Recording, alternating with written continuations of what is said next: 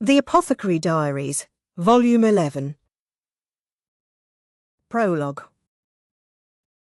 He liked the sound of the carriages, the neighing of the horses, the creaking of the wheels, the shouting of the drivers. He liked the sound of the marketplace, the calls of merchants, the bustle of the crowds, the laughter of children.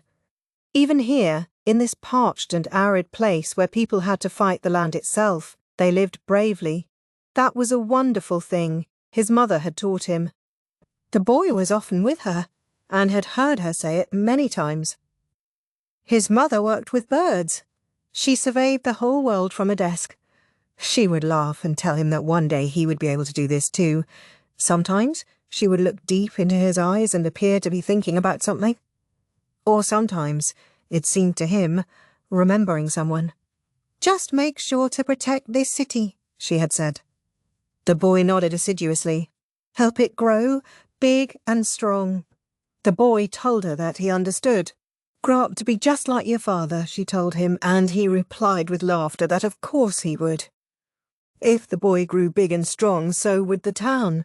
They would have such abundance that a bad harvest would mean nothing to them, such strength that they would fear no enemy attack. He wanted to be like his mother with her kindness, carry himself with his father's authority.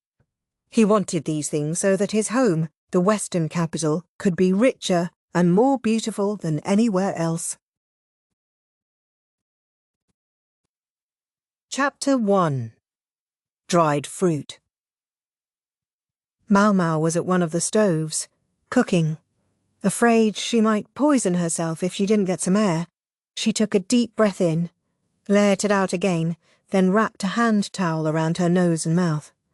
It had been 5 days since the swarm, and they were finally almost rid of the grasshoppers around the medical office. There were a few survivors, at least until Maomao found them, whereupon she would crush them underfoot. "Do we still need those poisonous plants?" Lihaku asked as he stirred a big pot.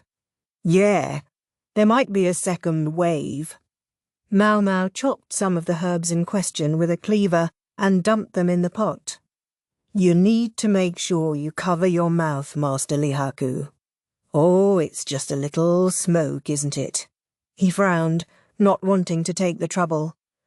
"Do we remember what happened when we weren't careful around the burned-out storehouse? Do we remember singeing our head?" Lihaku obediently covered his nose and mouth. "Miss Maomao, Miss Maomao!" Xue appeared, announced by her distinctive tip-tapping footsteps. She was carrying a large box. "I got the extra medicine and bandages you wanted." "Thank you," Maomao said, inspecting the contents of the box. "Is this all?" "Afraid so," Chu said with an apologetic look. Despite the box's size, there wasn't actually much in it. Certainly not nearly as much as Maomao had asked for. "Supplies are short everywhere. I think we'll just have to make do." "Yes, of course, you're right.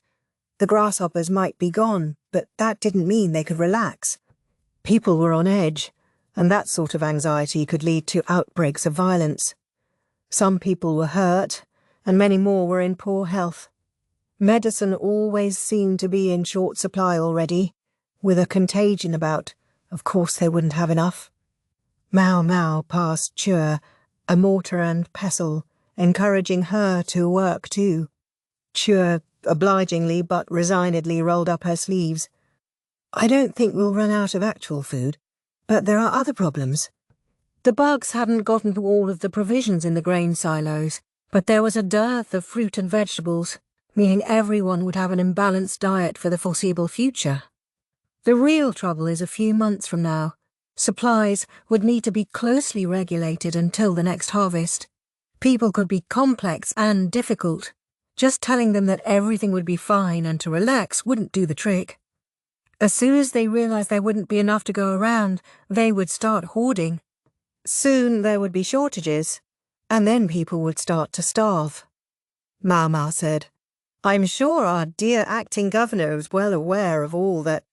When you get right down to it, Master Gyokuen a doer," Chui replied pointedly. "A doer?" For a variety of reasons, Maomao was not personally a big fan of Gyokuen, but a mark of adulthood was the ability to separate personal animus from objective evaluation. He sent provisions and distributed food around the western capital and the surrounding towns, wherever there wasn't enough to eat. Being quick to act, that's worth a lot. A swift initial response would do much to reassure the populace. Started sharing right away, huh? Generous! I thought the powerful were supposed to try to keep everything for themselves, Lihaku said, impressed. Right. But he sent carriages full of provisions, all carefully calculated based on the population and the extent of the damage to each area. Chu never missed a thing, did she? She seemed to have checked all this out herself. Wait, was it all the stuff Rickerson had been preparing for so long? He had made plenty of reports to Gyokuen. If the ruler had leveraged those, it would all make sense. If that's true, it would show that Gyokuen wasn't caught up in his pride, was willing to use anything and anyone he could, even those who had come from the central region. Maybe the reason he ordered Rickerson to stay behind in the village rather than coming straight home was precisely so as to get a better picture of what was happening on the ground. Maomao couldn't offer Gyokuen her unqualified approbation, not when she knew how he had used Jinshi as a convenient foil, hardly treating him like a real imperial relative. Still, she had to admit that as one of those politicians who felt his first duty was to his homeland, Gyokuen was proving quite effective. I know someone who could stand to learn a thing or two from him. She wondered how Jinshi felt about the way Gyokuen was treating him. The audacity of it doesn't seem to bother him. He did, however, chafe at his inability to act openly. He wanted to help, but his hands were tied by his status as a guest and visitor. Still, he did what he could, like sending Lihaku with Maomao to the farming village, or getting the freak strategist to form a bug extermination team. Jinshi was like a duck, paddling like hell underneath. Jinshi never seemed unduly attached to his power. Yes, he sometimes acted like a man of authority. But when had he really pressed his status as Imperial younger brother? During the Shi clan rebellion, maybe. But that's about the only time I can think of. On that occasion, Jinshi had wielded his status openly. Maomao was in no position to criticize him. She had been one reason he had done what he did. But in any case, that was the moment His Majesty's younger brother had been most visible to the public, quashing a rebellion. Maomao knew that after that, Jinshi had begun to fulfill the duties of his station in life. He had been as busy as he'd been during his time as a eunuch, maybe even busier. But much of his work was things that had been foisted upon him. As far as projects he chose to pursue of his own volition, the preparations to counter the swarm are about the only thing I can think of. People said he was worrying too much. They said he was raising taxes unreasonably. Ordinary people and bureaucrats alike had regarded him with disdain, but still he had done it. He should have made himself more visible, like he was when he was a eunuch. Since returning to his position as Imperial younger brother, Jinshi had hardly used his most potent weapon, his looks. Maybe he's holding back so he doesn't get flooded with suitors.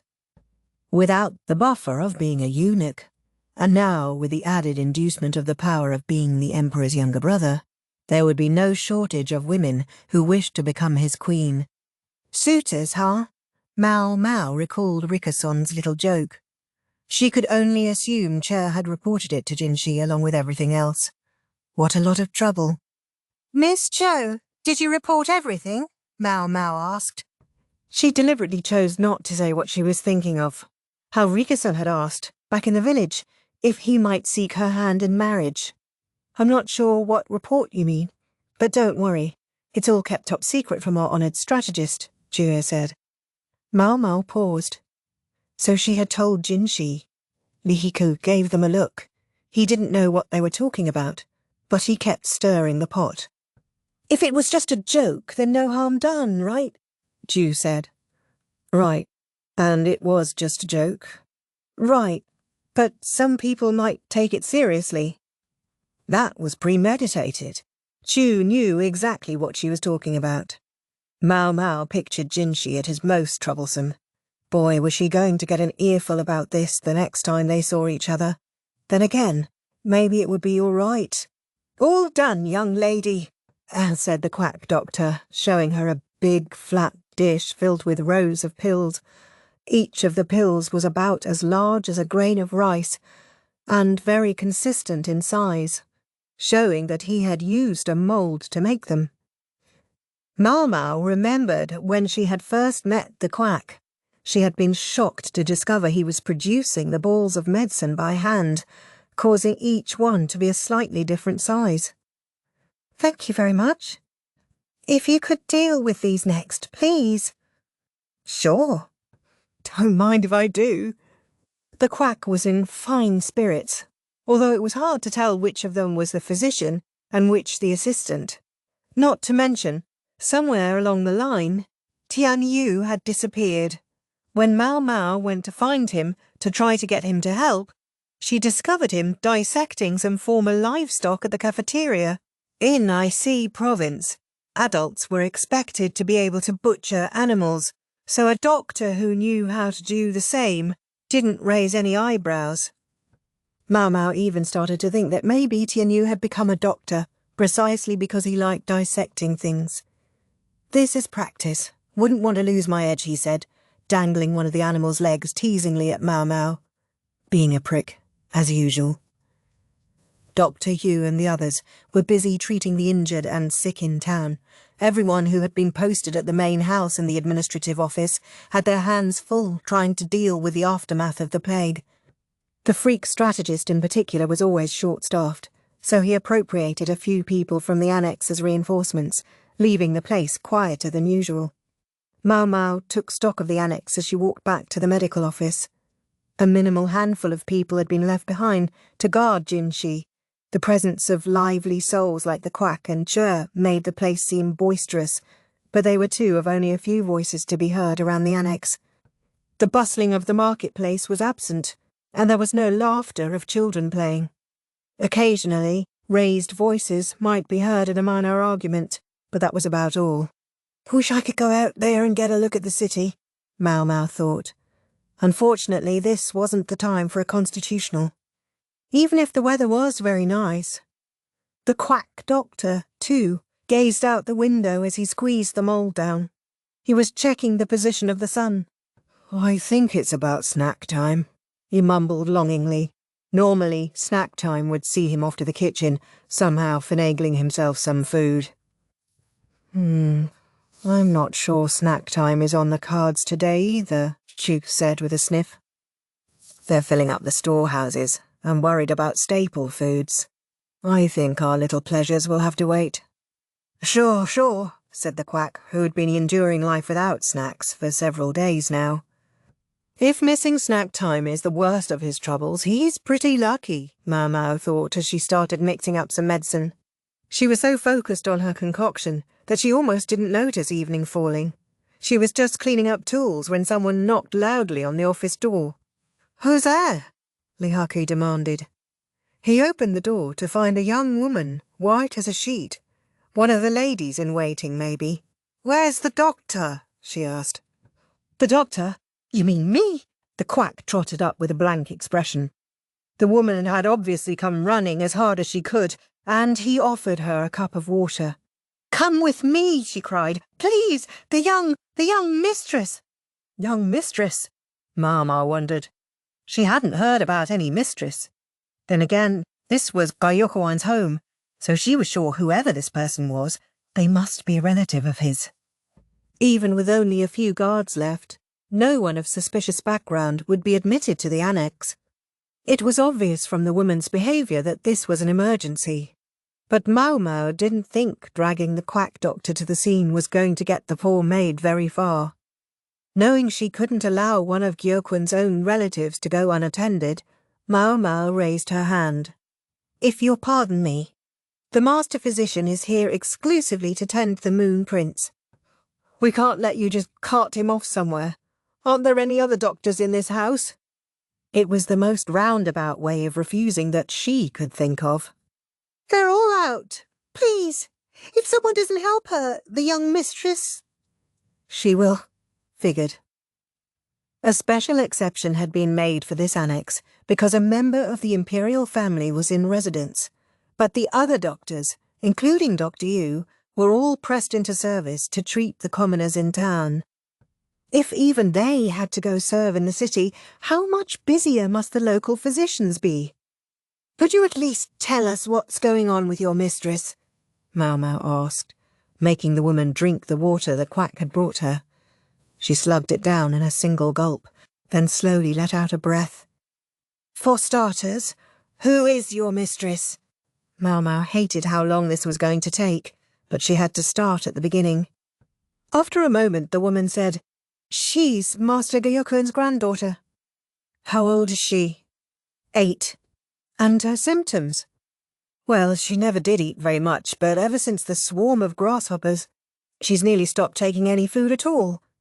The only thing she's been willing to eat for days is fruit. But then today, she complained her stomach hurt and vomited several times."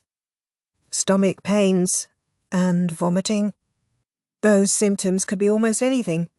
"What kind of fruit did she eat today?" Maomao asked.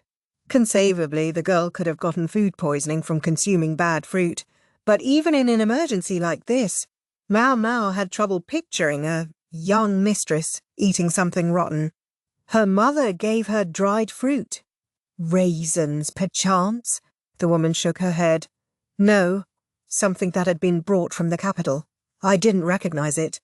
"From the capital?" Maomao cocked her head. "I'd say province produced more dried fruit than the capital did." "What was there in Kao province that they didn't have here? It had reddish-brown skin and looked like it had been dusted in white powder," the woman said. Maomao's eyes went wide.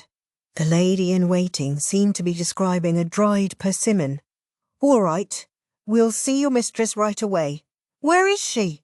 Maomao scrambled to get tools and medicines from the office shelves, then shoved them into a bag.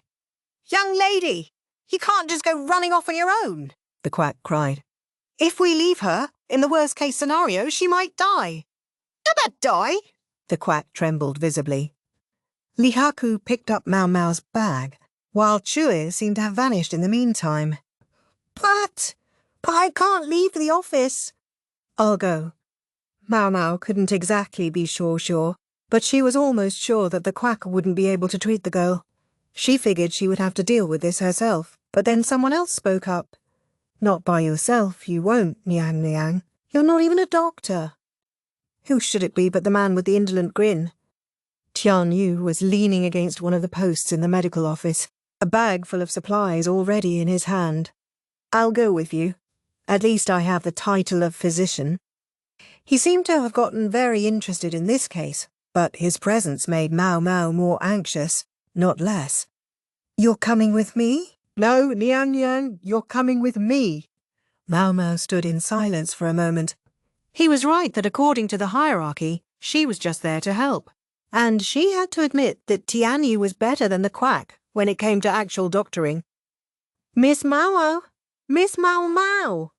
Che had reappeared in the meantime. "I reported to the Moon Prince. She worked quickly, all right." "And what did he say?" Maomao asked. "Even if she and Tianyu were willing to go see the patient, they wouldn't be going anywhere without Jinchi's permission."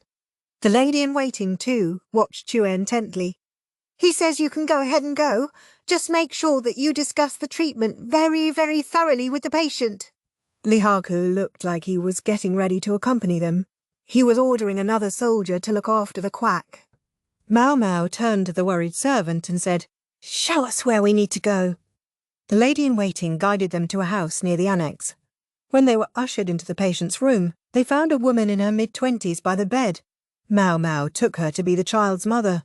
She quaked violently. The sharply delineated features of her face were the picture of a classic Western beauty. A young girl lay on the bed, her face bloodless.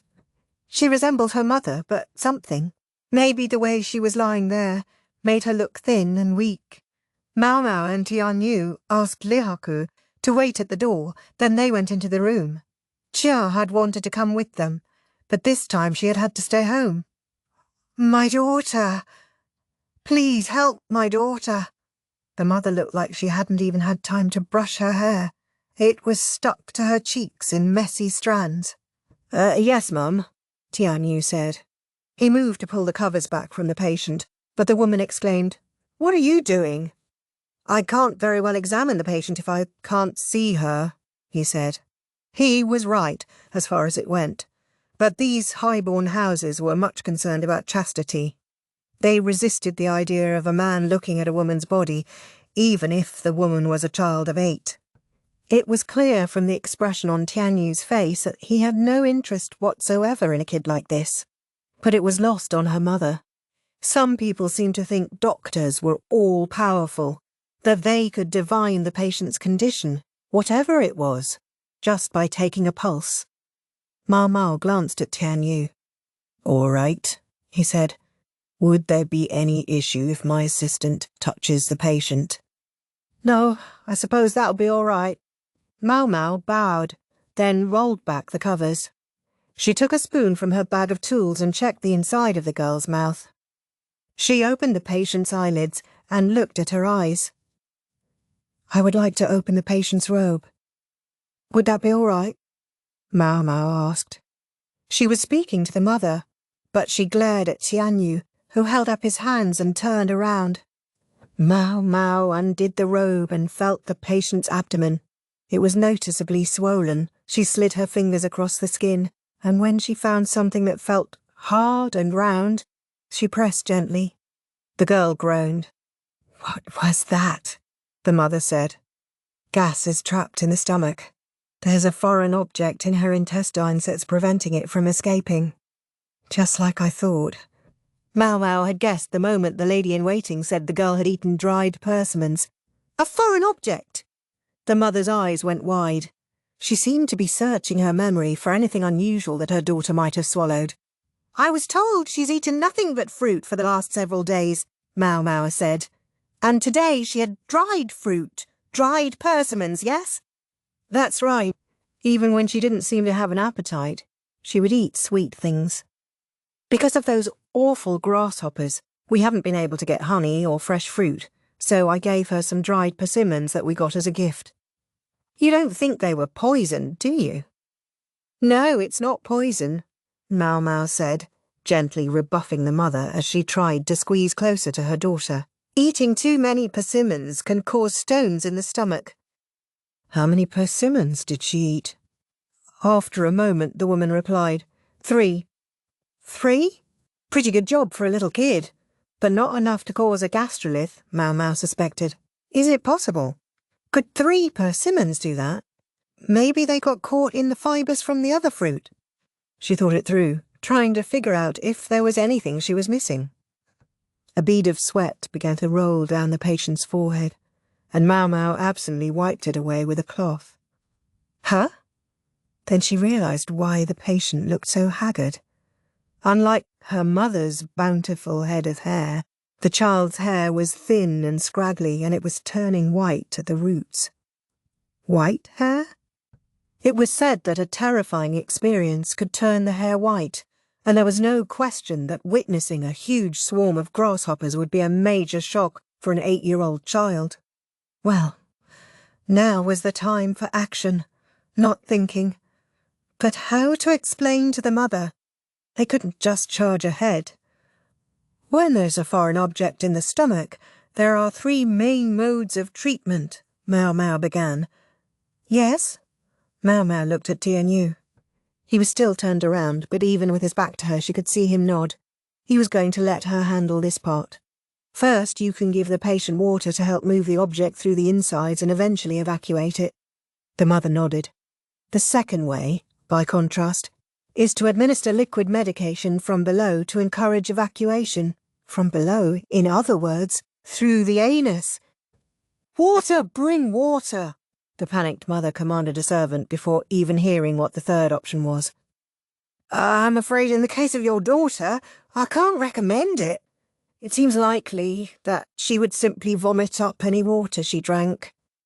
So you're going with the second possibility? The mother asked.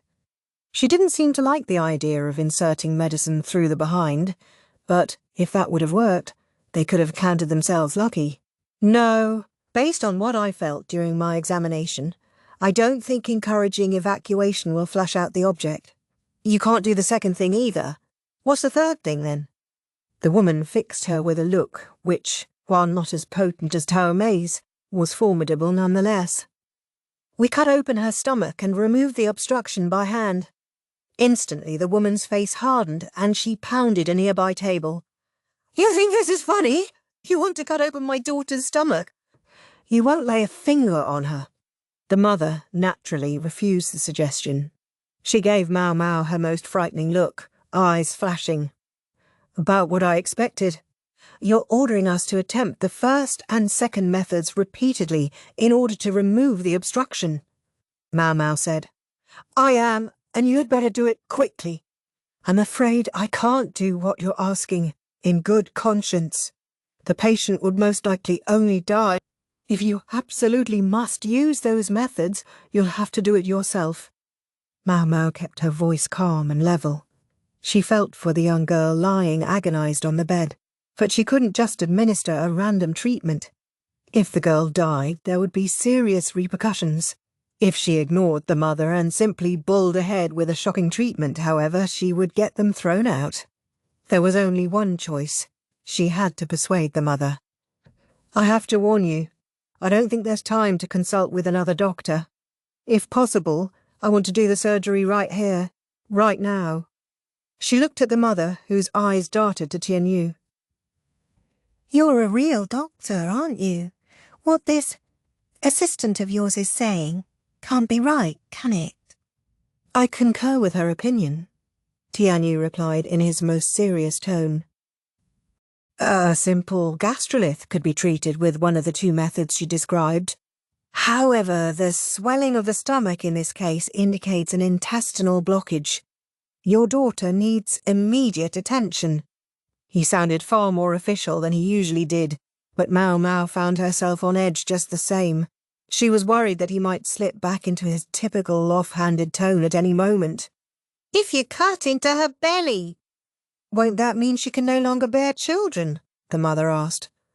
We won't touch the womb. The blockage is located far away from the reproductive organs, Maomao said, communicating the results of her exam. She was lucky that the physical examination had revealed the location of the problem. If they kept their heads and worked calmly, this would be a relatively easy surgery. At least, it would be for someone like Dr. Liu. This wasn't like attempting to remove lesions, or even extracting a shattered bone. Maomao tried to look steady, to reassure the mother. How much harm will you have to do? Whatever this thing is, it's not small, is it? The mother asked, looking at Maomao with anxiety all over her face. I'll make a 9-centimeter incision in the skin.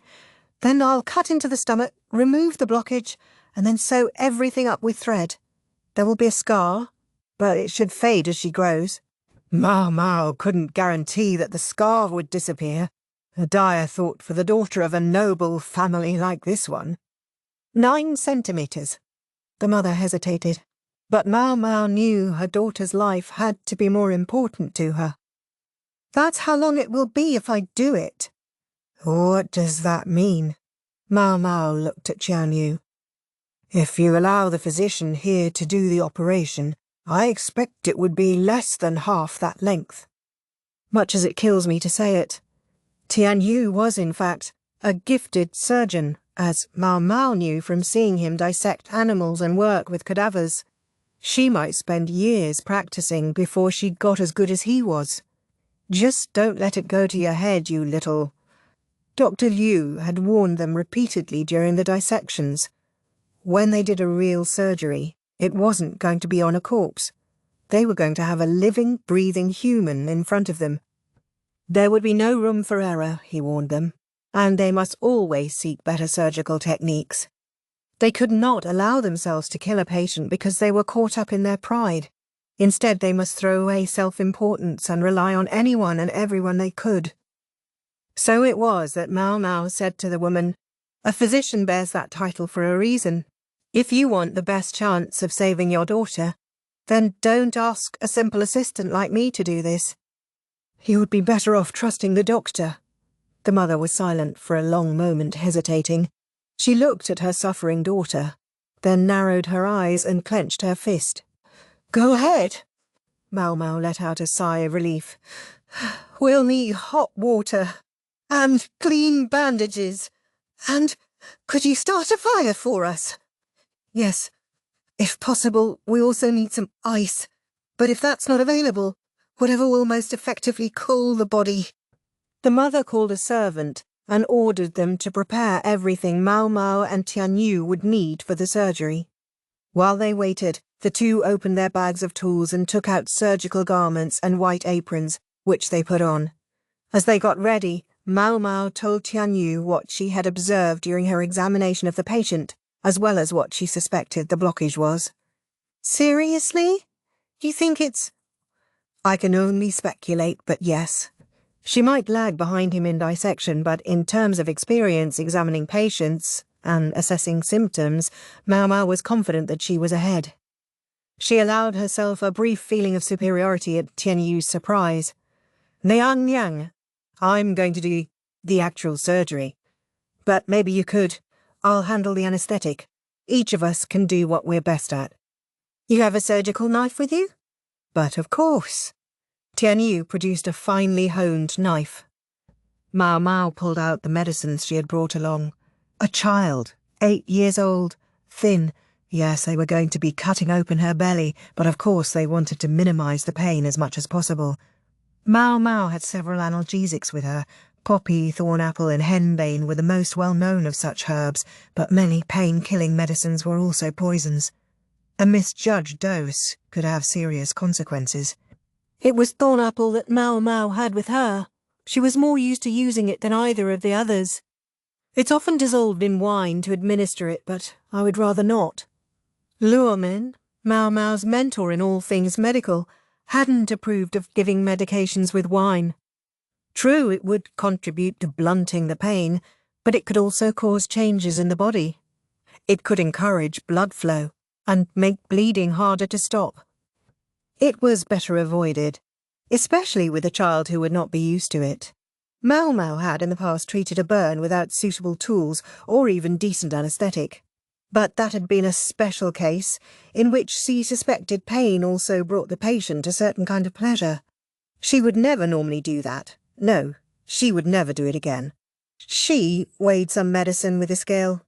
The patient weighs, let's call it half what an adult does. She didn't want to give the girl too much and cause side effects. She would have to work very carefully. Maomao gently sat the patient up. "It hurts." The girl had been so quiet that Maomao had thought she was asleep. But now she spoke. Maomao smiled a little, then tilted the patient's chin up. "Take this. It will help." She wetted the girl's lips with the painkiller and helped her drink it. It would take 30 minutes or so for the medicine to take effect. During that time, they could prepare. "I brought ice," said the servant, who arrived with ice wrapped in straw. Maomao took it and broke off some chunks, which she put in a leather bag and pressed against the patient's stomach. "They say you should never chill the abdomen, but there are exceptions to every rule." Maomao wanted to minimize the amount of painkillers she gave the girl, so instead she numbed the area by making it cold, just as she had done with Jinshi. Tianyu polished his little knife, then heated it in the fire. He also had scissors out, as well as something to hold open the incision. "What do we do about thread?" Maomao asked. "For the outside, silk. Everything, inside, gut," he replied. Gut, very literally, thread made from animal intestines. Maomao carefully took out a cloth packet of thread and began inspecting each strand. Ideally, the size should be as consistent as possible, and they wanted to avoid any frayed strands. It was a fraught moment, assessing the implements. They were, after all, about to operate on a young girl. Finally, Maomao had to make a request of the child's mother. A cruel request. Sometimes the two of us won't have enough hands during the operation. Could some of your servants help us?" Someone who isn't going to be too disturbed by the sight of blood. What needs to be done? The girl's mother asked. We've given her anaesthetics, but it may not numb all the pain. I tried to go easy on the drugs, so there wouldn't be too many side effects. However, this means that someone may have to hold your daughter down while we work in case she starts thrashing from the pain. Is there any chance I could do it? Do you think you can retain your composure when you see your child in that much pain? Once we start the surgery, we won't be able to stop. Maomao gave the woman her most intense look. No matter how much the mother cared about her daughter, if she was going to get in the way, then Maomao needed her out of here. The mother, however, surprised Maomao with her acquiescence. All right, she said. Will 2 be enough? I thought for sure she would give me a hard time about it. The mother's face was pale. She must have been near her limit. A servant offered her water. The mother summoned 2 more servants, and Maomao instructed them to wash their hands, then dabbed their hands with alcohol. Both of the newcomers were doughty, middle-aged women who didn't look like they would cower at a little blood. All right, what say we get started? Said Tianyu, who had wrapped a cloth around his mouth and another around his head. They transferred the patient to an improvised surgical table that the servants had created by putting some long tables together. The patient was breathing much easier. Perhaps the painkillers were taking effect. Maomao placed a rag in the girl's mouth so she wouldn't bite her tongue. Then they had the servants hold the girl's arms and legs. Maomao arranged an apron to cover everything but the operating site. It was full dark outside, and they had several lights brought so that they could see where they were supposed to cut. To Maomao, it almost looked like the flames danced in answer to the patient's breathing. In, out. It was true, working on the living was different from working on the dead. However much they had chilled the skin, there would be blood. The blade of Tianyu's knife was as fine as a razor. Tools are an important part of doctoring, Maomao thought. Dr. Lu could exhort them as much as he liked to keep their ego out of it. It still annoyed Maomao that she wasn't as skilled as Tianyu. If she could get her hands on some tools that might help close the gap, then she wanted to. The patient was looking pretty out of it from the drugs, her perceptions successfully numbed. That came as a relief to Maomao, who wiped at the blood that poured forth as Tianyu worked. Here it is, Tianyu said, his fingers brushing the swollen small intestine. He gently made an incision with his knife, then plunged a pair of forceps into the opening. Even the servants, who had watched them cut the girl's stomach open without flinching, recoiled. Is there something in there? You called it Nyang Nyang. With the forceps, Tianyu extracted a ball of undigested fruit fibres and a substantial quantity of hair that trailed from the intestine. Out and out it came as he pulled, dangling grotesquely. Maomao offered Tianyu a tray, and he dropped the hair and fibre lump into it. There was still hair in the intestines, so Tianyu went back in with the forceps. Maomao had her mouth and nose covered, but even so the smell was nauseating, an acrid mix of blood and alcohol and stomach juices. The servants turned away as best they could, but they kept hold of the girl's arms and legs, faithful to the end. I didn't think a gastrolith formed exclusively of persimmon pits would be enough to cause an intestinal blockage, Maomao said. The patient's lack of appetite could probably be explained by her habit of eating her own hair. It wasn't entirely uncommon. Some people ate things that weren't food as a response to stress. In this case, the girl had eaten more of her hair than usual because of the stress of the grasshopper plague, and exacerbated it with fibrous fruits and then persimmons. All of them together had formed the blockage. Tianyu decided he had extracted all the hair he could and set the forceps aside. There were probably still strands in there, but they weren't going to be able to get all of them. The rest could be addressed by drinking copious water and maybe taking some laxatives to help work them through. Maomao passed Tianyu the needle and thread. She used a hook to hold the incision open, making it easier to see the intestines, and wiped up the blood as it continued to flow. Each time Tianyu finished with a stitch, he swapped for the scissors and cut the thread. He stayed stooped over the patient as sweat poured down his brow. When she was sure they had tied the last knot, Maomao felt a wave of exhaustion. She wished they could just put the patient back in bed, but this wasn't over yet. She wiped down the surgical site, taking care not to press too hard. Tianyu had been the star of the surgery itself, but it would fall on Maomao to care for the patient now that the procedure was over. She'll need more painkillers for sure, and I should prepare some fever medication. Something to stop infection too. That will be crucial. And I have to explain to them what she should eat and how to care for her now that the operation is over. In other words, there was much to do.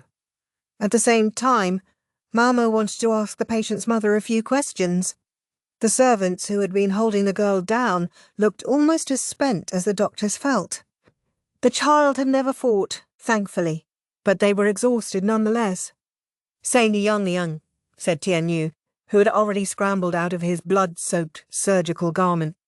He took the forceps and picked up the object they had extracted. "Do gastric juices make hair change colour?" The hairball was discoloured in places, brownish.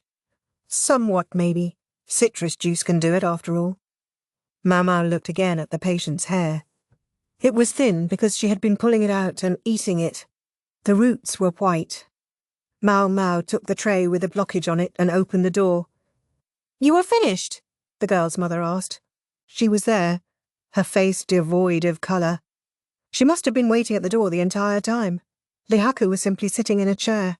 He was used to waiting around. "Yes, the surgery was a success," Maomao said. "Would you come inside so we can give you some instructions?" "Yes, of course." The mother and a servant entered. The servant was the one who had summoned Maomao and Tianyu. As she and her mistress entered, the other two servants, the ones who had held the girl down, left the room. "Who do you want to handle instructions?" Maomao asked Tianyu. Sounds annoying. You do it. Each of us does what we're best at, right? Anyway, I get the feeling you've noticed something that was lost on me." As skilled a surgeon as he was, Tianyu was still Tianyu. Once the mother and her servant were inside, Maomao made sure the door was closed, then showed them the tray. "This is what was stuck in your daughter's intestines." The other two women cringed when they saw the undigested lump of fruit and hair. "Why didn't you tell us that your daughter has a habit of eating her own hair?" The mother couldn't quite meet Maomao's eyes. Maomao supplied her own answer. No high-born person could bear the idea of anyone knowing their daughter did something so uncouth, could they? Fine. She had half a mind to needle them about it a little more, but she would have to leave it at that. The issue was, they couldn't afford to have something like this happen again. Abnormal behaviours like eating one's own hair are frequently caused by stress. Has anything happened to your daughter that might account for that? No, the woman said slowly. No, I've only brought her up in the way that any mother would. Liar. Maomao picked up the lump with the forceps. The light and dark hairs formed a mottled pattern. Your daughter's hair is naturally auburn, isn't it? You've been dyeing it black. That's the source of the stress. Or am I wrong? The mother flinched. She pursed her lips and one eye began to twitch. Her lady-in-waiting looked at the ground. If we don't resolve the cause, this will only happen again. How many times do you want your daughter's stomach to be cut open? It's not like I enjoy doing it, the mother said softly. But the girl has light brown hair, and her father and I, we both have black hair. Even two parents with black hair can produce a child with brown hair. It must happen fairly often here in IC Province. There's enough foreign blood going round. After a long moment, the woman said, My father won't see it that way. Her father? That would be Gyokuen. What did he have to do with this? My father hates all foreign blood. IC Province is part of Li, so he believes it should be ruled by a black-haired Leonese. I always thought the same thing. Until his own daughter gave birth to a grandchild with light hair. My father was distraught by his granddaughter. I had heard, though, that an infant's hair colour can grow darker with age, so I told him she would have black hair eventually, but she never did. So the white roots weren't from hair that had gone white with fear, but because the mother hadn't had time to re-dye her daughter's hair during the swarm. Considering the servant wasn't saying a thing, Maomao suspected she might be helping to dye the patient's hair. Hates foreigners, huh? That was a tough philosophy to get away with when you lived in a nexus of trade. Then again, sometimes familiarity was precisely what bred contempt. Maomao thought of her red-haired empress. Gyokuen and her half-brother might both be Gyokuen's children, but the family wasn't monolithic, as this story showed. If she won't stop eating her hair, then I suggest shaving her head until she calms down, said Maomao. It seemed like the quickest way. Shave her head? What is she, a nun? If you let it keep growing, she'll just have baldish patches, and will that look better? Besides, if she continues to damage the roots, eventually the hair will stop growing at all. As she talked, Maomao began taking medicines out of her bag. Anti-infective agents, antipyretics, painkillers. At the moment, seeing her safely through the hours and days after her surgery is more important. I'm going to give you detailed instructions. If you feel you don't understand them, I can write down the important points. She needs someone to keep an eye on her surgical progress. It doesn't have to be me and this physician if you don't like us, but make sure you get some doctor to look at her. I do have to warn you that even if the surgery was a success, she could take a turn for the worse if she doesn't get proper treatment after. If the wound opened or got infected, for example, there would be trouble. For now she's still numb, so she's calm, but as the painkillers wear off, it's going to start hurting. Don't let her touch the surgical site. The pain may keep her awake, and she may run a fever. I have medicines here for both those possibilities that you can use as necessary. There was a moment as the woman absorbed all this. Then she said, I understand. Her lip quivered as she approached the bed where her daughter slept. She brushed her thin hair, the faintest hint of relief on her face. Finally, Tianyu spoke up. I kept the incision to half as long as my assistant said. And it was true. He had cut barely half of what Maomao had threatened. What was more, the stitches were as delicate as the incision. If all went well, the scar would be virtually invisible. Maomao couldn't suppress a flash of annoyance even as she wrote down her instructions. Wonder if she'll really follow these. She had her doubts, but she was very, very eager to get this over with and leave. Chapter 2. The Strategist Strikes. No sooner had they returned to the annex than they were summoned to Jinqi's chambers, like it couldn't wait till tomorrow. It was the middle of the night. Everyone but the guard on duty was sound asleep. The air was cold, and worse, Maomao hadn't eaten dinner. She was desperate to be done with this. When she reached Jinqi's room, she discovered his desk riddled with abandoned drafts of numerous letters. Suiren or Taomei might have picked them up, had they been there. The fact they were still lying around showed that the ladies-in-waiting must really have their hands full. Maomao was clearly not the only one staying up late to work. For a moment, she thought there was no one in the room. But then she happened to see Baoyu peering out from behind a curtain. For a second, a charge went through the air between them, like two feral cats bumping into each other, and then Baoyu vanished back behind his curtain without a word. Something else, however, peeked out from behind the curtain in his stead. A duck with a black spot on her bill. Without Bassen around, Baoyu must be taking care of her. He wasn't much for human company, but maybe a duck was all right. I feel like there's a real risk of her being eaten by Miss Chu. Apparently her husband's protection was enough to save the duck from the wife's cleaver. "Oh, Maomao, you're here," said Suiren, who appeared from a back room.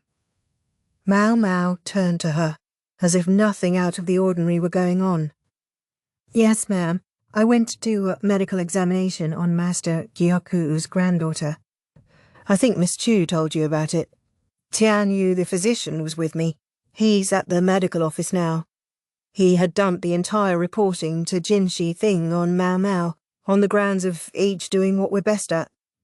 When she thought of him sitting down to dinner, late, but still earlier than her, she privately vowed to serve him another cup of Swersha tea. For now, she gave Suiren a brief rundown. "I'll go call the Moon Prince," the other woman said. Before she went, she collected the discarded letters and put them in a basket. "That's an awful lot of false starts," Maomao remarked. "He's just been writing letters to anyone he thinks he can count on. He must have written close to 100. No, 200 even. 200! From what Maomao could see of the attempted letters, each one began with the sort of fulsome, vacuous description of the season expected of a message from a member of the Imperial family. Yes, there was probably a more or less prescribed way to write such things, but even so, writing every single one of those letters by hand would have been enough to give a person tendinitis. Maybe I should get a wet compress ready. Unfortunately, she had come armed only with her usual bandages and balm. Judging by the number of drafts lying around, Jinshi must have been corresponding not only with the most prominent bureaucrats, but the regional rulers as well. "It's great that he's actually doing his job and all, but won't begging everyone in sight for help sort of take away from his gravitas?" Maomao's question provoked a sigh from Suiren. She seemed to agree that those who lived above the clouds shouldn't be quite so quick to send letters to those who lived below them. "Do you suppose that's the sort of thing that would bother the Moon Prince?" No, I don't. This was a man who had spent 6 years pretending to be a eunuch, a position that had given him a thorough familiarity with the slings and arrows of public opinion. He was probably less worried than anyone here about the rather coarse treatment he was receiving in the Western capital. "That's why we need you to say something to him, Maomao," Suiren said. But what?" "Well, good luck."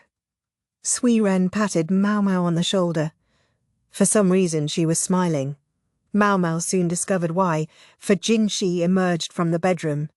Chu and Gyokuen were with him, and from the moment Maomao saw the grin on Chu's face and the way Gyokuen was pressing a hand to his forehead, she had a bad feeling about this. Jinshi did not look like he was in a very good mood. "Chu told me everything," he said. "I gather you enjoyed yourself at the farming village." Haven't seen him in this kind of mood for a while," Maomao thought. She wasn't very happy with Chue for squealing on her. "You and this man Rikason, it sounds like you're awfully close," Jinshi continued, pretty much what she had expected. "I'm not sure I would say that, sir," Maomao replied. "Oh, is that so?" Yes, it's so." Maomao glared at him. Jay stuck her tongue out and playfully bopped herself on the forehead.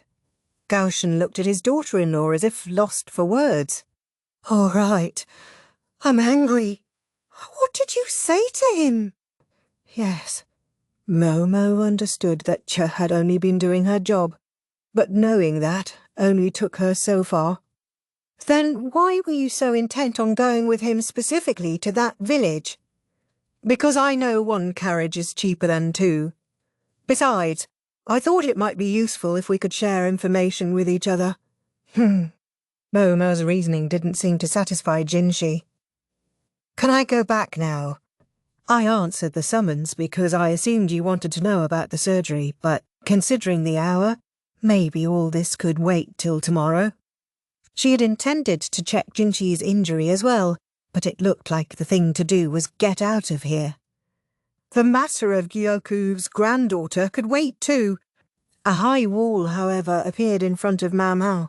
Thump. Jinshi had risen from his seat and was standing smack in front of her. "Yes, sir?" she asked. Jinshi continued to look less than pleased. It has come to my attention that this man, with whom you claim not to be especially close, recently proposed marriage to you. At least he was to the point. I'm given to understand that it was a joke, sir. Does one say such things in jest? Perhaps it was a social nicety, like the hair stick Master Lihaku gave me at the garden party. She recalled Jinshi had been likewise petulant on that occasion. Maomao, for her part, had faith that there would be no problem if she was upfront and honest. Jinshi fell silent. He looked like he very, very much wanted to say something, but despite all appearances to the contrary, he was a busy man with much to do. In a bid to change the subject, Maomao decided to make the report she had come here expecting to make. The surgery on Master Gyokou's granddaughter was a success. However, I would like to continue doing periodic exams to check the progress of her recovery. I assume that will be all right? Yes. I've already been in touch with Sir Gyokou. He tells me you may do as you see fit. I see, sir. Didn't grandfathers usually dote on their granddaughters? Gyokou's answer seemed so disinterested. Perhaps it only sounded that way because she was hearing it through Jinshi. So he hates foreign blood, does he? Maomao thought, recalling what Gyokou's daughter had told her. And what was the trouble with the patient? Jinshi asked, sitting in a chair. Maomao let out a deep mental breath, and resolved to avoid the subject of Rikuson in the future if at all possible. It was an intestinal blockage, a foreign object stuck in her innards, which we removed in a surgical procedure. The actual surgery was handled by Tianyu, that new physician. I served as his assistant. Oh, here I would have guessed you would be champing at the bit to do it yourself. I would have been willing. It was, after all, a rare opportunity to gain surgical experience with a relatively safe procedure, and Maomao was as eager as anyone to take advantage of it. However, the simple fact is that Tianyu far outstrips me in surgical skill. There's a surprise. Jinshi almost looked a little disappointed, as if he wished Maomao had performed the surgery. The last thing I want is anyone complaining about my surgical treatment. Maybe it was too late with Jinshi. He knew about Maomao's extensive personal experience with poisons, and was also aware that she had once lopped off a man's arm in the name of saving his life. So, what was this blockage? Jinshi asked. Trust me, sir, you would rather not know. Tell me it wasn't grasshoppers. Maomao saw him blanch a little. She shook her head. No, it wasn't. The blockage was a lump of fruit and hair. Hair? Jinshi looked perplexed, and Chen Gaoshen also glanced at Maomao, curious. She gave them the summary. This included mentioning Gyokou's distaste for foreigners, but that seemed to come as no shock to Jinshi. He simply said, he hates foreigners, does he? Do you have someone in mind, sir? Maomao asked. Yes, he murmured, then intertwined his fingers and narrowed his eyes. Are you aware of the relationship between Empress Gyokuen and Sir Gyokuen? Vaguely. Some time ago there had been a commotion when the Empress had lost a hair stick. Hakuyu, a lady-in-waiting who was quite close with the Empress, had said a few things that came back to Maomao now. This is about the matter of Empress Gyokuyu's ladies-in-waiting, isn't it? She asked. That's right. When I was in the central region, the Empress seemed to get along perfectly well with her brother. Only seemed to, sir? Maomao gave him a puzzled look. I mean, I assumed, because during her time in the Imperial Palace, she often got letters from her brother. That was true as far as it went, in that Gyokuen is not her only brother. Ah, Gyokuen and Gyokuen were far enough apart in age to be father and daughter. It would be no surprise if there were other siblings between them. Once I realized that, I saw that there had been signs, even back when I was in charge of the Imperial Palace. The minimal number of her ladies-in-waiting, for example, should have been a tip-off, don't you think? It was certainly true the Gyokuen had had fewer ladies than the other upper consorts.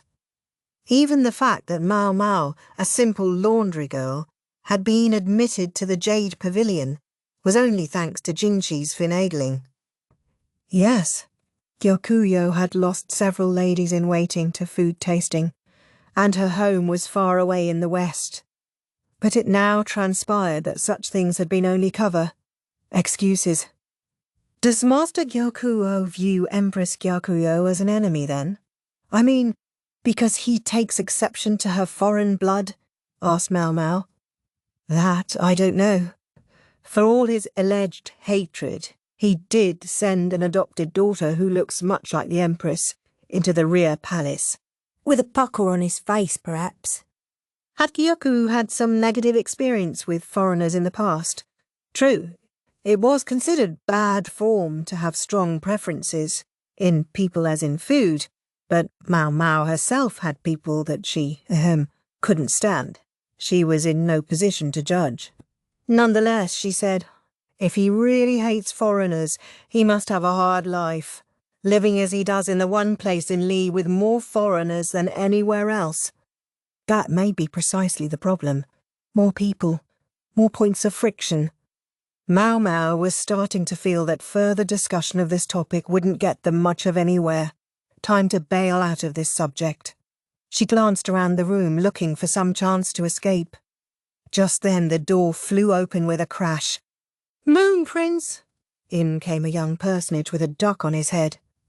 In all the western capital there was only one man who fit that description. "You'll wake up half the household, Barson," Jinchi said, paying no heed to the avian. "I'm sorry, sir. It's urgent." "Urgent? Well, what is it? Tell me. Grand Commandant Khan is on his way here. Does he know what time it is?" Maomao's hair stood on end, and if she had had a tail it would have puffed right up. Since their arrival in the western capital, the Grand Commandant had visited Jinchi on several occasions, at which times Maomao had always been careful to make herself scarce, or otherwise to leave matters to the quack doctor. I'm here," said a most terrible voice. Behind Basson loomed the face of an old man, a creature so filthy he just looked like his feet must stink. The duck seemed to mistake his hair for nesting material, because she reached over from atop Barson and pecked at his head. "Barson!" Jinchi fixed the other man with a glare. "I'm sorry, sir. The Grand Commandant is already here," he said, correcting himself. "Maomao, thank goodness you're safe." The monocled old fart tried to shove past Barson, but Barson didn't budge.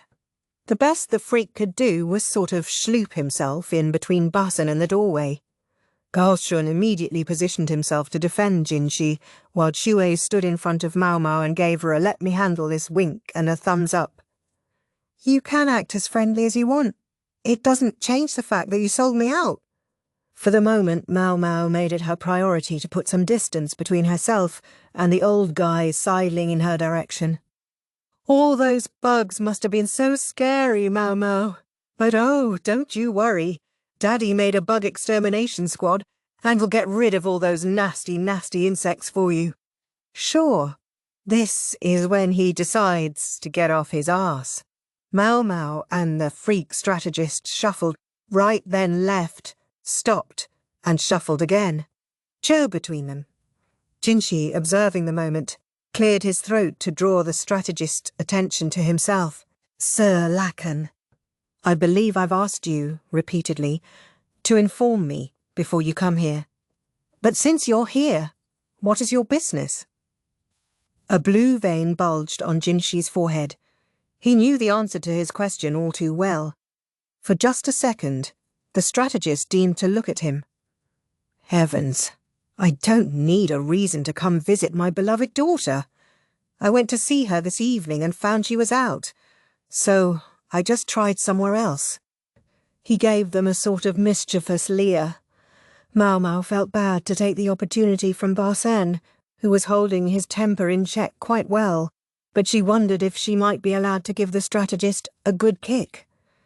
He returned his gaze to Maomao and grinned again, but then his face grew serious. "That was my main motivation for coming anyway. But there is one more little thing.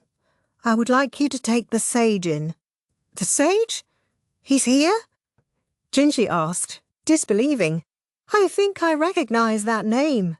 As Maomao recalled, it was the man who had been watching Jinshi's game against the freak strategist in the Go tournament. The Emperor's personal instructor in the game. No, not him. Maybe I should call him the Western Sage. He's a prodigy in shogi, not Go. Shogi? The freak strategist was a brilliant player of both games, but he was said to be even more dominant in shogi than in Go. And yet here was someone he referred to as a sage of the game. He lost his home in the insect plague, you see. So he turned to me, an old friend. Old friend, huh? Maomao had heard that the strategist had spent some time in the provinces in his younger days. It wasn't beyond the realm of possibility that he had visited these distant western reaches. I see. Yes, there's been trouble all over, Jinshi said, and hummed thoughtfully. Excuse me. Yu, with scant respect for the gravity of the moment, stuck her hand in the air. Her mother-in-law was absent today, so there was nothing to stop her. Not to be rude, but do you think you might be making it all up? Rude. Yes, it was, but Maomao agreed with the question. This was, after all, the freak strategist, a man who couldn't remember people's faces to save his life. If someone came along impersonating an old acquaintance, how would he know the difference? I doubt it. There aren't that many gold generals running around, although I do want to try to be certain. A gold general. Luomin had told Maomao that the strategist often spoke of people in terms of shogi pieces, but the average listener would probably have no idea what he was talking about. So perhaps we could have a game of shogi here. Just to be sure, the strategist suggested. His idea was met with a moment of silence. Maomao wasn't sure how it followed that there should be a game here and now, but the aide trailing behind the Grand Commandant was carrying a splendid shogi board. The strategist himself evidently considered the game a foregone conclusion. I reiterate, do you know what time it is? Jinshi said. Oh, please. If he's the real thing, you might gain some useful information yourself, Moon Prince. The freak gave Jinshi one of his unctuous smiles. Jinshi glanced at Maomao. She tried to respond with a don't-do-it gesture, but from the moment the strategist had found her, there had been no escape. Better to let him waste his time playing his game, then, and anyway, she wondered at his ominous remark. All right, I'll provide a place for you to play shogi. However, the game will wait until tomorrow. That's very kind of you, thank you indeed, the strategist said. It was hard to tell whether he was genuinely grateful or not. Maomao tried to ignore the freak, who was smiling to himself. Instead, she rubbed her grumbling belly and hoped she could eat dinner soon.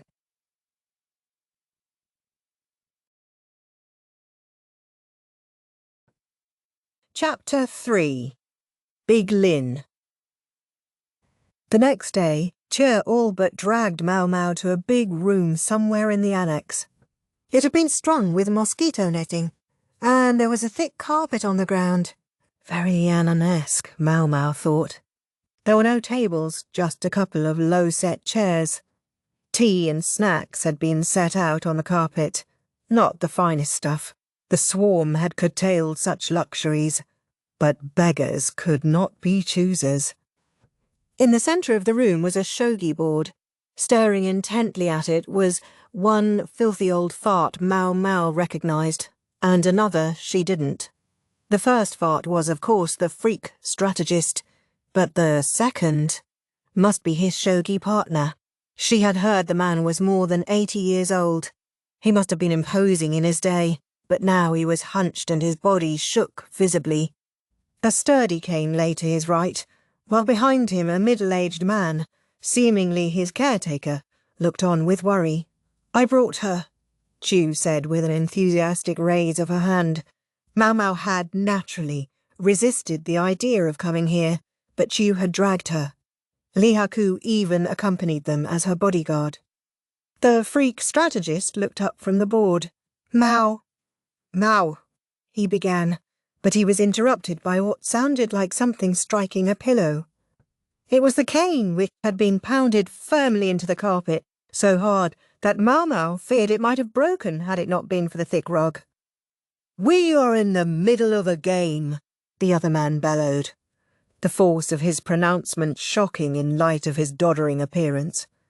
Then he picked up one of his pieces and moved it forward, snapping it down with a perfect click. The monocled freak narrowed his eyes and refocused on the board, sparing Maomao only a wave of his hand. "Oh, that was a nice move," said Chue, who was at least pretending to pay attention. "If you say so. It's lost on me." "You know what's going on there, Miss Chue?" Lihaku asked with a friendly laugh. "Oh, it just seemed like the thing to say. You know, what with the way he smacked that piece down." She didn't have any idea what the move meant. She had just said what felt right to her. As usual. "Now, come on, Miss Maomao. Let's get some of that tea. Miss Chu needs it if she's going to have her snack." Maomao and the others sat on the carpet. Summer in the western capital was warmer than in the central region, but at least it wasn't as humid. The mosquito netting was, in fact, grasshopper netting, as some of the bugs were still around. "You can feel the money," Maomao thought, running her fingers through the carpet. It was cool like silk, but soft like wool, and had a delicately woven pattern as well as embroidery. Even the netting was made of silk gauze, which shifted and shimmered with each passing breeze.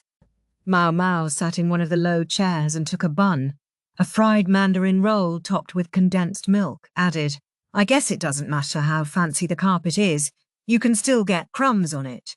The strategist was stuffing his face as he played, consuming the snacks with such gusto that his long-suffering aide struggled to keep them supplied. "Onsao, you can do it," Che called to him. Onsao, is that his name? Maomao hadn't heard it before. She had never really had a reason to, and even if she had, she probably would have forgotten it. It seemed likely she would see more of Onsu in the future, though, so she would have to try to remember. "Ha ha!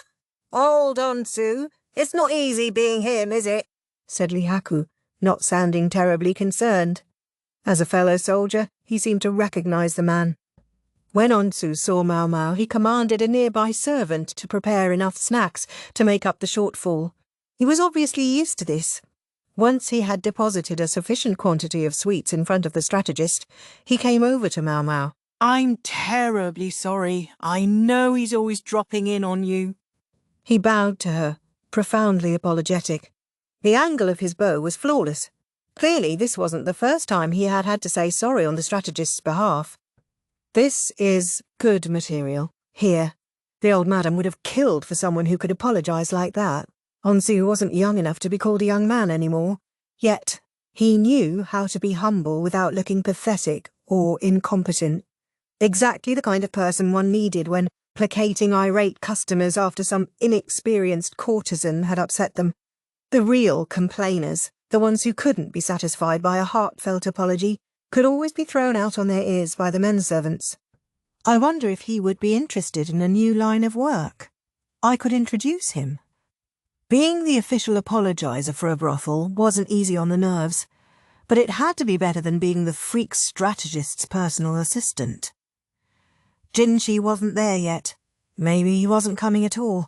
If he's not careful, people might just get even more angry with him for being somewhere like this. At times of crisis, such as the one they now faced, there was scant time for shogi or banquets.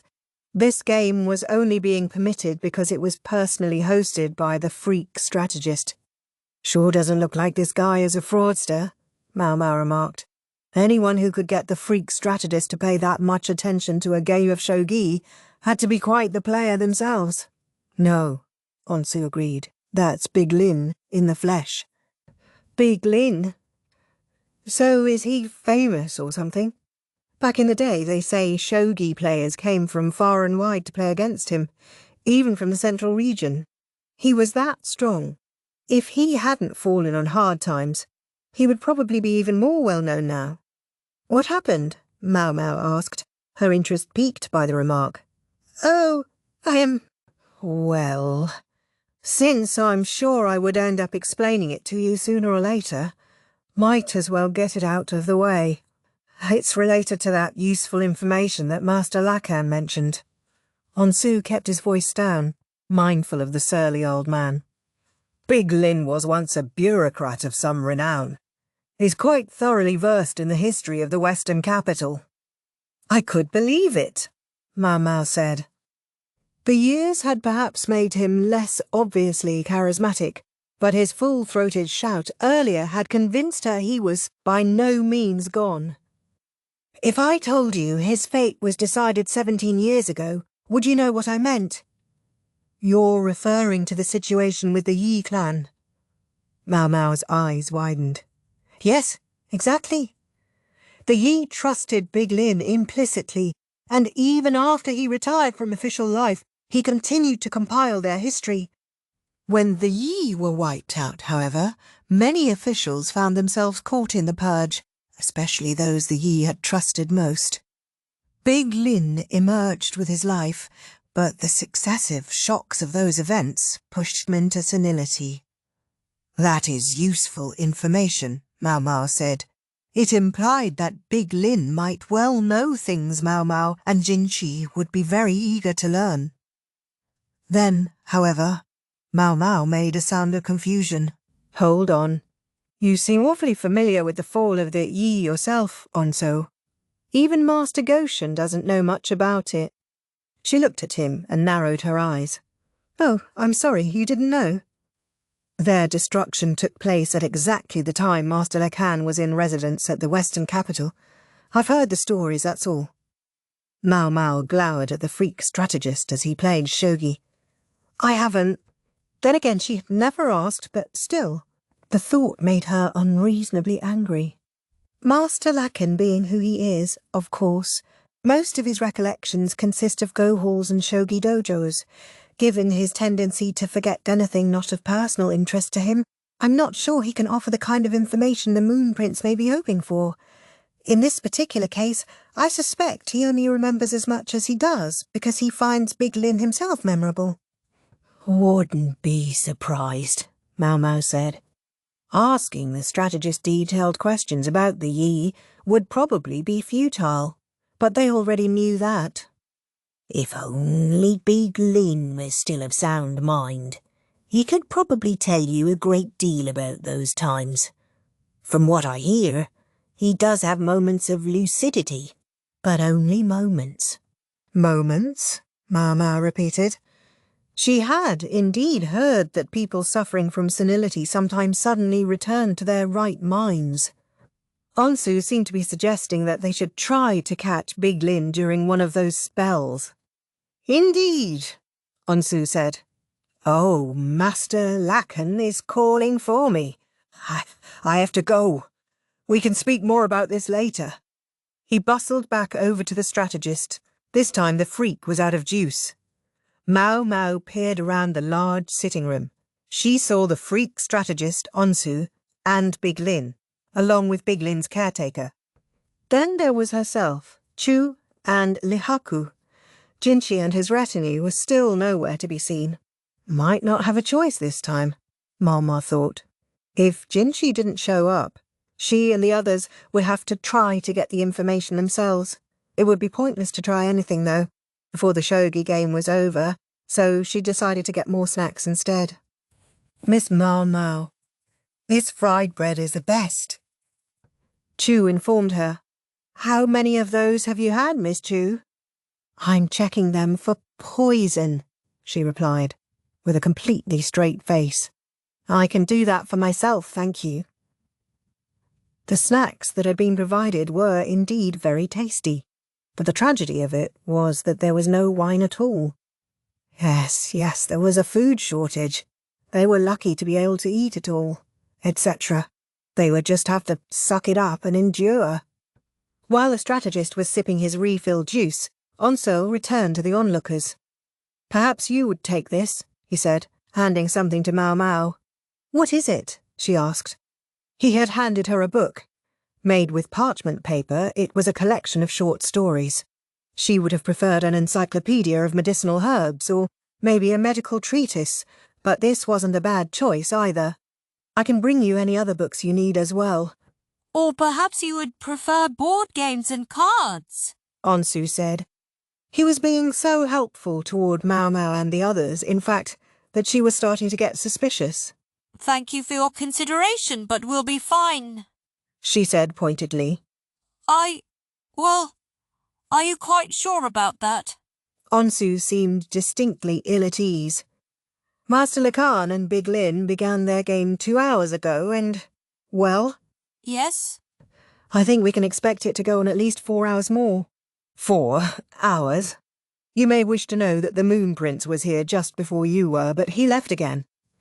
He said he was quite busy with work. I'm supposed to call him when the game is over. For Jinchi, there was no such thing as free time. If working until the game was done was the sensible thing to do, why couldn't Maomao leave too? There was plenty of medicine Dr. Yu had asked her to make. Do you think I could get out of here? You can call me when the game is over, she said, collecting a tray of fruit and buns. They would make the quack doctor, lately beset by the woes of a snackless life, very happy. I'm sorry, but no. If you were to leave now, Master Lacan would lose his concentration. And if he were to make any unorthodox moves, Big Lin would get tired and fall asleep. Oh, what a pain in the ass. Maomao did worry that, after another 4 hours of shogi, the 80-year-old man might simply keel over. One more reason I can't leave. She would have to stay and make sure that the old guy didn't collapse. She compromised as best she could, having her mortar, pestle and medicinal ingredients brought and mortaring away with Chuen Lihaku while the old men played. Is that guy going to last? She wondered as she crushed some herbs and watched Big Lin, whose hand trembled every time he moved a piece. Once in a while, the man attending him would press some damp cotton to Big Lin's lips. Other times, he would help Big Lin to his feet, then take him to the bathroom. Looks like he's used to nursing. The other man must have been more than 40 himself. A son, or perhaps more likely, a grandson. It looked like maybe Big Lin's continued survival was thanks to this man's patient ministrations. When Onso next came by to check on them, Maomao motioned him over. "Who's the man with Big Lin?" she asked. "Some extended relative. Big Lin has no more close family. Master Lacan always refers to him as Small Lin." Small Lin? Small. That could certainly refer to a child, but just as often it meant someone who was small-hearted, a jerk. Even if the usage was simply a pair with Big Lin, it still wasn't a particularly polite thing to call a person. In that respect, it was very much in character for the freak strategist. So it went, precious time slipping through Maomao's fingers. After an hour, they had filled a tray with round pills. Onsu, who seemed less nervous around them than with the strategist, was hard at work helping them with the task. Maomao shook the tray to straighten out the rows, and at just that moment, Big Lin slumped over. Shocked, Maomao rushed to the players. "Oh, Maomao," the freak strategist said with a grin. She shoved him aside, out of the way, and went to tend the other old man. Before she could even reach him, though, someone shouted, "Nothing's wrong." It was Small Lin, who propped up Big Lin and leaned in as the old man began to whisper something. Yes, yes, Small Lin said. Maomao couldn't hear what Big Lin was saying, but Small Lin was taking it down. Maomao took a peek, only to discover rows of writing whose meaning she couldn't fathom. At length, Big Lin's dictation seemed to end. Small Lin rubbed the man's back gently and wetted his lips with the cotton rag. "All finish, Small Lin?" the freak strategist asked, with a glance at Maomao. "He's exhausted. We should let him rest," Small Lin replied, evidently unbothered by the strategist's tone. He laid the elderly man down gently, then began taking a record of the state of the game board. "Caretaking's not easy, huh?" said Chu as she grabbed another bun, this time from the strategist's plate, and stuffed it into her mouth. She sounded totally indifferent on the subject. Maomao worried for Gaoshen and Tao Mei in their old age. "Maomao," cried a lilting voice. The strategist began to work his way over to her. Maomao frowned in disgust. Please don't get any closer. You smell like a dog that's been out in the rain. Wow, that really sounds hurtful when you just say it like that, Lihaku remarked. For better or worse, however, the personage involved was impervious to nearly anything Maomao might say. I heard you like salty snacks, so I made sure to have lots and lots of them on hand. How about some wine? Would you like some? I can get it for you. Wine! Just for a second, Maomao felt something tug at her heart, but then she shook her head vigorously. The scowl on her face must have been truly terrible, because Cho intervened. If you're offering, Miss Cho would love some specially made fruit wine. Also, because we do technically have a job to do here, maybe you could tell me about the old guy over there. Ah, Cho, pleasure before business. From beside her, Lihaku could be heard to say, The wine can wait, thanks. The strategist, meanwhile, looked at Chu, perplexed. The night, you mean? He compared the man not to a go-stone, but a shoggy piece. In other words, this was someone who stood out to him as distinctive. He was, as ever, an astute judge of character, if nothing else. If you want to know about my granduncle, please allow me to explain, said Small Lin, walking up.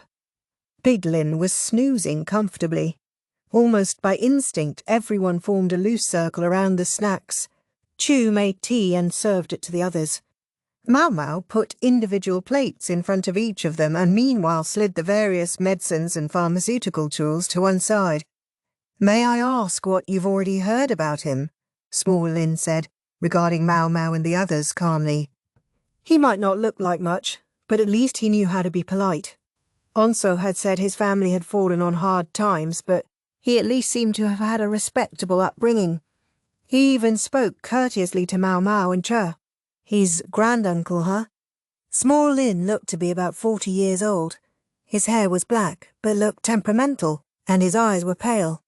Big Lin has something of the look of a foreigner about him, himself. He had the angular nose people with foreign blood so often possessed. Although his thinning hair and eyebrows were white, it was impossible to say what colour they had once been. What hair he had was unkempt. Maybe he didn't like to tie it back. It was unusual to see a man of Small Lin's age taking such close care of a granduncle. Did he really have no other relatives? I've heard him referred to as a living encyclopedia of the history of the Western capital, said Onsu. The strategist, meanwhile, was trying to press snacks on Maomao, so Che interposed herself between them. Evidently she still had space left in her stomach, for the treats disappeared quickly. Yes, people called him that once, but now well, you see, he was in full possession of all his faculties until the events of 17 years ago. You mean the suppression of the Yi clan, yes?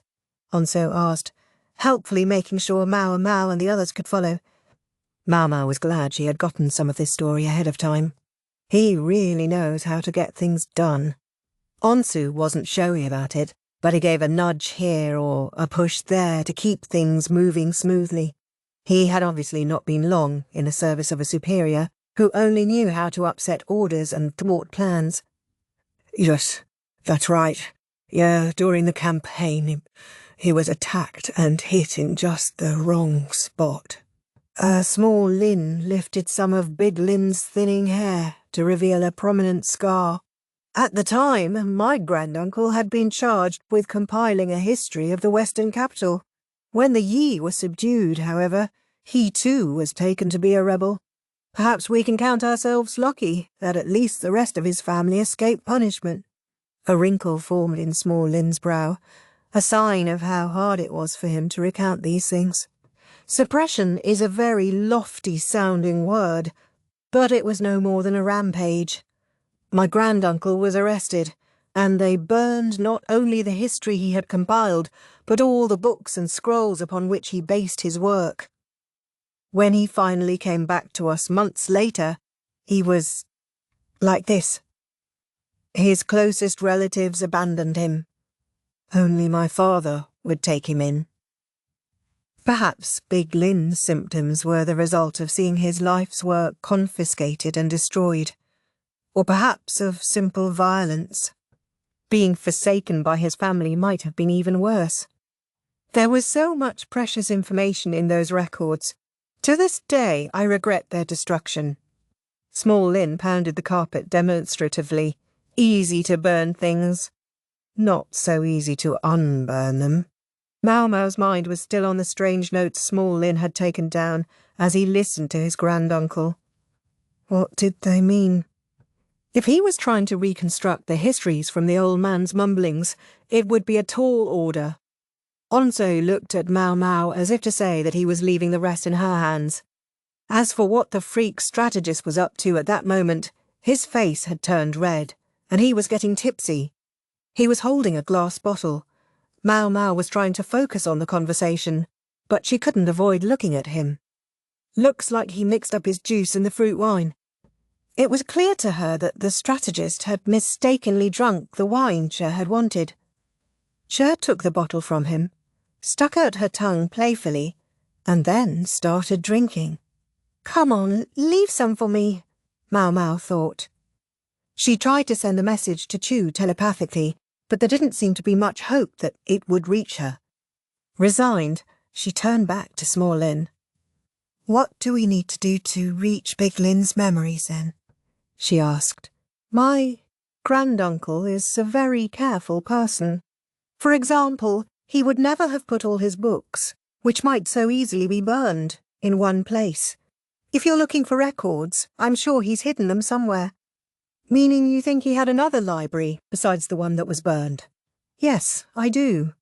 If Big Lin had kept copies of his books in another location, then the records might still exist. There was just one catch. If you haven't found them, it means no one knows where they are. That's right. No one's found this library. Even the idea that the books might all be there is simply a possibility. It was like clutching at mist, but at least the idea of a separate library had a ring of plausibility. Maomao looked at the old man, who was breathing peacefully. The freak strategist truly was nothing but a thorn in her side, but every once in a while he could be helpful. I suppose, then, that you take advantage of his moments of lucidity to attempt to find out where the library is, she said. It would require someone with great patience to do such a thing. You really think you can find it that way? Chue piped up, coming right out with what Maomao was trying to hint at. Small Lin took a sip of his tea, as if unsure whether to say what he said next. Then he replied, In fact, they've been found before. Maomao's eyes went wide. Really? Indeed. I gather someone sought out the house my granduncle used to live in, based on the snatches of things he remembered. And when they found it... Yes? What happened? There they were. Game records my granduncle had secreted away long ago, hidden beneath the floorboards. Game records, Maomao repeated. Frankly, that sounded pretty worthless.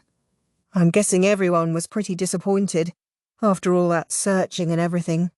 It seemed possible that these relatives had taken Big Lin in partly because they thought there might be a legacy in it for them. Yes, most disappointed. I'm told they use the records for kindling in their oven. To think, those papers had probably been priceless treasures to Big Lin.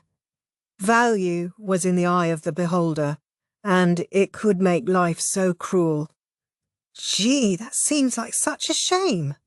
They might even be worth something if they were still around, said Chu, who was still sipping away at the wine.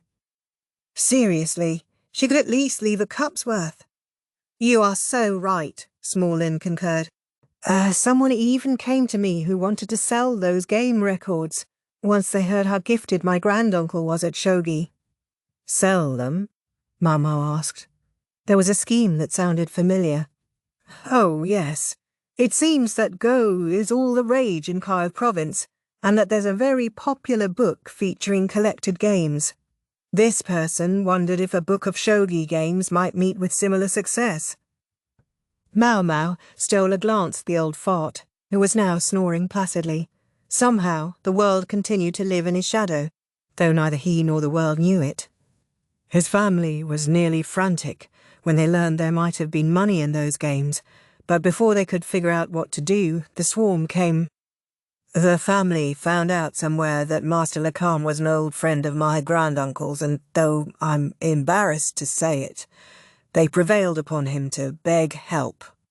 Small Lin was red up to his ears, humiliated, even to tell the story. Maomao was well aware that there were some less-than-ideal families out there, but the more poverty-stricken you were, the less sentimental you could be. If they had never fallen on hard times, they might have been a perfectly fine group of people. Maybe it was Maomao's twisted personal viewpoint that made the devout, attentive Small Lin seem, in fact, the strangest of all. I think the rare pleasure of playing shogi with Master Lacan has brought some of my granduncle's spark back. I realise this may seem a rather impertinent request, but when the game is over, do you think the written records of it might be granted to us? I guess I don't see why not, Maomao said. The freak strategist didn't seem likely to care. Then, supposing that my granduncle's mutterings lead to another hidden cache of papers or old game records. We'll give all the game records to you. Lady Maomao, Onso said, visibly concerned. The freak strategist doesn't have any special interest in records of old games, does he? She asked. No, but if he were to say anything, just blame it on me. I certainly shall. Onso had obviously just wanted to get a firm verbal commitment from Maomao. The man was thorough. That left only the question, the crucial question, of where these books and papers might possibly be. Do you still have those things you wrote down earlier? Could we see them, perchance? Maomao asked politely. Here. I also have all the notes I've made thus far, Small Lin said. He produced a collection, not of sheets of paper or even wooden writing strips, but scraps of parchment. These look like game records, too, Maomao said, puzzled.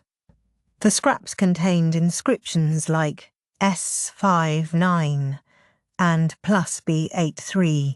Even Maomao, who had no interest in shogi whatsoever, recognised this as notation showing how the pieces in a shogi match had moved. This notation involved foreign numerals not used in Gao province, perhaps for ease of reading.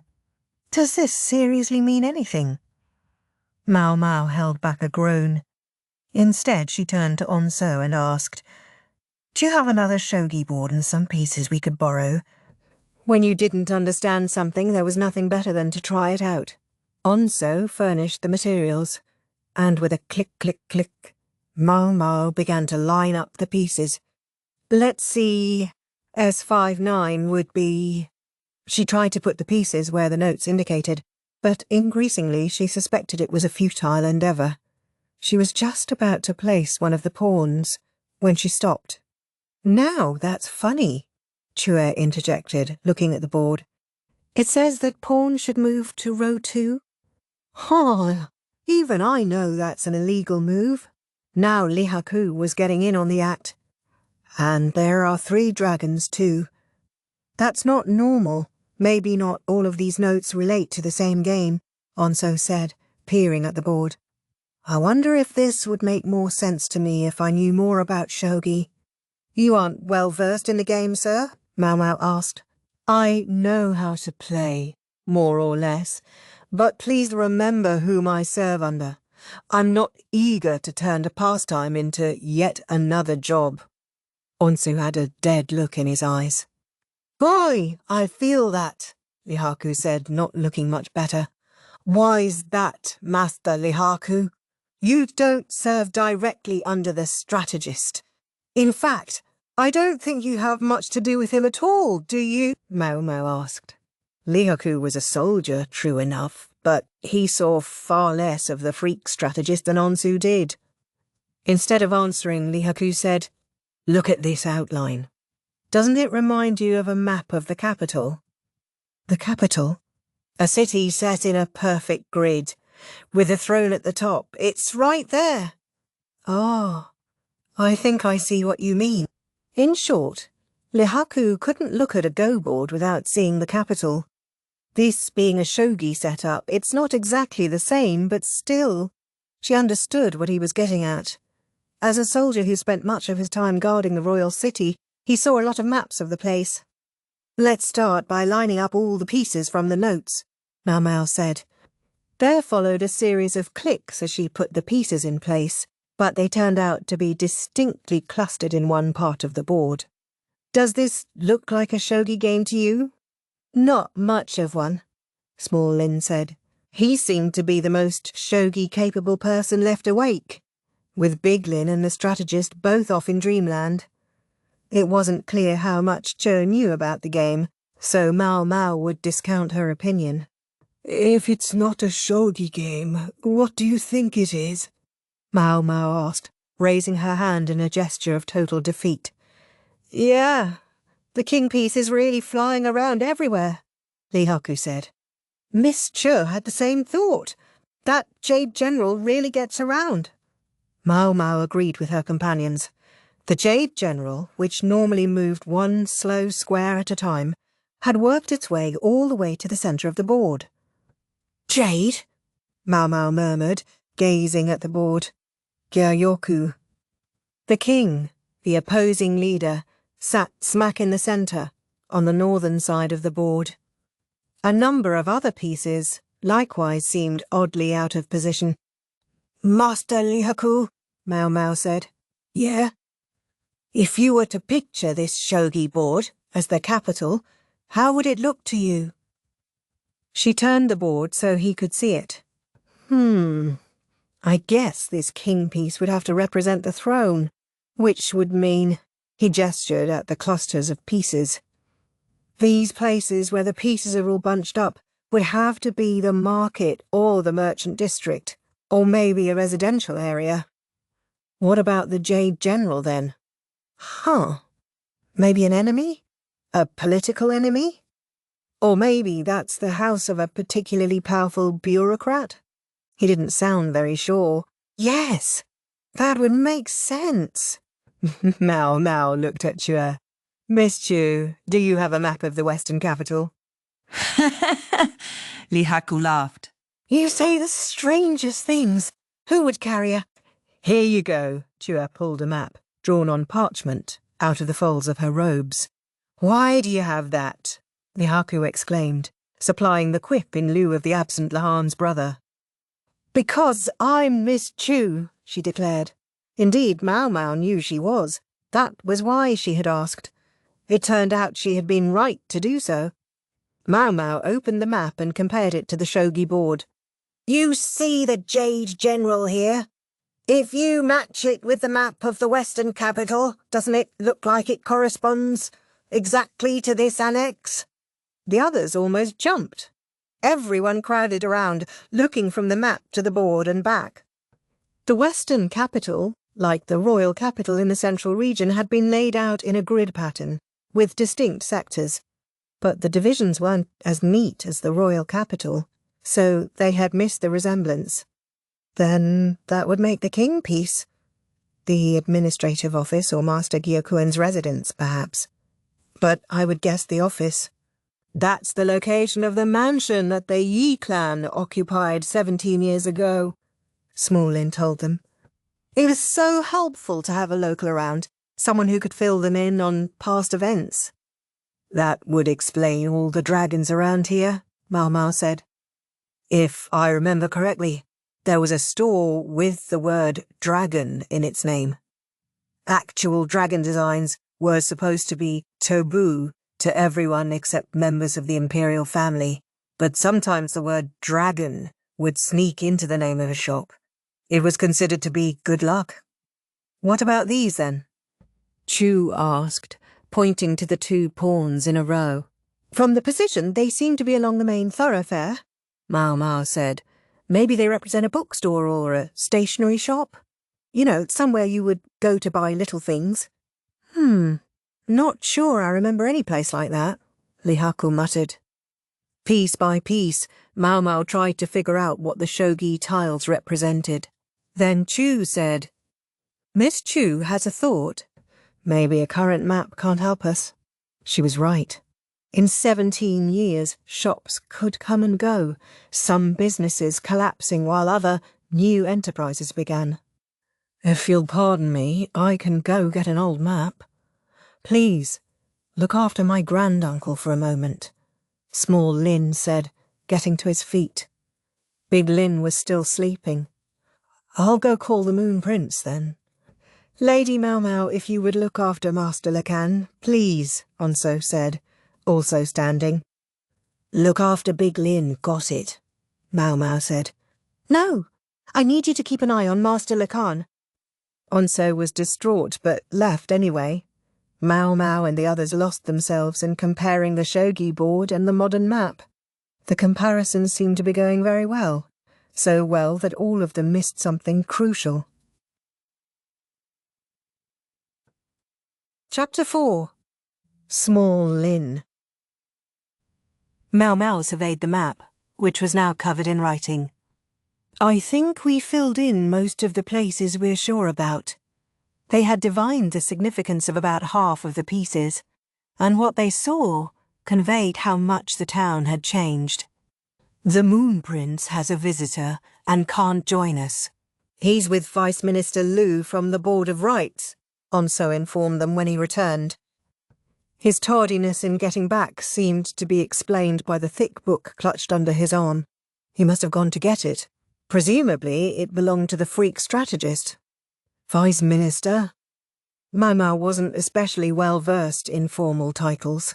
She vaguely remembered this one having appeared on the Court Ladies' Service exam, but she had forgotten what exactly the position entailed. The name she thought she recognised as one that Dr. Yu had mentioned. He's basically the second most important person on the Board of Rights, Cher whispered in Maomao's ear. Any ceremonial functions the Moon Prince might perform here will need somebody important like that. I see. She didn't know what business might have brought Vice Minister Liu to visit Jinshi, but she figured they could manage this without him. Man, what's keeping that guy? Lehaku asked, looking out past the mosquito netting at the setting sun. It's been more than half an hour already. I knew I should have gone with him. You're not wrong. Small Lin is just a visitor. With the way he looks, I'll bet one of the guards stopped him, Chia said. She and Lehaku were known around the mansion, and nobody gave them any problems. But if Small Lin had left the premises... Maybe I should have gone instead, Maomao said, but she soon realised she was wrong. Faugh! Yawned the monocled old fart, finally waking from his alcohol-induced slumber. Good morning! Oh, I must still be dreaming. I can see Maomao. Onso offered his torpid master a wake-up drink, his beloved juice, presumably. That is Maomao. Ooh, here we go. Oops. Had she said that out loud? She wished she could just ignore the strategist, but then they would never learn what they needed to know. So instead she made a row of snack trays between the two of them. You are not allowed to go beyond this line, she said. Wow, that's like something my big sister Mame would come up with. She must have done something similar to Chu's father-in-law Gaoshun. Maomao had the shogi board placed in front of the freak. I have no idea whether to expect an answer from you, but I'm going to ask. Specifically, my question concerns the Western capital 17 years ago. If this is the Yi clan mansion, and this building diagonally down from it is Master Gyokuen's residence, do you know what the other pieces would signify? I thought not. Thanks anyway. The old fart hasn't answered yet, Lehaku said, not hesitating to use the name Old Fart right in front of the old fart. The old fart, however, seemed unperturbed. Indeed, the fox-like gleam in his eyes grew even sharper, and he reached toward the board with hands that bore the distinctive calluses of a shogi player. This pawn here, this would be the shogi dojo. The one underneath it, there was this store that sold shogi and go supplies. Master Lacan has a steel-trap memory for things that happen to interest him, Onso explained helpfully. Huh, is that so? Maomao replied, as uninterested as could be. This dragon is a restaurant. If you could beat the owner at a game of shogi, Your meal was free, but after 3 free meals they cut me off. The strategist was downright voluble now. It was beginning to become clear that the places Big Lin had indicated were mostly related somehow to shogi. Maomao couldn't help thinking, if only this guy had his act together. This night I'm not sure about. This promoted gold too. Those 2 locations alone seem to elude the strategist. One of them seems to be a shrine.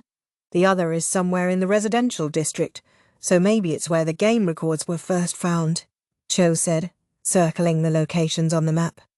I guess that makes the shrine the only other suspicious place then, Lihaku said. Just when it felt like they were finally about to figure out some answers, the strategist started looking around, his eyes sweeping the room. What's the matter, sir? Onso asked. Where's Small Lin? The strategist demanded. He went to fetch an old map. How unusual for the strategist to show any interest in another person. I might have expected him to ask about Big Lin, maybe. But Small Lin? Maomao thought. Then she repeated to herself, Small Lin? She smacked the shogi board, causing everyone to look at her in surprise. What's wrong? Lihaku asked. Maomao jumped to her feet and scowled at the freak strategist. There were those in the world who possessed rare talent, but let it go to waste. The small of Small Lin, she said, her gaze still fixed squarely on the freak. May I take it that it means bad? Is that why you call him that? Well, yes. Maomao, I don't really know the difference between good people and bad. He just strikes me as a liar. Maomao, still frowning, sat back down. Why, didn't you say that? Well, what's it got to do with me? Ah, yes. There was the strategist she knew. Everyone else in the room sat in stunned silence. Then a hesitant voice came from the entrance. Pardon me for interrupting when you're in conference. Judging by his uniform, the newcomer was one of the freak strategist's subordinates. Yes. What is it? Asked not the freak, but Onsu. There seems to be someone at the administrative office who claims to be looking for a missing member of their family. The soldier stole a glance at Big Lin, who was still sleeping in a corner of the room. His description matches that of an old man dragged here by Master Lacan yesterday. The silence grew even more stunned. And then another soldier appeared at the door. Master Lacan, there's been a fire at the West Shrine. I've already dispatched a firefighting squad to take care of it. The freak subordinates really were all highly capable people. They didn't even need their boss to tell them to do what was appropriate and necessary. The missing family member was Big Lin. The burning shrine was the one they had just concluded would be worth investigating. It was almost satisfying, in its own perverse way, to have been so thoroughly played. Nobody knew who had set these events in motion. At the moment, all they knew was that whoever it was, they seemed to be 2 steps ahead. They relocated their conference to Jinshi's chambers where the 3 of them, Maomao, Che, and Lihaku, now knelt meekly. They had thought the freak strategist might follow them, but Big Lin had woken up from his nap, so the shogi game had resumed. I can only offer my humblest apologies, Maomao said. She and the others had their heads pressed to the ground in abject apology, and Cho was even dressed in a white robe, as if prepared to disembowel herself at any moment. Oh, Cho, there will be no need for that, Jinshi said. With evident relief, Cho promptly changed back. In short, Small Lin didn't exist. There was a man who claimed to be a relative of Big Lin's, but he was a different person. Someone who didn't look all that much like Small Lin. Small Lin kidnapped Big Lin during the insect swarm, then took advantage of the fact that Big Lin isn't coherent to pose as a relative to try to get close to the freak strategist. He had certainly pulled the wool over Maomao's and everyone else's eyes. He was such a diligent caretaker to Big Lin that he looked like he had been doing it for a long time. What was worse, he seemed to be aware of the strategist's ability to see through lies, and he knew that as long as the old fart had a worthy opponent to play shogi with, he would focus on that instead of on Small Lin's deception. If he hadn't known about the special qualities that creature possessed, then he had been extraordinarily lucky, and if he had, then he was a master tactician himself. Big Lin was now with his real family. The man who had come asking after him had been accompanied by a young woman, his wife or daughter perhaps, who was Big Lin's actual nurse. Maomao and company were glad to discover that Big Lin hadn't been abused and abandoned the way Small Lin had described. But judging by the state of the visitor's clothing, the part about the family falling on hard times had been true. They were with Big Lin now, keeping an eye on him as he played shogi. Maomao was frustrated. She knew that having the freak strategist around would only see them veering off topic at every opportunity. She intended to explain the situation to Jinchi, thoroughly and completely, and only then bring in the strategist to get his story. If the old fart would have just told us, she thought, but there was no predicting what he would do. She wasn't even sure what it was that had tipped him off that Small Lin was a villain. He had done a superb job of looking completely harmless. He took such convincing care of Big Lin. I wonder if he actually does have nursing experience. Otherwise it will be hard to explain how he had deceived all of them so completely. If it was just a performance, it was a very good one. Even Chu had been taken in, not something Maomao would have expected, even if someone managed to trick herself and Lihaku. "He even fooled you, Chu?" Jinchi asked. "Yes, and I'm so embarrassed. In my family home, a little beating wouldn't be enough to make up for a screw-up like this." She mimed copious weeping. "Is Chu's family that ruthless?" Maomao wondered. She had assumed it must have been a very laissez-faire place to produce a free spirit like Chu, but that was all it had been. An assumption. "What's done is done," Jinchi said. "But please, describe this person to me." "You didn't see him, Master Jinchi?" Maomao asked. "Only a glimpse of his face. I had a visitor and had to come straight back to my room." "Fair enough. The Emperor's younger brother wouldn't normally stand around and chat with a random commoner." "But you're done entertaining now, sir?" "Yes. When I mentioned that Sir Lacan was about, the man looked slightly ill and went home. Apparently Sir Lacan and Vice Minister Liu don't entirely get along. The Vice Minister was advising me on what we should do about the ceremonies we had planned for this visit. Is there anyone who does get along with the old fart, who really knew how to cope with the monocled freak? I want to know everything about this man. How he acted, what he was like," Jinchi said. "Not to Maomao, but to Che." "Yes, sir. He was a completely and totally normal man." His facial features suggested a hint of foreign blood, but otherwise he had no distinguishing characteristics at all. Maybe it would help if I described him as being a lot like Lahan's brother. Ah! Maomao thought that actually made sense. No wonder this guy had been able to blend in so readily. He wasn't given to outbursts like Lahan's brother was, but he shared the other man's ability to just go about his business, never really standing out. And they had the exact same quality of put-upon-ness. "One thing about them really stands out," Maomao said. "Oh yes, for sure," Chu said. Then they chorused, "The way you can't seem to remember their faces." "I will try, though," Chu said. "I'll see if I can do a likeness." She immediately produced a brush and started painting, and soon had a portrait that captured Small Lin's salient characteristic of having no real salient characteristics. Maomao assumed the portrait would be shown to Big Lin's family. "All right.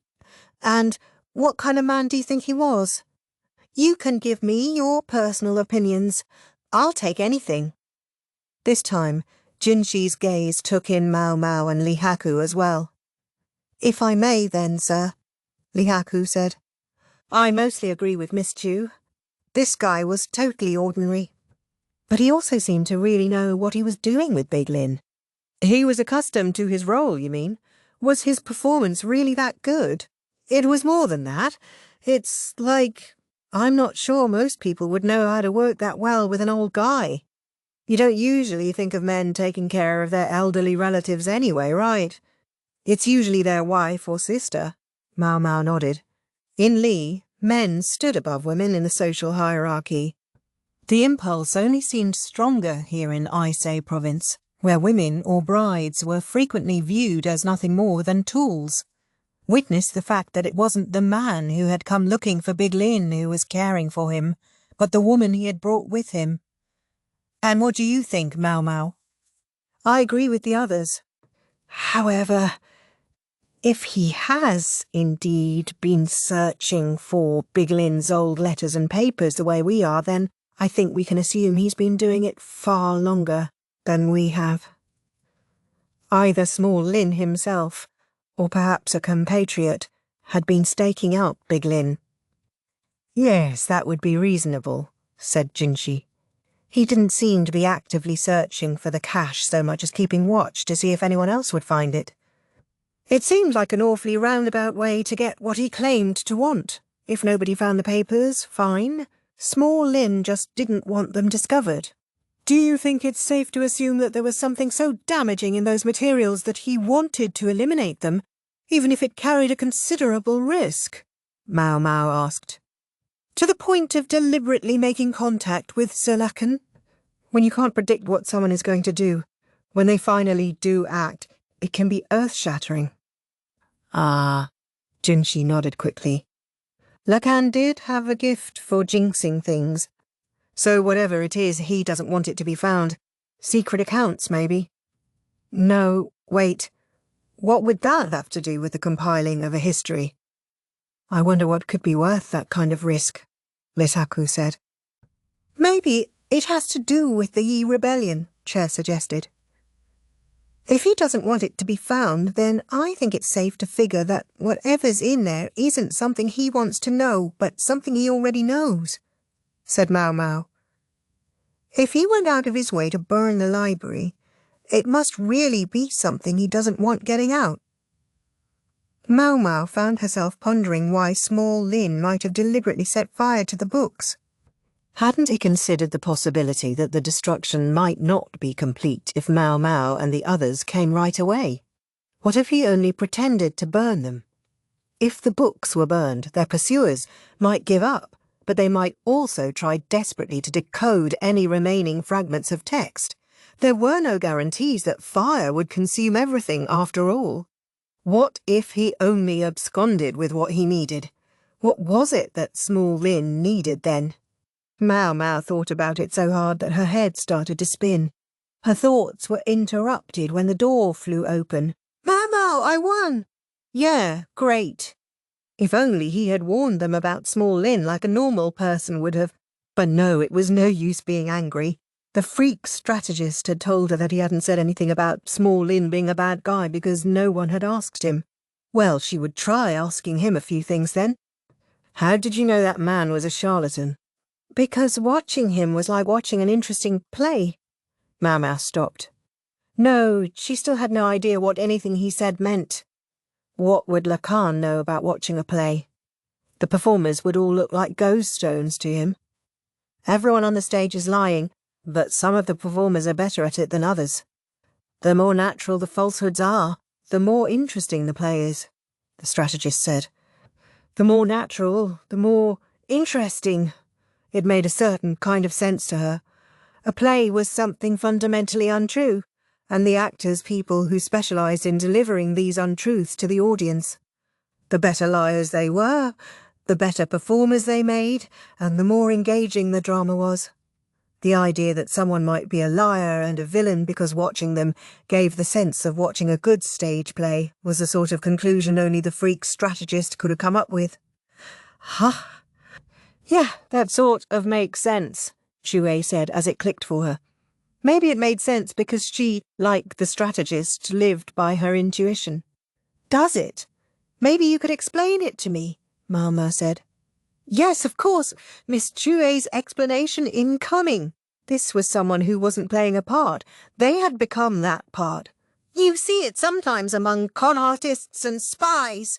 Spies? Oh, yes.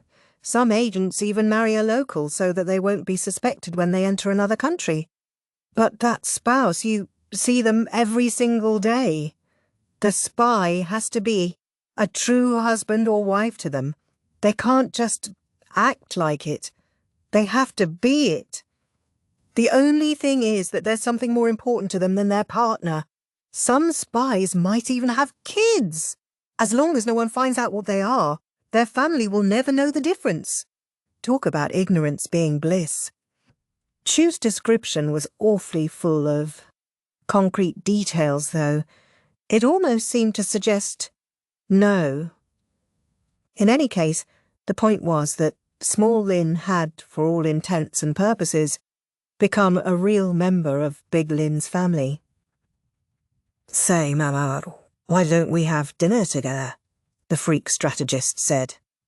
He still looked relaxed and very pleased with himself, totally oblivious to the mood in the room. From behind him, Big Lin's real relative was watching them. He did indeed look like he was living a hard life. Almost everything Small Lin had told them appeared to be the truth, except for his own identity. Onsu gave the man some money on behalf of his master. Then he said to the strategist, Master Lacan, you already have a dinner engagement with Master Gyokuen, and we need to spend the time until then getting through some work. Yes, this man was indeed a hard worker. Oh, I don't want to... Oh, the old fart moaned. Pathetic. He wrapped himself around a post and refused to move as Onsu tried to drag him away. Children throwing tantrums comported themselves with more dignity. Miss Maomao, a word from you would be helpful here. Tell him, have fun or something. I don't want to, Miss Chu. Would you rather he stay here, Miss Maomao? Mao scowled and managed to choke out, have fun, in the quietest possible voice. The strategist's face lit up. I will have fun. Mala watched Onsu begin to lead him away. Just one more question, she said before he was out of earshot. Yes? What is it? You can ask your daddy anything. She really, really wanted to smash that monocle, but she forced herself to ignore the urge. How does Master Gyokuen look to you? She felt like the answer to this one question held the key to everything. Even Dinshi swallowed heavily, wondering what the strategist would say.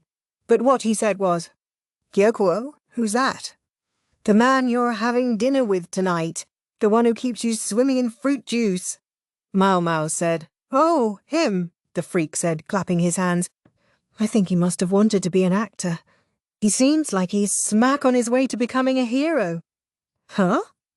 Maomao started to feel like she was wasting her time with this line of questioning.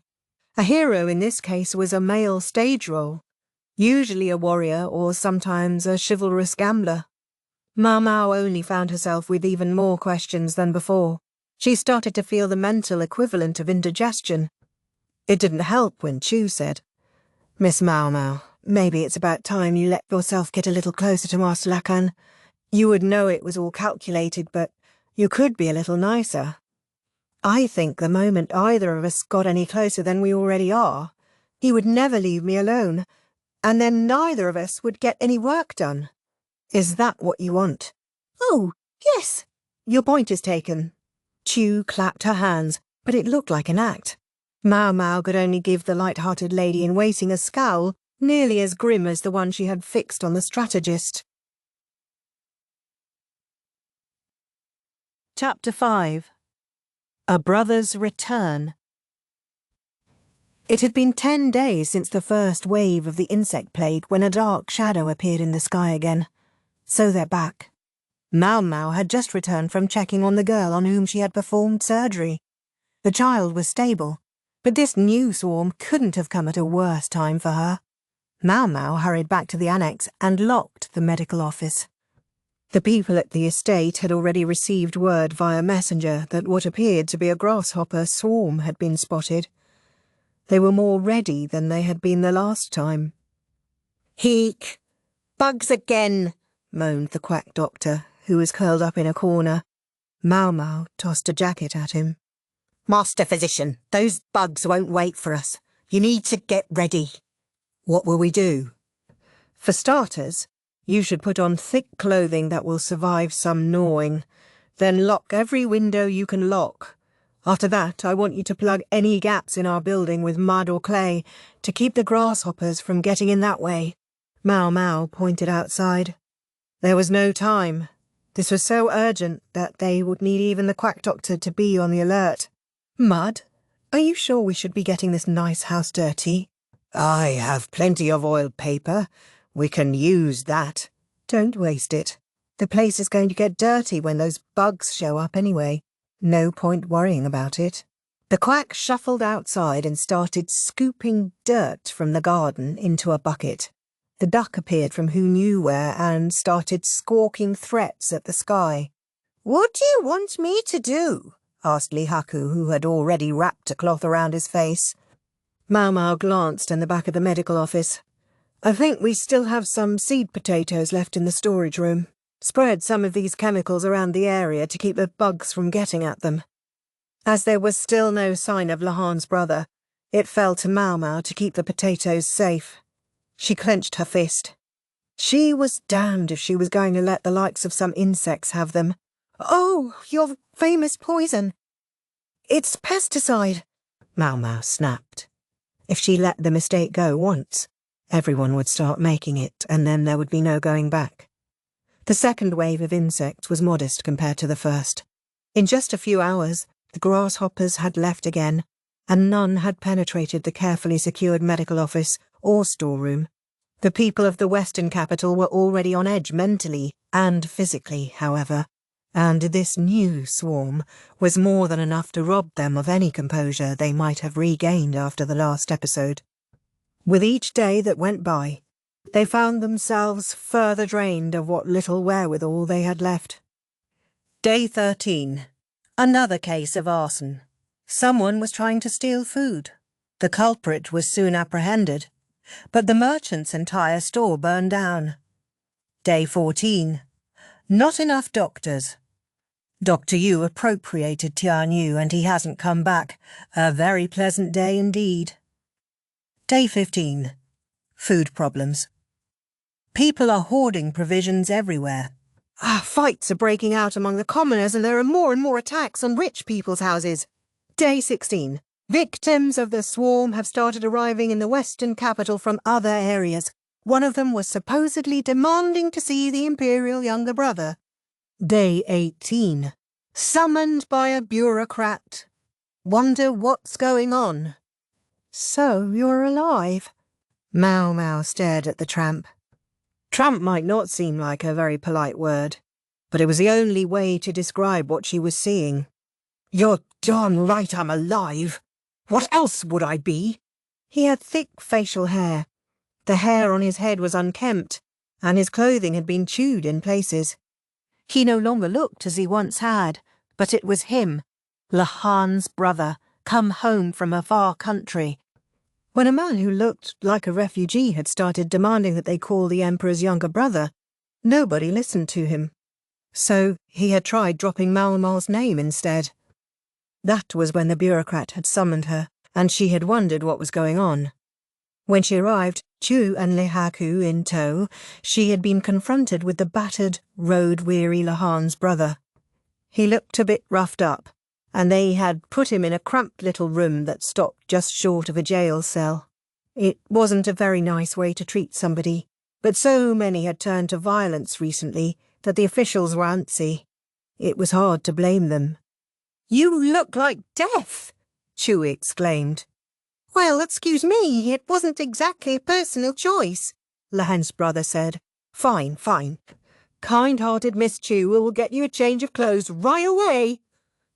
"Thank you," Maomao said. While Chu was getting the clothes, she hoped she could ask Lahan's brother about what was going on. "I'm glad you're safe." "Everyone was worried about you," she said.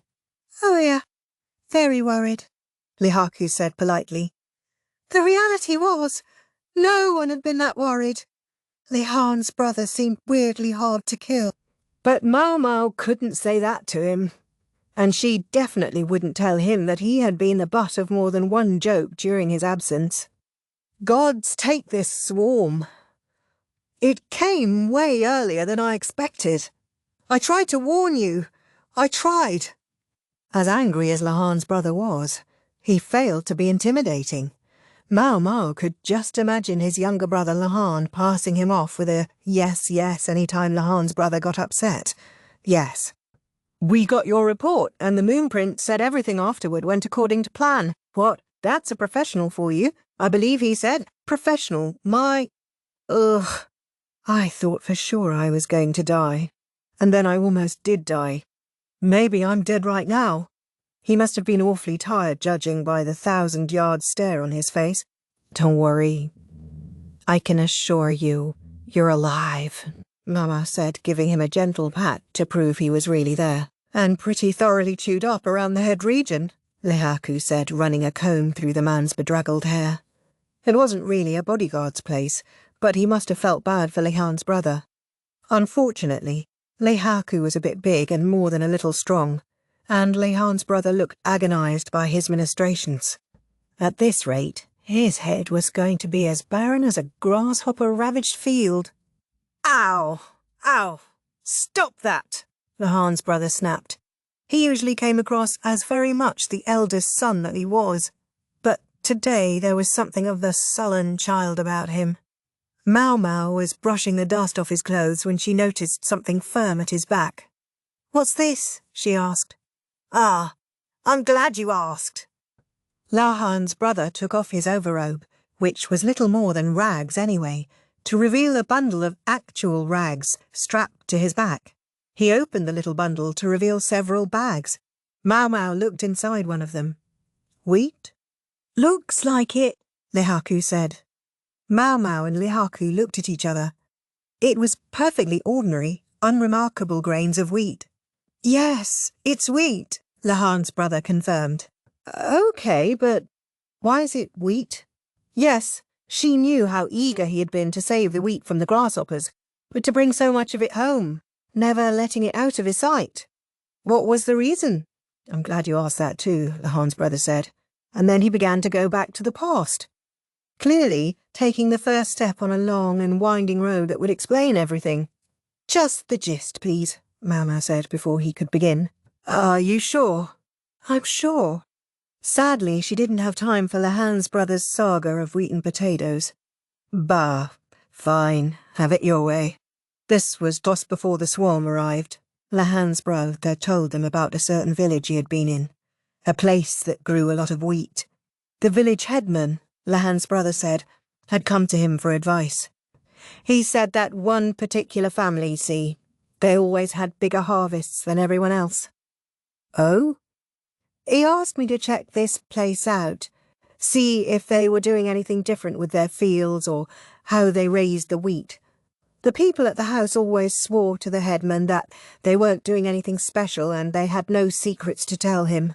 He was hoping someone with connections to the capital region might be able to get them to cough something up. It turned out, however, that the people of this household weren't doing anything special, nor did their field get much more sunlight than any other, or anything like that. You start each wheat crop with seeds from the previous harvest, and it turned out that this was special wheat." "Special how?" Maomao gave the wheat a close look, but it didn't seem unusual to her. "Clothes are here," Ju announced as she entered. Lahan's brother flung off his ratty old cloak and started changing on the spot. "Wow, that's some figure you have," Ju interjected. "Don't stare. I can't change with you staring at me," Lahan's brother said, shooing her away. "She's right. You're built. You could be a soldier with muscles like those," Lehaku said. "A soldier? You think so?" Lahan's brother didn't seem displeased by the suggestion. It must have been very refreshing to him after being treated as a farmer for so long. "I'm sorry. Could we get back on subject?" Mama said. She was sorry to be a wet blanket, but they didn't have time for this. "Fine," Lahan's brother muttered, though he didn't sound very happy about it. When I compared their wheat to the rest of the village's crop, I found it was lower, closer to the ground. Presumably, as they used the same seeds over and over in their fields, the wheat started growing lower and lower, and gradually there was more of it. If I hadn't happened to be there at harvest time, I would never have figured it out. What difference does being low make? Maomao asked. Chun, meanwhile, was getting caught up by Lihaku since she had missed the beginning of the conversation. Taller crops, not just wheat, this goes for rice too, are more prone to being buffeted by the wind, which can knock them over and break the stems. Then the plant rots. And that's it. Being closer to the ground, the stalks are more stable and better able to put out ears. Huh, Maomao said. So by sheer coincidence, this family had stumbled across lower-growing wheat, then continued using it for years and years. There's one other thing, although this is just my guess, Lahan's brother said. He was looking a bit more respectable in fresh clothing, and with a hair tie to secure his dishevelled hair. I think the grains seemed stuck more firmly in the ear than with other wheat. Meaning what? A big factor in the size and quality of a harvest is how many grains are left in the wheat ears. Imagine what happens if the grains fall out of the ears before the harvest. The farmers are so busy harvesting, they're not about to stop and pick them all up, right? If 10% of the grains drop before the harvest, that's 10% of your harvest gone. If 20%, then 20%, and so on. Maomao could see how that would have a significant and direct impact on the harvest. I brought these home because I thought that if we could cultivate lower, sturdier varieties of wheat, we might get larger harvests. And if we share the seeds we get from that harvest, then it doesn't have to be just one field. Every field could produce a larger yield. Of course, we would have to find out if the soil and conditions are right for it first. So that's why you hauled this here? Maomao said. Then she, Chu, and Lihaku all chorused, Wow! They were impressed. This is a real farmer here, one who thinks about the future, no less. The other two were no doubt thinking much the same thing. So many farmers were bent on keeping their secrets, telling no one when they had a proven method of crop growing so as to keep their own profits high. After all, if food were plentiful everywhere, it would only get cheaper. I guess this guy wouldn't make much of a businessman. He didn't look out for number one enough. Also, he was easily fooled. Some con man in the capital would fleece him in a minute flat. Now that she thought about it, she remembered that it was also a letter from Lahan's brother that had first warned them of the arrival of the swarm. She was beginning to think that maybe it was Lahan's brother who had done the hardest work, and the most good, out of any of them since coming to IC Province. We'll have to make sure we show him we appreciate all his effort. There wasn't much food to go around, but maybe today, Maomao thought, they could manage to find just a little bit more and make it something of a feast. Most of all, she was glad to finally get some good news.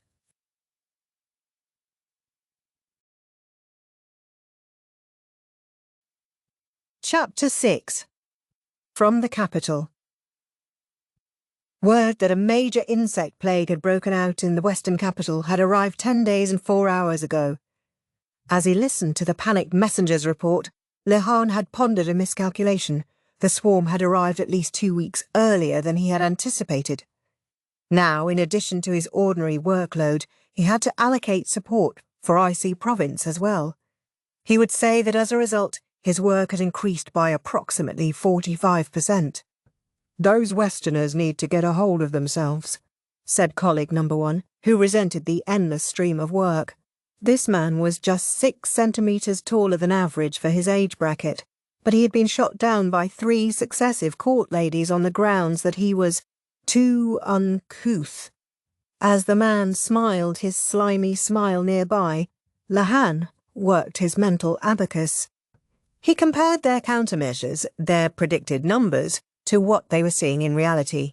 He had to figure out just how serious the miscalculation was and order more supplies to compensate. He figured there was a 60% chance that his superiors would tell him it was impossible.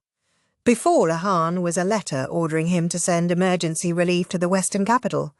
Easy for them to say, or, as the case may be, right. Those supplies didn't come out of nowhere.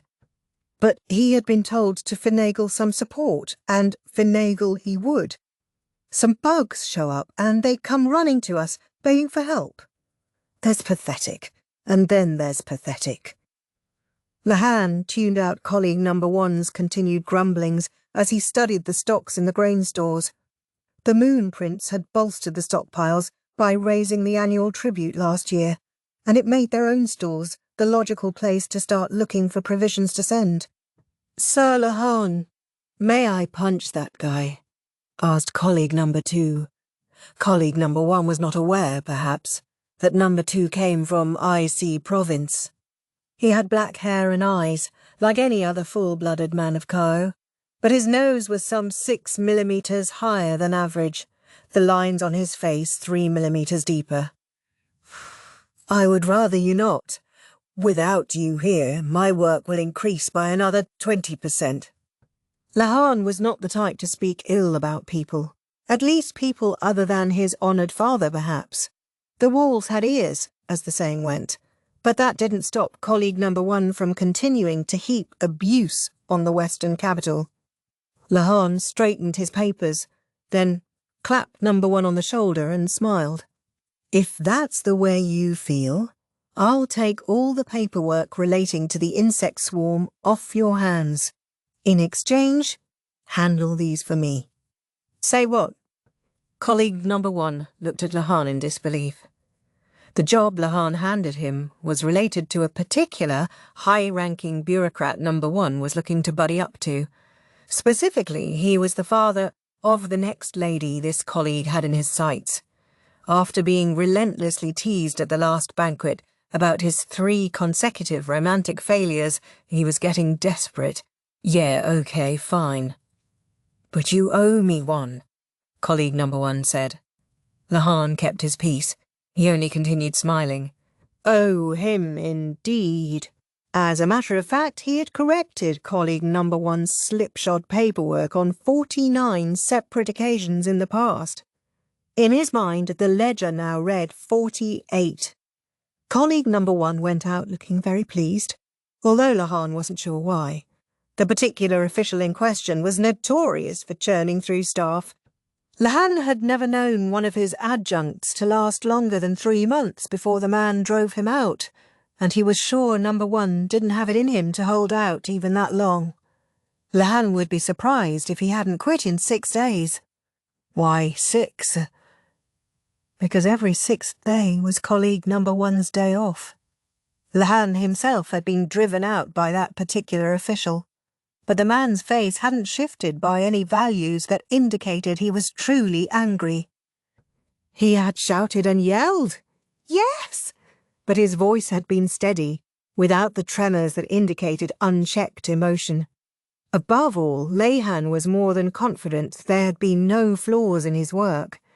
The man was perfectly welcome to be upset, but Lahan knew the official himself was the cause of his own problems, so he had spent 3 easy months not particularly worrying about it.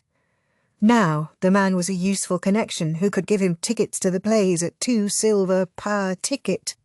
"Are you sure about that?" "Letting him go. He may not be the greatest guy around, but he's our second fastest worker after you, Lahan," said colleague number 3. He served directly under Lahan, although he was 2 years older than his bespectacled boss.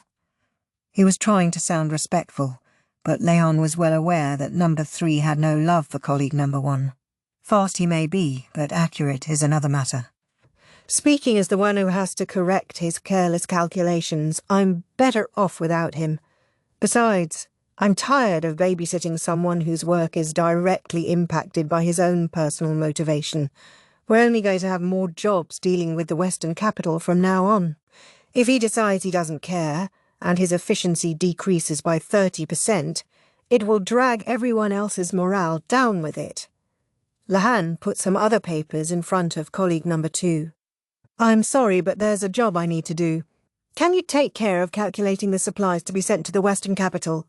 And it won't be only food on that boat, so give that some thought as well. I think these papers should cover everything. Sure thing. Number 2 started calculating immediately. He was 12% slower than colleague number 1, but he was thorough and made few mistakes. Moreover, knowing that he was helping his beloved homeland would increase his efficiency by 30%, Lahan suspected, not to mention make him more than willing to do overtime. All right. Lahan knew that the trouble with the insect swarm was not over. He expected a second and a third request for emergency supplies. They would have to balance the royal capital's reputation with its finances. Not to mention the devastation occurring in the Western capital. An insect plague. It's trouble. Trouble for all of us. You don't sound particularly troubled, one of his subordinates said, albeit apologetically. Oh, I am. I just have an unfortunate habit of finding something more interesting the more trouble it causes me. You're a twisted one, sir. Maybe so. Maybe so. Lahan laughed, but he was glad that he was of a persuasion to find this engaging. To be paralysed at the crucial moment when something must be done was not beautiful. Was it such a bad thing, when confronted with a disorganised pile of numbers, not to despair, but to find meaning in building order out of the chaos? Lahan picked up his collection of documents relating to the Western capital's past. Now, I think it's time I got to work. Come evening, colleague number 2 was indeed doing overtime of his own volition. Lahan, however, went home. Without his honoured father Lacan around, it was his job to see to the safety of the La household. To that end, he required plenty of rest. Getting fewer than 7 hours of sleep per night decreased his reaction speed by 10%. Going home, however, did not mean he was free of worries. Master Lahan! Standing by the gate of the house were 2 of his honoured younger sister's colleagues, a pair of young women. Lahan adjusted his glasses just before they had the chance to slide off his nose and greeted the lovely young ladies with a smile. Yao, and then, whatever seems to be the matter? Yao, age 16. From the top, her numbers were, well, a gentleman never tells. The other girl was Enen, age 20. The same as Lahan's honoured younger sister, Maomao. A warning was written on her face. If he tried anything funny with Yao, she would end him. Whatever is the matter, indeed. I asked you to inform us if you knew anything about what was going on in the Western capital, but you sent no word at all, Yao said. Yes, I did say I would tell you, didn't I? That was if he knew anything, but as no subsequent reports had yet arrived, he didn't feel he had anything he could say. Certainly, he had no obligation to give every detail to a couple of court ladies from a completely separate department. The number 1 impropriety among bureaucrats at court was horning in on someone else's territory, but the number 2 impropriety was leaking information because of a woman. The mixing of public and private business was never beautiful, no matter whom you did it for. Nonetheless, the fact remained that Lahan was standing outside his house being yelled at by 2 young women. It wouldn't look good, whatever the circumstances. Lahan gave at least the outward impression of being pure and decent with women. No scandalous talk on the matter touched him, nor for that matter his father, notwithstanding the time the old man had bought out a courtesan a few years earlier. If anything, Lahan wasn't so much worried for himself. He was afraid unseemly rumours would start about Yao or Enen. You must pardon me, but perhaps we could talk inside, he said. Young mistress, Enen said urgingly to Yao. Finally Yao said, All right. Excellent. Lahan led them through the mansion toward the annex. On the way, he spotted the 3 children his father had picked up.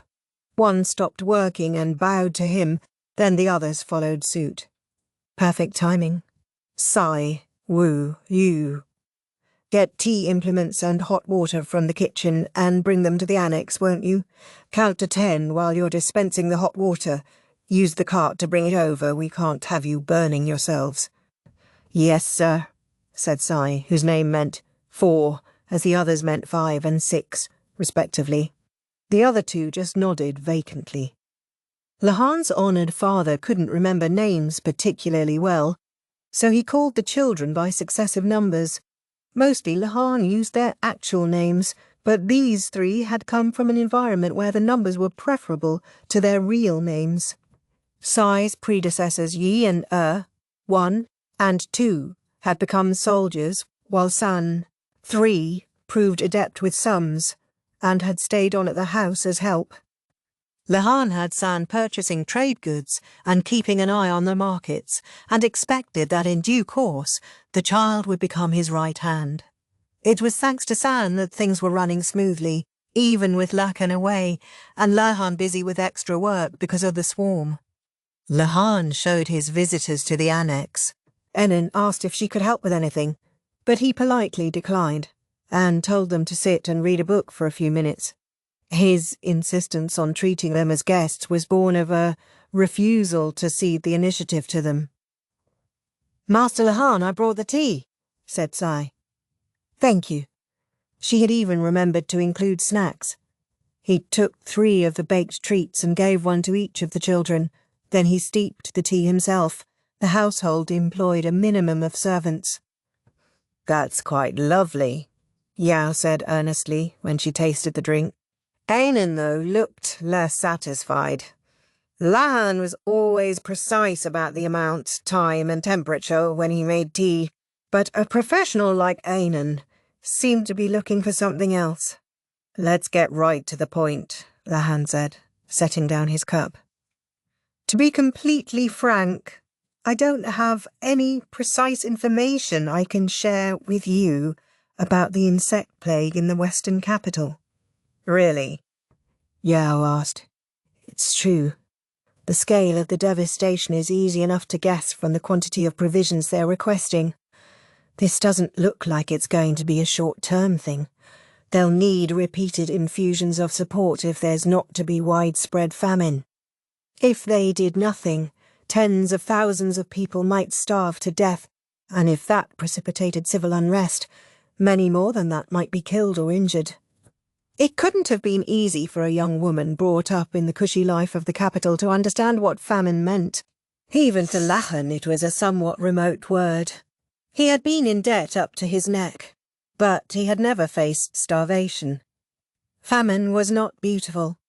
A starving man or woman, no matter how handsome or lovely they might once have been, would waste away to a dry husk, muscles and fat withering, siphoned off by hunger. Lahan had no love for withered things. Even the proudest spirit that had once resided in the most beautiful body could be reduced to a ghost-driven mad with hunger. Some claimed that there were those who, though poverty-stricken, were beautiful of heart, but such people were probably just insane. Lahan wanted the world to overflow with beautiful things, and especially wanted to be surrounded by them himself. He spared no effort in achieving this desire. "All right, well, maybe you can tell me this. Is Maomao safe?" Yao asked. "I haven't had word from Maomao," he replied. No word at all. But his father, or rather, judging by the handwriting, his subordinate had written him a letter describing the current situation in brief. And it made no mention of Maomao. Lahan took that to mean she was all right. Anyway, if Maomao wrote anything to him, it was likely to be no more than instructions on things she wanted him to procure. He was more concerned that he hadn't received any letters from Rickerson. If communications had ceased after the swarm struck, he could understand, but the letters had stopped coming months before that. I seriously doubt she has time to be writing letters given how chaotic it must be, and if she does, there must be more important people to write to than some tangential busybody like me. Lahan started counting the days since the swarm. We're 20 days after a major catastrophe, or one might say only 20 days. Even under normal circumstances, getting a letter between the Western capital and here takes 2 solid weeks. It's not that strange if we haven't heard from her yet, is it? Word of the swarm arrived more than 10 days ago. Yes, and I guarantee you a mere court lady doesn't have access to the same communications network as the imperial family and the most important administrators. What? You think they're going to send a post horse with this anonymous girl's message? Priorities. Priorities. Yao was silent at that. Lehan realized that maybe he had been a bit harsh, but he didn't intend to change tack. He would be happy for these two to regard him as their friend's kindly older brother, but he wouldn't let it cause him to mix personal and public business. Ernan, at least, must understand that even if Lehan could have supplied them with information, there would be nothing much they could do with it. If it had been just her, he might have told her everything he knew. But unlike Ernan, Ya was still maturing emotionally. He didn't want her to do something rash because he had foolishly given her too many details. It was for the best for Yao, that he didn't tell her anything. Yao clenched her fists. She understood what he was saying intellectually, but her heart was still catching up. Lehan wasn't doing this merely to torment her. He was simply stating the truth. It merely had the unfortunate side effect of seeming like an attack. It still caused Ernan to give him a "don't bully my mistress" glare. Her right cheek had risen by 3 millimeters and had developed a slight twitch. This, in Lehan's opinion, was what made young ladies such trouble to deal with. It was why he only spent his time with older women. For better or worse, they had been around long enough to know how to comport themselves. By that metric, he and his younger sister Maomao should have gotten along very well. But every time they saw each other, his toes only seemed to end up ever more grievously injured. He had recently ordered special shoes made with steel in the toes to protect himself. They seemed perfect for craftsmen who used heavy materials, or workers who carried heavy objects, and he was already considering whether they might make a viable commercial product. They were only going to lose more time if Yao continued to sit there stewing. So Lehan thought of something he knew she liked. Perhaps you would take some hazma home with you. Just a little souvenir. I got it from a friend, but there's far too much for me to eat by myself. I could use the help. Look, it's dark out. I'll call you a carriage. He let his tone become a bit more friendly as he delicately urged them to go home, but Yao said, "Let us stay here, please." As one, Lehan and Ernan responded, "What?" They both looked thoroughly shocked. "Young mistress, what do you mean by that?" Ernan asked. "Exactly what I said. We've stayed here before, haven't we?" "Well, yes, but that was on the pretense of a nice long vacation." The right shoulder of Yao's rational-minded servant lowered by 6 millimeters. She was concerned. "I haven't read all the medical books in this house yet. I'm not going home until I have," Yao said. "You could just borrow them and take a few with you," Ernan replied, now openly horrified. Even Lehan was starting to feel tense. Why did Yao suddenly want to stay overnight at his house? Was she trying to get him back for not giving her any information? No. She didn't sound like she was doing this maliciously. There would be more murkiness in her voice if she were. "I let you stay here last time because there were special circumstances," Lehan said. "Maomao helped sell the pretext too, but this time is different. Much as I wish to extend kindness to a couple of young ladies, I won't allow myself to be merely a convenient tool." He tried to be a gentleman, yes, but he was not going to simply let himself be taken advantage of. He wasn't trying to get something in exchange, but those who ravenously devoured whatever they could were decidedly not beautiful. There was a pause. Then Yao said, "You think I'm just a selfish child, making silly demands?" Lehan didn't say anything, didn't say yes or no, but the smile that crept across his face should have told them everything. Selfishness, with no hint of the sweet child. He had plenty of from his biological mother, and temper. His grandfather was enough for that. "I can see you don't think much of me, Master Lehan," Yao said. "You think women just get what they want from men by being coy and demanding." "And don't they?" he replied without thinking. "No, they don't. Believe it or not, I have something to bargain with." "What would that be?" Lahan blinked exactly 3 times. You know my uncle, don't you? Yes, I should say that I do. Vice Minister Liu, isn't it? Lahan had looked into Yao's and Ernan's backgrounds the last time they had stayed at his house. He had learned about Yao's uncle, an important member of the Board of Rights. He knew that Vice Minister Liu had spent much of his life going from one department to another, and that he was a sharp man. I believe he's in the Western capital at the moment, isn't he? Lahan asked. The Board of Rights was in charge of religious observances and diplomacy, and the Moon Prince would need someone with him in the Western capital to help conduct religious ceremonies. No mid-level functionary would do. It had to be a high-ranking member of the board. Do you know why my uncle was obliged to go to the Western capital? Yao asked. In order to help the Moon Prince conduct any necessary observances there, I presume. Not to mention that it would be helpful, in a land as close to our borders as Icy Province, to have someone knowledgeable about diplomacy along. Both those things are true. But what if I told you that he went for the same reason as Dr. Yu? That would tell me nothing. Lehan had no acquaintance with Dr. Yu, so he didn't know what connection he might share with Vice Minister Liu. The only thing he knew about the good doctor was that he was among those who had gone to the Western capital. My uncle lived in the Western capital once when he was younger. He only returned here to assume the family headship when my father died, Yao said. Lahan was careful not to let his expression shift, as a way of getting his attention. It wasn't bad. Not bad at all. Yao wanted him to realize that her connection with her uncle allowed her to know something important that he didn't. Lahan was Lucan's adopted son, and outwardly he was a member of no particular political faction. With an eye on the future, though, he could very much see himself becoming a backer of the Emperor's younger brother. If there was information to be had that would be of benefit to the Moon Prince, Lahan was very interested in acquiring it, but he would have to probe the matter a little more. I grant you have a blood relation with Vice Minister Liu, but so what? I can't imagine a man as important as a Vice Minister would simply let crucial matters of state slip to anyone, even his niece. Young mistress, I think it's time we gave this up, Enin said, distraught. Much as she adored her young mistress, she could see that Lahan was right. Yao, however, ignored her. She said only one word.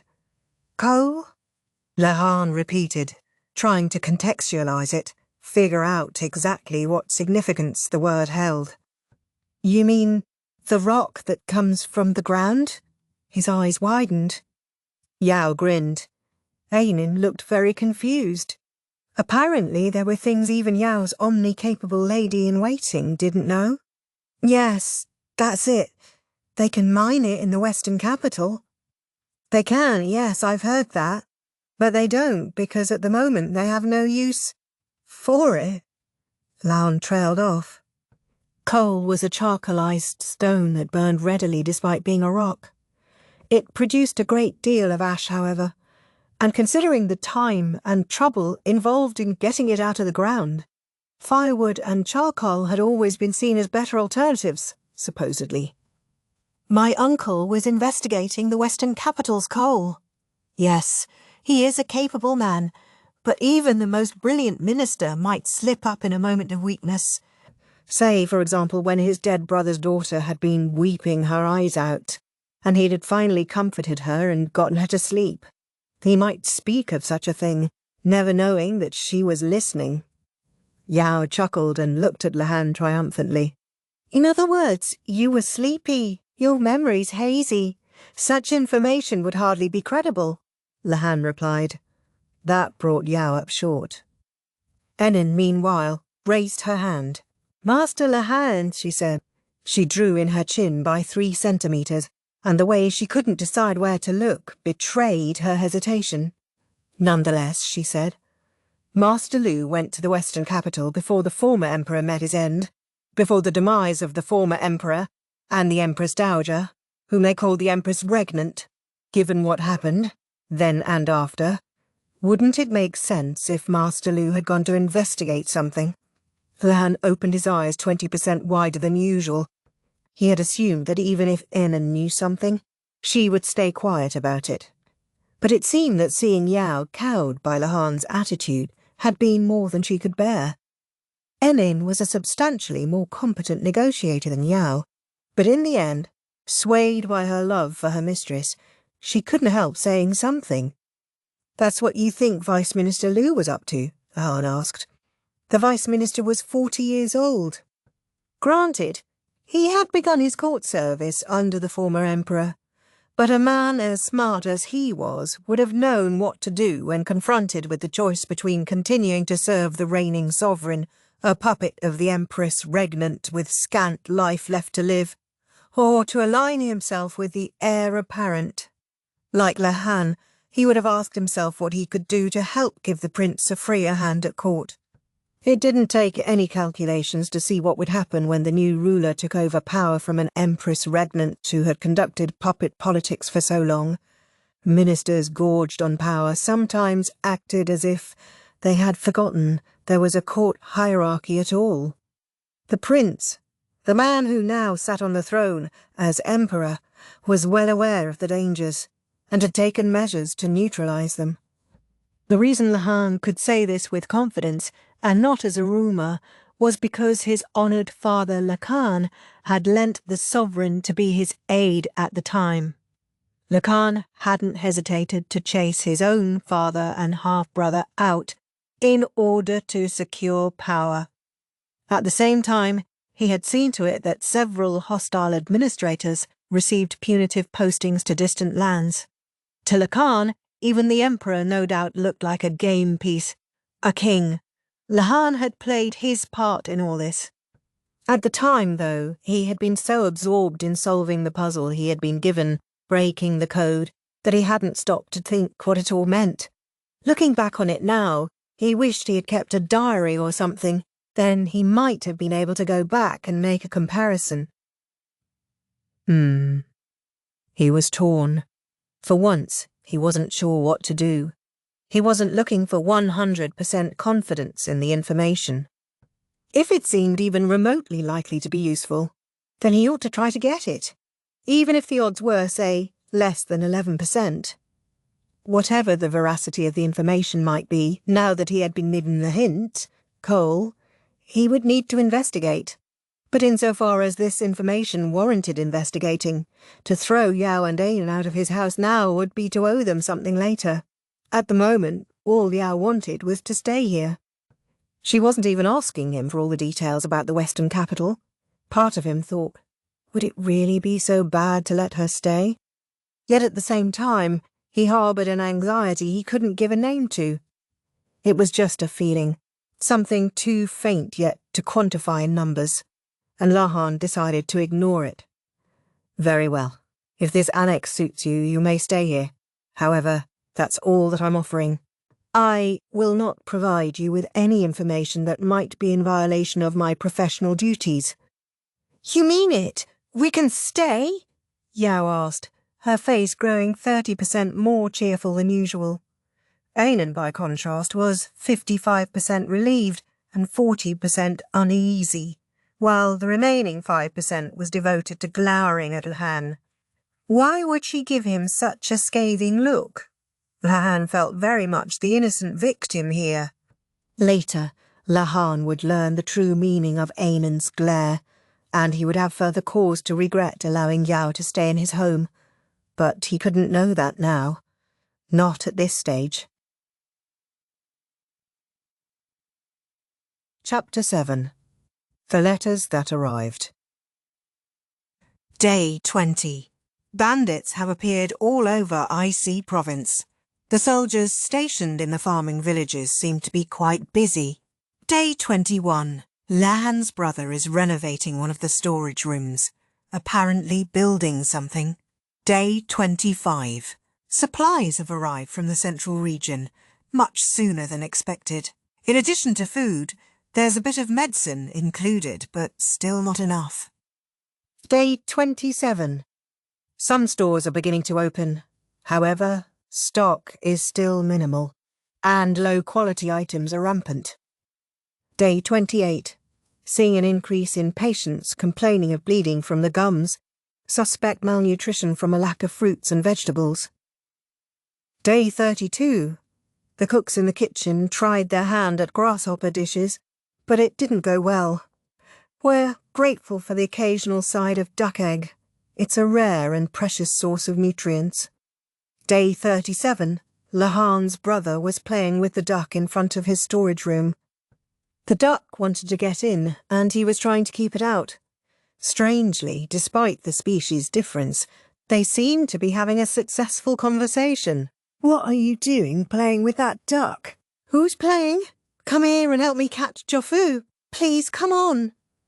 It was the first time Maomao had heard anyone but Basen use the animal's name. Lahan's brother and Basen hadn't talked much in the farming village, but maybe the duck had been a shared point of conversation for them. Anyway, Maomao dutifully scooped the duck up from behind. The humans might be suffering from malnutrition, but the bird was fat and boasted lustrous feathers.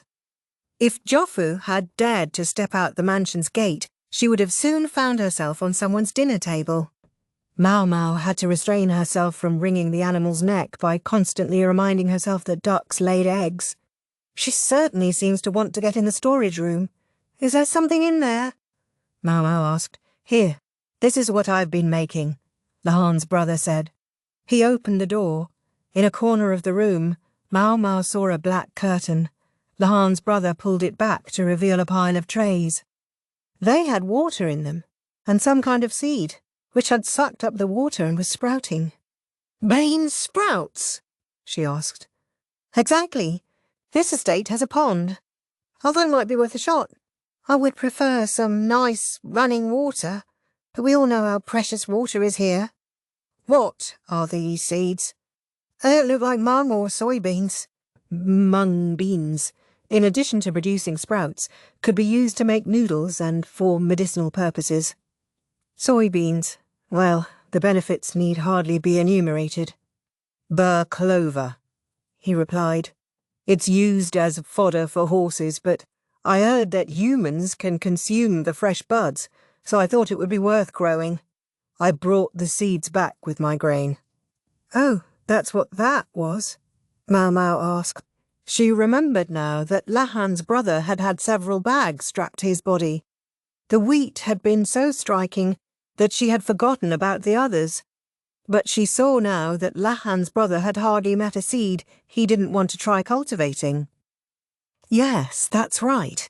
And Jofu is so perceptive that she's been trying to eat them since before I planted them. Hey, you? Yes, you. Don't Basen and Barry share their food with you?" "Not enough. You want some more?" "Just you try it, you little—" Lahan's brother gave the duck a bop on the head. There could have been two lovers in a painted scroll. Did the duck's guardian, Basen, know what they were getting up to? "I'm surprised. Not many people know Master Barrio personally." Even Maomao had found him no more congenial than a stray cat when they had encountered each other. "Ah, yes. Once when I was summoned after coming back to the Western capital, he passed me a letter from behind his curtain with some words of appreciation. I think it was the kindest thing anyone has done for me since I got here. I like to think I try to be decent to you, Lahan's brother." She had just been busy lately and hadn't gotten around to doing anything specifically nice. That's a crock. But in any case, yes, I gave Miss Chu a written reply, and received another letter after that, and since then we've had quite the correspondence. A messenger sparrow? Maomao could just see Chu flitting back and forth like her namesake, letters in hand. "Well, sometimes Chufu takes them. The duck carries your letters." Maomao, deeply suspicious, looked at the bird in her arms. Jofu was giving her puppy dog eyes as if in hopes that she would soon put her down. Since Lahan's brother had closed and locked the storage room again, she decided she could let her go. She put the duck down and she waddled off. Maomao said, "I can't help thinking you seem to do your best work when no one is looking, Lahan's brother." "That's a pretty backhanded compliment." "It is a compliment. But listen, more important things. How many more of these bean sprouts can you grow?" If the answer was a lot, it would help a little with the malnutrition situation. The seeds in the storage room represent my entire supply right now, but it's not like they're rare. We could go around the nearest villages asking if anyone has any burr clover. I've heard rainy season is the time for this plant, so people might have more than you would expect just now. You think you could try to get as many as you can? I want everyone at the food distributions getting bean sprouts in their soup. Of course, what went in the food that was handed out wasn't Maomao's decision. She intended to bring the matter to Jinshi. The seeds are only half the equation. What do we do about water? Lahan's brother asked. Assuming, of course, that we get enough seeds to dry up the pond. I think we can worry about that later. Anyway, I wouldn't say no to some soybeans or mung beans either. A good point. Although, even if we're lucky, I think it'll only amount to a patch on the problem.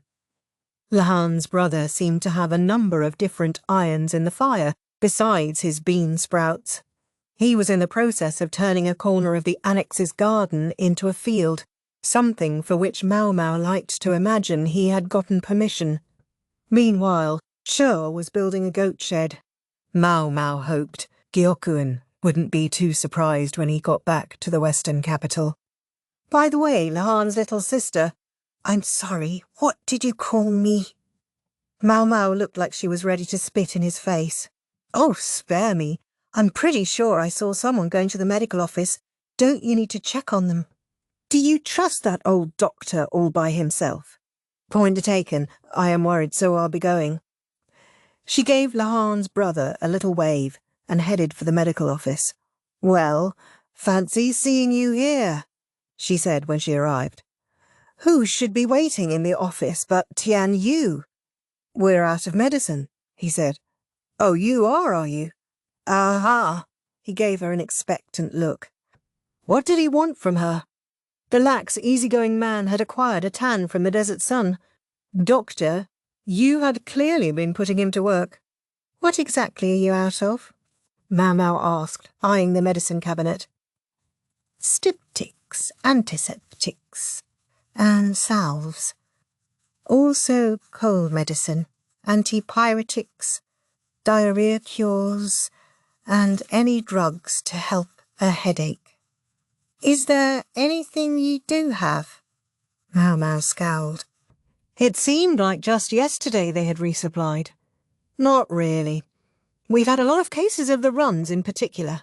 Maybe there's a sketchy restaurant in town, and the headache cures... Well, let's say I think our superior needs them these days. They only had 2 superiors, Dr. Yu and another physician. Somehow, Maomao suspected the man in question was the latter. Stomach medication might be better. Not that we have any of that, Maomao said. She meant it as a joke, but circumstances were getting less and less funny. This is the last of our medicine. Well, make some more, please. We don't have ingredients. Maomao and her companions were making as much medicine as they could. Even Lihaku and Chui were being pressed into service. Use substitutes, then. We are. We're almost out of them. Seriously? Doesn't that impact the quality? Well, we can't have everything, can we? Of course, Maomao would have preferred to supply only the best medicine. But they didn't have what they didn't have. The medicinal herbs aren't as good around here as they are in the central region, she said. Part of it was the climate. The region around the western capital had its own endemic plant life, including some with medicinal applications. But Maomao, who'd spent her entire life in the central region, didn't really know how to use them. This area was a nexus of trade and communication with other countries, and supposedly there was nothing that couldn't be obtained in the western capital. I just wish they would prioritize medicine in those supply shipments they send. Maybe they figured that food had to come first, and that medicine could wait. Or maybe the supplies just weren't reaching Maomao at the medical office. Huh, Tianyu grunted. At this rate, I wonder if it'll ever get back to the royal capital. Who knows? You think Liu Omen will be okay? Said the quack doctor, who had appeared without Maomao quite noticing him. Right, Pops. Lu Men were serving in the rear palace in lieu of the quack, so she hoped that he would be fine. If anything, she thought the quack should be more concerned about himself. They had known that the expedition to the western capital would be a longer one, but as Tianyu said, at the moment there was truly no end in sight. Maomao thought that maybe Jinshi, at least, ought to go back to the imperial seat, but he showed no sign of leaving. He might have rejected the idea himself, knowing him. Things in the western capital at that moment were, quite frankly, bad. Yes, they had known what was coming, and that made it ever so slightly better. But they were facing down a natural disaster. Insect plagues have supposedly been known to destroy countries before. Maybe there had been smaller swarms in the past here, but one as big as this. It must have been decades since such a thing had happened. Maybe 50 years. Jinshi had requested support from the central region, and his presence at least ensured that it was easier to get than it would have been otherwise. They might even send a little more than they would have otherwise, as long as he was there. From where Maomao was standing, Jinshi and the Emperor didn't seem to be at odds. Even if I still have some questions about the incident that got him sent here. Presumably, there had simply been no one else to go. I suppose the honoured imperial younger brother is still in his honoured room, doing his honoured work, Tianyu said, with no small trace of sarcasm. There's nothing else for him to do, the quack doctor piped up. The Moon Prince can't leave the mansion. It's dangerous. Yeah, I get that, but it's not a good look, Tianyu said. What do you mean? Soldiers are being sent hither and yon, while he just gives the orders, wolfing down his food in his nice, safe room, they say. Who says? One of the lower-ranking soldiers I overheard having his potato congee. Oh, my! The quack put his hands to his mouth and frowned in distress. But again! Here Tianyu turned to the counter-argument. Another soldier asked him, So, who do you think got you those potatoes? Huh!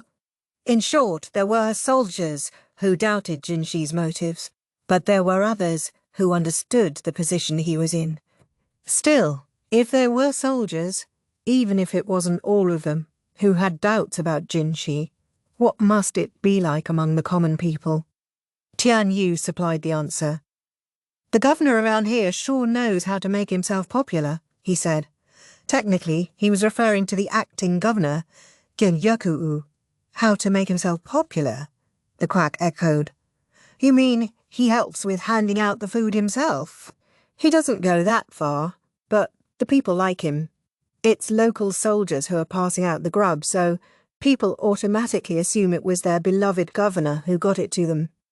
And the soldiers don't make any secret when they go out to stop people from making trouble, within the capital limits, at least.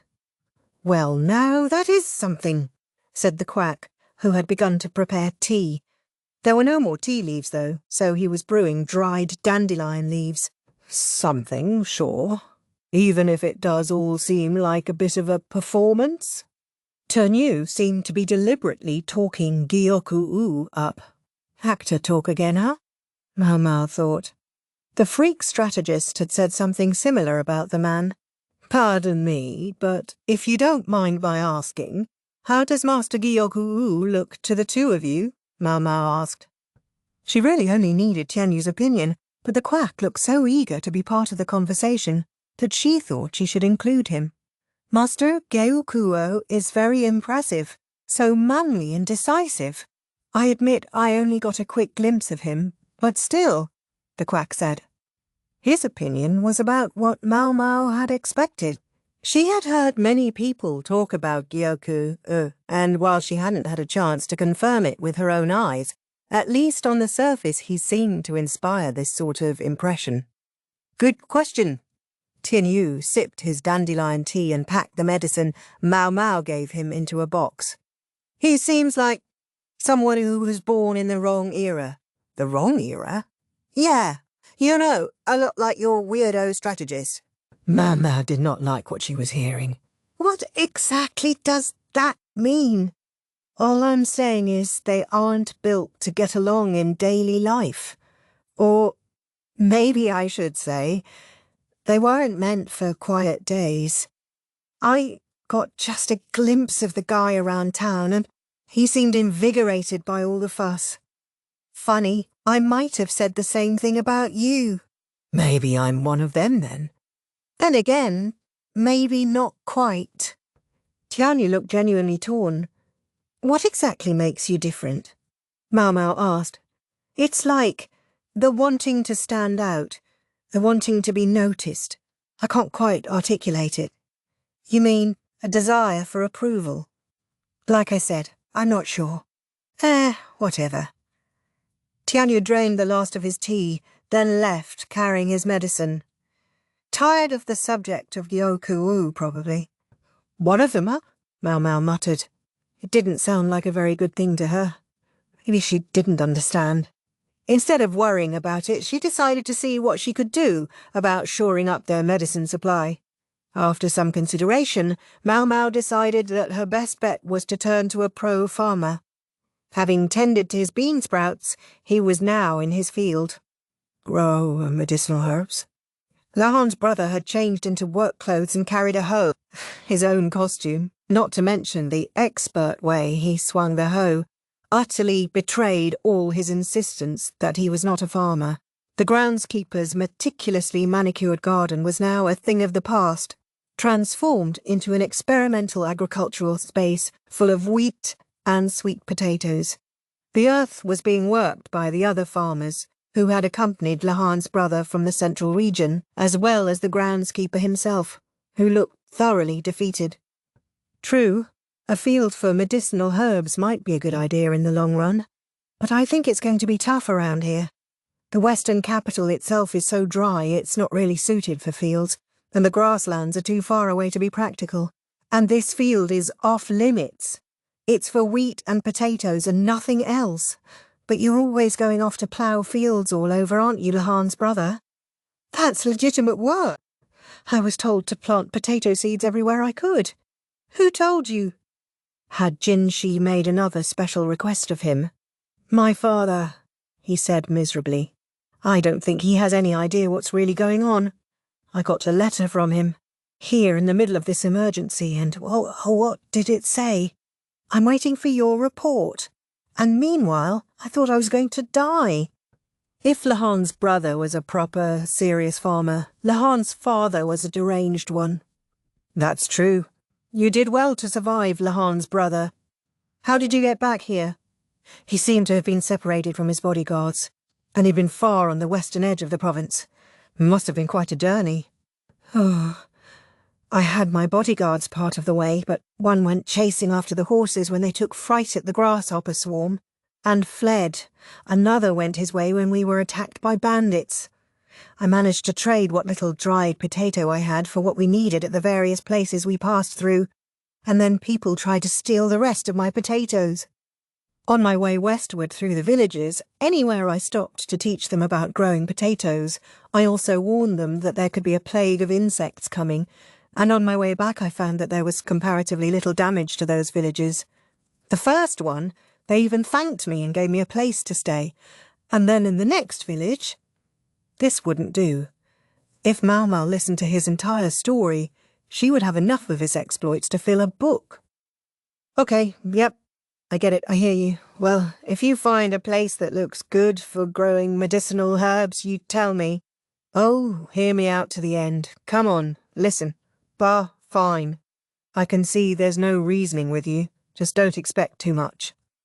Lahan's brother might mutter and grumble, but he was a really good person. He would do his job. It was the same reason Maomao prayed that people wouldn't work him into the ground. That reminds me. Some letters came for you too, he said. Oh? Who from?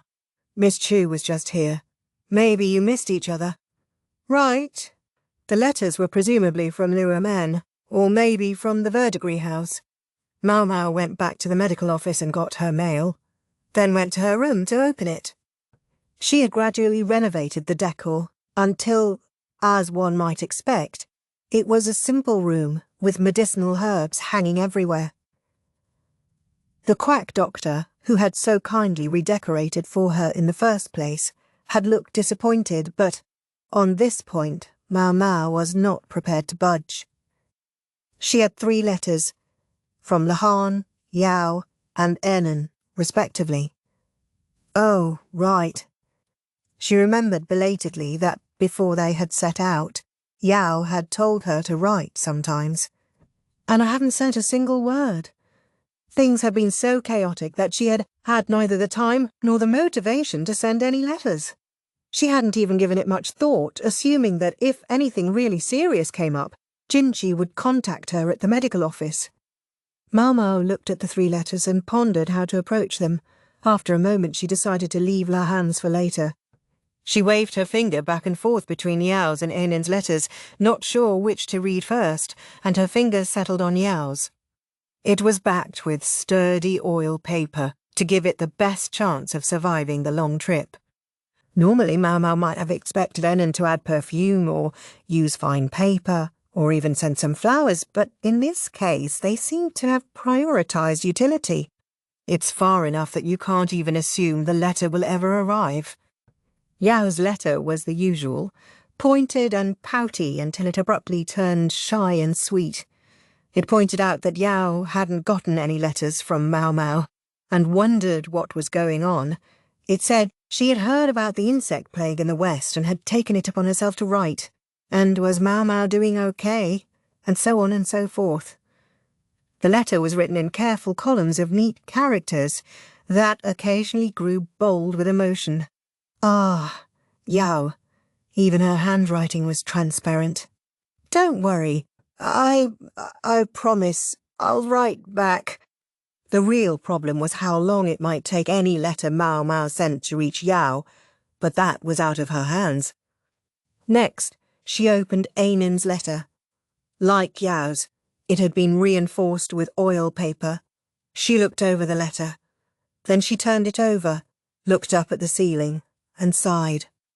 She pressed under her eyes with her thumb and pointer finger. Then she turned the letter back over and looked again. The paper was the same size as Yao's letter, but Enan's characters were hardly bigger than grains of rice, and ran together in a cursive hand, flowing down the page like a sutra. Some 90% of it was about Yao. This was no letter. It was a collection of field notes from Enan's observations of her mistress. Maybe Enan was trying to tell Maomao something important, but the more of the letter Maomao read, the more the message seemed to be simply, "My mistress is so darn cute." There was one thing that weighed on Enan, that Yao still hadn't given up the idea of doing the same work as a full-fledged physician. There seemed to be something else too, but it was only an implication, a whiff detectable from her dense text, and nothing more. Sorry, I don't have time to play guessing games, Maomao thought, and set Ainan's letter aside. All right, time for the last one. She was surprised to receive a letter from Lahan. Wouldn't it be better for him to contact Jinshi? Surely he realized that with Maomao there was the distinct possibility that she would throw the letter away without ever reading it. In any case, it had reached her safely, and for the sake of those who had helped it do so, she decided to open it. Lahan's letter, too, was backed with oil paper, like the others. It hadn't surprised Maomao that Yao's and Enan's letters might be constructed the same way, but Lahan's as well? That seemed a little odd. Then again, maybe they sold paper that was made that way, specifically for sending long distances. Whatever. She looked at the letter which said, "Yao and Enan are at my house yet. What do you suppose I should do?" The sentences evinced a rare display of uncertainty on Lahan's part. The rest of the letter politely asked after the health of those in the western capital, but the matter of Yao and Ainan was clearly his main concern. Hell, I don't know. Maomao carefully folded the letters back up. She needed somewhere to put them for the time being. The quack doctor had given her, at her request, an empty box from when he had gotten some manju buns, and she decided to use that. Maomao was a commoner at heart, unable to throw away even an empty box. Chapter 8. The Letters That Didn't. Another massive pile of papers had accumulated in Rikeson's office. It had been this way for days now, but they were necessary. There was nothing he could do about it. Instead, he worked his way through them, slowly and steadily, one thing at a time. There weren't enough administrators, and all the work those extra personnel might have done landed on Rikeson. It had been more than a month since the enormous plague of insects. The grasshoppers had attacked several more times, but after that things had calmed down. Well, not things, just the grasshoppers. Having eaten their fill, the loathsome bugs were now trying to leave a new generation behind. The problem was that people were fixated on the aftermath of the devastation. They were completely occupied with trying to make up for the damage to the harvest, but if they failed to take appropriate measures against the next swarm, the destruction would only get worse. Rikeson could feel a headache coming on as he confronted all the damage reports and requests for emergency provisions. He wished he had the power to save all the people, but he was, ultimately, a mid-level functionary. There was only so much he could do. He would have to assess the damage to each region and send support commensurate with the locality's population. If he miscalculated, it might cause more looting or even result in further death from starvation. Rikeson wanted to tear his hair out. When considering how much to distribute, he also had to check the records and requests against their stores of provisions. It wasn't that he couldn't do the math, but this was a heavy and wide-ranging responsibility that weighed on him. This would be a lot easier if Sir Lahan were here, he muttered. A job like this would have been a walk in the park for him. He could have held an abacus in one hand and done most of the calculating in his head. He would have been able to look at the numbers purely as numbers and determine the fairest distribution. Speaking of Lahan, it had been a long time since Rikeson had gotten any letters from him. The last one had come maybe 2 months before the swarm. Rikeson had written to Lahan a couple of times after the event. He knew the other man was never averse to information of this variety. He would have expected a prompt reply. He realized that communications were not as reliable as they had been before the swarm. But could 2 separate letters fail to arrive? Or had someone discovered what was hidden in the letters he had been sending to Lahan and the Moon Prince? Rikeson stopped an official who was just about to leave. "There haven't been any letters addressed to me, have there?" he asked. "No, Master Rikeson, I'm afraid not," the official said flatly. This man was one Rikeson had seen much of ever since being sent to the Western capital. He had brought letters to the others a number of times, so if he said there was no mail for Rikeson, he probably meant it. Was it only Rikeson who found that strange? Lahan being who he was, there was no way he didn't know about the plague of insects that had swept Ozi province. Moreover, he was a man with his share of curiosity. He certainly should have written to Rikeson sometime in the last month to try to sound him out about what was going on. Were things really that busy in the capital? Wait. Had Lahan written to anyone else recently? The thought of the young woman Lahan referred to as his little sister flashed through Rikeson's mind. He considered asking her if she had heard anything from him, but then thought better of it. It would be best if he kept his distance from Maomao. He knew she would keep her distance from him. That she would have to. That would be better for both of them. That was why Rikeson had made the joking offer of marriage. A joke it was. But he knew that the hyper-protective elements around Maomao would respond immediately. He mentally put the matter aside and decided to submit the papers he had finished reviewing. He stepped into the hallway to flag down an official, but then he spotted Gyokuen on the far side of the courtyard garden with several soldiers. Suddenly, Rikeson didn't want to be there. He retreated back to his desk and picked up one of the requests for provisions. Addressed to the governor, it came from one of the farming villages. They hadn't been able to harvest anything, so would he please send some food, it asked. The petition also touched on the conscription of soldiers. That wasn't something Rikeson would normally see. This matter should have been taken care of before it reached him. The administrators must have mistakenly included it among the mass of paperwork. The petition included such expressions of love and loyalty as the farmers knew how to muster. It thanked Gyokuen for having supported them out of his private finances several times in the past. In every way, the letter looked like an innocent cry for help from some innocent farmers turning to the best ruler they knew.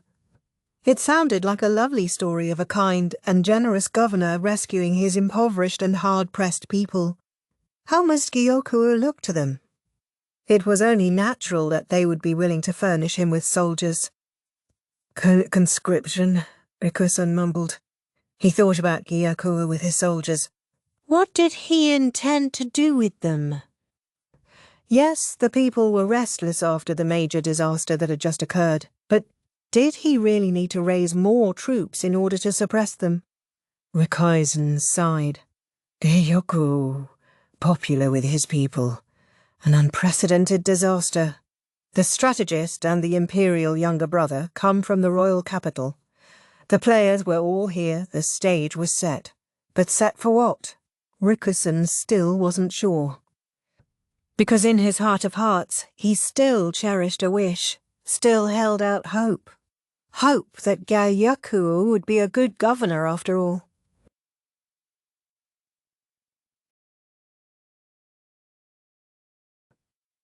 Chapter 9. The Meeting. How many times had Jinshi heard that something was for his own safety? For more than a month now, he had led a life that bordered on house arrest. He wasn't to go anywhere outside of Gyokuen's annex. Occasionally, he might be invited to the main house or the administrative office, but at such times he would be accompanied by a panoply of soldiers. Certainly enough to keep him from doing anything unscripted. Even from the brief glimpses he got out of his carriage as he went from one building to another, he gained a sense of the destruction. But he knew that, in any other case, it would have been much worse. Jinshi had come to the western capital in part on the assumption that this insect plague was going to occur. He had looked into old records about past plagues. They described entire crops annihilated, people so desperately hungry that they resorted to cannibalism. It was no exaggeration when people said that a plague of insects could destroy an entire country. Naturally, the dissatisfaction and anger were directed chiefly at the imperial family, which stood atop the national hierarchy. That was why Jinshi continued to submit to his confinement. At the moment, Gyokuen controlled what he could do. Nobody in Jinshi's entourage liked it. Some of them even regarded Gyokuen as a half-baked stage hero. But Jinshi had his position to think of. As the Emperor's younger brother, he was supposedly here to survey things in the western capital. As such, he was, ultimately, a guest. If he did anything to contravene that role, it could come back to haunt him later. Or at least, so he had believed.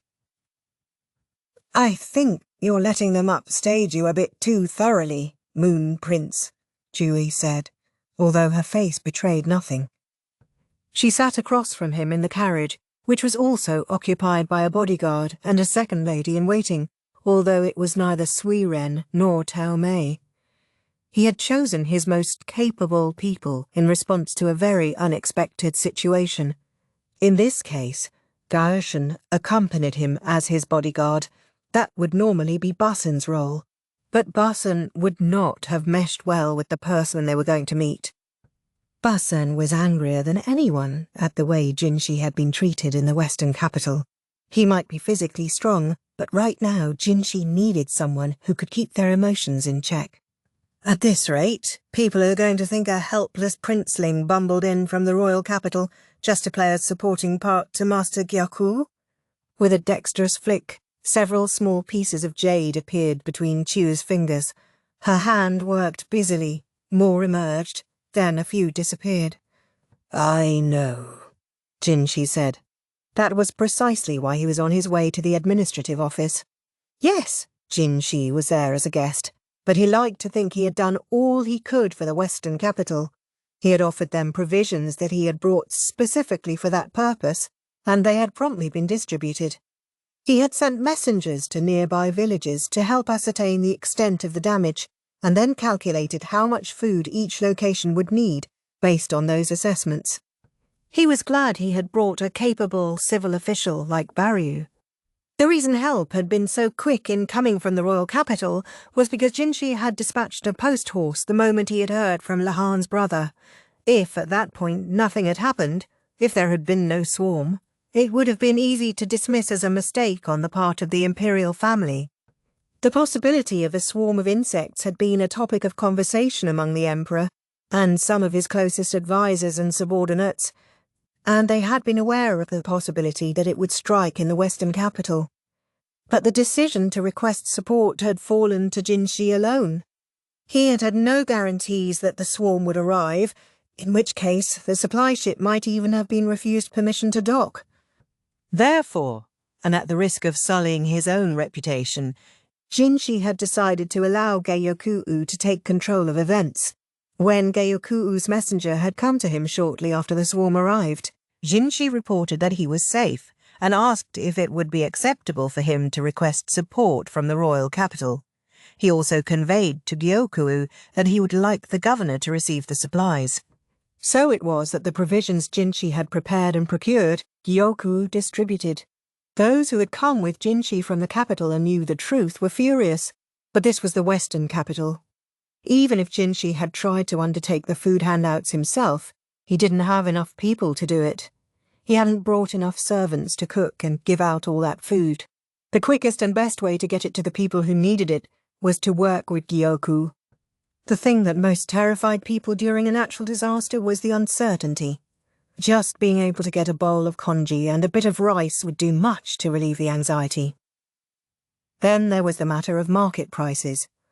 Jinshi had received his share of exasperation for having no idea what things cost, but he had been working on it the last few years, and liked to think he was getting better.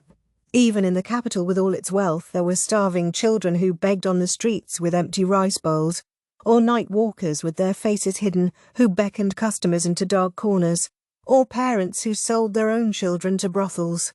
If he hadn't seen enough of it from his carriage as he passed by, he had witnessed more than his fill by walking those streets himself. Jinshi had worn fine silk all his life, had always had clear soup to drink every night and congee without any fillers. Even now, he was at no risk of starving, unlike everyone else in the western capital. Why? What was it all for? He would do best to throw away foolish pride. If Gyokuen wanted to stand in the limelight, then let him. Better for Jinshi to let himself be used like a tool than to stubbornly, selfishly refuse to help. In fact, perhaps it was Jinshi who was doing the using. Let the emperor's younger brother be useless. Who cared if the people mocked him? Far better he be someone no one would desire to manipulate. What would Barson think of all this? He would be mad with rage, perhaps, but unable to strike Jinshi in his anger. He would destroy anything else in the room that wasn't nailed down. Jinshi, for his part, rather liked the name Jinshi, even if it was an identity he had concocted to fool the eunuchs and the ladies in the emperor's garden. He preferred Jinshi, a name people could say, to Kazui Getsu, which none could speak, even if he knew that making himself approachable and easy to talk to was a pointless exercise. Time passed as he ruminated, until he found himself at his destination, the administrative office. "Okay, we're here." Choe looked outside and grinned. Jinshi deliberately adjusted his mindset. Approachable he might be, but they were not going to take him for a fool. He was shown to a room with a round table. Gyokuen and Lakan were already seated. Lakan, apparently with time to kill, was working Go problems. In a corner of the room waited bureaucrats with papers of some kind. Gaoshun and Chue traded a look. This didn't feel like the last time they had met Gyokuen, or the time before that. They were especially curious about Lakan. It wasn't always possible to predict how the fickle genius would behave, and that made it even harder to guess why he was at this table. "My apologies for summoning you here," Gyokuen said, rising to his feet. Already, Jinshi knew it had been the right choice not to bring Basen. To have been sitting at all when a member of the Imperial family entered the room could be considered a sign of disrespect. On that note, Lacan showed no sign of looking up from his Go problems. "What might I do for you?" Jinshi asked. "If this is about the insect swarm, I've brought some materials relating to the matter." Gaojun produced the papers. They concerned some preliminary calculations about the food handouts that Jinshi and his people had made. They also described research into hardy crops that were quick to go from planting to harvest, food that might help provide famine relief if the provisions proved insufficient. In this, Maomao's and Lahan's brothers' knowledge had proved invaluable. Finally, there were some reports about medicine and other things that would need to be supplied once the food situation was addressed. Yes. You've been a great help to us in the face of this disaster. Moon Prince. I never imagined aid would come so rapidly from the central reaches. Well, Jinshi had, because he had requested the support several days before mentioning the matter to Gyokuen. He had been banking on the fact that the request would spend at least that long in committee when it reached the royal capital. "Are you in need of further supplies?" Jinshi asked. He had reviewed the reports himself. The current stock of provisions was expected to hold out only 2 or 3 months at most, but there was a limit to how much support could be provided. The real solution was to get some crops growing as quickly as they could. "I do wish to ask you for more support, if I might." "In the form of personnel." "Personnel? How do you mean?" True, Gyokuen was clearly short-staffed, but just sending in new folks willy-nilly wouldn't solve the problem. If he wanted more farmers, it would be better to teach the locals than bring in outsiders. "I need soldiers," Gyokuen said. "Why? You need help suppressing bandits?" Food shortages tended to make the gulf between the haves and have-nots especially apparent. As the poor began to starve, they would soon turn to crime. The whole reason Jinshi had hurried to provide extra food was to blunt that possibility, to fill people's stomachs before they turned to violence. Gyokuen gave Jinshi a smile that verged on a leer. It was an expression one would never have seen from his father. It was the look not of a merchant, but of a soldier, of a man less interested in kindness and decency than martial valour. A bureaucrat behind Gyokuen handed him a large piece of paper. "I would like you to take a look at this," Gyokuen said, and placed the paper on the table. It was a map of Aisei province, with several areas circled in ink. Some of the circles were black and some were red. With more red circles, the farther one went to the west. Lacan said thoughtfully, looking up from his Go problems. "Bandit attacks?" "Precisely." They had circled everywhere an incident had taken place.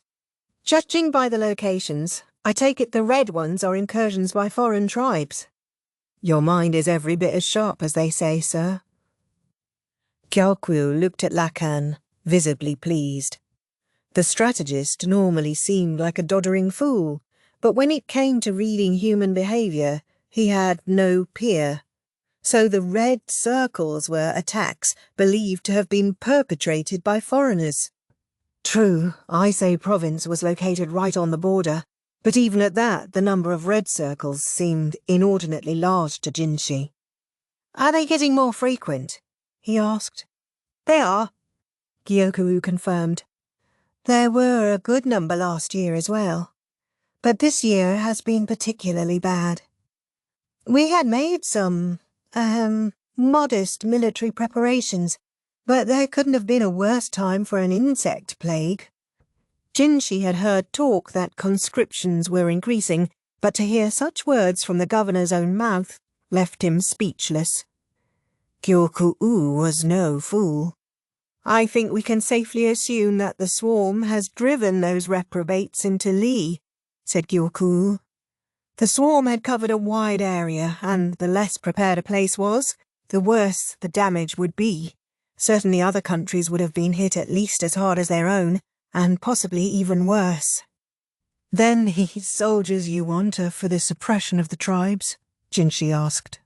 There had been such an excursion some years before, but that had been merely about pushing the foreigners back.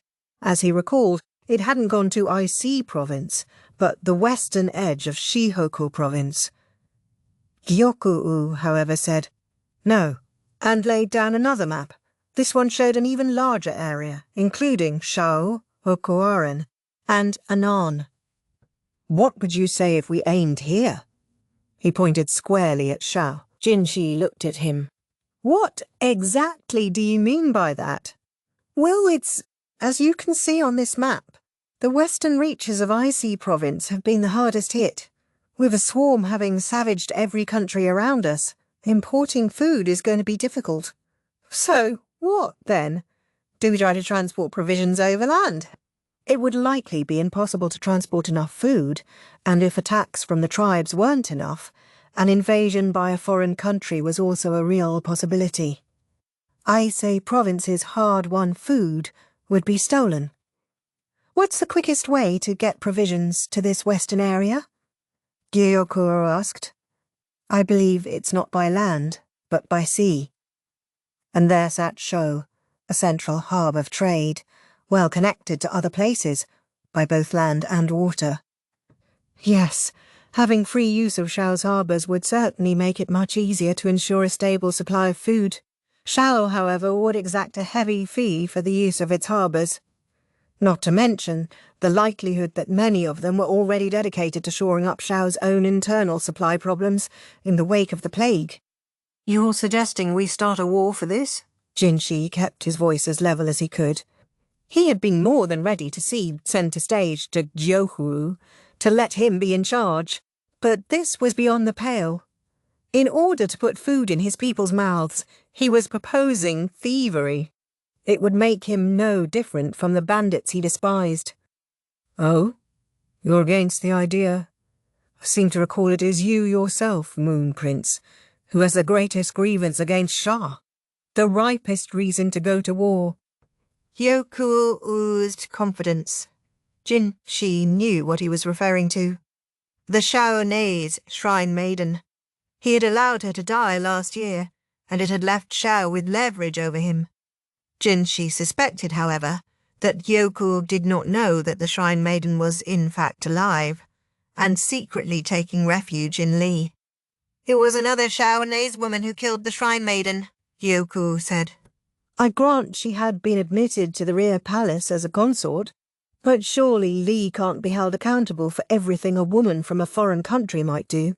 Certainly Li had come off the worst in the opinion of the wider world, and the imperial family in particular had been embarrassed. Shou used the murder of their Shrine Maiden to try to blackmail our country. More than reason enough to go to war, I would say. But you wouldn't, Imperial younger brother. Depending on the era, a reason to go to war could be nearly anything. After all, simply besmirching the ruling family could get an entire clan wiped out. Now, Gyokuen turned to the strategist. "What do you think, Sir Lacan?" Lacan once again stopped working his Go problems and studied the map intently. He wore the same look with which he would appraise a board game. He reached out to his aide, who gave him a bag. There were shogi pieces inside. "I don't know about your reasons or excuses. All I know is how to win at shogi," Lacan said, and then he started arranging the pieces on the map. The aide gave Jinshi an apologetic look. There was no malice in Lacan, but neither was there virtue. So long as something didn't harm him or his family, he paid it no mind. If there was a chance to participate in an interesting game, however, that he wouldn't miss. Jinshi saw now why Gyokuen had included Lacan in this conference. To the strategist, war was just a combination of his favourite games. It was a shogi match, using human pieces, and a game of Go, in which you captured real territory. "If you would stand at our head, Moon Prince, I have no doubt the people of the West would rally behind you. This, then, was what Gyokuen was really aiming at with Jinshi. Don't you think that the people wish to behold you not merely as a visitor, but as a leader? There was one thing that Gyokuen seemed to have misunderstood. He believed Jinshi was eager for people to see him in his true guise. He was trying to flatter Jinshi's pride as part of the Imperial family. If you should step forth, I would support you wholeheartedly. I would be your right hand, Gyokuen said, his gaze piercing. Jinshi found himself wondering if Gyokuen truly was related to Gyokuen. She, too, could be strong-willed, but she was nothing like this. Jinshi could see it in Gyoku's eyes. He wanted war. He was eager for it. I may summon soldiers, but people live here. Yes, they do. Our western lands are home to many loyal hearts. They may be merely farmers, but if the need were to arise, a great many of them would lend you their strength. Imagine, you leading us in Serlag and formulating our strategy. And finally, though I grant our power be modest, the Yu clan would stand to aid you. The Yu clan? Gyokuen might have started life as a merchant, but he had influence all over Aisei province. His current power might even surpass that of the Yi, who had been destroyed 17 years before. Jinshi narrowed his eyes. Tell me, does Sir Gyokuen know about this plan? There was the slightest twitch of Gyoku's eyebrow. My father has long spoken of what we might gain if we could extend our reach into Shao's territory. Ah, so he doesn't know. And yet the whole clan of you would stand by me. Jinshi, drawing on his experiences in that den of women, the rear palace, remained resolutely calm. Compared to the lies women told, men's braggadocio was rough, their facades easy to poke holes in. A sea route, he said. Yes, the benefits would be great. It does make one wish for Shao's harbours, doesn't it? But it would come at too high a price. What of the other countries with which Shao shares a land border? They might cease to send trade goods. And then there's the question of attacking a nation that has made itself studiously neutral, as Shao has. Would we not be seen as barbarians who refused to respect the agreements? Sir Gyokuen, I feel sure, would weigh all these things carefully in his calculations. Gyokuen, as we've said, was a merchant at heart, and he knew better than to fixate on the profit right in front of his eyes. He would be sure to ask what he would sacrifice to gain it. Even if his son had written to him seeking his advice on this matter, Jinshi was confident that Gyokuen would have told him that it was too soon for such a move. Jinshi thought he caught a flicker in Gyoku's eyes at the mention of his father's name. He thought the other man was the slightest bit shaken. Gyokuen adopted a discontented air. Jinshi, meanwhile, refused to let his expression soften. The Emperor's younger brother he might be, but he knew that even so Gyokuen would view him as a young upstart, hardly half his own age. Perhaps he thought he could overwhelm Jinshi with sheer presence. He could not. I'm here as a representative of the central region, but I am also His Majesty's eyes, and it would not be fitting for the eyes to take it upon themselves to command. The words, His Majesty, sent a shiver through the bureaucrats waiting nearby. All of them hailed from the western capital, meaning that they were Gyoku's allies, and presumably viewed Jinshi as little more than an insouciant child. There was audible muttering when the child pushed back against their own master. Gaoshin gave Jinshi the faintest of smiles. Perhaps he had a bit less heartburn now. Chair could spare them the raised thumb, though. Gyokuen would not be put off so easily. You say, then, that as the Emperor's eyes, you cannot make decisions on your own? Yes, definitely the right choice to leave Basen behind. He would have risen to this obvious provocation and only made things worse. I say this because I have decided. Have you determined that an attack upon Shou would do more good than harm? A merchant must be skilled at such calculations. Jinshi returned taunt for taunt. He knew he was very much on Gyokuen-O's home ground here, and he had no desire to engage in a losing battle. He wished he had reinforcements at this moment.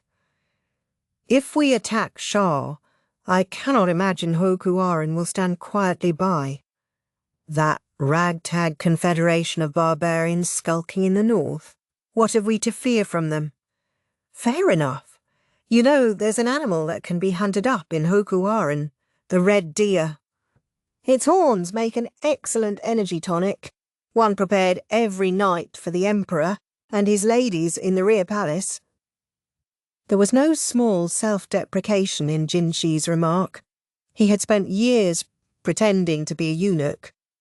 He knew how to let ridicule roll off his back. Then there's the tigers. They have very large ones up north. The bones are used in making wine. It was called, appropriately enough, tiger bone wine, and it was said to be highly nourishing. Needless to say, Jinshi had become quite knowledgeable about medicines. A physician with extensive experience of medicines taught me, so it was quite effective, he said. Strictly speaking, it hadn't been a physician, but his point was made. Moreover, he wasn't so sure whether the elixir had been effective or not. He had left it to the chefs in the rear palace to serve the medicinal meals. Medicines and alcohol, Lacan muttered. Say, Onso, once this war starts, will we still be able to get those things? We may be able to, sir, but they'll probably be much more expensive, his aide replied. Medicine tends to be scarce in times of war. It's hard on doctors and apothecaries. I see. Lacan returned the shogi pieces he had been placing into the bag they came from, and stood up. Onso was a highly capable aide-de-camp. He had naturally understood what Jinshi was trying to communicate to Lacan. What seems to be the matter, Lacan? Gyokuen asked, puzzled. Sorry, I'm leaving, Lacan said. And with that, he turned and went. Master Lacan, wait for me, Onsao cried, chasing after him. The Westerners had hardly picked their jaws up off the floor when Jinshi stood as well. It seems our strategist is in no mood for war.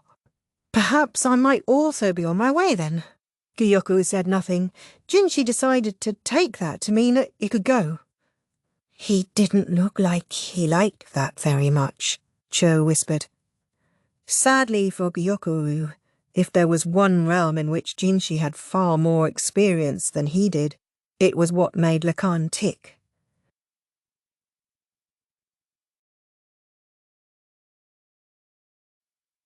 Chapter 10. The Golden Ratio. What to do? Lahan's brother was fretting, a large map spread before him on the table in the medical office. Yes, whatever to do. The quack doctor was also fretting. Maomao needed him to do some work, so she placed a mortar and some herbs beside him. What are you doing here, Lahan's brother? She asked him. This was the medical office. It wasn't a place where non-medical personnel should just settle in and start fretting. Then again, she could understand. Of everywhere in the mansion, this was perhaps the least on edge. The old guy said I could, Lahan's brother protested. Lahans is so tired, young lady, he needs somewhere to rest. The quack seemed to be under the impression that Lahan's brother's name was Lahans, but it seemed like too much trouble to correct him. Even Lahan's brother himself didn't say anything. Had day after day of grueling fatigue drained him of all desire to argue? Or hadn't he noticed? Or had he even come to accept this state of affairs? He's definitely worked harder than any of us. His actions might have saved tens of thousands of lives from the insect plague, and he hardly seemed to realize it. Maybe when this was all over, she could ask Jinshi about giving him a reward of some kind. What are you looking at anyway? Maomao asked, peering at the map. Now that she got a good look at it, she realized it was covered in annotations, describing things like the climate and soil type of each region in considerable detail. I kept notes on this map when I went on my grasshopper slaying journey. I wanted to write down any unique qualities of the fields, since I had the chance, but in the end I barely got to half of them. Oh man, this guy is useful. Unfortunately for him, his job in this case was to be used and used again, only to see others steal his best moments. Maomao vowed afresh that she would see him recognised for his contributions this time, if never again. From the map? I take it that you're trying to decide where to grow crops. Didn't you do that already? This time it's more concrete. The powers that be want to know what crops can be grown where.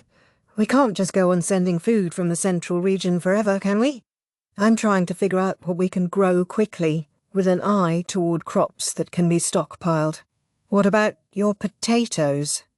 I can't give them anything that I don't know for certain will grow. The next several years will be an experiment. Apparently he didn't intend to imitate his father. What about, ordinary wheat? We could clear out the fields that didn't get harvested and replant right away. Oh, we're going to grow wheat. Only in the fields where it was initially planned, though. Planting wheat in the same field year after year reduces the harvest. Oops. Right. Maomao nodded. What's all this about fields and harvests? The quack said. He was failing to follow the conversation as usual, but anyway, he was there. Beans might be feasible, but the harvest for those is late. Might not be much we can do about that. Lahan's brother seemed to have an almanac in his head. The real problem is seeds. Seeds? You mean, like, regular seeds? Yeah.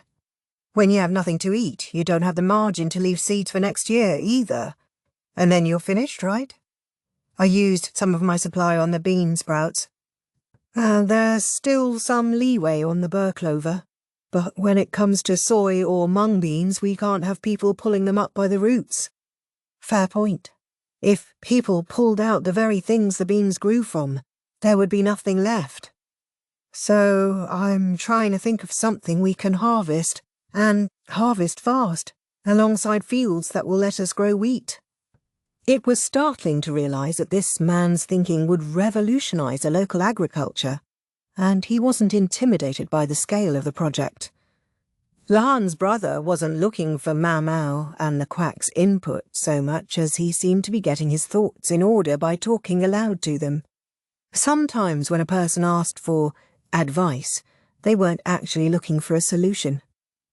The thing is, I need to keep yield, population, and soil quality in mind all at the same time. I was never much for calculating. If Lahan were here, he would have it done in a second, Maomao said. Don't you mention Tousle glasses to me, Lahan's brother snapped. His annoyance was understandable. Unlike his adaptable, politically astute younger brother, he had had to live with the short straw all his life. He is your younger brother, isn't he? Maomao asked. He's your older brother, isn't he? Lahan's brother shot back.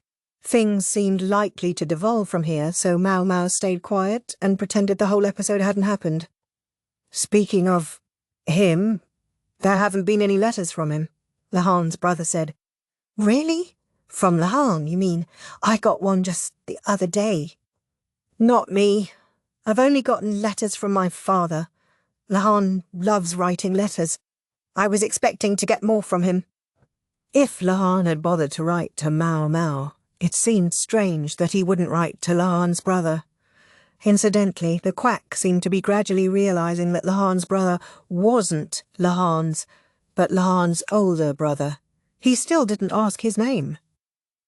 Maomao paused thoughtfully. What is it? Lahan's brother asked. Nothing, she said. She was simply thinking about the letter she had gotten a few days earlier. She had dismissed it without much thought then, but now... She stood up. I'll be right back. Oh, sure. Maomao went up to her room, where she found a small vase of flowers. She had stripped the place of anything too girlish, but the quack occasionally left little decorations like this. Here, Maomao said, returning with the box in which she kept her letters. What's this? The letter I got from Lahan. Huh. Doesn't this paper look oddly nice to you? I initially assumed it was to help it survive a long journey. Maomao stared at Lahan's letter. The regular writing paper was reinforced with a backing of oil paper. Yao's and Enen's letters, which had come at the same time, had been constructed the same way. Hey, what's this sentence mean? Lahan's brother asked, giving the line Yao and Enen are at my house yet. What do you suppose I should do? Very close scrutiny. Oh, you know, Maomao said, giving him a brief rundown on Yao and Enen's situation. Just imagine what Lahan's brother's face looked like then. The corners of his eyes, wide and astonished, were raised in fury. His nostrils flared, and he bared his teeth like a beast. His hair stood on end, so violently it seemed to stretch up to heaven. Yeek! The quack cried, shrinking back. Maomao was almost as surprised as he was. She hadn't even known Lahan's brother was capable of looking so angry. If someone had carved his likeness in wood at that moment, it could have passed for a wrathful deity. That bastard! He chases me to a piddling field somewhere while he lives in a mansion with an eligible young woman, 2 eligible young women. With Enen around, Maomao was sure that there would be no trysts, assignations, or romantic rendezvous of any kind. But she didn't think trying to explain that to Lahan's brother would help at the moment. He's always been like this. Always waltzing in to steal my thunder. The quack doctor was still cowering, so Maomao grabbed the duck as it went by. Lahan's brother buried his face in its feathers. Duck therapy. After a few minutes, Lahan's brother's face was back to normal. The duck, evidently unwilling to work for free, began badgering the quack for some food. With Lahan's brother finally calm, Maomao thought maybe they could get back on track. "Don't you think there's something odd about this writing?" she said. "Oh? Huh? How so?" He even sounded different now. For all the La blood in his veins, he was a surprisingly normal person, and relatively handsome to boot, but at that moment he looked supremely sullen. If duck therapy wasn't enough, a cat seemed the next best thing, but unfortunately the little calico furball was far, far away. Again, I would have understood, but yet. That doesn't make sense. Those 2 went home once already. What do you mean? They went home once. This is the 2nd time they've been there. Lahan's brother, please keep your distance when you're making that face. I told you not to say Lahan's name in front of me. Yeah, okay. Lahan's brother appeared to be manfully enraged by his younger brother's relations with the fairer sex. Just suppose, that Yao and Enen had once again sought shelter at Lahan's house because of things with Yao's uncle. Maomao could imagine that. But she was also sure that Lahan, of all people, would never write yet when he meant again. There's something going on here. She studied Lahan's letter. It was stuck firmly to the oil paper backing. There didn't seem to be any way to separate them. No, wait. It looks like somebody tried to peel them apart. Each of the 4 corners of the oil paper looked like they had been peeled at, although the traces were faint. Somebody pulled them apart and then pasted them back together. She examined the other 2 letters. If something had been done to Lahan's missive, it seemed more than likely that the other 2 had been treated the same way. When she looked closely at the text, she could see the characters were a bit blurred. Probably a product of pasting the oil paper on after the letter had been written, with the glue seeping through to the front. What had happened to the letters? If someone had given Yao and Enen some idea, some little thing to do to their messages, they might all somehow be connected. Maybe I'm supposed to put it over an open flame? No, they were on oil paper. It would burn if exposed to a flame. Maybe the whole reason the letters were backed with oil paper was to fool any would-be tamperers. It would force them to actually look at the letters, whereupon they would discover there was no sensitive information in them. But That was a bluff. Maomao continued to stare at the letters. Lahan's brother joined her. The quack, not wanting to feel left out, assumed a thoughtful expression. "Are you sure this came from Lahan?" Lahan's brother asked at length. "What makes you say that? That's his handwriting. I know it pains you, but try to accept reality." "That's not what I mean. You know how obsessed he is with numbers, right?" "Yes." Oh boy, did she ever know. "But doesn't this letter look ugly to you?" Lahan's brother spread open his younger brother's letter. "I wouldn't say it seems unusual." "No, it is. When he writes a letter, it's always on paper that's 5 lines across by 8 lines down." "Never knew that."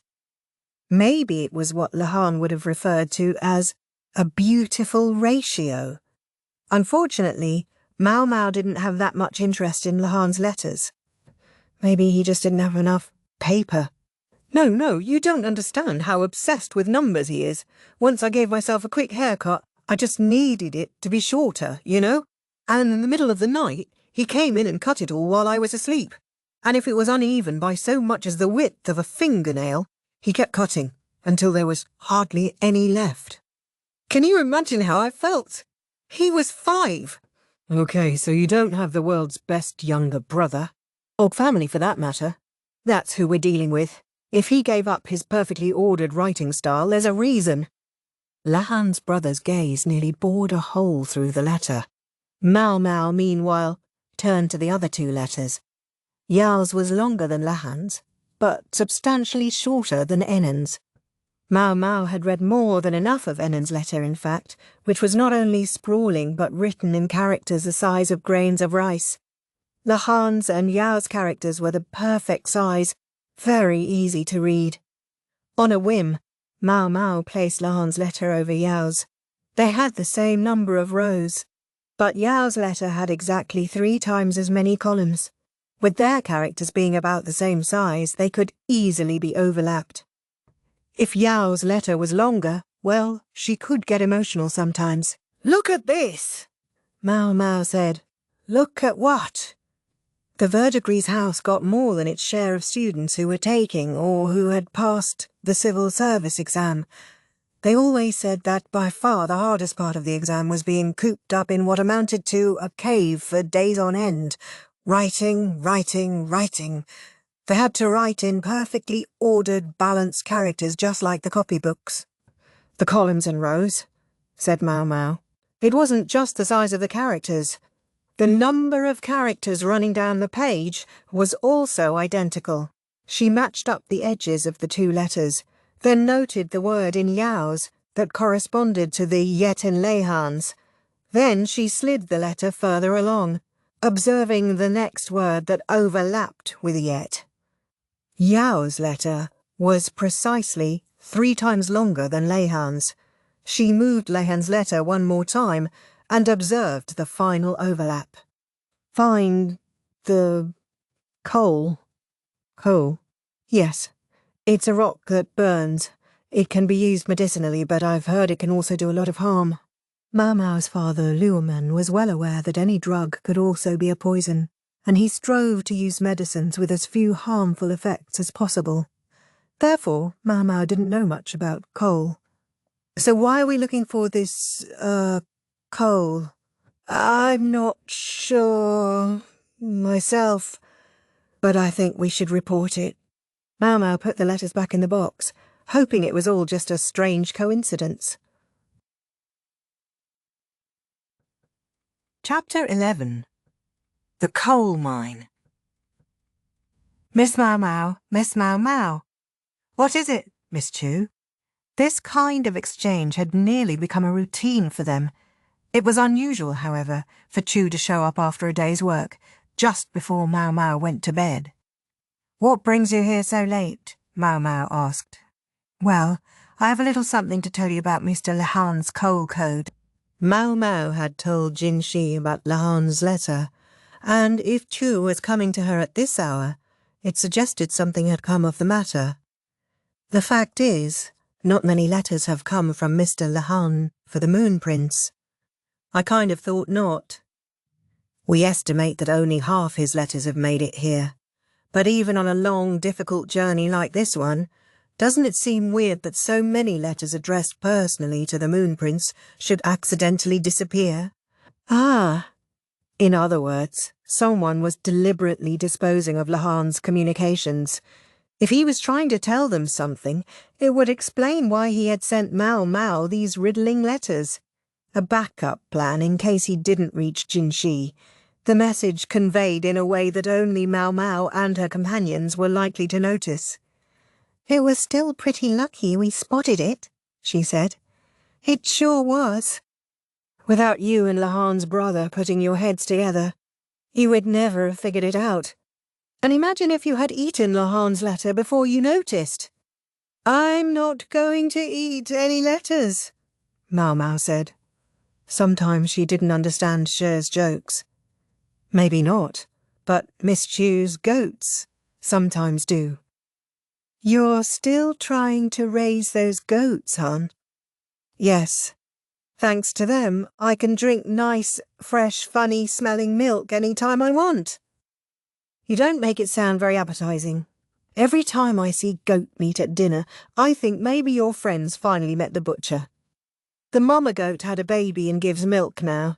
The kid is a boy, so he can be the husband of the third goat. As for the daddy goat, he went on a very long trip to a faraway place.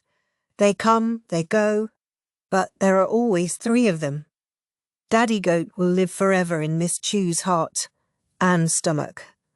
Which all seemed to work out to such. One of the goats had been eaten. Maybe that was the animal Tianyu had been practicing his dissection on. Now, maybe let's get back on subject. "Yes, please," Maomao said. If she entertained all Chu's digressions, it would be morning before long. "About that coal, it seems Icy Province did mine some, although only a little bit." "Oh, indeed. But that was almost 20 years ago. There are no records of any recent mining operations." "Still, what an intriguing thought. Let me guess, there are no records left from 20 years ago?" Maomao asked. The suppression of the Yi had occurred 17 years past, during which time much of the era's paper trail had been burned. "You're exactly right. Our suspicion is that there was someone among the suppressees who was in charge of the coal mining." "Well, that doesn't help us much then. But there must have been some people who did the actual mining, right?" "Yes, but, you know, what happens to people after a major conflict like that, who can say? The mine never yielded that much anyway, so it was abandoned." "But in that case, or anyway, it would create some very enticing opportunities if people believed that was true," said Chu. Now, this was a striking turn in the conversation. Chu went on. "Miss Maomao, did you know that Master Gyokuen invited Master Jinshi and the old fart strategist to have a little chat?" "No, and I don't want to know," she said firmly. "I gather that Master Gyokuen suggested starting a war against another country. You don't much care what I think, do you, Miss Chu?" "Miss Chu believes information should be shared with the right people." This information, however, was decidedly not something Maomao wanted to hear. It was clear why Chu had come to Maomao's room at night, though. If the quack doctor heard about this, he would have been very distraught. "Now, which country do you suppose Master Gyokuen suggested fighting?" "I can't hear you," Maomao said, pressing her hands to her ears. Chu grinned and tickled her. "Hey, no fair?" Maomao flopped helplessly onto the bed, and Chu jumped on her, pinning her down. "So much for plugging her ears," Chu whispered to her. "He's not after her Hukuaren. It's Shao he's after." I didn't want to hear that. No, she would have preferred not to know. But now that she knew, she had a question. "Why, Shao? I would have thought attacking them would do us more harm than good." Setting aside the fact that attacking other countries is completely stupid to begin with. Good question. One benefit is that if we capture the nearest city, it comes with harbours. We would have free use of the sea lanes, and that's worth a lot. Importing crops would be much easier. True, perhaps. Yet to Maomao, it didn't sound like enough. Plus, considering what Shah did to us last year over the Shrine Maiden, we have a ready excuse. All the more so if the Moon Prince, whom they wronged more than anyone, were to lead us. It might look like a good excuse outwardly, but hadn't there been a lot of behind-the-scenes dealing? If the former Shrine Maiden were willing to provide information, they might indeed gain some extremely useful intelligence on how to attack Sho. But did Gyokuen know that the Shrine Maiden was still alive? Surely not. One more thing. Everyone's on edge right now, and it makes people prone to violence. If we can point that anger away from our leaders and toward another country, wouldn't that be helpful? Think of all the people who lost their jobs because of the swarm. How many of them have become bandits? Just imagine what the old fart could do with pieces like that, to deploy in battle. It was hardly an uncommon reason to start a war, but Maomao was nobody's fool. I thought Shah was supposed to be a neutral country. If we invade, Miss Chu, won't other nations be mad at us? I should think so. Hogwarts in particular would take it hard. You could argue that if we can seize the harbour in one fell swoop, we might manage things somehow, but we would still have a rough time of it. And it would cost a lot of money. She sprang to her feet. But what if, say, there was a mountain with a coal mine on the western edge of the province? The western edge? On the border with Shaw, in other words. Coal doesn't get used a lot in Li, but it's an important fuel resource in places without much timber, Shu said. That's what I've heard. She didn't know firsthand. She had never used the stuff herself, but a fuel that could be used without needing to make charcoal would certainly have its uses. They say it stinks when you burn it, though, so people don't like it as much as charcoal. Luo Men had used coal during his studies abroad. Burning it produced secondary products that were poisonous but could also be medicinal. If it was too much trouble to mine the coal, however, there was no point. Yes, the former Empress Regnant had banned logging, but even so, charcoal remained a better and cheaper fuel than coal. Wow, really? What does it smell like? Chu asked. I mean, I haven't smelled it myself, but I'm told it's acrid. They say if you smell it once, you'll always recognise it. I guess the only way to know for sure would be to burn some ourselves. Maomao stayed seated on the bed and watched Chu. Oh, well, suppose there was a great deal of coal that could be extracted from the Shah side. What if we could import that with our newly obtained sea route? What if Shao didn't even know there was coal there, or what it was worth? Although, to be fair, I doubt they really don't know what it is worth. That would change the equation, whether or not there would be a profit, whether or not to go to war. If there were some other way to use coal too, that would change things even more, but let's set that aside. Che mimed putting an object to one side. Now I understand why Lahan told me to look for it. Mama was suddenly very tired. Lahan had found out, somehow, that there was coal in Aisei province. He had found and examined records and materials about the province, whatever was left in the central region, and he had discovered that, officially, there had been no mining. This is completely different from the over-reporting of the crops. If the visitors from the central region learned about this, it really would be trouble. So have they been mining the coal without informing the government? It would certainly explain how there were enough resources to provide for farmers in times of poor harvest. Moreover, it would be hard to believe that such a thing had been done exclusively on Gyoku's personal initiative. Maomao broke into a very unpleasant sweat, but Cho looked as cool as could be. Miss Cho, Maomao said. What is it, Miss Maomao? Tell me!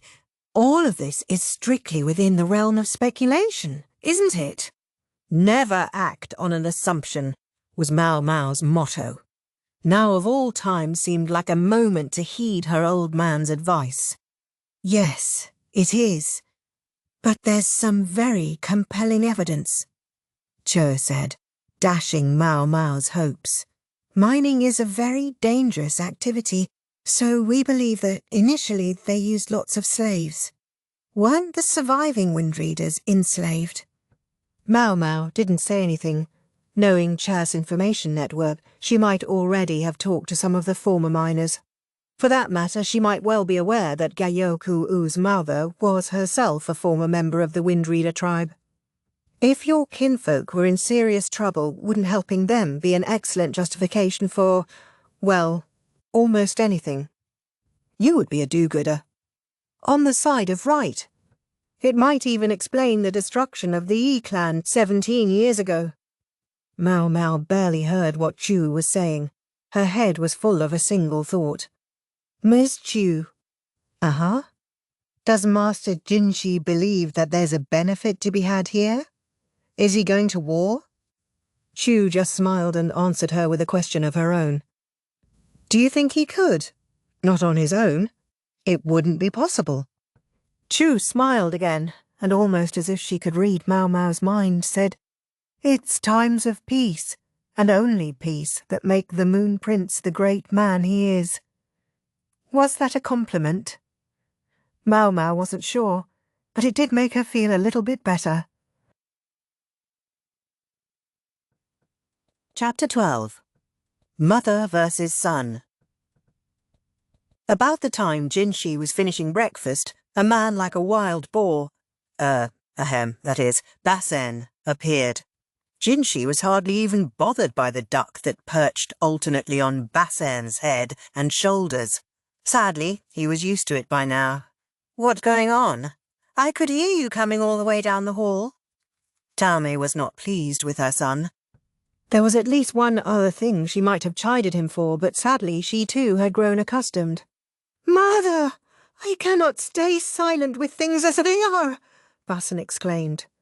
The duck gave a sympathetic quack and flapped her wings.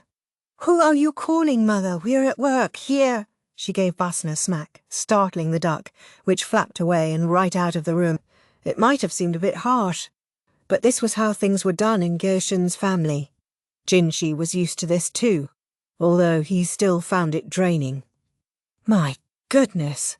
Suiren put her hands to her cheeks and laughed, while Chu was uncharacteristically silent, trying not to draw attention to herself. As usual, Barryu was secreted behind his curtain. Jinshi could hear paper shuffling back there, so he knew the man was getting ready to work. Gyokuen, as it happened, was out at that moment. If he had been there, he would have looked more pained than anyone by the behaviour of his wife and son. "You're the royal bodyguard, Basen. You could stand to act like it," Tame said. "A master is shamed when his servants make fools of themselves." "But Lady Tame," Basen said, knowing better than to make the same mistake twice. Chu suppressed a smile at the mode of address he chose. "Tell me, can you stand by and watch this happen?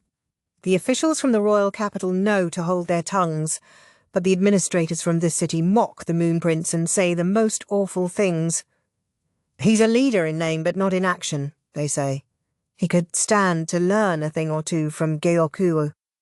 Tame's hand rose again, the back this time. Chu yelped and put her hands to her cheeks, smooshing them together. Even Barryu was evidently interested enough to peek out from the gap in his curtain, although he was ultimately just an observer. "You will refer to the governor with respect. I don't care how low a piece of humanity he is, he still outranks you. If you give the slightest cause to be upset with you, you'll only sully the Moon Prince's name." A low piece of humanity. Jinshi could tell Tame was barely holding back her disgust herself. For better or worse, Jinshi had become more than used to enduring such mockery during his time as a eunuch, so the alleged taunts barely moved him. It would be counterproductive for mother and child to start fighting, so Jinshi stepped in. He could possibly have instructed Suiren to intercede as well, but she was looking directly at him, so it looked like he had to do it. "Will you both please contain yourselves?" he said. "But, sir," they said in unison, for once in harmony. Your point is that I'm not viewed favourably in the Western capital. Well, I knew that. What exactly is the benefit in getting upset about it? Moon Prince, Basen said. You've done so much for this city, and Gyokuen is taking the credit. Shouldn't you make your work more visible? Do you think that would gain me anything? Everyone in the room fell silent. First, Jinshi looked at Suiren. We would have to find you more bodyguards, she said. Then he turned to Tao Mei. Shall I obtain Sir Gyoku's permission?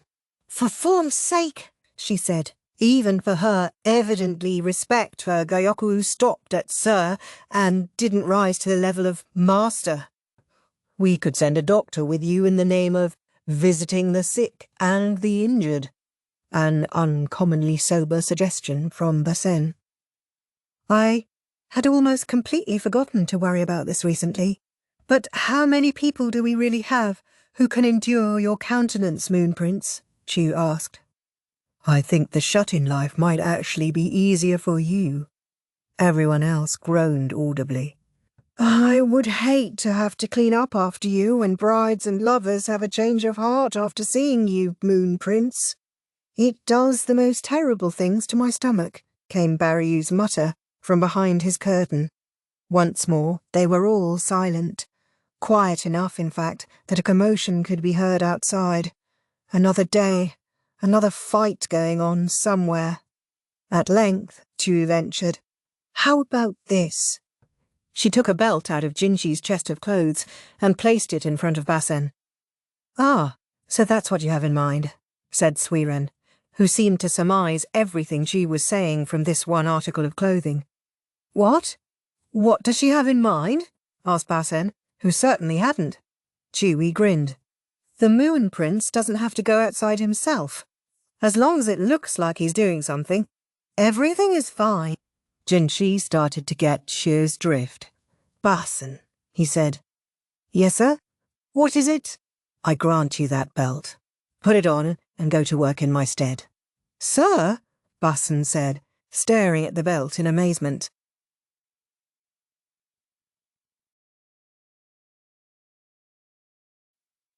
Chapter 13. A Visit to the Ill. Day 49. More medicine arrived, but it's not enough. We're also out of the dandelions that were filling in for tea leaves. Day 50. Tasked with disinfecting bandages. These things are tattered rags now. We can't use them. We'll have to collect any cloth people don't need. Day 51. Chu told me to keep tomorrow open. Day 52. An abandoned building near the city's main plaza has been turned into a simple clinic. They haven't started seeing patients yet, and there's already a line. The clinic was a lively place. They said they would see those sick and injured on account of the swarm for free, plus it wasn't far from the food handouts. Are you here to help, Niang? Asked Dr. Li. He was one of the mid-ranking physicians and a dedicated, if sometimes stubborn, man. He had also picked up the wrong name for Maomao. He, Dr. Yu, and Tianyu saw people at the clinic who had been hurt. This was Jinshi's doing. It's Maomao, said Maomao. Maomao. Yes, sir. Maomao, she repeated, wanting to make sure he got it right. She would have to correct Dr. Liu the next time she saw him too. Thankfully she, unlike Lahan's brother, wasn't interrupted by the intervention of some higher power. I knew anything might happen when we came to the Western capital, but look at this. The dedicated doctor had been tanned dark by the sun, and days of continual work had left his cheeks thin. He looked more gaunt than slim, and there was a certain feral quality now added to the air of the overachiever he had always possessed. To answer your question, sir, yes. The Moon Prince ordered me here. Master Gwen can't leave the Moon Prince's side, so I've come in his place. See, Maomao could learn a name too. She had remembered the quack doctors. Even if he is here as a body double for my old man, this was one of the few places where she could use the quack's real name. In the clinic it was only her. her bodyguard, Lee Haku, Cho, Barson, and Dr. Lee. She was just giving a quick hello. She felt bad putting the patients off. Maomao also wanted to keep it short because Barson had already finished his introductions and was looking around the clinic like he wasn't quite sure what to do with himself. There were 2 other guards posted just outside the room to keep him safe, and it was fair to say that even Barson might need bodyguards in this situation. That would put a person on edge. Barson wasn't dressed in his usual soldier's uniform, but in fancy-ish clothes, and he was wearing a belt Jinshi had given to him. It was a brilliant purple, using a dye derived from shells, not something a commoner would ever own, the perfect way of telling everyone how important he was. In sum, Barson had appeared on Jinshi's behalf to pay a visit to the sick and injured. That's nice and all, but I'm not sure about this, Maomao thought. Everyone was suited to certain tasks and not to others. Yet she knew Jinshi couldn't exactly show himself in public right now. Dr. Lee looked at Maomao. Tianyu told us you took point on refilling our medicine supply. Oh, did he? Maomao asked, mentally preparing herself to be upbraided for being unable to get them any real medicine. The medications you sent over were all right, I suppose. You're obviously working hard to find substitute ingredients. That was praise, she thought, as far as it went. Is there something I can help you with, sir? She asked. If you want to do some work, we've got no end of it. Washing bandages, boiling them, treating the parade of patients injured in countless arguments, scuffles, fistfights and brawls. Then there are the cases of scurvy and beriberi we've started seeing from malnutrition. Understood, sir. Should I consider the treatment of injuries to be the first priority? Mama put down her belongings and washed her hands. Injuries they could treat. About malnutrition they could do little or nothing. I'll get to washing those bandages, Cho piped up. What should I do? Leihaku asked. As a bodyguard, I would like you to just have a seat and stay quiet. A calming influence is what we need more than anything, Dr. Lee said. Yes, sir. I don't need to take up one of your seats, though, Leihaku said, standing near the door. What about me? Asked Barson, clearly discomforted by his unfamiliar status. He looked to Dr. Lee, clearly hoping for someone to give him orders. You, Master Barson? Dr. Lee, always the high-achieving type, didn't look sure what to say. He seemed worried that it would be rude to specifically tell Barson to do something. Barson comes from one of the named clans too. Not to mention he was there as Jinshi's second-in-command. He wildly outranked Dr. Lee. Perhaps you could have a seat over here and hand out medicine, Master Barson. I'll prepare the prescriptions. You just put them in bags and give them to the patients. All right. They couldn't put him to random chores or physical labour, so that was a pretty good compromise. And try to say something comforting to them. Chu chirped. Like what? Oh, you know. I want the people of Lee to be hale and healthy. Something like that. A simple feel better wouldn't sound right coming from you, Master Barson. Even she saw fit to refer to her brother-in-law as Master at that moment. That's a good point. Emphasizing the people of Lee would be an excellent idea, Dr. Lee said. The way he said it got Maomao's attention. Where's Dr. Yu? She asked him. Dr. Yu is visiting patients who are unable to come to the clinic. He's from these parts, so he knows the lay of the land. I see. There was something less than friendly in Dr. Lee's tone when he spoke of the other physician. Maomao couldn't help herself. She asked, Has something happened with Dr. Yu? It seems like there's something on your mind. Normally it would have been a rude question, but at the moment Dr. Lee seemed to be looking for someone to complain to. Dr. Yu isn't a relative of Master Gyoku's, even though they share the same name, but the average patient is apt to think he is. He's a superb physician. He's never had a mind for politics. That's the problem. Maomao clapped her hands. In other words, people would think the doctor was related to the governor, and although he wouldn't mean to, Dr. Yu would implicitly affirm it by failing to deny it. and the more patients he saw, the more credit would go to his relative Gyokuen and not to Jinshi. I wonder if they made a bad choice bringing him along. No, he had been the right person for the job when they had started out. It was only the timing that was bad. Thinking of the people they had brought along reminded her of someone else on the medical staff.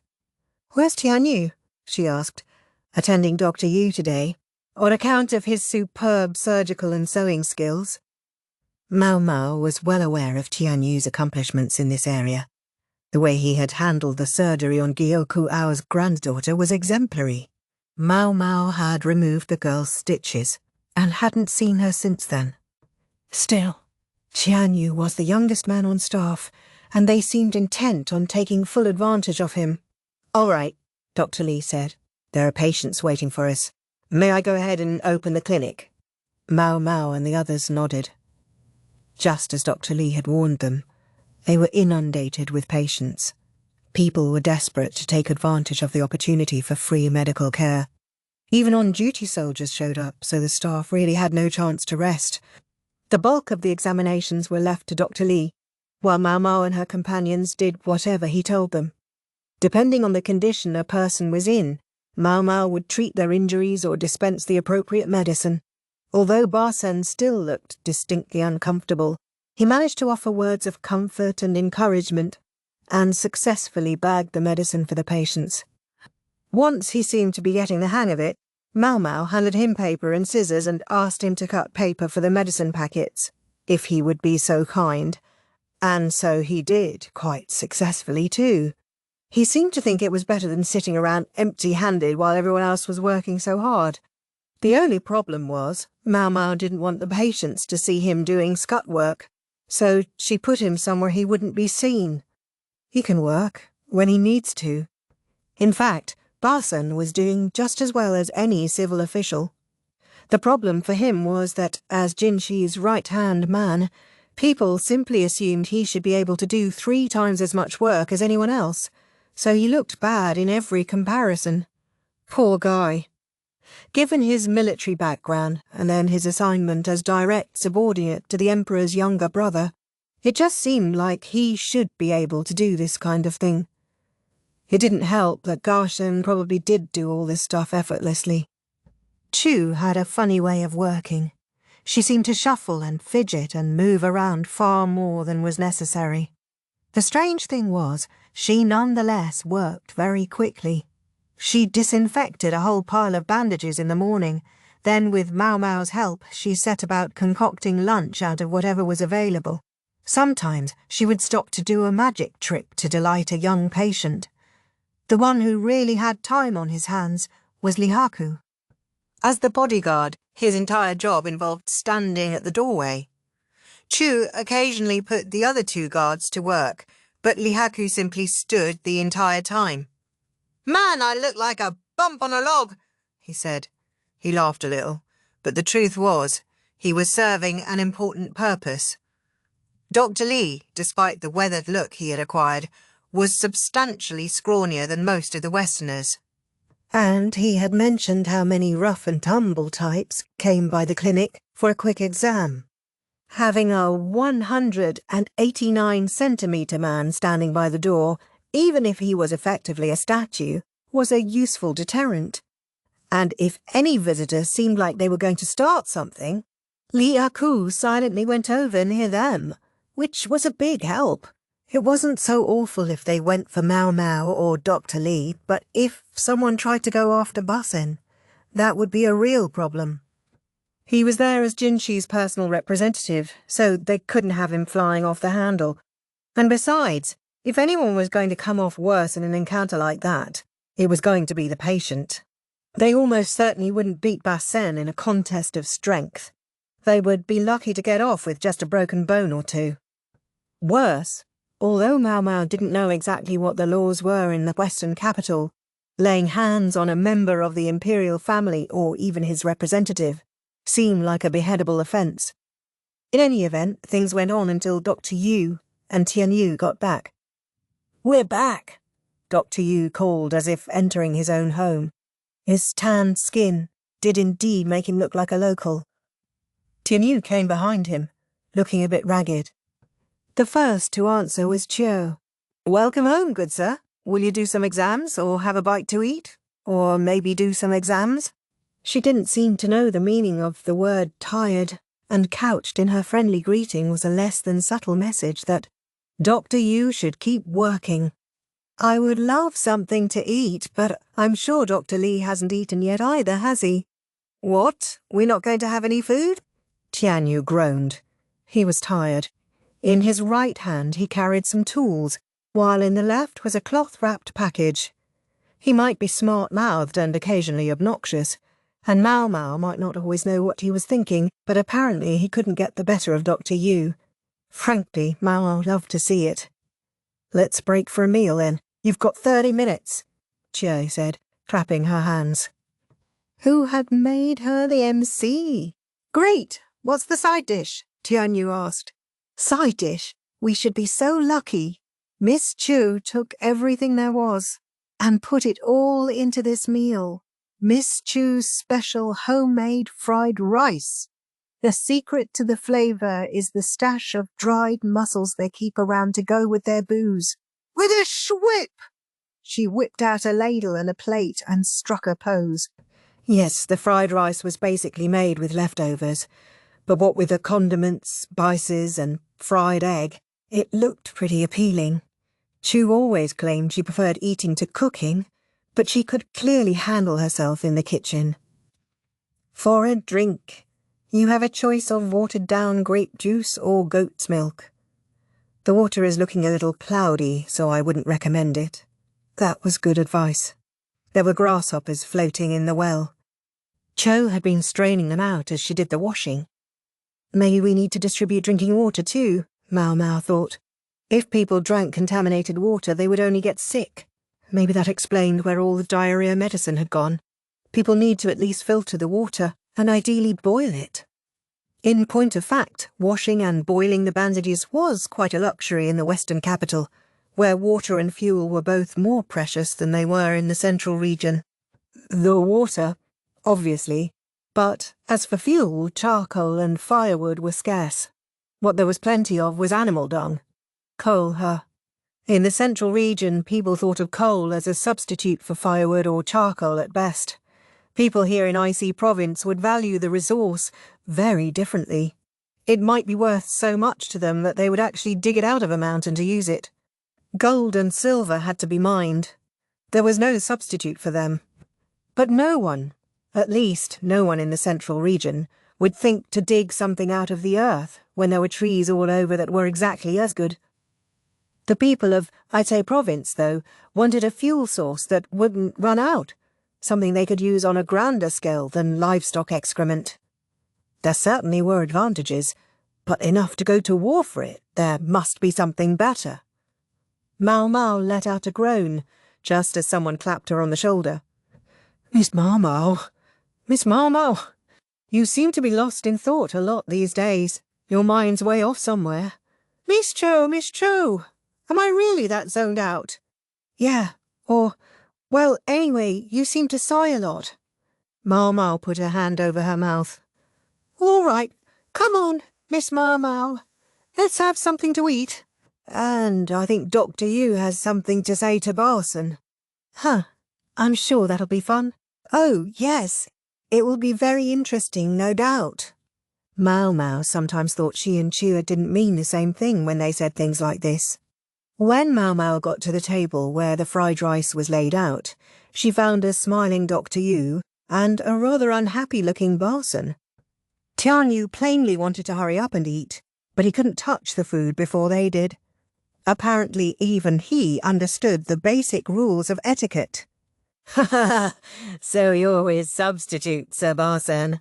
Dr. Yu asked him. "May I ask what exactly is so funny about that?" Barson replied. Things between them seemed tense. Maybe they should have brought the duck to keep the mood light. Maomao elbowed Chu. "Yes? What's the matter?" "Do they know each other or something?" Maomao whispered. "No, I think this is the first time they've met," Chu whispered back. "So what kind of person is Dr. Yu?" "Oh, Miss Chu would also like to know. Oh, don't do that. Just tell me. I promise I'll suggest a walk round town. Oh, that's a great idea. Cho tended to follow Maomao whenever she went out. She seemed to love gamboling around the city, so she was quick to take Maomao up on this plan, as Maomao had guessed. Dr. Yu is a real upbeat go-getter, very dedicated to his work. But he wears his heart on his sleeve. He makes quick friends with anybody, but I don't think he'll ever truly understand my husband if he lives to be 100, because he's a man of the light. Even Maomao hadn't really seen Che's husband, Barson's older brother. She feared she might go mad if she got too close to someone who raised her hackles like that. What do you mean, he wears his heart on his sleeve? She asked. Just like Dr. Lee said, he doesn't seem to have any interest in politics. He knows the climate and the lay of the land in the Western capital, and is an excellent doctor, and he has no interest in politics. He was an excellent choice for this trip. Was, past tense, because there had been a miscalculation. Who could have predicted a sudden grasshopper plague, and that the Moon Prince wouldn't care about his reputation, and that Master Gyokuen's oldest son would be extremely popular here? So Dr. Yu, he's a fine person who would certainly never betray the Moon Prince. Maomao found that reassuring, although she wasn't entirely sure why. If she felt better, though, there was one person who didn't seem convinced. "What you after here?" asked Barson, who was managing to act calm, although his nostrils had flared noticeably. "What am I after?" echoed Dr. Yu, looking genuinely befuddled. "Yes, you've come here on the Moon Prince's orders, but what about the Prince's reputation in the Western capital? It's not just the food for the handout. The Moon Prince's generosity is the whole reason you have this clinic, isn't it?" "Yes, certainly. He's a man of great discernment. Every time I look around, I'm reminded that the fact that the Western capital is so quiet despite that terrible plague is thanks to the Moon Prince." "You almost sound as if this isn't the first grasshopper plague you've experienced. Like you know what's happening, and that's why you're so relaxed," Basen said. It was exactly what Maomao had wanted to ask, and she energetically applauded him in her mind. "No as if about it. I've seen plenty of swarms in my time." "You have, Dr. Yu? Plenty of them. But I thought there hadn't been a swarm here in decades," Maomao said. "Oh, there has. Just nothing big enough to bother the royal capital about. That certainly was plausible." But Basen pressed the point. "You didn't report them. Isn't that negligence?" "Negligence? Let me ask you something, Sebastian. How many crops must be consumed by the bugs before it's considered a plague?" "Well, enough to make people's lives harder, I guess." "And how much is that?" "So long as each person has enough grain to feed themselves. Where's the problem? There are other things we can sell. So long as we make up the shortfall, there's no issue. Suppose, then, that we planted twice as much as normal, but then there was a swarm of insects, and in the end we only harvested the same amount as in an ordinary year. What then?" Well, Barson didn't know what to say. Dr. Yu was an upper physician, and he had the wits to prove it.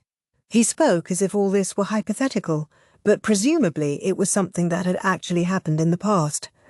Increasing the size of the area to be planted, even if the harvest was ultimately unchanged, would demand much greater labour and expenditure. If, nonetheless, the same amount of taxes were exacted, now, that would make life harder. "Li is a vast and wide country," Dr. Yu said, "but the very greatness of its size means that the royal eye does not see all the way to its western edge. If the harvest is known only as a series of numbers, then what use is reporting a swarm of insects? It would only be dismissed out of hand. In that case, I should think it would be self-evident that the only choice for IC Province would be to deal with the matter itself." Dr. Yu wore his heart on his sleeve, so he didn't hold back from telling Barsen what he thought. "This is Dr. Yu, and even he feels this way," Maomao thought. The low opinion of Jinshi in the western capital seemed to have a lot to do with the perception that the central region didn't do anything for Aisei province. The Moon Prince, however, did act appropriately. It reminded me of the Yi clan. The Yi clan? Maomao asked before she could stop herself. Yes.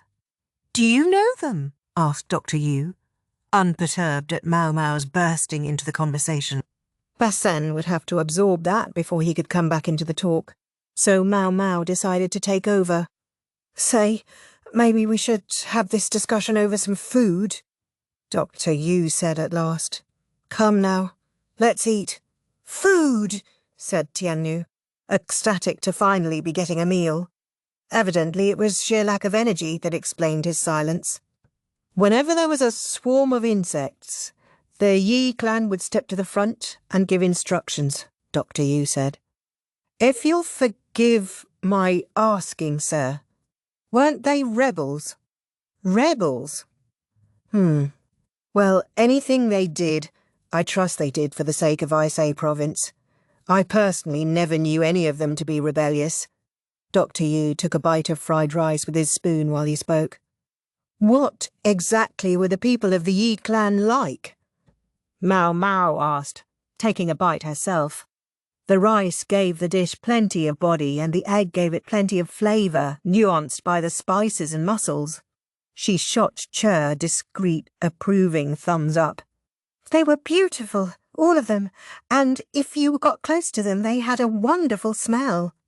A wonderful smell? Maomao repeated. Then she said, I heard they were matriarchal. Yes, exactly. The women ran the clan. It's not so different from the founding story of Li itself, is it, with Wang Mu, the mother royal? It's not so surprising if such a fine and powerful woman should have other accomplished women among her inner circle. The Yi clan were the descendants of those women. Maomao discovered she couldn't bring herself to continue eating. Tianyu, altogether uninterested in the story, had no such difficulties. I'm impressed you knew about that element, that they were matriarchal. Most young people today are so woefully ignorant of the Yi clan. Dr. Yu was openly appreciative of her. Miss Chiu knows too. And so do I, added Basen. Those who served the imperial family probably learned of these things as a matter of course, but the average citizen of the central region would see no reason to know anything about the rulers of a land far to the west. Especially rulers who had been annihilated long ago. It was probably because they were women that they defended the border so stubbornly. The Yi clan took no husbands, yet they always had the most beautiful children. They looked like they had come from some other country. Their female children the Yi clan raised to be rulers, and their male children they would send out on the road. It was the continual mixing of blood that produced their beautiful people, and which helped keep other countries in line. They got along particularly well with Shou, with its shrine maiden, but the former Empress Dowager, the one called the Empress Regnant, perhaps didn't get along with her so well, even if they were both women. I'll refrain from commenting on the quarrels of women, Maomao said. Nonetheless, she had learned something very surprising, something Jinshi had never mentioned to her. Maybe she was the only one there who hadn't known. So, where were you 17 years ago, Dr. Yu? Maomao asked. Already practicing medicine in the central regions, I'm afraid. Oh? As Maomao and Dr. Yu talked, Basen finished his fried rice and set down his spoon with gusto.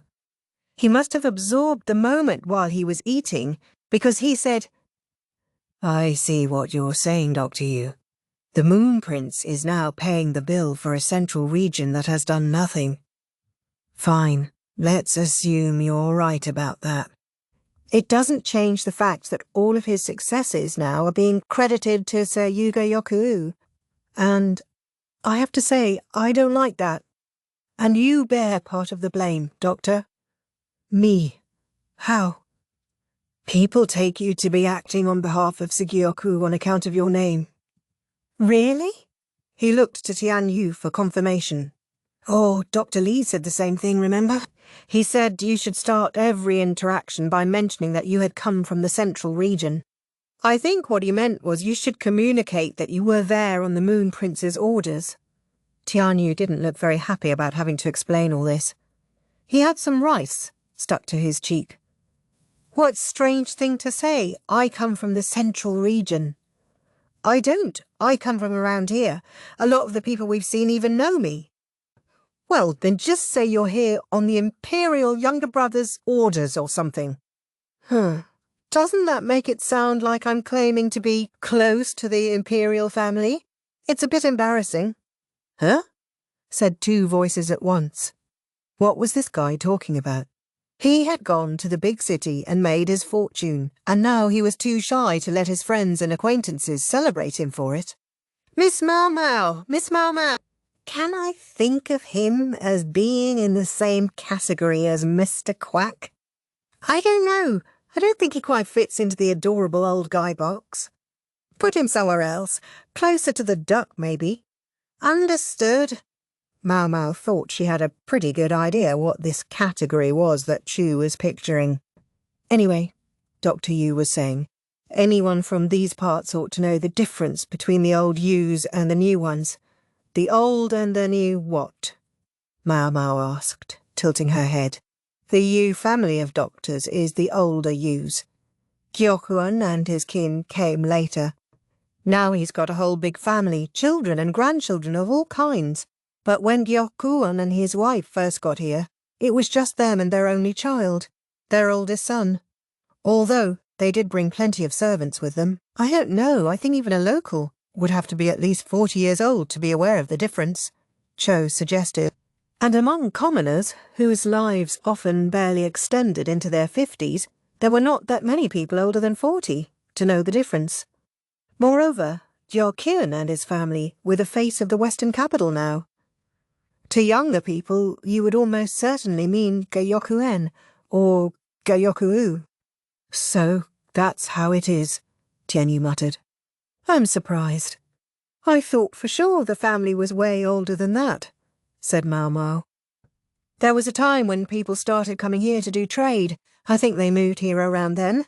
You could find out exactly when if you checked the family register, Dr. Yu replied. No, I don't think you could.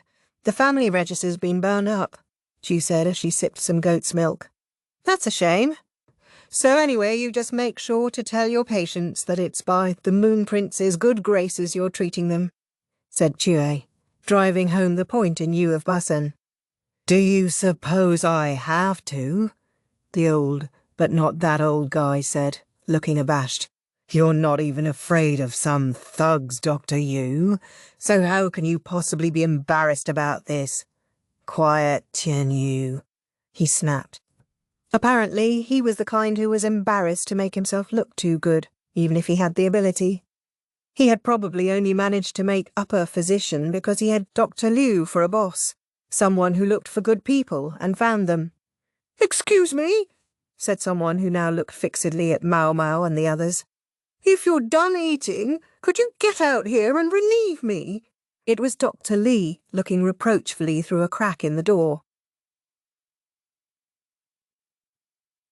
Chapter 14. Tianyu. After some discussion of how to handle Dr. Yu's shy streak, it was determined that Jinshi should grant him some object he could wear or carry. As long as all I have to do is wear it, said the good doctor, but he was effectively convinced. Maomao thought such a gift was likely to get him even more fawned over than just saying he was there because of the Moon Prince, but she wasn't sure he realised that. They should just give him a sash or a jade ring to put on his belt or whatever, and be done with it. It had been decided that Dr. Li should get something as well, and he, for his part, was much honoured. When, after work, they had told him about it, he had actually refused. Surely there is no reason for me to have anything. Wait, I can't be the only one who gets something, Dr. Yu exclaimed. Dr. Li looked at his boss uneasily. Is it just the two of them? Tianyu piped up. If Dr. Li doesn't want his, I'll take it. My name's Li too. It was indeed. The fact that Dr. Li and Tianyu shared the same surname was no end of trouble, and Maomao certainly wasn't privy to Dr. Li's personal name, not to mention Lihaku was there as well, meaning there were no fewer than 3 Lis right there in that room. "You're not getting it," Dr. Li snapped. It couldn't be easy, having such distinctive personalities both above and below him. "Well, it's getting late. I think we should be on our way home," said Che, packing her belongings. The clinic was closed for the evening. Che was highly capable at everything she did, and that seemed to extend to cleaning a room. Then she asked, "Say, what's this package?" Maomao thought Tianyu had brought it back with him. "Oh, that's just—" Tianyu tried to swipe the package from Che, but it fell. The contents went rolling across the floor. Everyone looked on in silence. They were lucky that Ba Sen and the other guards had gone to the bathroom and weren't there for this. "Say, young lady," said Lihaku, giving Tianyu a grim look. "You think I should restrain this guy?" He looked like he meant it. "No, let's see if we can find out what's going on here first," Maomao said, taking another look at the scattered contents of the package. It was a human arm. Just an arm, a single human body part lying there on the floor. It didn't get much weirder than that. But the people in the room at that moment included the doctors, Maomao, Lihaku, and Che. "Care to explain the arm?" Maomao asked. I mean, look at it.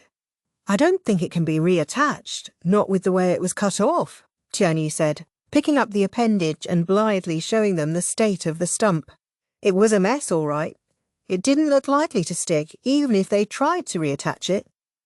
The grasshoppers chewed through a rope that was securing a sign. The sign dropped down and the arm popped right off. The guy it used to belong to said he didn't need it anymore, so I took it. "You took it?" The guy had probably been in the pits of despair at losing his arm. Maomao figured he had thought Tianyu would take it to give it a proper burial. Not to do whatever this was. "Nyang Nyang, I thought maybe you and I could dissect it together." He was interrupted by Dr. Li, who plucked the arm away from him, then dropped a knuckle on his head. "Oh, he's strong. Oh, I was just trying to learn something," Tianyu objected. "That's enough out of you. We're going to bury this, and bury it properly, and don't just leave that there. It stinks." Oh. Tianyu glowered at Dr. Li's back. Dr. Li's gotten stronger, Maomao thought. People sometimes underwent transformations when they were pushed beyond their limits. Dr. Li had seemed like he might be too fragile for this assignment, but he had transformed into good material indeed. Then again, maybe Dr. Li had seen it in him all along. That would be impressive. Tianyu, meanwhile, could be a little bit frightening. Just look at what was happening, but if there was one thing good Maomao could say about him, it was that nothing ever fazed him. Also, they absolutely could not give him Jinxi's token. Dr. Li dragged Tianyu out of the room to go bury the arm. The clinic wouldn't see anyone as long as the 2 of them were away. If any patient saw 2 of the medical personnel burying an arm, who knew what rumours would start? They asked one of the guards to stand watch while they worked specifically so that no one would see them. Dr. Yu turned to Lihaku and Chu with a smile. "Let's just pretend we didn't see that, shall we?" "We shall. Far be it from Miss Chu to have loose lips." "I understand," Lihaku said. The doctor's dissections were technically forbidden and were supposed to be secret. At least these 2 would know how to play along. Maomao studied Dr. Yu, who smiled so readily as he tried to keep things under wraps. Something the matter, Nyang Nyang?" "It's not Nyang Nyang, sir. It's Maomao." "Really? All right, Maomao, then." "Maomao, right. I'll remember that. Anyway, is everything okay?" "Everything is fine, sir. I was just thinking you seem to be awfully nice to the younger doctors." There was a hint of contempt in her words, but Dr. Yu seemed unruffled.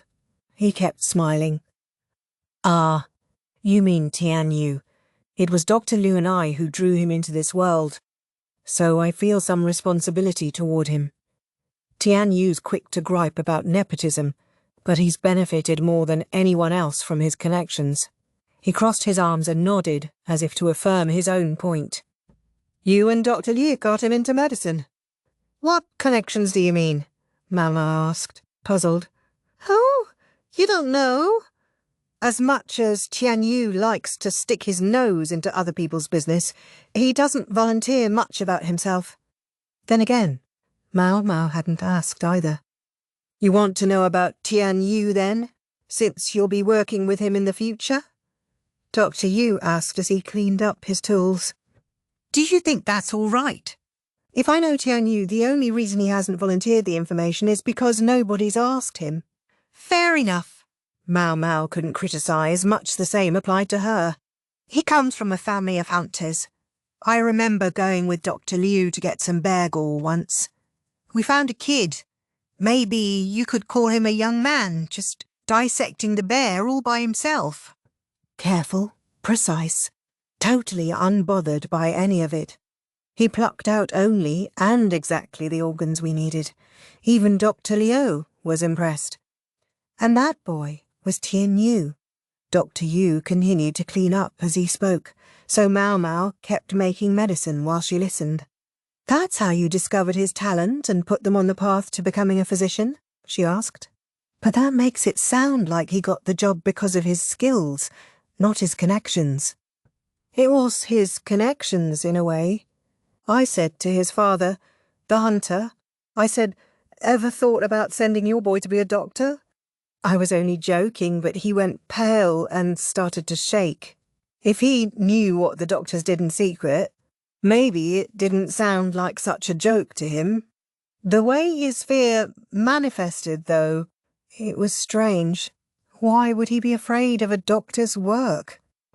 Yes, it could be unsettling to the average person, but Maomao would have expected a hunter to understand.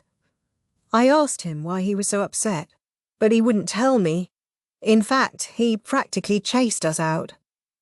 What did you think was going on? For the moment, there was nothing for us to do but go home, but Tianyu came chasing after us. He begged us to make him our apprentice. He knew his father would oppose it, but he was ready to run away from home to do it. Of course you know, Maomao, that Dr. Liu isn't the kind to just let a little boy tag along and abandon his family. That's true. She could practically picture it. Tianyu said to us that he was a descendant of Kada. That doctoring must be his vocation. Kada, sir? Maomao couldn't help it. She stopped working and looked at Dr. Yu. That's right, but not the famous physician of legend. The Kada who was punished for cutting up the body of an imperial prince to satisfy his intellectual curiosity. You do the work of a doctor, Maomao. I'm sure you've heard the story. Yes, sir. Long ago, there had been a doctor called Kada because of his superlative medical knowledge and skills. But the combination of skill and ambition can make a man curious, and Kada's curiosity got him severely punished. If Kada had in fact been a real person, there was no reason his descendants shouldn't still exist, but they might very well be invested in making sure that they didn't repeat the mistakes of their forebear. So Kada's descendants became hunters? Maomao asked. It makes sense, doesn't it? Hunters have been connected to doctors' work in the gathering of medical materials since ancient times. It's perfectly plausible that Kada might have become involved with some hunter's daughter. And when a name is passed down, why shouldn't it be the more famous name? Maomao had to admit that made sense. So you made Tianyu a doctor because he was Kada's descendant? She asked. No, not at all. Neither his talent nor his lineage was a reason to just make him a physician. If anything, the reason was his eyes. Dr. Yu stopped and heaved a sigh. He was holding a small knife, slick with human fat. He must have used it in the course of his work. Dr. Liu said that if we left him to a hunter's life, in time he would come to carve up humans just as he did bears or deer. Maomao was silent at that. She couldn't deny it. In fact, She was all but convinced that he absolutely would have done exactly that. By nature, the human animal follows its desires. By educating a person, we create what we call rationality, but even then, not everyone can overcome their appetites. Dr. Yu wiped the knife clean and put it in a basket. Tianyu's appetite takes the form of curiosity, and he can't overcome it. It was Dr. Liu's considered opinion that when he tired of animals, he would turn to people. Who knows how many folks a hunter living alone in the woods could dismantle before anyone noticed? You don't think that might still be a problem, even as a doctor? Maomao asked frankly. That's a matter of the path he's guided down. At least that's what Dr. Liu said. Any ship will steer straight if you keep a firm hand on the rudder. Dr. Liu can be a harsh man, but he has a softer side. If you say so, Maomao replied, not quite believing it. She did, however, believe the story of Tianyu's origins. Why are you telling me all this? Officially, she was nothing more than help for the real doctors. There was no need for Dr. Yu to go out of his way to let her in on this story. Oh, no reason. Seeing the fruits of Luo Men's teaching just put me in a talkative mood, I guess. He knows Pops. Dr. Yu had been a physician for a long time. It wouldn't be surprising if he and Luo Men knew each other. I wonder, if I hadn't had my old man to raise me, would I have looked the same way to them? Much as she hated to admit it, she and Tianyu shared a similar temperament in some ways. If Luo Men hadn't been there, running his apothecary shop in the pleasure district, and raised her himself, she had no idea how she might have turned out. They must be about done burying that arm, Dr. Yu observed. Shall we go back? All right, Maomao said, and got ready to leave. She knew Tianyu would soon return, probably shuffling in with his shoulders slumped, but she resolved not to show him any particular sympathy. If anything, she intended to kick his ass and tell him to get a move on. The visit to the clinic had gone without a hitch, but there was still the trip home, and it would be a long one. The problem started almost as soon as Maomao stepped out the clinic door. Miss! Liako shouted, grabbing her and pulling her back. At the same moment, a ball of mud landed with a splat at her feet. You brought the bugs, it's your fault, a child shouted. Maomao looked around, but she couldn't tell where they were. Miss Maomao, said Chua, who had come up behind her. I saw who it was. I could still catch them. What do you want me to do? She was asking Maomao because it was Maomao who had been targeted. I'm sure glad it was me, she thought. Maybe the child had chosen her for a target, because she looked like the slowest moving one. They were just lucky they hadn't picked Barzan. It didn't even hit me, she said. There's no need to haul them in, Miss Chu. She supplemented this with a look that said, Absolutely do not go after that child. Understood. That was easiest for Che as well. What good would it do them, chasing down and collaring a child, here and now? Once they had caught them, they would have to punish them. All well and good if they could be let off with a gentle smack on the behind, but if there was a pretext, if, for example, they got violent with a lady-in-waiting serving the representative of the Emperor's younger brother, that modest spanking could quickly become 100 lashes. Maomao didn't want that. And Chua probably didn't either, although knowing her, she would do it if I asked. Sometimes, though, discretion truly was the better part of valour. It might sound like she was being soft, but Maomao thought the world could use a bit more softness sometimes. We brought the bugs, did we? Funny, considering the bugs came from the west, she muttered. It didn't make sense. Yes, and we came from the east, Shui added. That wasn't really what the child had meant by bring. Those who believed in charms, curses, and other superstitions saw only a plague of insects that coincided with the arrival of people in the western capital who didn't belong there. Of course they would blame the swarm on the visitors. Maomao would have loved to sit the kid down and explain the reality, but she doubted she would get through to them. She doubted they would even try to understand what she was saying. Instead, she ignored the mud ball entirely and turned toward the carriage. "Things are getting ugly here," she said. Chapter 15. Violence. Maomao added more straw to the crackling fire in the oven. Animal dung might actually be easier. They were probably trying to be considerate by giving them straw and not dung to use for fuel. But the straw didn't clump together, which left it prone to drifting on the hot air. Charcoal and firewood were both expensive in the Western capital, though, and were rarely sold. Medicine boiled in the pot. She had to finish steeping it and then form it into pills. But she was so sleepy. "It's because I'm exhausted." She didn't think she had done much aside from her usual work, but one could see where that would make her tired. When you were really exhausted, you didn't notice that you were. You went past the height of fatigue, and then the moment you got a chance to relax, your body simply collapsed. Not enough food, not enough medicine, not enough nutrition, not enough of anything. They tried to substitute other things for what they didn't have, and when the substitutes ran out, they had to look for something to substitute for the substitutes. Lahan's brother's joy in the fields had turned to sorrow after the sweet potatoes were lost, when it turned out they couldn't survive the night chill. He declared that they would plant regular potatoes after all. The sweet potato leaves had withered, but the stems could be eaten as vines, he said. As for the wheat, it was coming along as expected. The bean sprouts were being added to the food handouts bit by bit. Wheat bran was supposed to be good for beriberi, so it was mixed into the bread, but people didn't like the resulting loaves.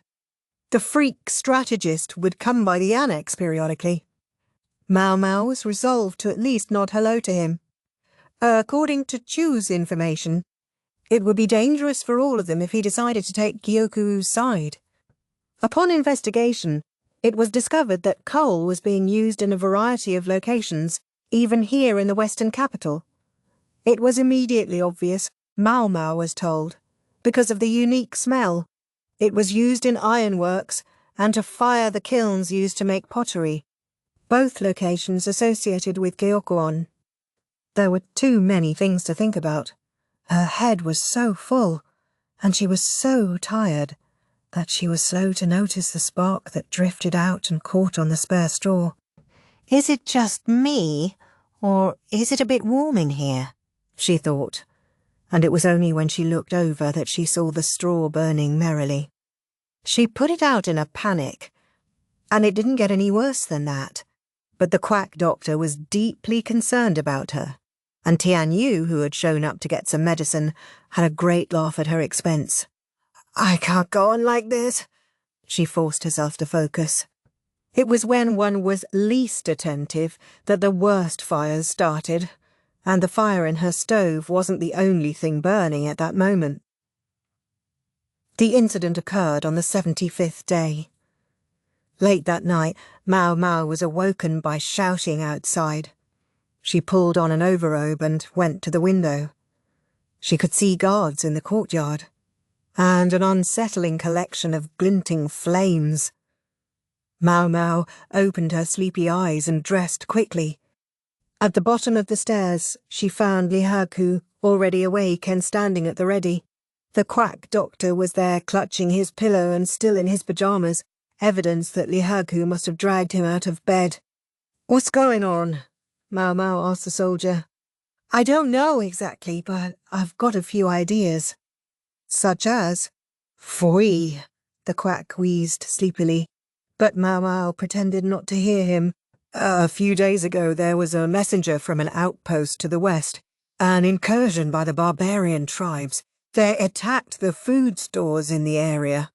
"A food storehouse? But that would mean—" Even Maomao, oblivious to politics as she was, could see where this was going. "Right. That storehouse contained the modest provisions the people there had been able to glean. If this outpost was to the west, that would put it close to the border with Shao. The big shots have spent the last few days trying to decide what to do," said Lihaku. That would explain why work has seemed so quiet recently. Jinshi hadn't even summoned Maomao for anything, So it had been the calm before the storm. Even if we wanted to help, our hands are full right now. Our good man Jinshi's been working his connections to get support from everywhere he can. But there's no point if it just gets stolen.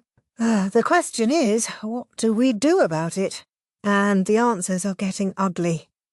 Ugly. There's talk of starting a war. Yeah, it figures. It had been the way of humans, for that matter, of the whole animal kingdom from the oldest times. When you ran out of food to eat, you attacked someone else. But Master Jinshi doesn't support that, does he? No, he doesn't. And right now, Maomao could hear voices from outside. She couldn't make out much, but she thought she heard someone cry, "Give us the royal brother!" People are starting to push back against the timid, sheltered princeling. They had known this could and probably would happen. Even Maomao had been aware. If anything, it had taken longer than they had expected. The question is, what do we do about it? Then again, Maomao personally couldn't do much. She got a farm wagon ready and pulled a cloth over it. Then she took the drowsy quack by the hand. "Oh, it's you, young lady," he said. "I just want to sleep a little longer." She guided the quack, still half in dreamland, onto the cart. It was just as well that he was too sleepy to comprehend quite what was happening. If he had been awake enough to tell what was going on, he would have been frantic. "You can sleep, Master Physician," Maomao said. Just do it here. The quack, his limbs sticking off the cart, went back to sleep. Lihaku looked at him, openly mystified. It's so we can get away if we need to, Maomao explained. If he had to run, I don't think the Master Physician could keep up with a foot-bound concubine from the rear palace. "Oh, fair enough. I could carry you under one arm and make tracks if I needed to, but I don't think I could do that for the old guy. Good compromise." I can't believe they're turning on the royal family, Maomao said, packing a bag with bandages and wound care medicine. Even Lihaku made himself useful, carrying a bottle of oil. Yeah, if this happened in the capital, the ringleaders would be executed and everyone who joined them would be beaten, he said. "I guess it just shows how high emotions are running. The people had their collective hackles up." It's a tough spot, Lihaku said. If it came down to kill or be killed, I have to admit I would start killing. He had an unhappy smile on his face as he tore a piece of cloth and wrapped it around the end of a stick.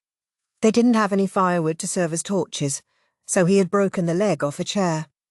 He was a soldier, trained in the ways of battle. He didn't want to fight, but if he had to, he could.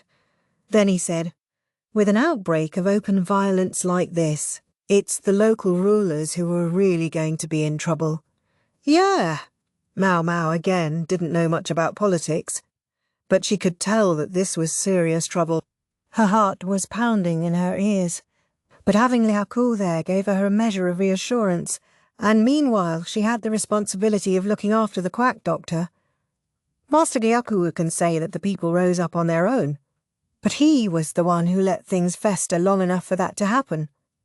A few commoners' heads won't be enough to pay for this affront to the royal family's dignity. Maomao understood that. The lives of the imperial family simply weighed that much heavier than those of the common people. Master Gyokuen was clearly cultivating his own popularity. "I know our man Jinshi is a good guy, but I can't believe he put up with it. And even if he's willing to let it go, the people around him won't be." Word must have reached the central region by now. If even the ordinarily relaxed Lihaku felt that way, the anger of those in the royal capital must be immense indeed. That's a good point. I wonder how Empress Gyokuen and Master Gyokuen feel about this. Normally you would expect them to have a word to say about it. Yes, you would. Considering their positions, neither of them could simply drop everything and come to the western capital. But might they send a letter or a messenger? At the same time, there was another important figure here in addition to Jinshi and the freak strategist. Someone who would certainly not neglect communications with the capital. "What was his name again? The other important guy who's here?" Maomao asked. She had heard it several times now, but as usual she had forgotten it. "You aren't much for remembering people's names or faces, are you, miss? It was, let's see, I don't remember.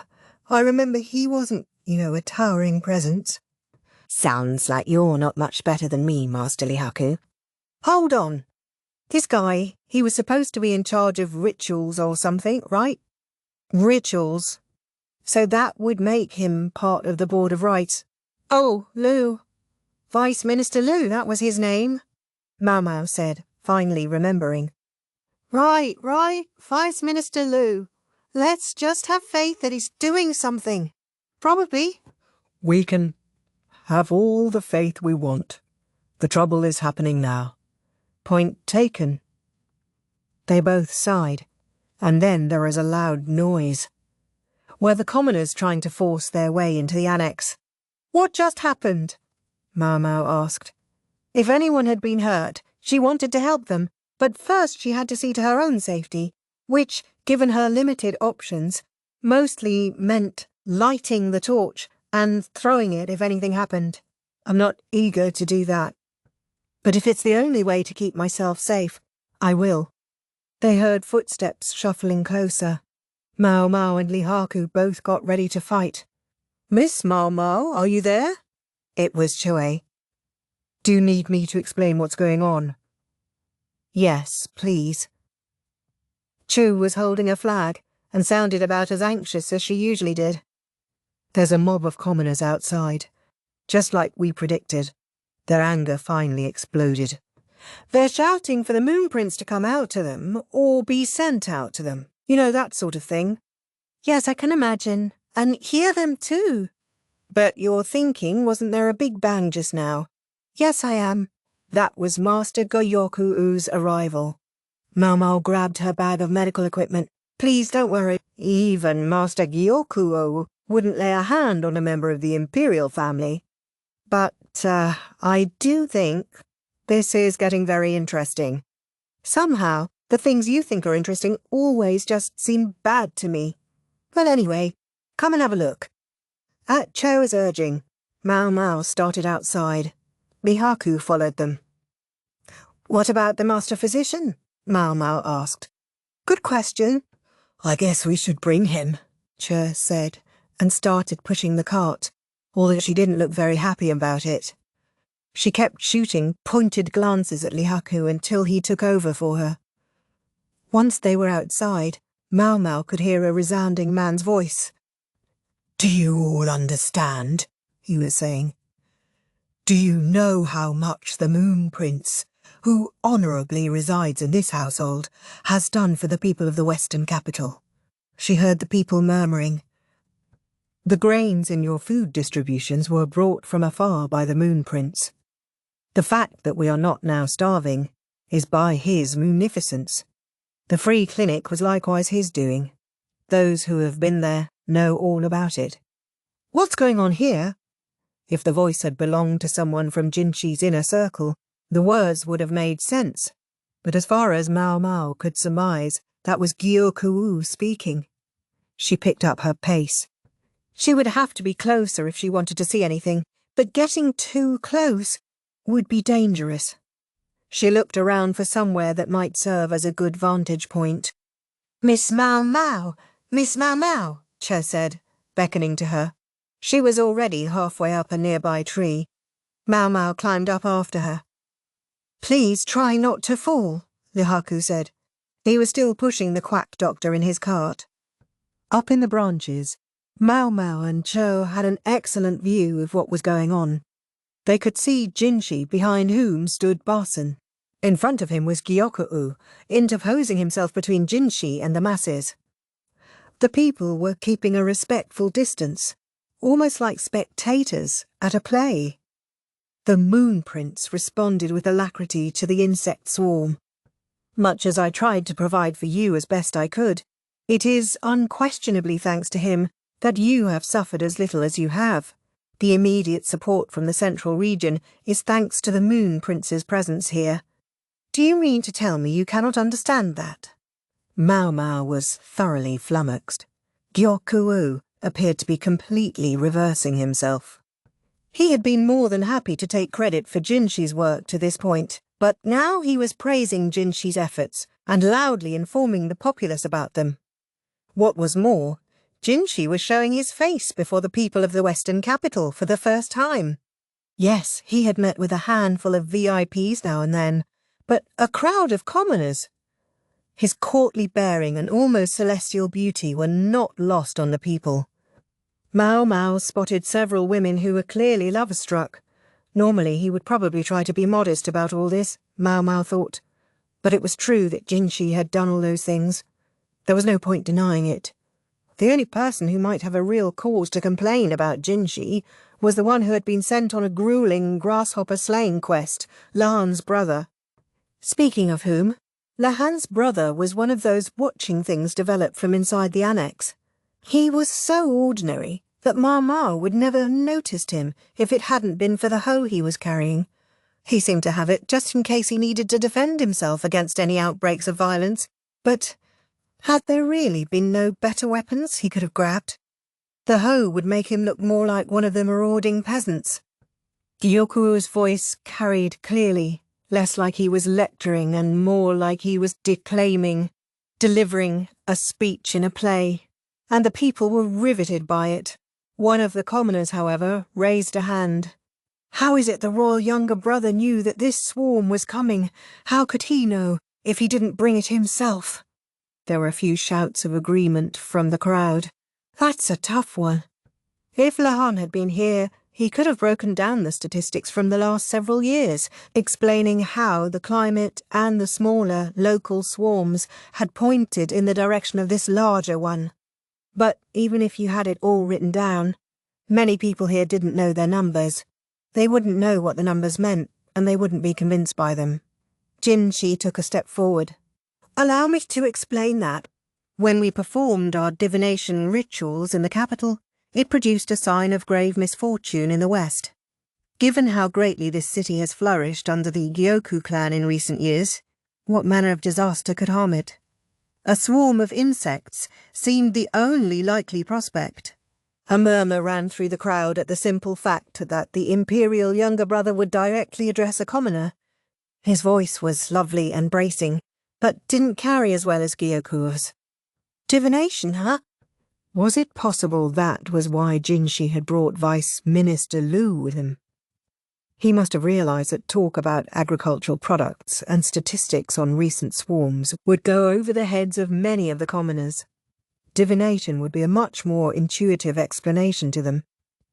If you know the people are superstitious, comfort them with superstition. It wasn't a bad plan, Maomao thought, but almost immediately she discovered that it was a mistake. Gyokuen looked like he had been waiting for Jinshi to say something like this. Precisely. At this moment, we need the Moon Prince's power more than anyone else's. He thrust his hands into the air as if calling the commoners to witness for him. If the oracles of those who live above the clouds are for us, what can stop the Western capital? Indeed, I say province itself, from thriving ever more mightily. The people began to thrum with Gyoku's words. Those who had looked on Jinshi with hostility mere moments ago now turned to the Emperor's younger brother with eyes of hope.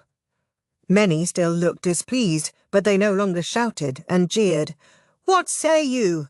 Shall we ask the Moon Prince to perform a ritual on our behalf? Gyokuen certainly knew how to work the crowd. The commoners raised their hands in approbation. Off! So it's come to that, said Chu, not looking very happy. He did bring Vice Minister Liu in order to perform a ritual. The answer would have to be... Before Chu could say what the answer would be, Jinshi acted. Understood, he said. His answer was affirmative. He had no other choice, and anyway, the performance of a ritual had always been part of the plan during his visit here. It had simply been postponed by the swarm. Gyokuen smiled a brilliant smile, but one that also spoke of triumph assured, and more than a little pride. Then ask for I Say Province's further growth.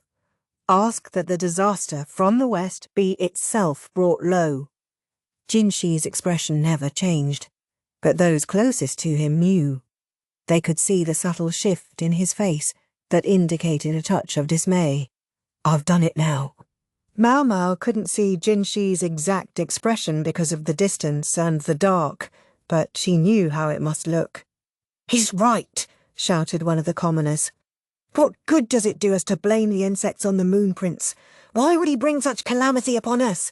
Where did those bugs come from? He was from the west, far to the west of us."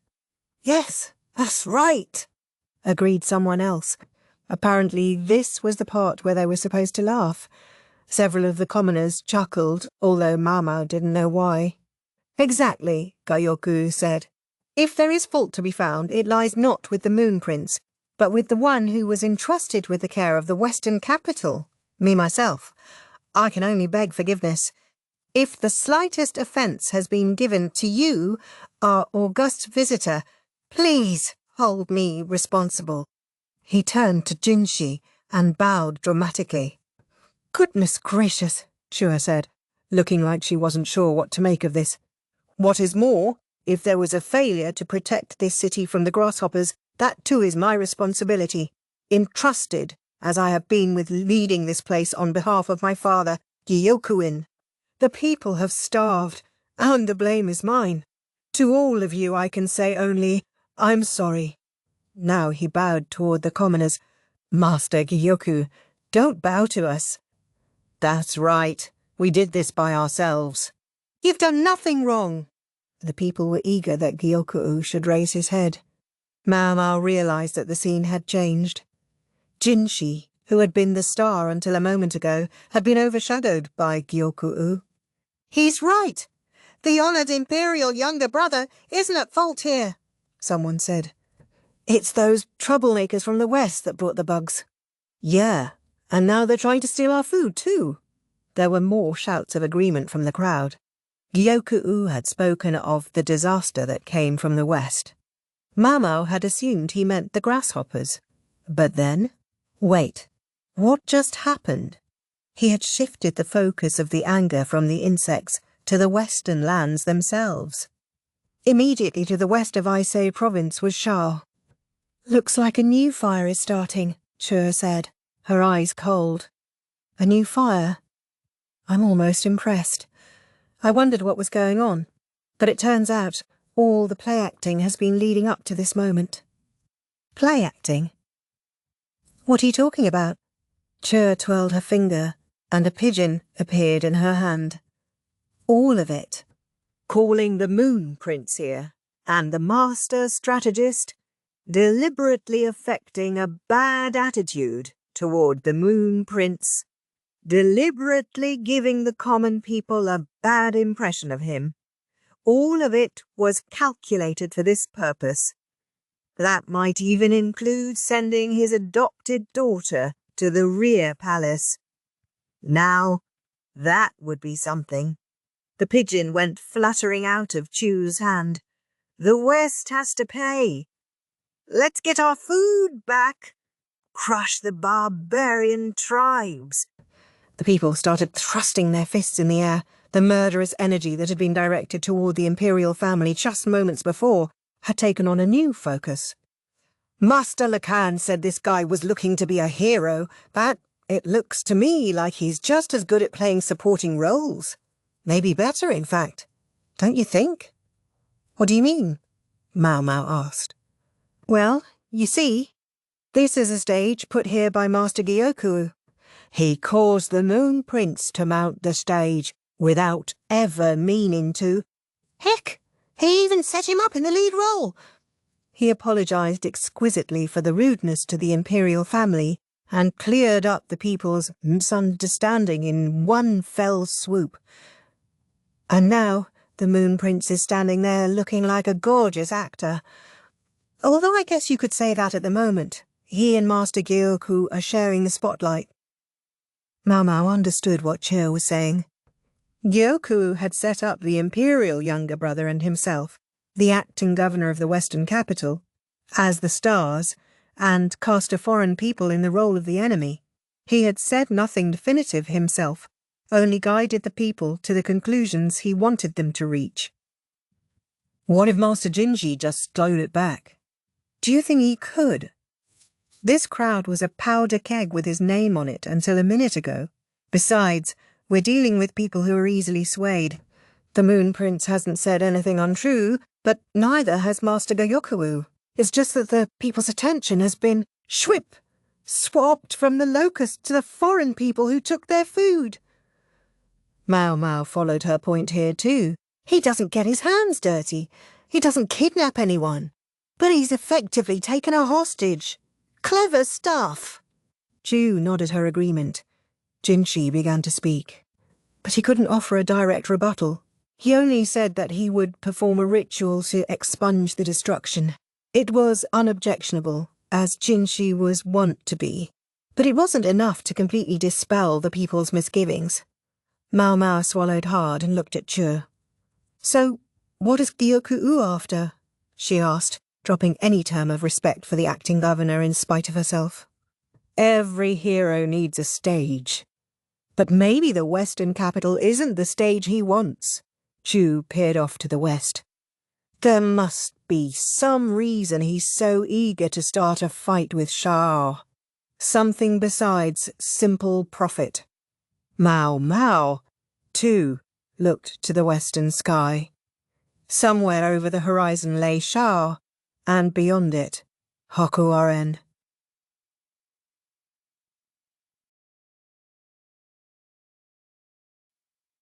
Chapter 16. Gyokun's Children. Maomao watched Jinshi smack his head into a post. It was practically comical, seeing him bash himself against a pillar in the sumptuous chamber, surrounded by attendants.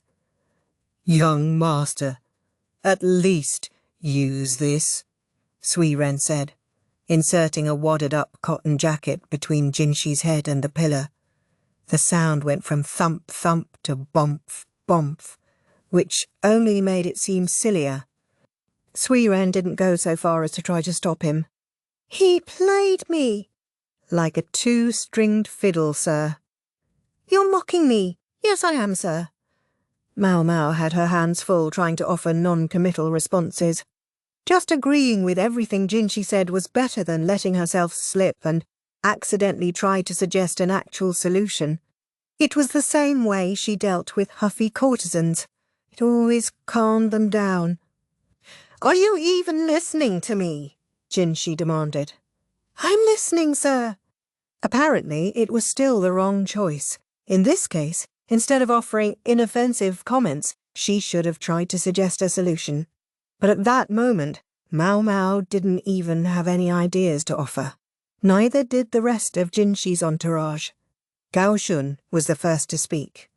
Moon Prince, has there been any communication from Empress Gyokuen since then? When's then? Maomao wondered. She knew Jinshi and the Empress had been in touch with each other about Gyokuen's daughter. Was that what he meant? Communication? Yes, but I don't think she's in a good position to deal with Sir Gyokuen. For one thing, the Empress would have no way to know about this most recent event.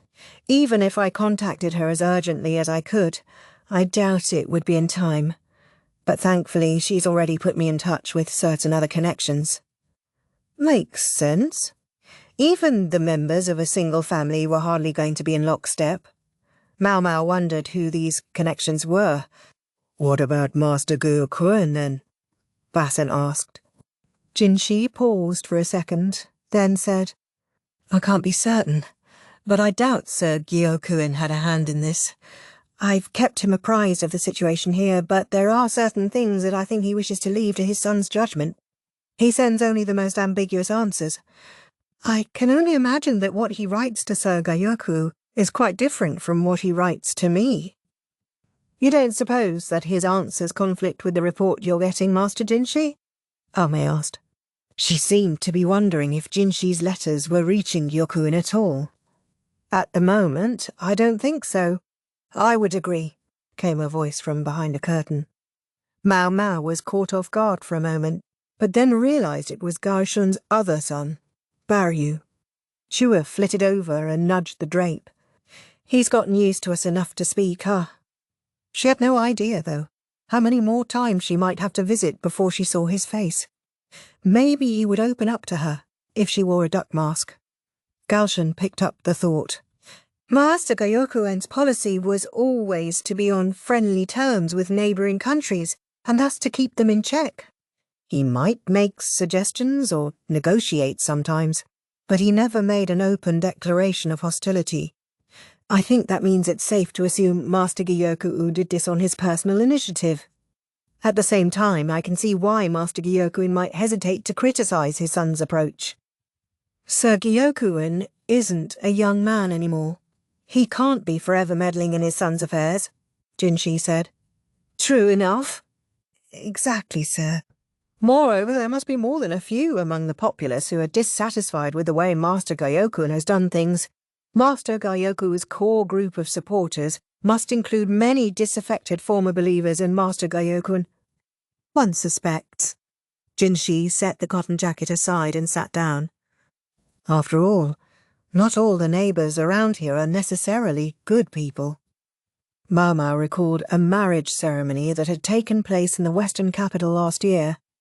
The wife-to-be, aghast at the idea of being taken to Shao by her husband, had tried to fake her own suicide in order to disappear. The entire family had been in on it, and solving the case hadn't made them any more eager to go through with the wedding.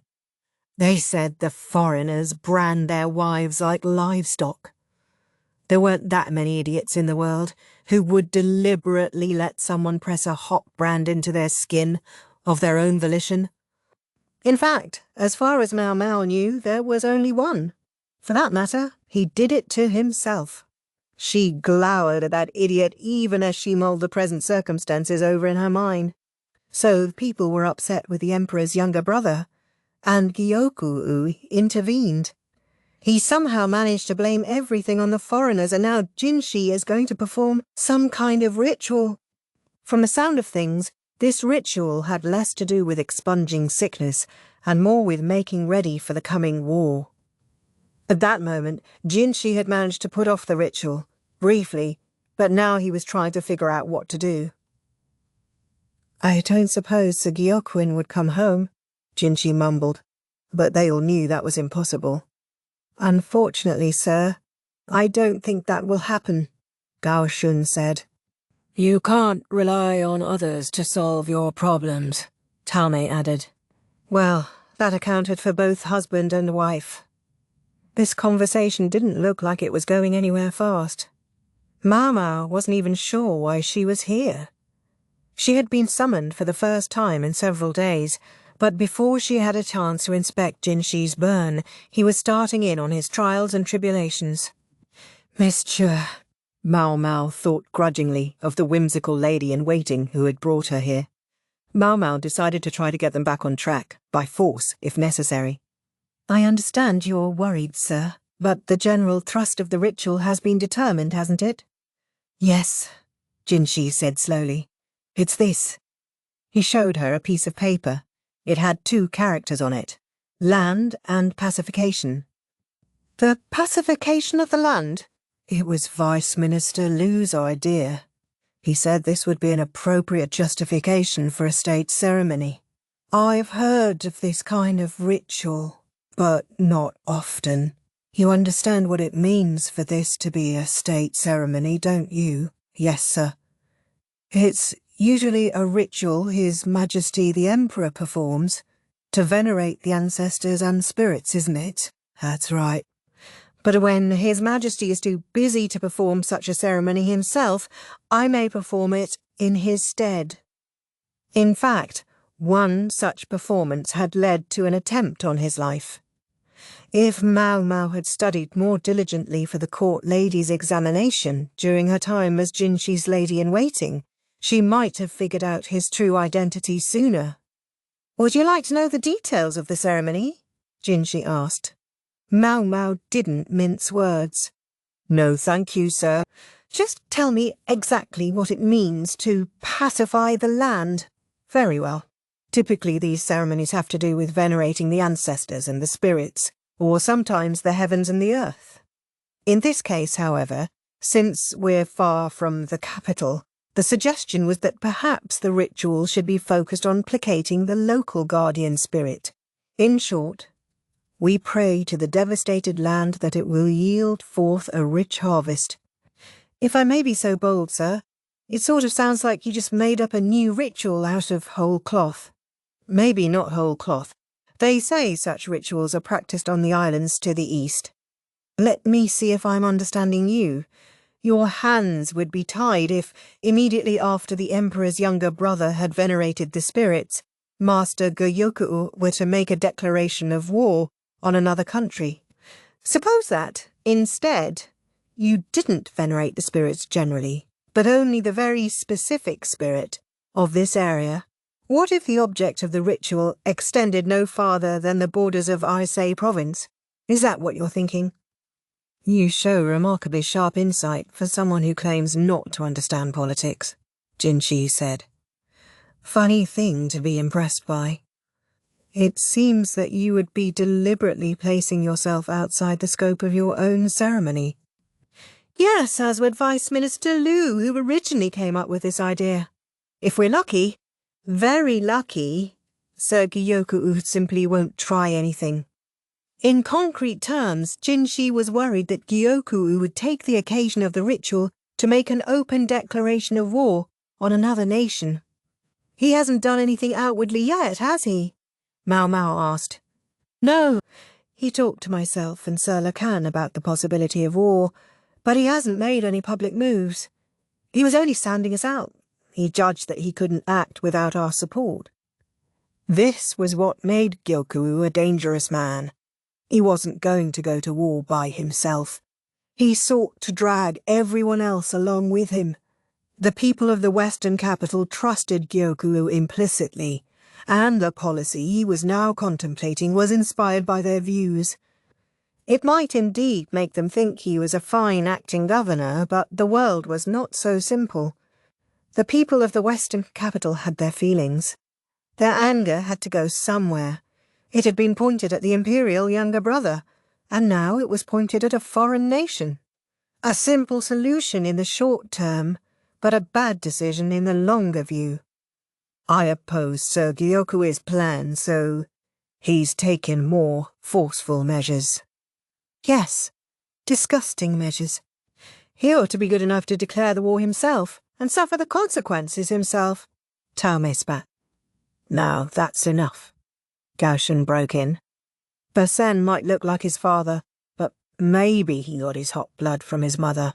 And this when there are so many foreigners in Aisei province, Maomao thought, worried for the danger this might put them in. How many foreign people are there in the Western capital right now? She asked.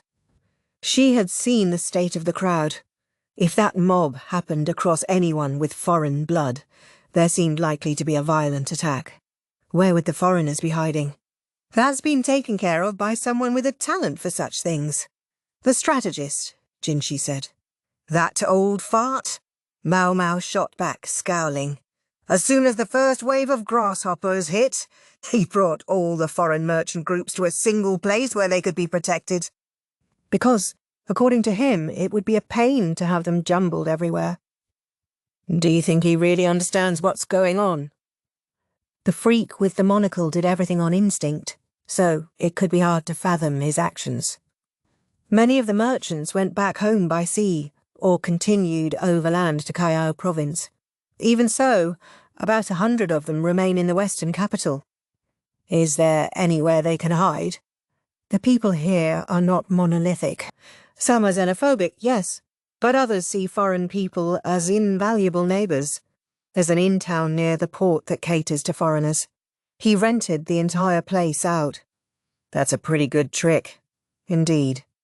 He knew just the person to ask.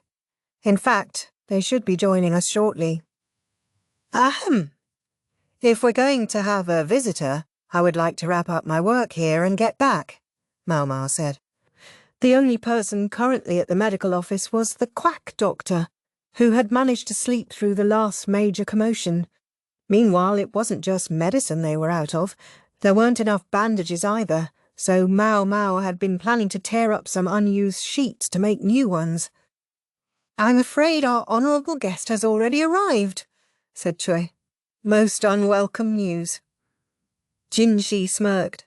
You heard her. Wait in back, if you would. Yes, sir, but where's in back? Maomao looked around the room. Here, Miss Maomao. This way. Chu urged her to a corner that was curtained off from the rest of the room. Behind it was a table and 2 chairs, the table already set with tea snacks. The space was small but not cramped. It was so unfair that only my hubby got a spot. Miss Chu made one for herself, too. Wow. It's so cosy, Maomao said. Yes, indeed. If you need more snacks, they're on the top shelf. Would you like tea or juice? Tea, please. Coming right up. Chu bustled through a curtain on the other side. Maomao. She heard Jinshi from the other side of the curtain. I think things are going to get tiring. I need a charge. His hand poked through the drapes. A charge? Maomao asked. She studied the shelf Chu had indicated. She took a mooncake wrapped in paper from a basket on the shelf and pressed it into Jinshi's hand. Her? The mooncake dropped to the ground. The paper came off and, sadly, it touched the floor. Maomao moved to pick it up, but her right hand was caught by Jinshi's. She felt his fingers slide between hers, as if to make sure she was there. The fact they were both using their right hands made it oddly awkward. Jinshi's long fingers pressed into the back of Maomao's hand, while his palm pressed against hers. She could feel his pulse. His nails were neatly trimmed, but she could feel the calluses on his palm. Ink stained the tips of his fingers, and there was a sheen of sweat on his hand. Maomao's palm had started sweating as well. She was hoping to get away before it got too bad. Sir, what are you doing? She asked. I told you. Charging. Charging. Damn it, so he hadn't been talking about getting some extra sugar. She looked reproachfully at the mooncake on the floor. I wanted to do it before I had to start pushing myself too hard. Maybe just don't push yourself too hard? Maomao breathed slowly, trying to keep her heart rate down, trying to keep the flush out of her cheeks and hands. Even so, her heartbeat and the sweating got away from her, and she could feel her hand growing slick. Only the most incompetent of leaders would find that an option, I'm afraid. If you let someone else steal credit for everything you do, you don't look like much of a leader anyway. That doesn't bother me. Those who know will know, and that's enough. He squeezed her hand tighter. Then the quality of his voice changed. Our visitor is here. You must pardon my intrusion, Moon Prince. A man's voice said. Not at all. My apologies for summoning you when you're so busy, Jinshi replied easily, but his hand remained wrapped around Maomao's. Is he going to hold the whole conversation this way? Jinshi's back was to Maomao, but she couldn't even see that because of the curtain between them. All she knew was that his right hand was growing increasingly sweaty, betraying the emotions that he couldn't allow to show on his face. Who was this visitor he was entertaining? What expression was he levelling at them? Did they really not realize that Maomao was right there, just out of sight? She couldn't stand it anymore. She pinched the back of Jinshi's right hand with her left. This doesn't count as disrespect. It doesn't. Please be seated, Jinshi said. Was it her imagination, or had his voice gone up an octave? At last Maomao worked her hand free, and his disappeared past the other side of the curtain. Maomao held up her hand and inspected it. There were faint red marks on the back. Charging, huh? She muttered. Who's charging? Maomao just about jumped out of her skin, and was lucky not to cry out.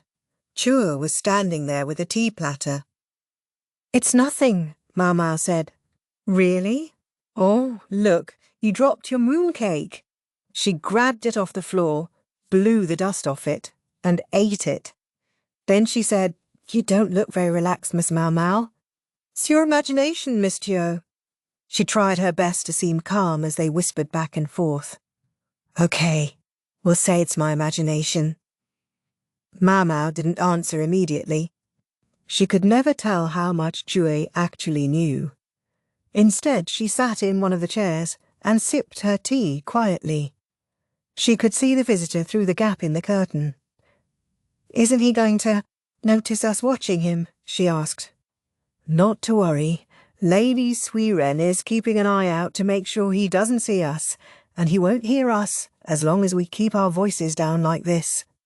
If Suiren thought it wasn't a problem, then it was fine. The visitor looked to be in his mid-30s, with tanned skin and red hair that seemed more weathered by the sun and sea breeze than due to foreign blood. Jinshi and the man sat across from each other at a table. Maomao and Che could see them both in profile. "Who is he?" Maomao asked. "One of Master Gyokuen's sons. A sibling to Empress Gyokuen and Gyokuen, then." "But he doesn't look like either of them," Maomao observed. "That's true. He has a different mother. Master Gyokuen has 11 wives and 13 children. Maomao was quiet for a moment. Many rich men had a mistress or two in addition to their official wife, and apparently the easygoing old governor was no exception. "That man there is his third son. His name is... well, you probably wouldn't remember if I told you, so maybe we can just call him Gyoku's little brother." Chu was very offhand for someone saying something so rude, but as it was the undeniable truth, Maomao didn't object. Instead, she said, "Like Lahan's brother, you mean? Makes sense. I like it." "Yes, exactly. Just be aware that unlike Lahan's brother, this man does have a real, actual name." Was she implying that Lahan's brother didn't? "Gyoku's little brother is in charge of the port. It's thanks to him that we were able to rent out the inn district. He was very receptive. He seems to be on good terms with Empress Gyokuen." So he's the mysterious connection. But then Maomao stopped and tilted her head. "Huh? If he has all that power, why wouldn't he speak up about what's going on in the Western capital right now? And what about all the other siblings? There were apparently 13 of them, and Maomao only knew about 3.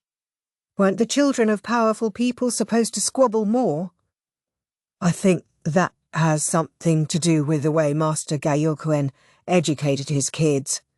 Gyoku's little brother's mother was a sailor." "And all the other mothers each work in a particular field."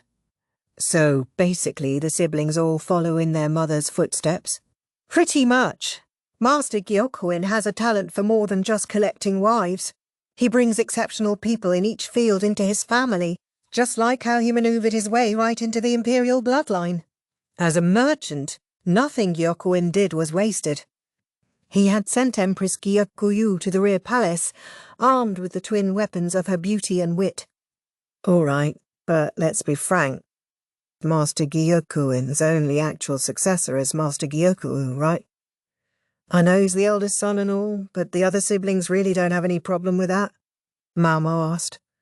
"The bigger a household was and the more assets it had, the more likely family strife was to break out. 11 wives and 13 children seemed like a recipe for disaster in that department. Master Gyokuen's wives appear to have a hierarchy, a nice, clear division between Master Gyokou's mother, his official wife, and the rest, who are all concubines." "I see. Gyokuen had only one true wife, Gyokou's mother. The rest were merely mistresses he had taken to forge specific relationships." "He's more ruthless than he looks." Gyokuen came across like a pleasant, not to say doddering, old man, but Maomao found her image of him completely changed. "I understand what he's doing then, but I can't help thinking his many wives, many families might have something to say about it. By all appearances, he's handled that situation very well." Chu stuffed some mooncake into her mouth and peeped out through the curtain. Gyoku's little brother was reporting on the situation of the foreigners holed up at the inns. "We're managing so far somehow," he was saying. "That's a great help," Jinshi replied. "Even if one considers the current emergency an extenuating circumstance, an attack by the people here upon the foreign population could quickly spiral into a diplomatic incident." "A diplomatic incident?" the tanned man repeated with some sarcasm. Depending on how my older brother plays his cards, it may turn out there was no point to me hiding anyone. That was a very unsettling thing to hear. Gyoku's little brother was built like a rough and ready sailor, but he seemed to know how to put on a polite tone in front of the Emperor's younger brother. If you'll forgive my saying so, Gyoku seems set on war. How has he behaved among you siblings? Jinji asked. I couldn't say for certain, but I have an idea. Gyoku's little brother clasped his gnarled hands. All of us called our eldest brother's mother Lady Sabo, the Western Mother. Perhaps you know that she was formerly a member of the Windreader tribe. Yes, I've heard. Perhaps the name was derived from that of the goddess Sei-Ubo, the Western Queen Mother, or perhaps they called her that because she was the mother of the Western capital. Or maybe her name even included the character for West. Maomao didn't know. Lady Sabo was a kind woman, very concerned for those who had formerly been members of her tribe. She went with our father on his business expeditions, and any time she saw a former Windreader among the slaves, she would free them. Or so I've been told. That would mean Sir Gyokuen went with her. Yes, sir. A great many members of the Windreader tribe were found in Shao. Many of them had been viciously mistreated by the people there. They were practically skin and bones. My mother met many of them in their last moments. Maomao listened. This sort of made sense to her, but sort of didn't. Chu seemed to be of the same opinion. She was frowning. What do you think, Miss Maomao? She asked. I'm not sure how to answer. It would certainly be one reason to want to go to war, but it seems like it must be just one reason out of many. That was her honest opinion. She understood it as a justification, but on its own it was too little. Wanting revenge for one's people was understandable, but tribes all over the plains had attacked the former Windreaders. Meanwhile, foreigners hardly had a monopoly on mistreating their slaves. As a political matter, such things were barely more than excuses. Jinshi, as it turned out, had much the same questions as Maomao and Chur. Is that the only reason? He asked bluntly. I realize Sir Gyokuen is your eldest sibling, but surely that doesn't silence the younger members of the family completely. Is it not precisely because you disagree with him, Sir Dahai, that you were willing to entertain what I had to say? So Gyoku's little brother's name was Dahai. It meant Great Sea. Certainly an appropriate name for a sailor. But he doesn't have Gyokuen in his name. That, Maomao realized, was the sign that this man didn't stand in the line of succession. She wondered if Gyokuen had always had the Gyoku element in her name because of her exceptional qualities, or if she had changed her name when she entered the rear palace. I presume Sir Gyokuen can't afford to ignore the master of the harbours just because that man is his younger brother. What did he use to negotiate with you? Jinchi asked. Dahai flinched, but then smiled. You should get out among the people more, Moon Prince. Then they might cease to believe that you're nothing but a figurehead. Get out among the people and do what? Would you have me paraded around like a portable shrine at a festival? Jinchi continued to look every inch the royal, but his tone had grown rather informal. He must have already met this man several times before. Maomao just hadn't known about it, otherwise Dahai would never have dared to speak as frankly as he just had. My eldest brother tempted me with the rights to Shao's ports. Currently, ships from other countries pay through the nose to use them. Products from a great many lands find their way to Shah, coming on a great many ships, and Shah has them all over a barrel. They need those ports. My brother informed me of his intention to take the ports and put me in charge of them. I would clear at least this much easily. He held up 5 fingers to indicate the amount. Maomao couldn't even imagine that many zeros. And what? He may speak of giving you rights, but all I see is a drastic increase in your workload. As capable as you are, Sir Dahai, even you can't single-handedly manage 2 major ports with foreign ships coming and going. Unless you have some plan for splitting yourself in half and becoming two people. Have you become a master of the immortal's arts without my knowing it? Jinshi was teasing, taunting him. I have someone who serves as my right hand, and my left, and both feet. I'll let them handle things. You would send your most valuable people to a land that seems set to become a battlefield. I had heard mariners valued their shipmates, but perhaps I was misinformed. Now Jingshi was openly provoking the other man. What's he up to? Just witnessing this was enough to put Maomao's nerves on edge. It had to be taking a toll on both Jinshi and Dahai. Now I see why he wanted a charge. It had to be mentally and emotionally draining to keep up this conversation. Perhaps that suggests to you how important these rites are, Dahai said. Very well. Then what's keeping the rest of your siblings quiet? There can't be many carrots as large as those harbour rights. If anything, I would expect the opposite, that they would find the costs of invading another country unduly burdensome. After a moment, Dahai said, I have no doubt my brother explained to each of our siblings the advantages of supporting him. Maomao and Che was still peeking from behind the curtain. They were out of mooncakes, and Che had moved on to nibbling on a fried dough twist. Are you sure I should be seeing this? Maomao asked her. Sure, it's fine. No, I mean, if Dahai found out, wouldn't he be upset? Maomao knew she would be, if she found out that some ladies-in-waiting had been eavesdropping on secret conversations she had been having. I think he's already upset just having to deal with the Moon Prince. His Majesty's younger brother may have a low opinion of himself, but he always manages to get the job done. True enough. Dahai had to be more than a dozen years older than Jinshi, but it was the prince who held the initiative in this conversation. It looked like he knew something important. Did Empress Gyokuen give him some kind of inside information? No. Wait! Jinshi placed a black lump on the table. Would this be the advantage you're talking about? It was some kind of rock. The glossy sheen on its surface made it look like obsidian, but it wasn't. I believe in IC province you call this the Burning Stone, Jinshi said. The Burning Stone. A stone that burns. Coal. Maomao remembered what Tassel Glasses had written in his letter. They say there's a mountain near the port in Shah that produces coal. Take control of the port and one could, and no doubt would, start digging it up, yes? Jinshi asked. Then he said, I see that IC province is more desperate for fuel than we are in the central region. Dramatic temperature differences between day and night. No doubt many deaths of freezing in the winter.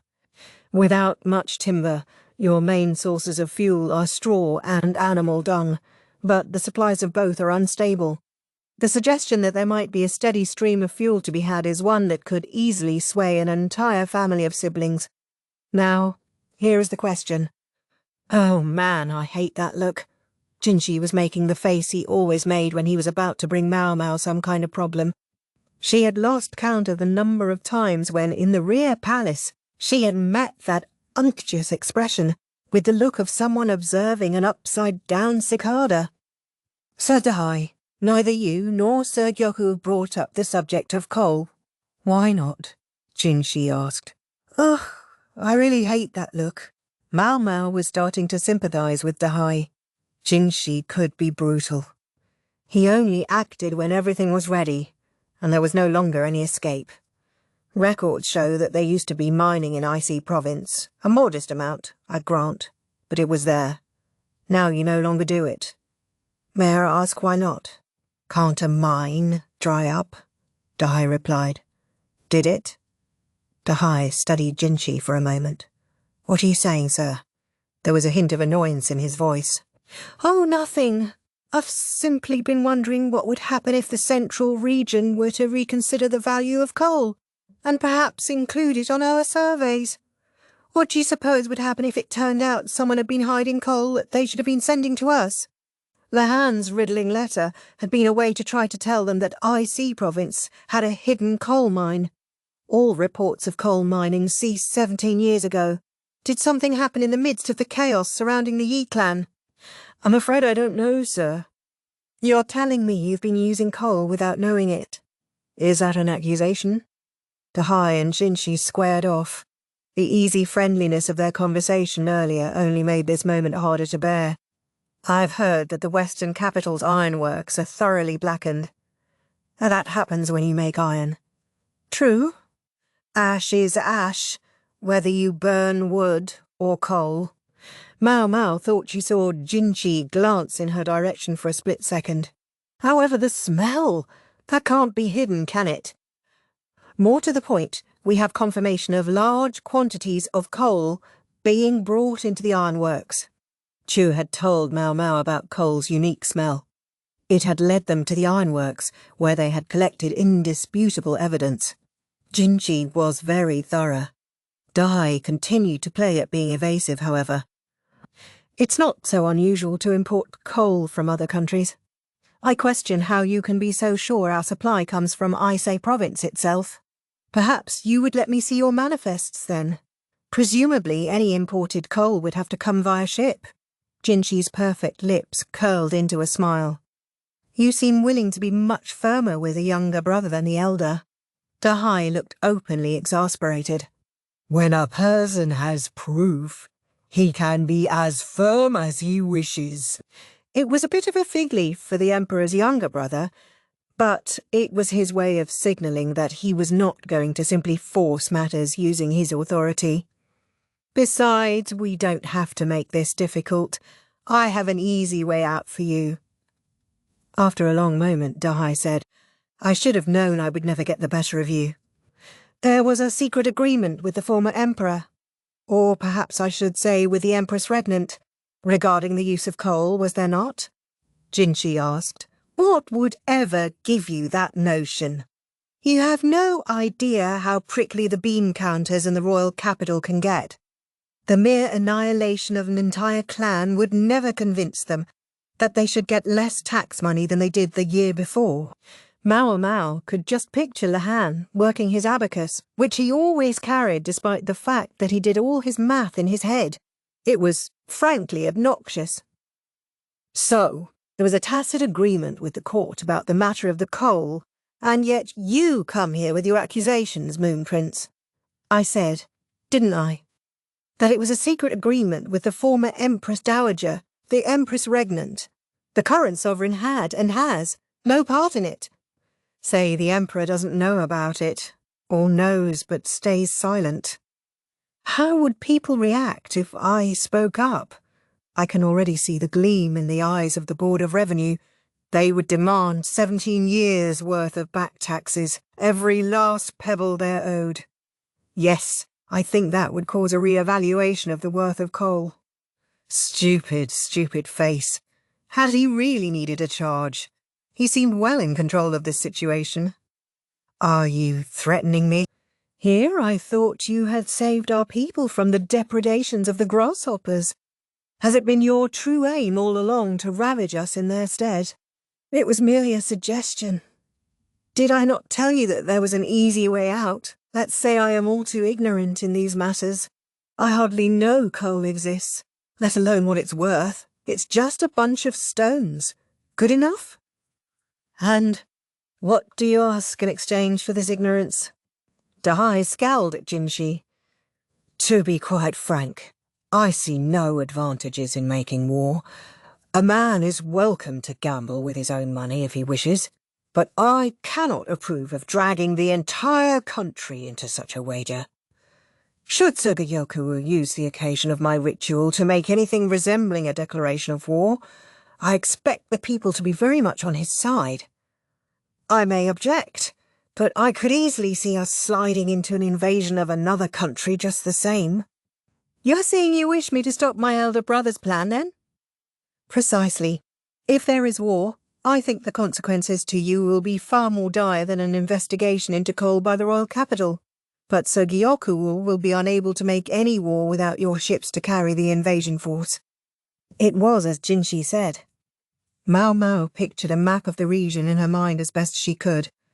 Aise province was home to vast plains, where food was scarce. An invasion entirely overland seemed impossible. I also think it's you, Sir Dahai, who understands best of all the problems that can be caused by strife among siblings. Do you think you could bring some of the others around if you used my name? Would there be any advantage to me in doing such a thing? As I said, coal is merely a rock, worthless to the central region. Maomao sipped her tea, long gone cold, and felt a pang of sympathy for Dahai. It had to hurt, being tied into knots by a boy more than 10 years his junior. But if it did, that pain wasn't apparent on his face. Puzzled, Maomao turned to Chui, who was looking sadly at the very last of the fried dough twists. Miss Chui, she said. Yes, Miss Maomao. What is it? I just had a thought. Is this what they call a rigged game? She asked idly. Ho, ho, ho! It's tough being on top, isn't it? You need a good pretext to convince any of the siblings. Mama realised why Dai looked so placid even as Jinshi used him mercilessly. He was, and always had been, on Jinshi's side. But there was a hierarchy to the sibling relationships. He couldn't just bull around doing what he pleased. He needed there to be some reason he was forced to cooperate with Jinshi, and he had come here to get it. Suddenly, Maomao felt stupid for having been on tenterhooks the entire time. A charge! My ass! The cold sweat. All of it felt silly. God, I hate politics. Maomao was reminded, painfully, of why she loathed being involved with anything political. Chapter 17. In the Shadow of the Ritual. The 80th day. The ritual Jinshi would perform, Maomao gathered, was to be a middle rite. She didn't know much about the niceties of state ceremonies, but she was given to understand that the rituals performed by the emperor could be divided into great rites, middle rites, and lesser rites, and that the exact nature of the ceremony varied with the scale. The officiant has to purify himself for 3 days before a middle rite. She remembered Jinshi doing this once, when she had been assigned to him as a lady-in-waiting. It had involved him eating ascetic meals and performing some sort of ritualistic gestures before he got in the bath. She also remembered Jinshi, who had still had some growing to do, looking rather disappointed by the quantity of the meals. "So the festival's to be tomorrow," said the quack doctor with his typical lack of concern as he rolled up a strip of torn sheet. "I suppose you could call it a festival, but you know there won't be any food stores or anything, right?" Maomao made sure the pills that had come out of their wooden mould were all perfectly round, then placed them neatly on a wicker tray. It was stomach medication, made with substitute ingredients because there was nothing like enough actual medicine around. If they ran into the freak strategist's aid, she intended to give him some. The ceremony would be performed at a large open plaza in the middle of the western capital. There was a shrine there. It was a very prominent spot. "Master Lihaku," Maomao said. Yeah. The big mutt-like soldier was cutting a sheet into neat strips with a knife. "Are we sure that having a festival at this moment won't backfire and cause violence instead?" "That's a real tough question. Our one saving grace is that everything I've seen of that plaza makes it look easy to defend. It's circular, so we can surround it, and it's big, which will make it hard to fire an arrow into it." So it wasn't, from his perspective, a dangerous location. "The one real potential problem is if the people turn into a mob and just pile past us." Yeah, there wouldn't be much you could do about that. Even impeccably trained soldiers could only do so much to resist sheer numbers. Maomao hoped there wouldn't be any injuries, but who knew what the day would bring? It was even possible that an unruly mob would rip off Jinshi's robes and discover the burn on his flank. "What I can say is that there's been less violence the last few days," Lihaku said, handing the shredded sheet to the quack doctor. The mob that night seems to have helped things calm down, at least a little bit. You mean because Master Gyokuen spoke directly to the people? Uh-huh. And it sounds like his younger brothers have been trying to talk people around as well. That must come from the brother Jin she talked to. Gyokuen's family held control of every industry in the western capital. Anyone who went against them would find life in the city very, very difficult. Security's still tight, though. There are still people around claiming that it's the Imperial younger brother's fault that swarm broke out. As a soldier, Lihaku was kept abreast of each day's security preparations. Then Maomao asked the question that was bothering her most. How do you expect Master Gyokuen to act during the ceremony? How would he behave, this man who lusted for war?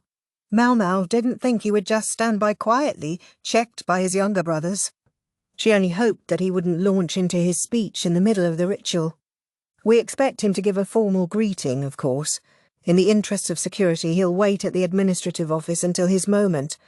It sounds like his speech will be at the end, after everything else is over.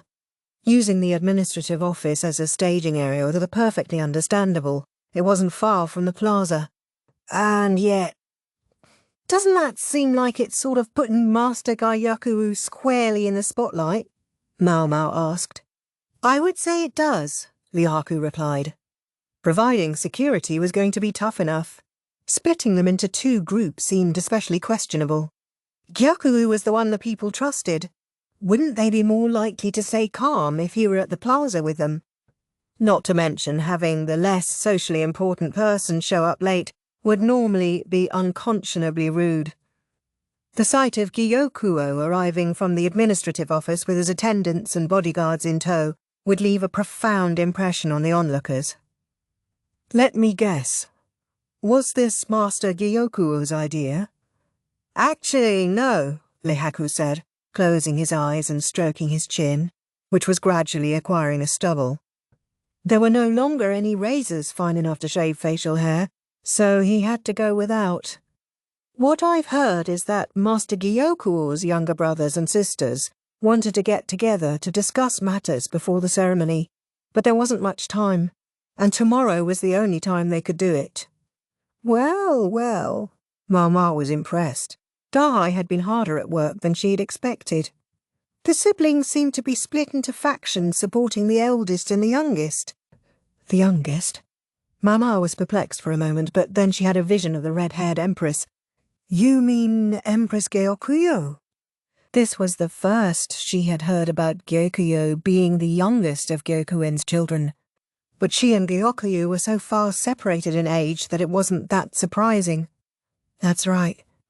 The eldest son might inherit leadership of the clan, but the word of the Empress carries a lot of weight, even though she's his youngest sister. All the sisters are for Empress Gyokuen, and even a few of the brothers. You're very well informed, Master Lihaku. Maomao nudged the big soldier with her elbow. I talk with the other guards who come by here, and they've all been around. I hear a lot of things. The others used to say they were jealous of me because guarding the annex was supposed to be a cushy job, but since that mob the other night, I haven't heard a word from anyone. Is it just me? Or does Master Gyokuen seem given to extreme policies? Doesn't that bother the people of the western capital? That has to do with what layer of the support base you're looking at. The group you're thinking of, young lady, has a bunch of Master Gyokuen's supporters in it. If you change your perspective, a lot of other things change with it. I feel like it didn't used to be that way. Maomao objected as she helped untangle the quack from the strips of sheet he had gotten himself caught in. Time passes, things change. The more upset the people get, the more they pressure their politicians. And then later, they complain that they don't like how it turned out. Is that how it works? Maomao rolled up the cloth. She just hoped the ritual would go smoothly. The next day was bright and blue, not a cloud in the sky. That wasn't specifically a sign of good fortune in the western capital, where it hardly rained anyway, but it still made a nice backdrop for a ceremony. The impending festivities did something to dispel the gloom that had clung to the city the past several months. What do you think, young lady? Shall we go up? the quack doctor asked, heading up the stairs with his steamed potato in hand. He and Maomao had to stay and watch the medical office, but the plaza was visible from the 3rd floor of the annex, and they decided to watch from there. Maomao had suggested that she should go to the ritual site in case anything happened, but Jinshi had rejected that idea. He seemed to think his life would be far harder if Maomao got hurt than if he himself did. I don't really expect Jinshi to be injured anyway, and the freak strategist is at the ceremony. If Maomao were there too, he seemed likely to interrupt proceedings. Instead, she got to watch from the 3rd floor of their building, which had an excellent view and a nice breeze. In the room with her and the quack were Chui, Lihaku, the duck, and for some reason, Lahan's brother. What? You think it's wrong of me to be here? Lahan's brother asked, glowering at her. The duck raised her bill in imitation of his expression. Lahan's brother must have been looking after the duck for Basson, who was serving as Jinshi's bodyguard. Did I say anything out loud? I saw it on your face. It hurts to know I was right. I'm sorry. Maomao tried to make Lahan's brother feel better by offering him a steamed potato, but he jumped back, saying he had had more than enough of them. The duck comforted him. I could see them, but it's so far away. They're all so small, the quack said, squinting. The stage was visible from where they were, but they couldn't make out the participants' faces. They could still tell which one was Jinshi, though. Even at this distance, he was obnoxiously unmissable. That's a good thing. From this far away, even the best archer couldn't hit them, remarked Chu. A rather unsettling thing to say. Maomao scanned the buildings near the plaza. The only ones as tall as the annex were the administrative office and the main house. The quack squinted some more. I feel like an arrow could reach from farther away than where we are. From their room to the centre of the plaza was perhaps 200 metres in a straight line, with a longbow or a crossbow maybe. But how would you hit anything like that? And even if by some miracle you did, the arrow would never have the force to actually kill whoever it hit. We call that effective range, and it's usually less than 100 metres, Lihaku said, providing helpful military background. Oh, well, that does make me feel better. The quack stuffed some potato into his mouth in relief. Are you absolutely sure it's safe? The objection came from Lahan's brother. He sat cross-legged on the ground, petting the duck, who perched in his lap. How far an arrow flies, or whether it hits its target, is all down to the skill and strength of the archer, isn't it? Or suppose they've developed a more advanced bow. It might be a lot more dangerous than you think, couldn't it? Lahan's brother could do most things well. He might not be the most exceptional man in any one field, but he was tremendously versatile. You're absolutely right, Lahan's brother.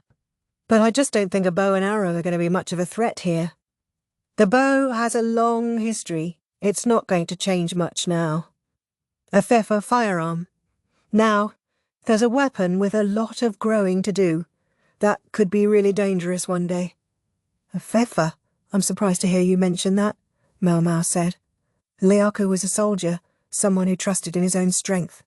She was surprised to realise he might put stock in firearms. A fefa's less powerful than a bow right now, but look how portable it is, just a little tube. That's the scary part.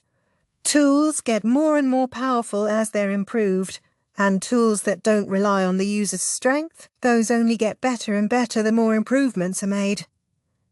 Well then, wouldn't it be dangerous if someone had one of these fefa? The quack asked, clearly unsure what a fefa actually was. It sure would, Lihaku declared. So much for reassuring the old doctor. Lihaku, if someone targets the officiants with one of these firearms, what's the point of all your guards? Lahan's brother asked, despairing. He set the duck to one side. Fair question. But fefa still have too many shortcomings to be used in an assassination. I just don't expect to see anyone try anything with one at this ceremony. There. Feel better? He sounded so sure of himself that even Maomao was willing to believe him. The threat of violence worries me more, Lihaku said. But things seem quiet for now. And they'll probably stay that way as long as we're giving out food, Lehan's brother said, sceptical. Look, see that over there? See what over where? Chu asked, squinting. Maomao looked too, and saw crowds of people surrounding what appeared to be shop stalls. They're handing out some extra food that arrived. Well, potatoes to be specific. Potatoes? Maomao echoed. Just how crazy was Lehan's father for potatoes? Lehan's grandpa and Lehan's mother had seemed resentful of their rustic dwelling, but Maomao suspected that just by selling potatoes, their income probably far surpassed that of the freak strategist's debt-riddled estate. They had built a veritable potato palace. They went to the people who normally do the food stalls at this sort of thing and got them to pass the potatoes out. They get experienced food handlers, and it helps with employment. Ah, Maomao said, taking a sip of tea. It was thin, made with well-used leaves. The potatoes would make things easy because they didn't even need to be peeled. With a modicum of fuel, they could be roasted. It was very Jinshi-esque to think not just of handing out food, but of how to use that to obtain a variety of economic benefits. They've added an extra detail too, Lehan's brother informed them. They brand each potato to identify it as coming from His Majesty's younger brother. Maomao spat out her tea so hard that it got into her nose and threatened to fly up into her eyes. Huh, what's your problem? Lehan's brother asked, patting her on the back. Nothing, just isn't it sort of impertinent to put the Moon Prince's sigil on a potato? It's a simplified version, just a crescent moon. It wouldn't have been possible to do anything too detailed. Maomao wondered, concerned, if Jinshi was doing this as a form of self-flagellation. Branded potatoes. Now that sounds interesting. Miss Chua will just go get some, Chua said, shupping to her feet. We have potatoes right here, Maomao said. She'll also see if there are any tempting snacks around. In other words, Miss Chua is tired of watching. Now that's no fair, Miss Chua. You expect me to just stay here and watch the place? Leaku said. Sure do. Have fun. And with that, Chua left. Maomao dabbed at her face with a handkerchief and looked out at the plaza. A man in highly conspicuous clothing, presumably Jinshi, was walking through it. She couldn't hear what he was saying, but she caught the faint sounds of musical instruments, carried to them on the breeze. She munched a potato and hoped nothing would happen. Chapter 18. The Siblings' Conference. Rikuson looked around the meeting room and wondered why he was there. He was in the largest room in the administrative building, and with him were Gyokuen's children, 8 of them including Gyokuen, all seated at a round table. As far as Rikuson was aware, Gyokuen had 13 children. One of them was Empress Gyokuen. Gyokuen's second daughter, Rikuson had accompanied him to the royal capital as his aide. That left 11 children in the western capital, which meant 3 of them weren't here. Maybe it was just that hard to get everyone together at the same time, or maybe only one representative had been sent from each mother's brood. Rikuson looked around at the siblings, matching them with his memory. Gyokuen was the oldest son, of course.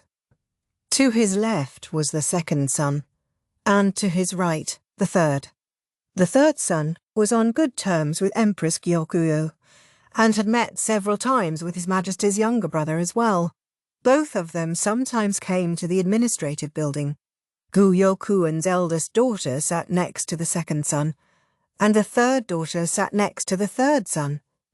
It was the custom in the western capital for the most respected person to sit farthest away from the entrance, but at the same time the eldest daughter was older than the second son. So they weren't going strictly by age here, but discriminating by gender. The fourth son and daughter, as well as the fifth daughter, were missing. There were also 3 faces that Rikuson didn't recognise. He presumed they were the only siblings he hadn't yet accounted for. The 5th, 6th and 7th sons. Assuming they were seated in order, that would make the man sitting directly across from Gyokuen, the seventh son. Behind each of the seated siblings was another chair, in which sat an aide or attendant. Behind Gyokuen alone there were 2 chairs. His confidant was in one of them.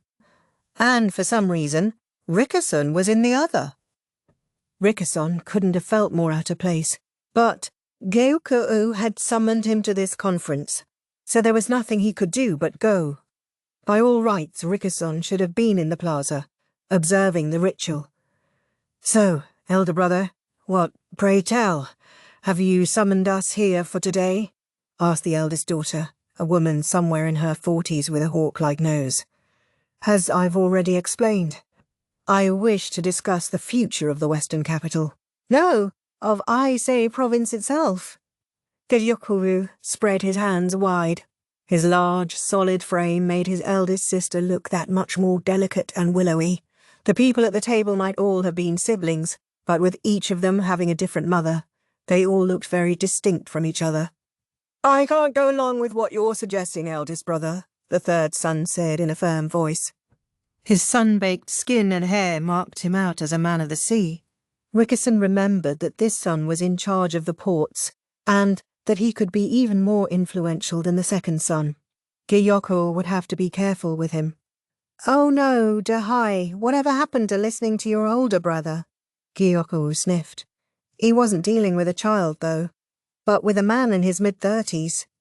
I understand what you're trying to say. You're referring to what you already told me, yes?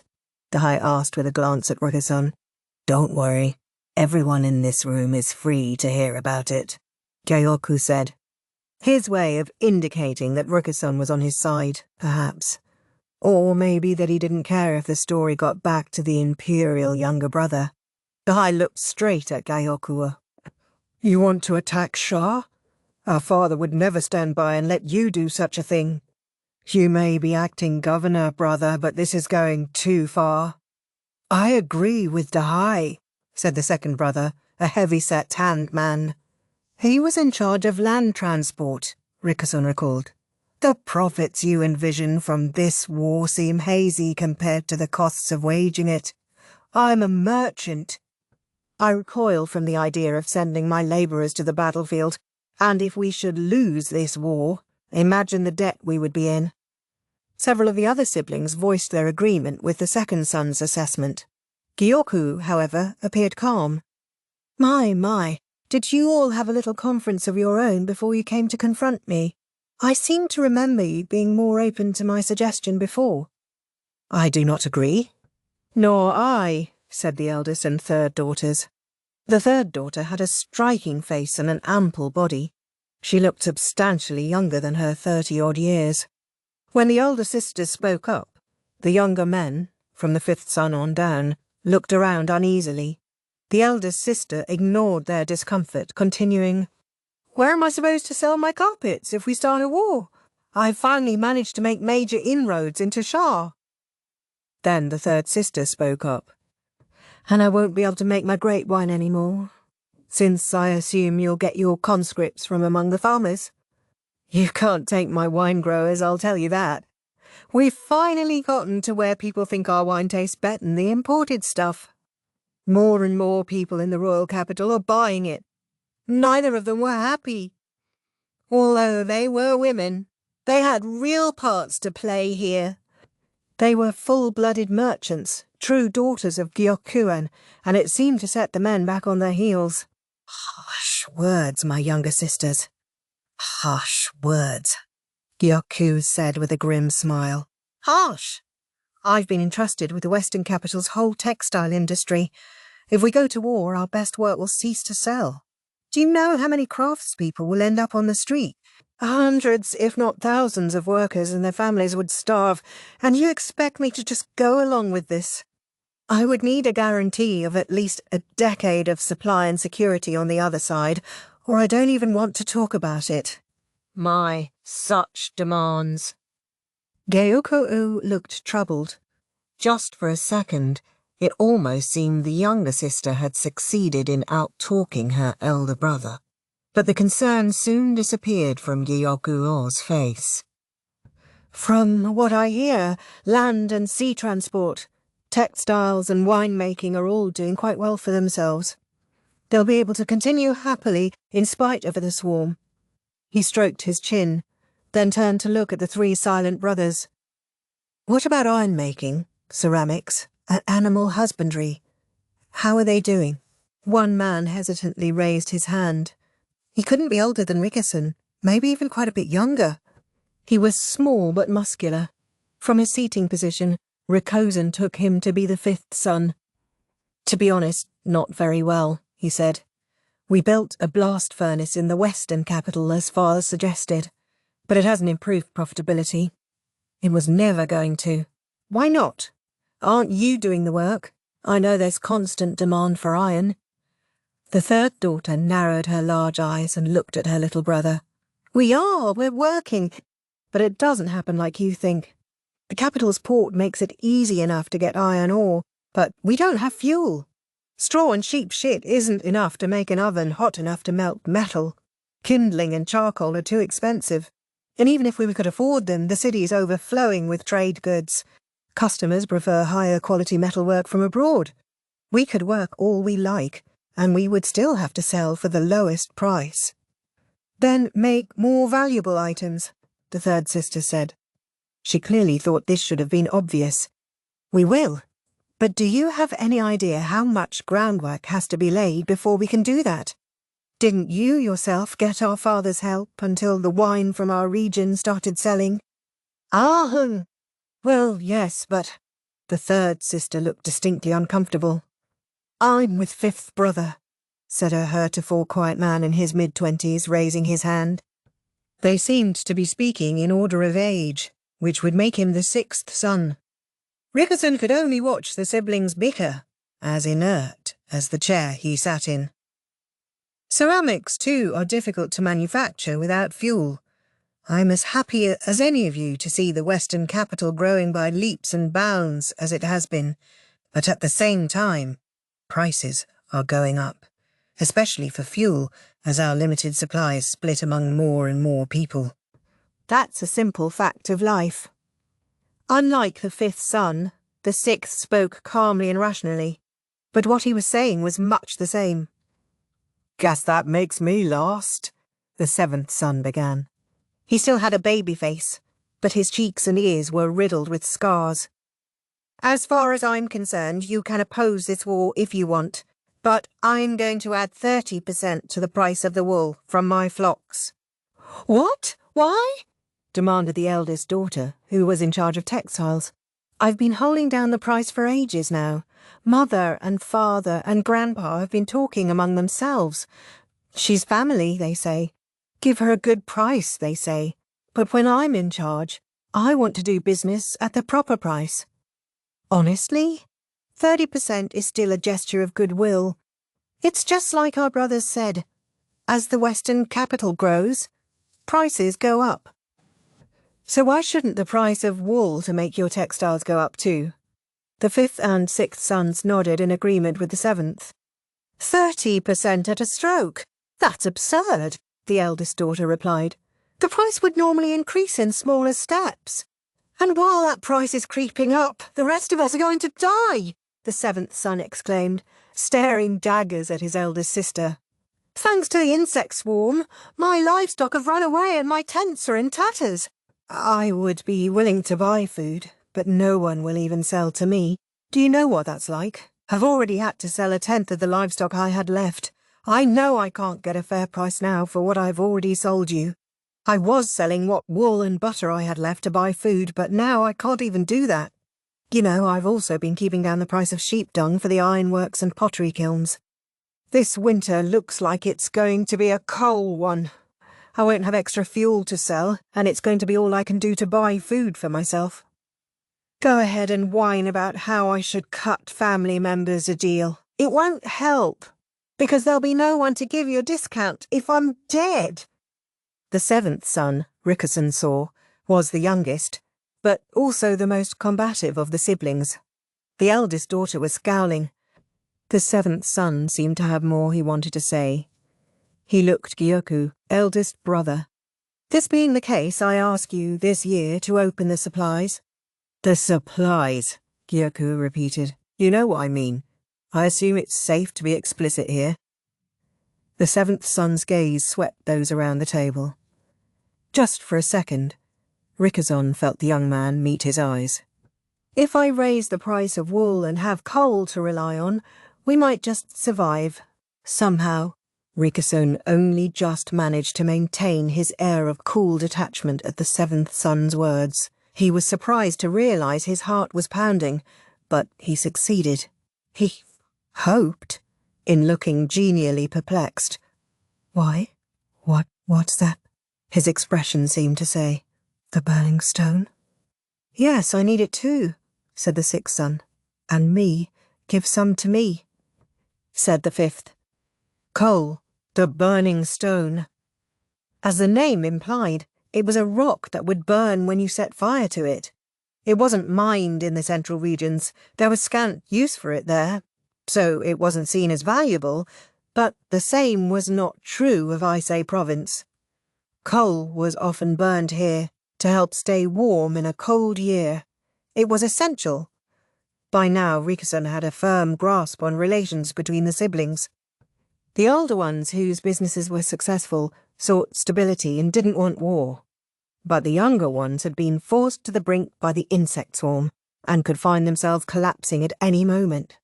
That was where Gyokuen found his opening. In the long view, the benefits are numerous. If we capture Shah, we take its mine as well, Gyokuen said. Moving coal via the ports will be easy, as will transporting goods into the interior. Our iron and ceramic works will grow, and no one will have to freeze to death, ever again.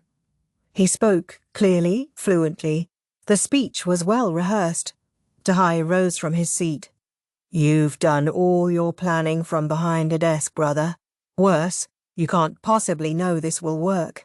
What makes you think Shao will fall so easily? How can you be sure they have a mine from which we can get coal? Shao is a neutral country. If Li attacks them unprovoked, other nations will not stand quietly by. You would anger father, and worse, you would anger the emperor. His love for our sister. You won't save you then, not even with your nephew in line for the throne. The Yi were destroyed. You think they won't destroy us? Rikazon's heart started pounding again. The destruction of the Yi clan was unavoidable, Gyokuen said sadly, setting off murmuring among the brothers and sisters. Rikazon took a deep breath. Calm down, he ordered himself. He looked around and saw that the siblings each had one of two expressions on their faces. The older ones looked anxious, while the younger ones looked lost. He realized that the youngest of them, everyone from the fifth son on down, had never learned the details of what had happened 17 years before. The Yi clan attracted the attention of the Empress Regnant, Gyokuen said. If they had been left to their own devices, the whole western capital might have been obliterated.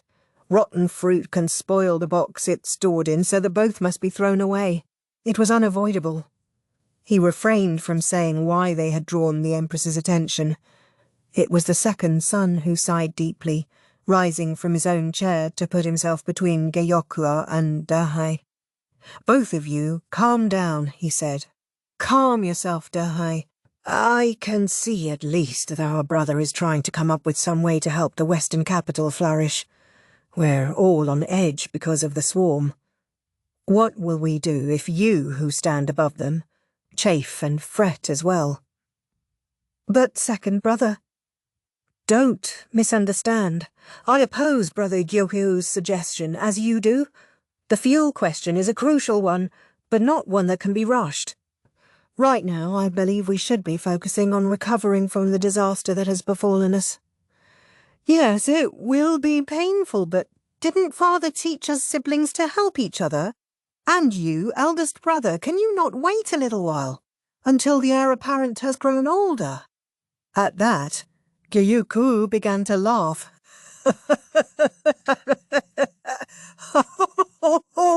How many years would you have me wait, little brother? What certainty do we even have that my nephew will safely ascend the throne? Esteemed brother, you go too far, the third sister said, striking the table. Gyoku's eyes went wide. You will call me Gyokuen, he bellowed, raising his voice for the first time. His anger put the third sister back on her heels. Her own eyes widened slightly, but in dismay. She had committed a faux pas, and she knew it. I apologize, elder brother Gyokuen, she said. Almost immediately, the smile returned to Gyoku's face. It's nothing, so long as you realize. The other siblings looked at him afresh. Until a moment ago, Rickerson would have said they were exchanging their opinions freely and without restraint.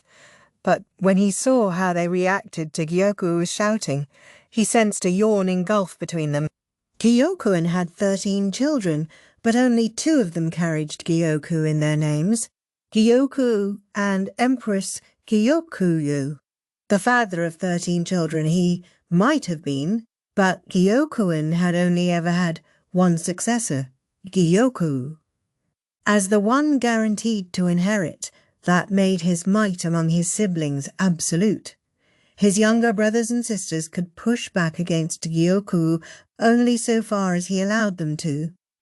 His outburst had reminded them of this fact. It had shown them that they held this discussion at Gyoku's pleasure alone. They were supporting actors whom Gyokuen had gathered on his stage. Needless to say, anonymous advisor was not a speaking part. And that's exactly what Rickerson was. The mood in the room had become intensely uncomfortable. The second son hesitantly returned to his seat. The talk, Rickerson thought, might normally have been more amicable, but the insect swarm had left everyone living reduced lives for nearly 3 months now. Gyokuen's own children were unlikely to starve, but the weight of the responsibilities they bore frayed their nerves. I'm not speaking of groundless fears, Gyokuen said. I speak of the truth. Do you know how many of His Majesty's children have perished in the rear palace in these latter days? The brothers and sisters looked at each other in silence. You don't? Then let us ask someone who comes from that region. Rickerson, how many of the Emperor's honoured children have left the world long before their time? Now all attention turned to Rickerson. So much for that minor role. He had been given a name. To have all of the siblings looking at him was almost unbearable, but there was nothing he could do except answer. When he was still the prince in waiting, 1. Since his accession to the throne, 3 of his children have died prematurely. There you have it. Think how young the heir apparent still is. One cannot be certain of a child's life until at least 7 years of age.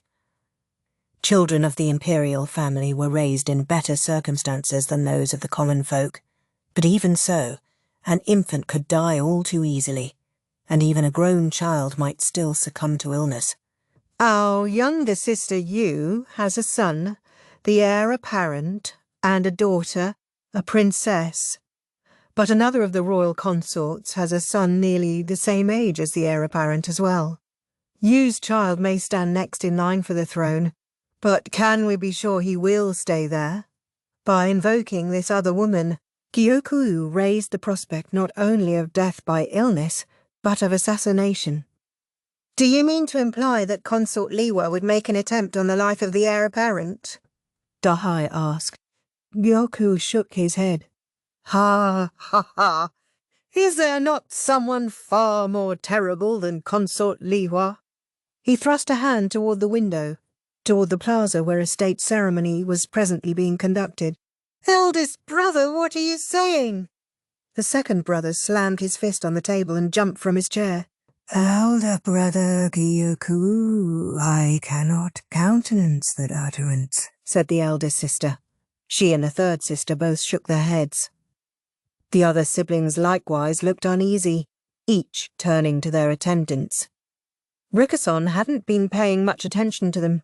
He had his hands full trying to watch all the siblings, but they too were obviously shaken by Gyoku's words.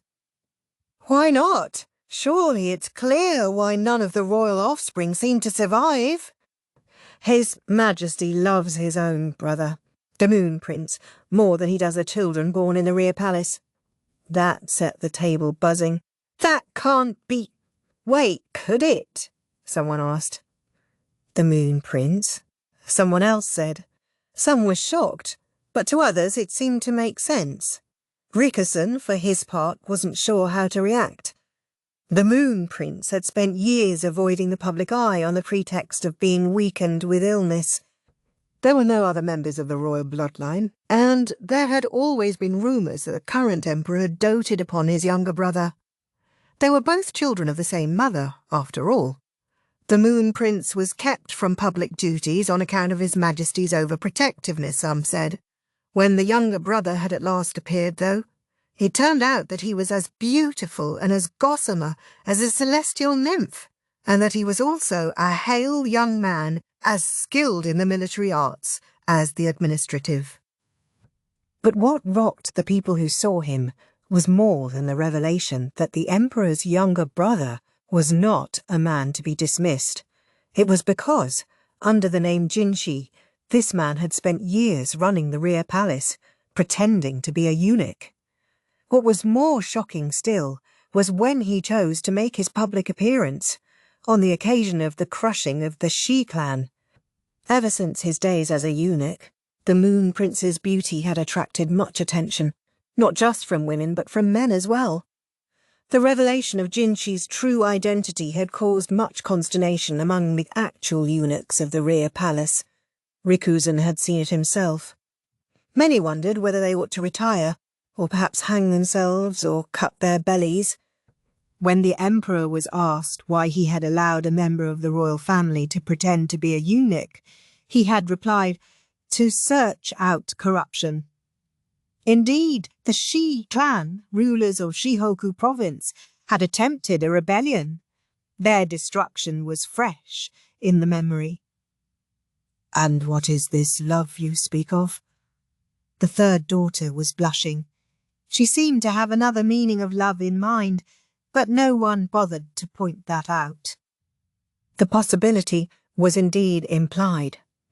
"Have you not heard the stories about whether the Moon Prince is really the son of the former emperor?" Gyokuen said. "Yes, but that's all they are, hearsay. Even our father said the Moon Prince was much like the former emperor in the sovereign's younger days." "Then who do you propose was the father?" the second son asked, exasperated by the entire topic. Gyokuo's expression never faltered. At that time, the Empress Dowager was simply the Empress. Only so many people could get close to a woman in her position. If it wasn't his former majesty, it could only have been a family member. Gyokuen grinned, an expression that the people of the Western capital might have considered heroic. What he spoke of now, however, was foul. "Say, his present majesty." "You're suggesting that the Moon Prince might be the emperor's own son?" the fifth brother asked, going pale. Not only the other siblings but their attendants began muttering to each other. With the many nomadic tribes in Aisei province, marriage among relatives was common, but relations between a parent and child were taboo. "Is it so hard to imagine?" asked Gyokuen. The former emperor was interested only in children, and the Empress Dowager was not that young, but still young. "Closer in age to our current sovereign than the former one, I dare say. Consanguinity has never stopped the imperial family before. There are records of past members having children with nieces or half-sisters." "This is beyond absurd. What you're suggesting is absolutely unthinkable," Dahai shouted. All his deference toward his eldest brother had evaporated. "And yet it explains everything. The imperial younger brother resembles his majesty. Well, a son resembles his father. His majesty dotes upon the Moon Prince. So does a father upon his son. Finally, no children were raised in the rear palace for many years, to allow his eldest son to be certain to inherit the throne. The eldest sister marched up to Gyokuen, pressing closer and closer to him. "You mean to say that His Majesty never intended for any of his other children to survive to adulthood, that the other infants were murdered, and the Crown Prince will be too? With what proof? What proof do you have? Her lady-in-waiting, somewhat reluctantly, held her mistress back. She's right! On what grounds can you say this? The third daughter demanded. If it ever came out that you were making such accusations based on nothing but speculation, we would be lucky to meet the fate of the Yi, or even the Shi Khan. You want proof? Then let me tell you a story. Gyokuen, unbothered by the hubbub that had broken out around him, slowly uncrossed and recrossed his legs. When the imperial younger brother was born, almost all of the ladies-in-waiting who had attended the Empress until that time were released from service. One of them was married off to a man in IC province, and her husband happened to be an acquaintance of mine. Tragically, her husband died, after which she came to me with a request. She said she had something very important to say about the imperial younger brother. Gyokuen couldn't have looked more pleased with himself. Is this true? The eldest sister asked, slowly backing away. Oh, it's true. It was last year. Just after His Majesty's younger brother had been in the western capital, as it happens. Dahai gave Gyokuen a doubtful look. This is the first I've heard of it. This is the first I've spoken of it. It seemed very strange that she would come to me with her story, but I thought the least I could do was hear her out. Yet, almost immediately after that, this former lady-in-waiting died, run over by a carriage in a terrible accident. He spread his hands mournfully. The implication was clear. He wanted them to believe someone had tried to shut the woman up. Raikkoson felt himself break out in a damp sweat. This man, Gyokuen, had a perfect facade. He knew how to set the stage, and he knew how to needle others in their weakest places.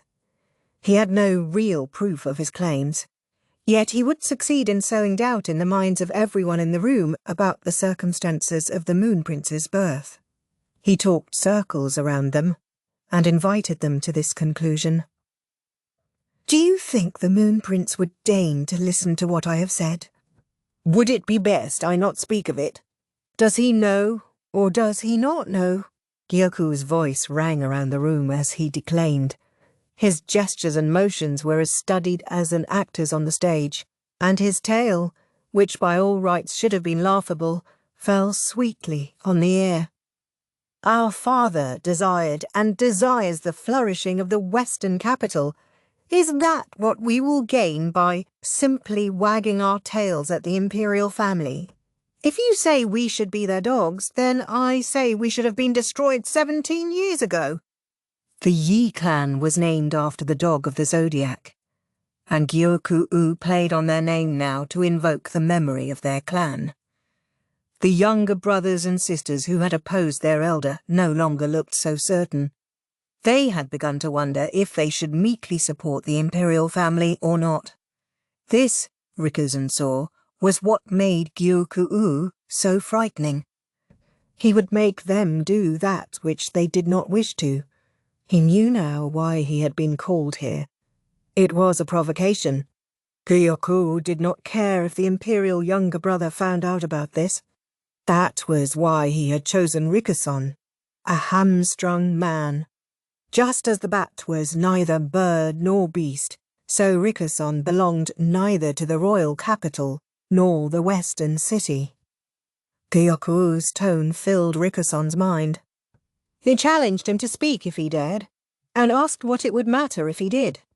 Now, we must get ready, Gyokuen said. We cannot let the ceremony conclude without our presence. All of you, go, prepare.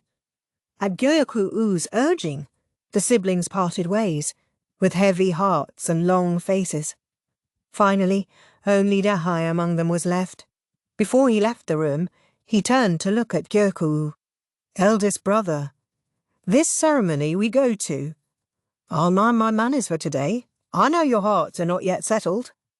Raikkoson wasn't sure whether he found that reassuring. He stayed in his chair, stock still, staring at the ground. Chapter 19. The Weeping Wind. Part 1. It was all right. All was well. Gyokuen kept telling himself. Soon, all would be over. Soon, it would all be taken care of. He felt as if a thread that had been wound around his feet was soon to be cut. Meanwhile, he was moving to slash the countless threads wound around his neck.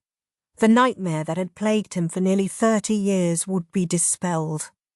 Soon. All very soon. He picked up a flight feather that sat on the shelf. It came from a hawk his mother had especially adored. When she died, the bird passed soon after, as if following her into the next life. He remembered his distress when she had asked him to take care of the hawk for her. He didn't know how to care for a bird and had never expected to. "You'll protect this town, won't you?" he remembered his mother saying. She was such a kind woman. She had never resented anyone in her life. His father, Gyokuen, had called her Seibo, the Western Mother, because he had wished to make her the most venerated mother in all of Ise province. She had told Gyokuen that his name, which meant Jade Nightingale, came from a bird that lived in the lands far to the east. He wished, though, that she had named him after the eagle instead. A strong name. Daddy saves, Mummy. Like the hero in a play. He wished then that he hadn't been named after a weak bird like the nightingale. He wished he had a stronger name. Just as Gyokuen set the feather down, there came a knock at the door. "Enter," he said. "Master Gyokuen, there's someone who would like an audience with you. Will you receive them?" asked his aide, coming into the room. Gyokuen was in his office in the administrative building, getting changed. The discussion with his siblings had gone long, and he wanted to hurry to the ceremony. He had no time to entertain visitors. "Who is it?" he asked. "A man named Takubatsu, from a village to the northwest." "What will you do, sir?" The question meant, did he want a guard in the room? Gyokuen was in a hurry. Whatever this was, he wanted it to be over quickly. "Don't bother with a guard, and I want you out of here too." Takubatsu was Gyoku's milk brother. Takubatsu's mother had been an enslaved former windreader. Seibo, out of compassion for a fellow tribe member, had freed the woman from slavery and brought her to her own residence. Takubatsu's mother had been close to Seibo, and this had led to her becoming Gyoku's nursemaid. Gyokuen remembered his mother and his nurse looking after the bird together. Gyokuen finished changing as the aide showed Takubatsu into the room. "Pardon me," Takubatsu said, and came to stand before Gyokuen. He was an unimposing figure, with unruly black hair and pale eyes that betrayed foreign blood in his veins. Gyoku's nursemaid had had her son before she was freed from slavery. His father had been her owner. Takubatsu had worked at the main house along with his mother, but when his mother fell ill, he had quit his job. Gyokuen had told the nursemaid she had done well and given her some money, and she and her son had moved to a quiet farming village. Gyokuen and Takubatsu hadn't had any contact to speak of after that. Takubatsu had probably been occupied acclimating himself to his new surroundings. Gyokuen, for his part, was just as happy to have Takubatsu out of the picture. He had seemed rather too much like an older brother. According to Seibo, however, after going to the village, Gyoku's former nursemaid had grown sedentary and senile. After working herself to the bone as a slave, old age seemed to catch up with her quickly. Takubatsu had come to ask favours of Gyokuen several times when his life grew hard, and Gyokuen gave Takubatsu work. But more and more farmers came to imitate Takubatsu, trying to borrow money from Gyokuen's father. Most of them were also former slaves that his mother had freed. This, Gyokuen had always thought, was what it meant to return evil for good. He never ceased to be amazed by his father's softness. "What is it?" "It's unusual for you to come yourself," he said now, suppressing his desire to demand why Takubatsu had to come at such a busy moment. Gyokuen wasn't even in the city. Takubatsu might have been Gyoku's milk brother, but it had been some time since they had seen each other. To be perfectly blunt, Gyokuen wanted to hurry up and finish this conversation. He had no wish to even see Takubatsu's face. "I'm sorry to show up unannounced," Takubatsu said, "but there's something I simply must know." When had they seen each other last? Gyokuen had been 15 when his nursemaid left the estate. Until then, Takubatsu, who was a year older than him, had acted like his older brother. At the time, Gyokuen didn't care, but now it rankled him to no end. Still, he couldn't summon the motivation to shout and bluster. He would handle this like an adult. "Let's be frank with each other. I happen to be busy. I have a state ceremony to attend in a few minutes," Gyokuen said. "Then, in the spirit of frankness, I'll simply ask, do you mean to go to war with Shah?" Takubatsu glared at him. "If that turns out to be the only option, then yes." "We have to," Gyokuen replied, adjusting his collar as he spoke. "But you're the one who put us in that position. Why?" "Tell me that. You always used to say that you wanted to be just like Master Gyokuen, to go to other places, build relationships with other people, help the business thrive. You wanted to help the Western capital become great. You have children, grandchildren. You want to put your family in danger." "Because that's what you'll be doing if you start a war," Takubatsu was shouting. Gyoku's milk brother. He had always looked so large to Gyokuen, but now he seemed small and shabby. His mother's decline had left him unable to get a decent job, which left him poor, and so he would come to Gyoku's father to wheedle and beg. Gyokuen had thought perhaps he had come today to do it again, but no, this was what he wanted to talk about. "Yes, I did, but as you say, that was the past. And also, as you say, my first duty must be to protect my family." Takubatsu was talking about the halcyon days of Gyokou's youth, when the sky was always blue and no doubt had troubled him. "As you can see, the Western capital is in danger. The people are exhausted by the ravages of the insect swarm. If I am to supply what they lack, some sacrifice must be made, must it not? It's our leader's job to avoid precisely such sacrifices. If Master Gyokuen were here, he would be searching for some other way, any other way."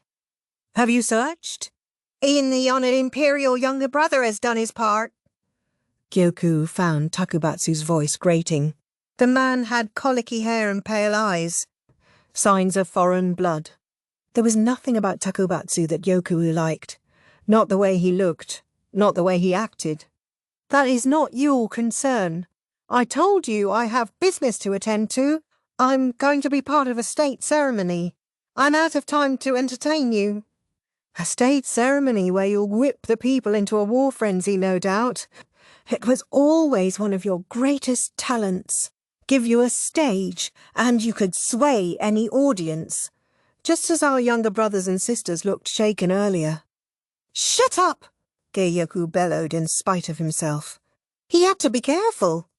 The bureaucrats had left the two of them alone, but they might come in if they heard shouting. He couldn't have that. "Of course it's my concern. I'm your older brother." Gyokuen regarded Takubatsu with an absolute chill in his eyes. He couldn't have his aides hearing talk like that. No one could. "I don't know what you mean," he said. "Milk brothers we may be, yes. If you want to go around playing at being the elder, I can smile and play along. But you are not my older brother." "I know you wish I weren't," Takubatsu said slowly. "Master Gyokuen and Lady Sabo both raised you that way, and I'm sure my own mother agreed with them." Takubatsu threw a book on the table, a weathered lump of sheepskin parchment. It was a family register, obviously quite an old one, decades old, perhaps. Gyoku's milk brother began flipping the pages. "Too bad for you, it's all written right here. Sabo's name was there. Listed as her child was a name Gyokuen. Didn't recognize. They had been born, however, in the same year as Gyokuen. The story was that my mother left Master Gyokuen's household because she was sick. But it was only a cover. Master Gyokuen put us out of his house in order to hide me and my mother. The words came easily now, smoothly. I'm told I was the son of a Chinese merchant. The man lost his children to sickness and accidents, one after another, and when his family was all gone, he recalled a child he had had with a forgotten slave. Gyokuen was silent. He had a ceremony to get to, but he couldn't leave this man alone while he was taking his little trip down memory lane. Eventually that merchant found his way to Master Gyokuen, didn't he? Did you think nothing when you saw him? Gyokuen didn't answer. It had been a few days after Takabatsu and his mother had left. A foreign man Gyokuen had never seen before came to the mansion and had taken Gyokuen by the shoulders. He spoke in rapid Shoanese. Gyokuen had some trouble following him, but he could tell the man was exclaiming, "My son! My son!" This foreign man had red hair and pale green eyes. His eye colour much resembled Takabatsu's, as did his unruly hair. But his facial features and his sturdy build were the spitting image of an older Gyokuen. The foreigner had mistaken Gyokuen for Takabatsu. Before Gyokuen could push the man away, Seibo was between them. She hugged Gyokuen close and gave the foreign man a fearful look. Gyokuen had heard that his mother was a former wind reader. He had heard that she had left her life on the plains to join his father in doing business, and that she freed former members of the tribe who had been enslaved. But that was wrong. Those steps were out of order. It was Gyokuen who had freed the wind reader slaves, including Seibo and Gyoku's nurse mother. Then, Seibo had become Gyokuen's wife and begun doing business with him. As slaves, she and the nursemaid had been owned by the same man. When Gyokuen had taken her in, Seibo had already been with child by a foreign father. The foreigner, never knowing this, sold his slave Seibo to Gyokuen. "You and I, Gyokuen, are sons of the same father," Takabatsu said. He sounded so calm when Gyokuen didn't want to hear this, but even plugging his ears would not be enough to block out the truth. "My mother told me everything. I'm sure she meant to take the secret to her grave, if he hadn't gone senile. I'm sure she never meant to speak of your true father. I believe she truly was overjoyed by Master Gyokuen and Lady Seibo's marriage." Takabatsu's mother had revealed how Gyokuen and Seibo had known each other all along, and indeed had been engaged to be married. Then another tribe had attacked, and Seibo and Gyokuen's milk mother had been sold into slavery. Their master had helped himself to his slaves, the nursemaid giving birth to Takabatsu and Seibo becoming pregnant with Gyokuen. Gyokuen had bought the slaves, giving them decent work and a place to live. Gyokuen had sought Seibo's hand in marriage, but she refused him, on the grounds that she was already pregnant. "This is your true name," Takabatsu said. In order to take up residence in Aisei province, it was necessary to establish a family register, which would be kept at the administrative office in the western capital, overseen by the Yi clan. Gyokuen promised Seibo that even if the child was not his by blood, he would raise it as if it were. She gave in, and the boy was renamed Gyokuen. It was then that the nursemaid began working in Gyokuen's household, and Takabatsu became Gyoku's milk brother. Gyokuen had been so young that he didn't remember any of this. He clawed at his knees under the table. He knew all of it. He didn't need Takabatsu to tell him. Gyokuen knew the truth. And still, he had to be Gyokuen's eldest son. Righteousness was with his father, justice in the form of protecting the western capital. It was what Seibo had wanted. To accomplish it, Gyokuen's eldest son, Gyokuen, had to be perfect. The evil necessary to attain Gyokuen's justice. Compared to other leaders, it was hardly evil at all. Gyoku's father was simply that good a man. Gyokuen remembered how the former slaves failed at the unfamiliar practice of farming, again and again, and came to his father for money. Gyokuen, ever kind, lent it to them. What they couldn't repay, he allowed them to pay off by working in his fields at the harvest. It was as gentle a loan as had ever been offered. In fact, considering the time and effort necessary to teach them, the borrowers came out ahead. Yet in spite of this, Gyoku's father was never greedy. Perhaps a man with deep pockets could simply, literally afford to help others like this. Even then, there were limits to what could be permitted. They were broken by the first slaves Gyokuen had freed. People who knew about Gyoku's origins. As they say, the quiet pheasant is not shot. Gyokuen truly loved Gyoku. Those audacious enough to try to threaten him disappeared one by one. Be they former slaves, or be they members of the Winrida tribe who knew Sabo, they vanished. They had to. The jade must remain unblemished. If Gyokuen was to succeed his father, then anyone who stood in the way must be eliminated. Where exactly did you get this register? Big Lin had it hidden. I got it from him. Takubatsu seemed to be talking about something that had stirred up the household some time ago. Even Gyokuen had heard about it. The so-called Small Lin, the one who disappeared, that was you? That means you've been working on this for a while. But why? After a moment, Takubatsu said, Master Gyokuen asked me to. He said that if Big Lin seemed to be hiding any papers from long ago, to let him know. He told me to burn anything I found. That was why he periodically called me here. Now it all made sense. Oh, I see, Gyokuen said. Gyokuen had, as ever, had his son's interests at heart.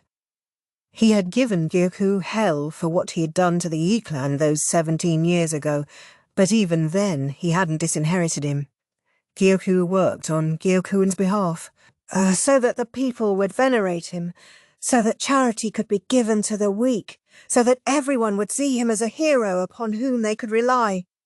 Gyokuen knew his father would forgive what he did, for Gyokuen, who would take over from his father, was the perfect politician, unblemished, always thinking of what would help the Western capital thrive.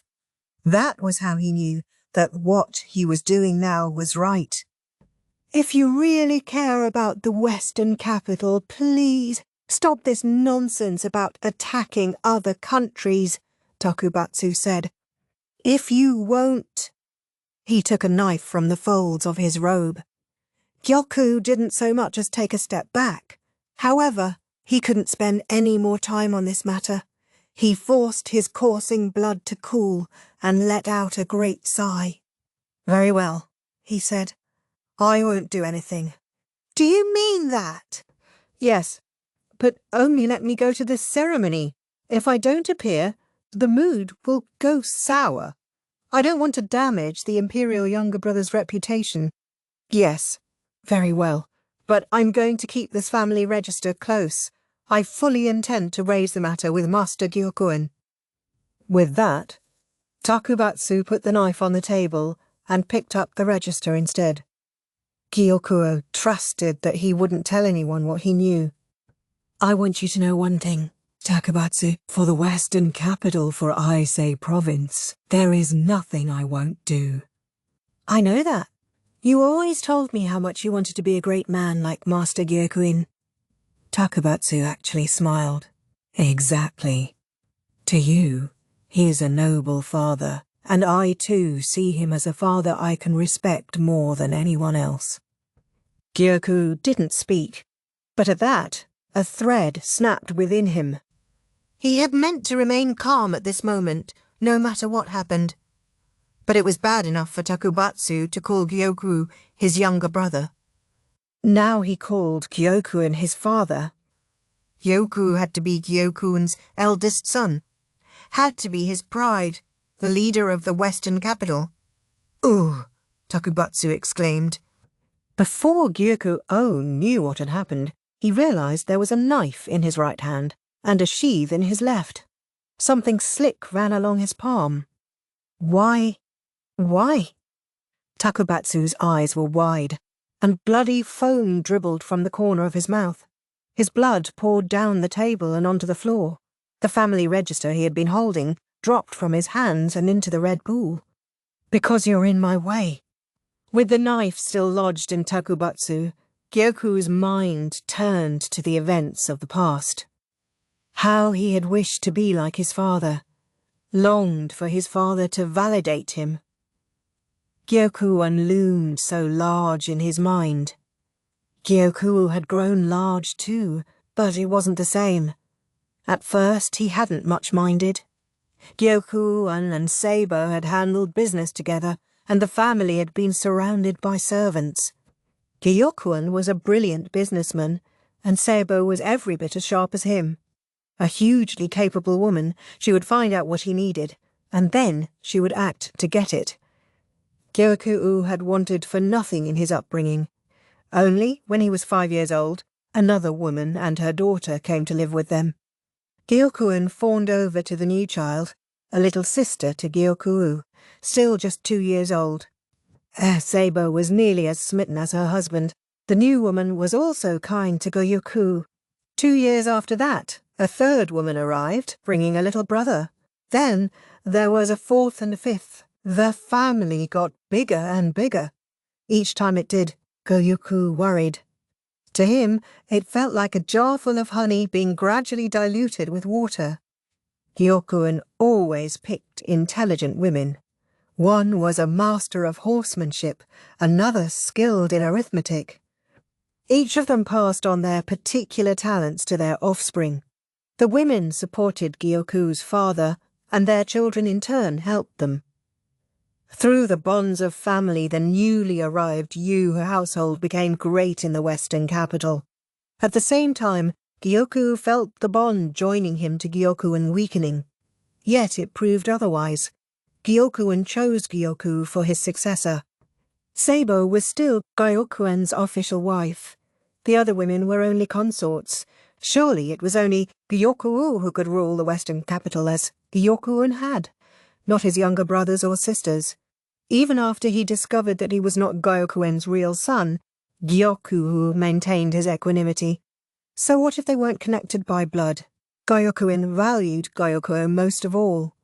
He couldn't have cared more for him if he had been his own flesh and blood.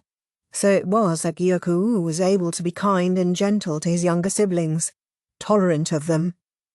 Gyokuen alone was like a cuckoo's chick, a different creature from his brothers and sisters. But so long as his father treated him as his eldest son, Gyokuen meant to play the part of the elder brother to the hilt. The very last mother and child that Gyokuen welcomed into his house, however, Gyokuen could not tolerate. They had red hair and pale green eyes, just like the master who had tormented Seibo when she was a slave. Bit by bit the curses overflowed, the way ink might stain a piece of parchment. The patter of blood dripping to the floor brought Gyokuen back to reality. "Oku!" Takubatsu looked at him with bloodshot eyes and said something, his voice a whisper, but Gyokuen couldn't hear it. Gyokuen flipped the knife around in his hand and gutted Takubatsu. Unable to speak any more, he only glared at Gyokuen with baleful eyes. "One final mercy for a milk brother," Gyokuen said, and then he pulled the knife out before driving it past Takubatsu's ribs and into his heart. Takubatsu groaned, twitched, and died. The knife had belonged to Takubatsu. He had tried to attack Gyokuen, only to meet his end by his own weapon. Yes, that would do for a scenario. Gyokuen picked up the family register, wrapped it in a cloth, and placed it in a drawer. He was right. Someone had heard the shouting. There was a rush of footsteps that stopped outside the door, followed by a knock. "Master Gyokuen, is everything all right?" a voice asked. "Come in," he said. "Master Gyokuen." It wasn't his aide who entered, but Rikison. He had been at the conference with them. He must have come to check on Gyokuen when he was running late. "What in the world happened here?" Rikison asked, maintaining an air of calm despite his obvious shock. This was the man that Gyokwen's father had sent him from the royal capital to be his adjutant. He knew enough not to immediately make a scene.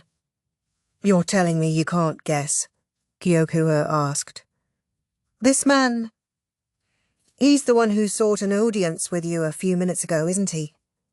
Rikusan must have seen Takubatsu when he spoke to the aide." "That's right. He was my milk brother, in fact, so I indulged him. He came to beg for money, but when he saw he couldn't wheedle anything out of me, he became enraged." Gyokuen showed him Takubatsu's knife. "You did this, sir?" "Yes. What, you think the likes of him could overpower me?" Gyoku's face was still twitching. Takubatsu had brought this upon himself, talking as if he and not Gyokuen were Gyokwen's eldest son. Gyokuen placed the knife on the table. He would have to change quickly and get some perfume to cover the smell of blood. "Not at all, Master Gyokuen. Your strength he could not best." Rikusan knelt down and looked at Takubatsu's body, inspecting the wounds, it seemed like. "I didn't want to do it, but he left me no choice. I wanted to settle things amicably. I have a ceremony to attend. But he tried to stand in my way. Good riddance to him." Rikusan's gaze was empty as it drifted from Takubatsu to Gyokuen and back. "Yes, of course." Then, for a second, Gyokuen lost sight of Rikusan. He turned. Where had he gone? To find the other man right next to him. "Here's what I'll tell everyone," Rikusan said, and his expression was cold, except for a glint of flame deep in his eyes. "What was this?" "Master Gyokuen was attacked by a traitor." Suddenly, Gyokuen felt very warm. "And he met his end." What did that mean? Gyokuen was still trying to understand when he collapsed. He found himself face to face with Takubatsu. There was blood all over the floor. He could hear it flowing out. "I arrived too late to save him, but I was able to stop the traitor," Rikusan said. What did that mean? What was he talking about? Gyokuen didn't understand. He opened his mouth to say something, but found he couldn't speak. There was a bloody foam at the corner of his mouth. He gasped. Still no voice came out, but only a groan, like the warbling of a bird. "Don't make that face. Don't pretend you don't know why. You'll be able to be the star." Rikusan's face was expressionless, but there were tears in his eyes. The hero of a tragedy. The tears ran down his cheeks and fell to the floor. He couldn't do anything. Not like this. He couldn't do anything for the Western capital. He couldn't rule the city as his father's son. He couldn't go to Shark and rescue the slaves, as his father had done. He had planned to punish the man who had put his mother through hell. Gyokuen was Gyokwen's eldest son. He wouldn't let anyone usurp that place from him. All he had to do was erase every last shred of evidence that Gyokuen wasn't his father. There was nothing he wouldn't do to achieve that, even if it meant bringing down the Yi clan, which had sullied its hands with wrongdoing for the benefit of the Western capital. One day when it was all gone, he was going to rule secure in Gyokuen's place. The clatter of a carriage, the neighing of the horses, the creak of the wheels, the shouting of the driver, the sounds of the marketplace, the shouts of the merchants, the burble of the crowd, the laughter of children, the dry air and exhausted earth. Though the land had scant blessings, people here lived bravely and well. He was going to make them more prosperous, richer. Not any more. And so it was only then that Gyokuen realized something. It was strange. Wrong. Why, when he was meant to inherit the leadership of the Western capital in Gyokuen's place? Why, when it fell to him to help the city grow? Why, with all that being true, would he put the Western capital in danger? He felt the threads that had bound him for so many years unravelling one by one. Threads that had held him for decades snapped and gave way, and he was free. Gyokuen's life scattered like a string of jade beads, and the man who had cut it was right there before his eyes. On his face a mixture of hatred and pity. "Who are you?" That was the last thought Gyokuen had. He would think no more, do no more. He would not make the Western capital flourish as his father had. He had sought to be a hero, but his life ended in utter anticlimax.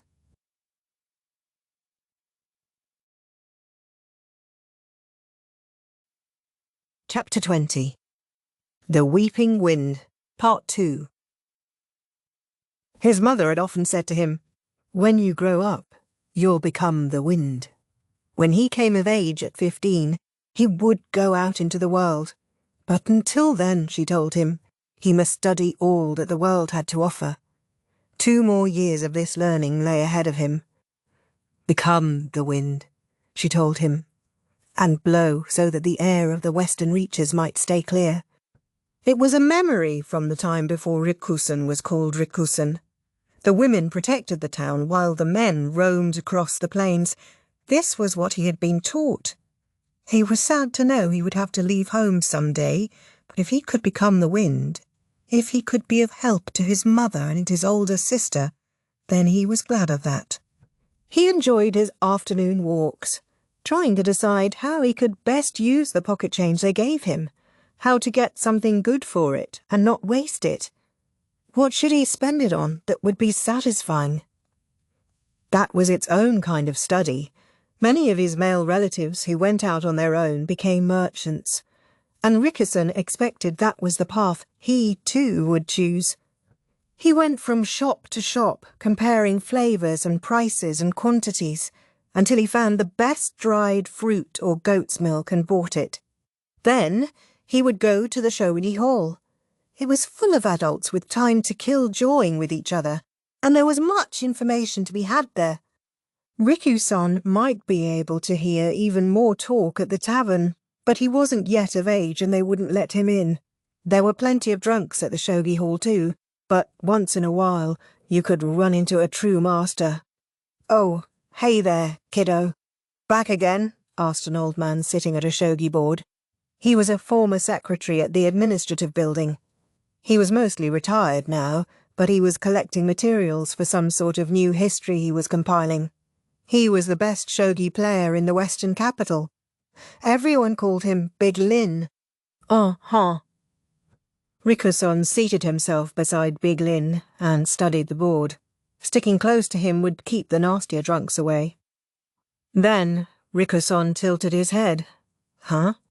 Big Lin was losing this game. You didn't see that often. Rikusen looked at his opponent and saw a man still more or less in the bloom of youth, but ragged, filthy. His face bore a fine stubble, his clothes were grimy, and his hair was barely tied in place.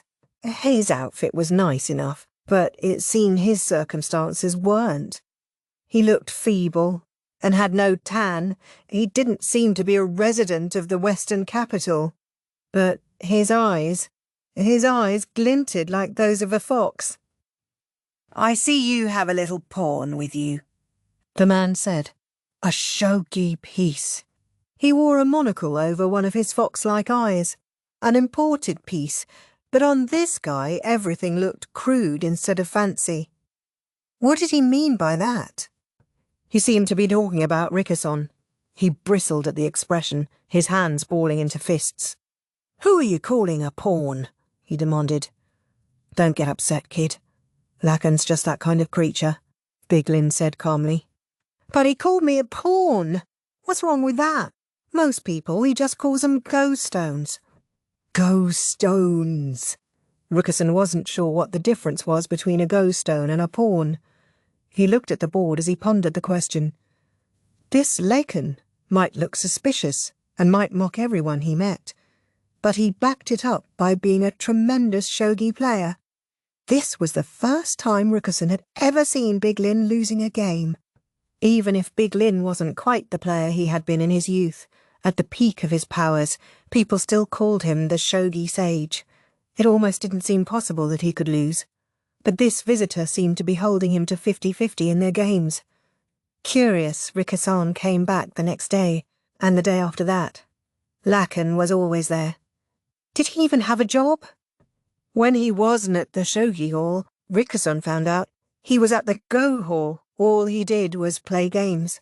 One day, Big Lin wasn't there. Lacan was playing with some other people, but he looked awfully bored by it. "It's him again," someone said. "The Yi boy." No one would have dared to say such a thing in the presence of Big Lin, but they felt no need to restrain themselves when Rickerson was alone. Yi boy, a child of the Yi clan, that was what they were calling him. The Yi clan ruled the western capital, but there were many who resented their unique system of inheritance and were all too ready to speak ill of them. Generation to generation, the Yi clan was ruled by women. Any boys who were born left their homes when they came of age. Yi women did not have husbands and didn't know who the fathers of their children were. Like animals, some sneered. Rickerson knew that such contempt was to be expected. Many members of the nomadic tribes passed through the western capital, and those tribes had always had a strong patriarchal bent. They even denigrated children of unknown fathers as Yi spawn. For all that, Rickerson still felt the pride of knowing that the Yi had protected these western reaches for centuries. Without Big Lin there, he did the next best thing and sat down beside Lacan. They had met several times now, but the other man had made no effort to remember Rickerson. In fact, he made no effort to remember anybody. He just sat in front of his shogi board. If someone put a few coins on the table, he would play. That was it. The most he might do is compare someone to a shogi piece based on whether they were weak or strong, or perhaps by some other standard. "Mister, don't you remember faces?" "I don't get people's faces," Lacan said.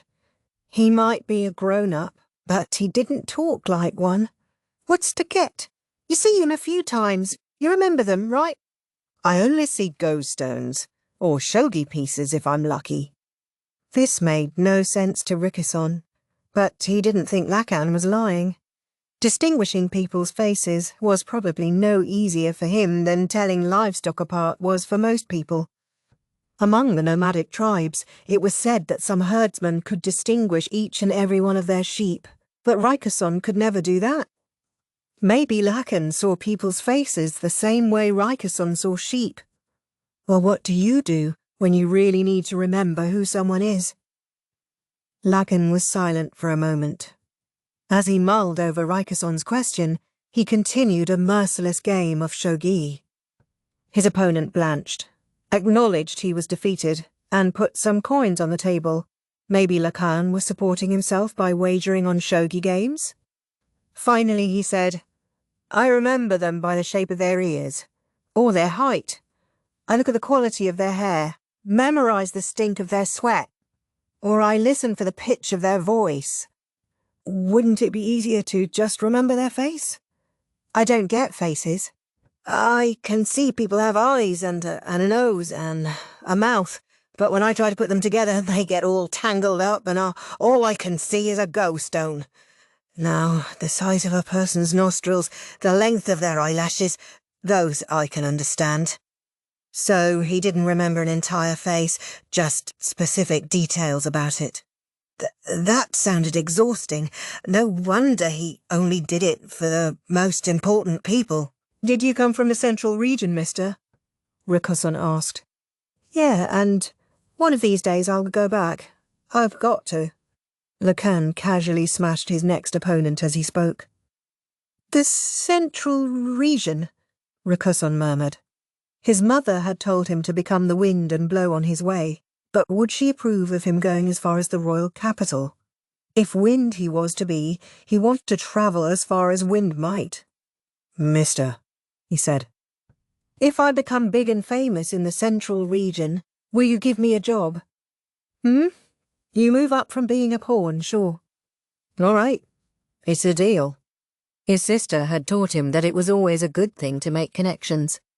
Rickerson didn't know if he would become a merchant or not, but it couldn't hurt to get to know everyone he could. In the evenings, the whole clan ate together. Rickerson was surrounded by women. The bloodline produced a lot of them to begin with, and since the only other boy had come of age last year, Rickerson was the only male child left. There were 3 little girls, though, sisters born in successive years. Cousins of Rickerson. They looked much alike. The same father, perhaps. They were 3, 4, and 5 years old, and while the oldest had proved quite smart, the younger 2 couldn't really talk yet, and Rickerson often found himself obliged to look after them. His older sister was already past the age of adulthood and was accepted among the grown-ups. He listened to the adults talk as he fed his cousins. They spoke of food provisions, imported goods, and Lee's exports. Rikerson's mother was a central figure in the clan. Her younger sister, Rikerson's aunt, was the current ruler of the Yi. She had not borne any daughters, and as things stood it was Rikerson's older sister, well qualified by age and ability, who was next in line to lead. So people went out of their way to include Rikerson's sister in their discussions. From what he overheard, Rikerson gathered that foreign trade was in a bad place right now. They had been in the red for years, to the point that the central region was giving them a hard time about it. Long ago they had produced copious quantities of high-quality paper, but these days there was only inferior stuff to be had. Paper, light and convenient to transport, had been a major product for them, and Rikerson's mother and the others struggled to find a replacement for it. Worse, there had been an insect plague in Aisei province. The increased farmlands, themselves the natural result of the western capital's burgeoning population, were to blame. All the royal capital could see was the harvest numbers, and since those remained high, they refused to send any support. But the extra people meant even less food to go around. "We should bring out the black stone," his aunt said. His mother, and his sister, and his mother's older sister, and all the women of the clan could only nod their assent. Rickerson did not know what the black stone was. He just continued feeding bread to his 3-year-old cousin. In the evenings, his sister and mother would teach him the history of Aisei province. When the nation of Li was founded, they said, the 3 children from the belly of Wang Mo, the mother royal, became the leaders of the 3 provinces. At first, the Yi clan, which ruled the west, struggled terribly. In this land, the tendency to put men ahead of women was especially strong. People mocked the Yi because their progenitor was a woman. People took advantage of them, and at one point it seemed the clan might fall apart. Sycophants tried to steal their name with flattery, while others sought to do it through force. So, in order that their clan might not be seized from within, they adopted a matriarchal system. They did not bring husbands into their houses. All their successors were women. Special roles emerged for men of the Yi clan. One of them was to become the wind. The wind. Or again, hearers of things. They went here and there in Aisei province, gathering information, as merchants, as nomads. Those who became nomads later came to be known as the Windreader tribe, and could employ birds and keep the bugs at bay. Only there had been a miscalculation. The Windreader tribe had been destroyed decades ago. There had been several Windreader tribes, and one of them ceased their regular communication with the Yi. For years, decades, then centuries, they maintained their separation from the clan. The Yi would occasionally send a boy to try to strengthen the bonds of blood, but there were no guarantees that the tribe would swear allegiance to a former clan leader indefinitely. Eventually, there appeared some who sought to profit by communicating with other countries. Then came the attack. The Windreader tribe that was no longer communicating with the Yi was tragically annihilated by another tribe. Some idiot had decided that the ability to control birds must be passed down by blood, and had kidnapped one of their women, trying to gain the power for himself. Then, in order that he would have a monopoly on the power, he killed the others and sold any survivors into slavery.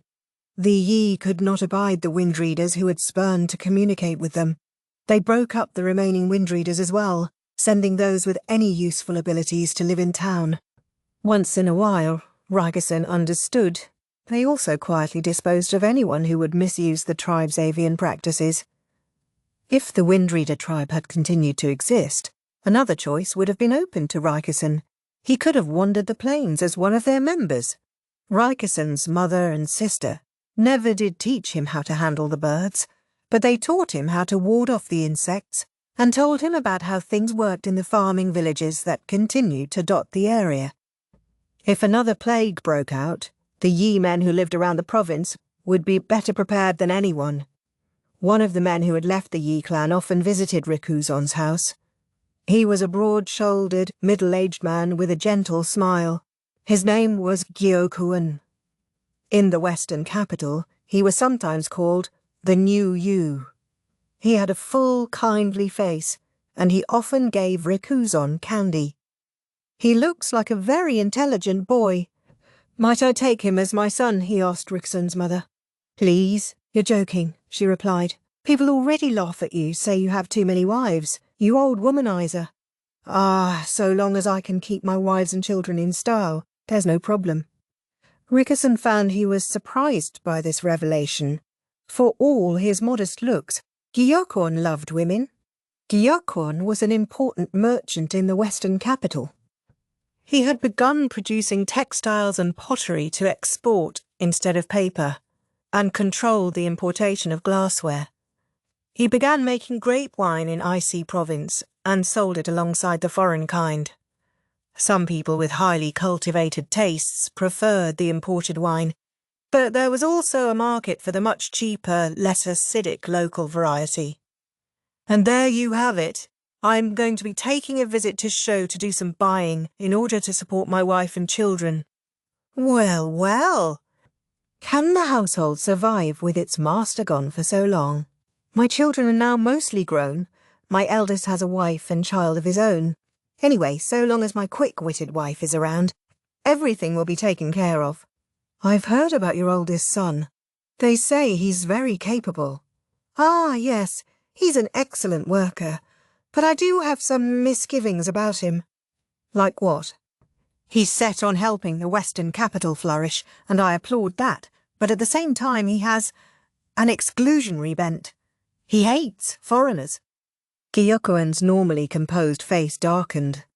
This eldest son of yours, he's Seibo's child, isn't he? Surely you don't need to worry about her boy. Seibo, only my family uses that name, and only in private. How do you know it? Ha! People talk, you know. They say the new Mr. Yu has many concubines, but treasures his true wife most of all. Rumour is that he disregards the Western chieftain and calls his wife Seibo, the Western mother. Rikuzon's mother grinned at Gyokuen, who couldn't help but smile in response. It seems you've got me there, he said. But enough about my family. There's something more important afoot. Have I heard correctly that you've begun giving out the black stone? There was that phrase again, Rikuzon thought. Yes. The poor harvest, you know. No other choice. I think you've got a bit of a hand in that particular trade yourself, Rikuzon's mother said. His older sister listened silently. Rikuzon seemed to be the only one who didn't know what they were talking about. Yes, but I'm doing it on the up and up. If you're having trouble, I should be able to give you at least some support. Rikuzon's mother and sister both looked grave. It's time for you to go to sleep, his sister said, trying to shoo him out of the room. But I'm not tired, said Rikuzon. It's late enough. Time for bed. She chased him into the bedroom next door. Frustrated, Rikuzon pretended to go to sleep, but soon he had his ear pressed to the wall, listening. And what would we have to do to earn your support? He heard his mother's voice, slightly muffled by the wall. Please. You make me sound uncharitable. You men are raised to give nothing away as merchants. And you are a Yi man, aren't you, Gyokuen? Got me again. After a brief pause, he said, I want you to let me borrow the family register. The family register. That was a record of where the people in Icy Province had come from, and when they had arrived. There were those without a register, but if they wanted to do business in the western capital, they would have to make one, have to prove who and what they were. Absolutely not. That's an official document. If you want to borrow it, I can only assume you want to change something. That would explain why you're talking to me and not the chieftain. You won't budge on this? Gyokuen asked. No. Anyway, the family register is already on loan to Big Lin as reference material. Oh. Gyokuen sounded disappointed. Why would you want to change the family register anyway? It's about that eldest child of mine. Your son? Yes. Gyokuen. The register contains the honest truth about his origins. I think he hates foreigners because he realized where he comes from. Rickerson continued to eavesdrop, although he was somewhat lost by this conversation. There's no end of former wind readers who come to make demands of me on my wife's account. My business has grown considerably. Imagine what people would say if my own successor had no blood connection to me. If you believe that the Western capital needs the new Yu family, then please help me. Although he couldn't see him, Rickerson could almost picture the distress on Gyokuen's face. Your first wife, Sabo, she came from the Windreaders herself, didn't she? Rickerson's mother asked. Yes, that's right. From the traitor tribe of Windreaders that I was supposed to join. I should have been her husband there. Should have deepened and strengthened our ties. This was the Windreader tribe that had been destroyed so long ago. Yes, my wife was from the tribe that betrayed us, but it was the adults who committed that treachery. The children knew nothing of it. Whenever I saw her after that, she always looked just as she had those years ago. We did see each other a number of times, you know. Rickerson wanted to hear more, but he sensed his sister coming over to the bedroom and quickly dived into bed. Sister, what is the black stone? He asked, trying to sound sleepy. It's not something you need to know about yet, she said. But you told me to study, that I shouldn't be ignorant. His sister paused, then said, The black stone is coal, a rock that burns. We have to dig and dig and dig in the Western Mountains for it. What makes it so special? When there's a bad harvest, many families barely have enough to eat and can't buy fuel, right? Uh-huh. We give it to those families. Ha! That didn't sound like such a bad thing. But it's hard to dig up the stone, right? Rickerson asked. Yes, very hard. We use slaves. Slaves! His sister didn't look very happy about it. We don't want to, but we do. The more they mine, the quicker they're freed. I've heard that the quickest workers get out in 5 years. What about the slowest? Decades. Some of them used to be Windreaders, you know. And them. You won't let them go. His sister shook her head. They betray us. Your late grandmother happened to find them as slaves and heard the story. They said they had planned to take the secret of how to use the birds and go to another country with it. They said it was foolish, having women rulers and making the men leave. Over such a long time as nomads, I guess they started to think that other lands were right to put men ahead of women. And that's why Grandma sent them to the mine. Yes. She thought that if they dug well, she could free them. She bought several more former Windreader slaves. But those people said they had been tricked. Apparently they thought Grandmother would free them even if they sat around doing nothing. Gyokuen, he's too soft on people. He frees slaves as soon as he buys them. Rickerson's sister seemed to see this as a problem. Rickerson wanted to ask more questions about Gyokuen and his wife and his eldest son, but he refrained. It would be too obvious that he had been eavesdropping.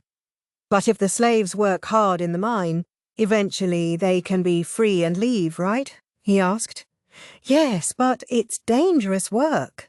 The ones who have been there for decades, maybe that shows they aren't doing anything. Maybe they think we're the ones who are evil and wrong. They, she added, must hate us. They must hate us. At whom had his sister's words been directed? He didn't know. He did know, however, that the Yi clan was held in contempt by a great many. There was a commotion that day, starting first thing in the morning. People surrounded the mansion. They seemed to be voicing some kind of complaint. Rikuson held his terrified cousins and tried to comfort them, but he didn't know what was happening any more than they did. "Elder sister, what is this? What's all the noise outside?" he asked. "It's nothing. Everything is fine," she said, but it clearly wasn't. Her face was bloodless, pale. Their mother came and spoke to his cousin's mother. A different aunt from the one who led the clan, the cousin's mother was the youngest sister of Rikuzen's mother, well separated in years. "Go out the back. Take the children with you," Rikuzen's mother said. The children included him. The house of Gyokuen's newest wife, the new Yu family, you know them, isn't far. I'm sure you remember her. The former dancing girl. Her children are almost the same age as yours. You're close with her. But no buts. Take them and go, Rika-san's mother said, her tone commanding. She all but chased her sister out of the house, and Rika-san along with her. His mother and his other aunt, the leader of the clan, went out front. They stood there talking to the mob, which looked like it was at a breaking point. Rika-san understood that they were buying time. Let's go, while we have the chance. Rika-san, his aunt, and his cousins slipped out the back of the house. When they went to the house of Gyokuen's newest wife, they found a woman with red hair and green eyes. When she saw Rikusen and the others, she gestured them around to a back entrance. "What in the world is going on?" the cousin's mother asked. Unlike Rikusen's mother and other aunt, she was an easygoing woman and was rarely included in the household discussions on even terms with his mother and the others. She didn't fully grasp what was happening. "They're saying the Yi clan has been dishonest and that it's been reported to the central government." The red-haired woman looked down as she spoke, her eyes shaded by long eyelashes. "Dishonest?" Rikusen's aunt asked. "Yes, they say they've been lying about the amount of coal we mined. The black stone. Now they have a problem," his aunt said, incensed. She sounded like she couldn't believe what she was hearing. "It gets worse," the red-haired woman said. "Worse?" "They say the clan is making claims beyond its station, that it claims to have within the clan a man descended from the imperial lineage, and the Yi say this makes them the rightful heirs to the throne. And so an imperial edict was issued for the destruction of the traitors who would usurp the imperial family." "No, that's not possible." Rikusen's aunt and the red-haired woman glanced at him. "Surely the charges are false," the woman said. "Of course they are." "But who is the father?" Well, the Yi clan had a custom of not being explicit about who a child's father was. This had been the way of their clan ever since. One time, a man had appeared claiming to be the father of the chieftain's child in a bid to take over the clan. Even Rikusen didn't know who his father was. It's true that my sister went to the royal capital sometime before the boy was born, but the times don't match up. He can't be an imperial child, and we certainly can't insist that the father identify himself. His aunt was right. The Yi clan would never force a father to come forward and identify himself. Rikusen had relatives who were suspected of being the children of actors or foreign dignitaries, but no one said anything publicly. That was how the women of the Yi clan did politics. I can't believe the central government would be foolish enough to take such a claim at face value and to threaten to destroy us over it. Who even sent them such bogus claims? "I heard," the red-haired woman started, and then she paused. "My family's Master Gyokuen's seal was used in the letter." "What?" The aunt's eyes went wide. Rikusen's little cousins, distressed by their mother's outburst, began to cry. He could do nothing except try to comfort them. "Are you okay?" asked a little girl, coming over to them. She had red hair and green eyes herself. She began to comfort the young cousins. "You, dear, would you take the children inside and entertain them?" "Yes, Mother," the red-haired girl said, taking the cousins by the hands. She tugged on Rikusen's hand, too, but he shook his head, refusing. Then you are saying Master Gyokuen did this? Rickerson's aunt demanded. No. My honoured husband is on a trip to distant Shao. I'm sorry. I really don't know anything else about it, the red-haired woman said. Then, come, you must change. I have a nursemaid's outfit. You can use that. The way you're dressed now, everyone will know you're from the Yi clan. Rickerson's aunt crumpled. The cousins were led away to a children's room. Rickerson wondered if it was safe to trust this red-haired woman, and then he understood which one of them should absolutely not be there. No, stop, the red-haired woman said, trying to hold him back, but he brushed her hand away and returned to the mansion. To talk of the mines was to talk of the Blackstone. Everything his mother and the others were doing, they were doing for Aisei province. But the royal capital, which judged everything purely on the basis of superficial numbers, didn't understand that. The second problem, the false charges, Rickerson was key to it. If I'm there. Even if he went to them, there was nothing he could do. And yet, he had to go. An inexplicable sense of duty compelled him. The mob was pressing in around the mansion. The people had knocked down and jumped on top of the guards, beating them with all their pent-up fury. Some onlookers hooted and shouted. Others looked pained by what was happening, but no one moved to help. You never know what people will do in extreme circumstances. That was something his mother had told him. The atmosphere was almost festive.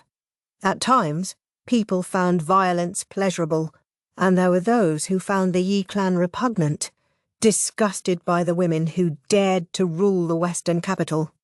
Rickerson heard a shout like rending silk. Was that? No, it wasn't. It wasn't his older sister, nor his mother. He recognised some of the voices, but as terrible as it seemed, Rickerson had his priorities. Pushing past men fixated only on violence and looting, he headed for the room where his sister and mother always were. Female clan members reached out, but he went by, silently repeating, "I'm sorry, I'm sorry." Now that these men had an excuse, they had turned into devils given over to their hunger. Rickerson was bathed in sweat. His clenched fists were soaked. He panted and his tongue hung out of his mouth like an actual dog. The more water his body excreted, the more parched his throat became. Each time he seemed about to cross paths with someone, he quickly hid. Despite his efforts, though, he was pinioned just outside his mother's room. Rickerson kicked his feet, struggling. "What are you doing here?" someone whispered. It was his sister. Her face white, she clapped a hand over Rickerson's mouth before he could shout. She looked different somehow, from usual. She had bundled up her hair and tied it with a scarf and was wearing men's clothing. "Older sister, where's our mother? Why are you dressed like that?" "Mother's inside, and I'm just borrowing your coming-of-age ceremony clothes." "What?" It was the outfit they had made for Rickerson's coming-of-age 2 years hence. Assuming he would grow, they had made it a little large. His mother had been planning to spend a long time embroidering it. Hardly knowing what was going on, Rickerson found himself dragged into another room. His mother had a sword in her hand, the tip soaked in blood. Men lay dead all around her. "Mother!" Rickerson said, but before he could speak further, something was shoved into his mouth. His sister had torn up some cloth and rolled it up as a gag. Rickerson almost choked. "Shut up! Be quiet!" his sister commanded. "You talk too loud." "You mustn't be noticed. You absolutely must not," added his mother. She and his sister bound Rickerson's hands and feet and stuffed him into a large chest. Then they closed the lid and placed a heavy stone weight on top. "You must protect Western lands. That's what the Yi men do. Employ any means, use any people you must." His sister smiled. He could see her teeth. "Are we safe from fire here?"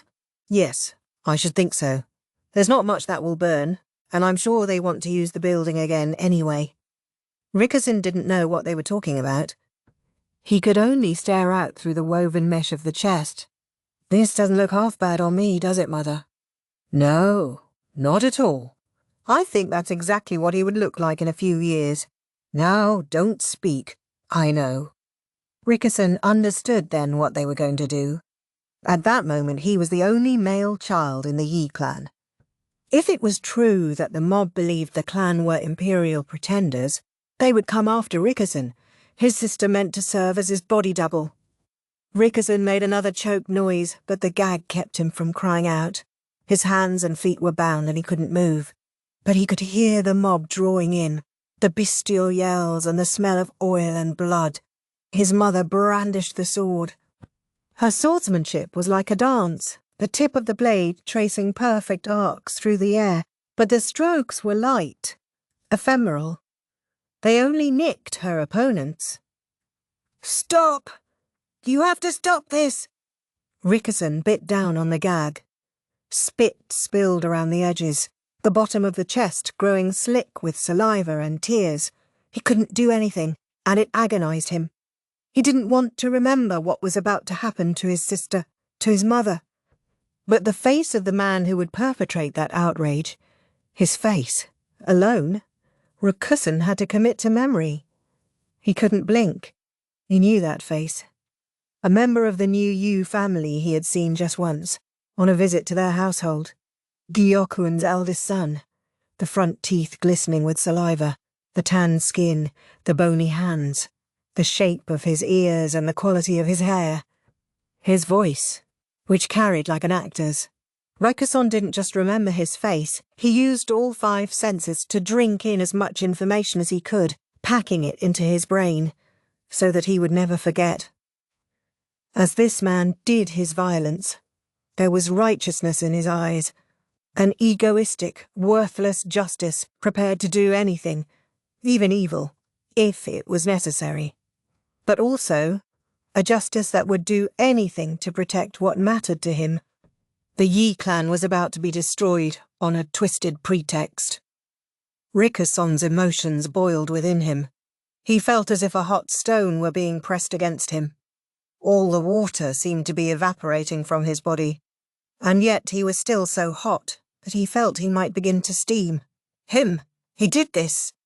The man grabbed Rickerson's sister by the head, dragging her along by her hair. Rickerson wanted to beat the man. He wanted to kill him. But he couldn't. Even if he could get out of this chest, the man would slaughter Rickerson before he could land a blow. His sister and mother had known. That was why they had shut Rickerson in here. Why they had tied him up so he couldn't do anything. No more tears came to Rickerson's eyes. He only cursed himself for his weakness, for being small and stupid and unable to do anything. The rage and the curses were too much for Rickerson's mind, and at some point he lost consciousness. He was brought around by sound. Were the men, the mob, still there? He couldn't bear it any longer. Whatever it took, he would kill them. Rickerson began to flail in the chest like a potato bug. Eventually, he succeeded in causing the stone weight to fall off the lid. He crawled and shuffled and pressed his face into the ground until he managed to get the gag out of his mouth. Then he shouted in a hoarse voice, "I'll kill you." Rickerson glowered as hard as he could at a man in front of him, who was kneeling before the battered corpse of Rickerson's mother and weeping. "How could it turn out like this?" the man asked. He was plump. Rickerson remembered seeing a soft smile on his face. It was Gyokuen. Rickerson pitched forward, crawling toward Gyokuen and grabbing onto his feet.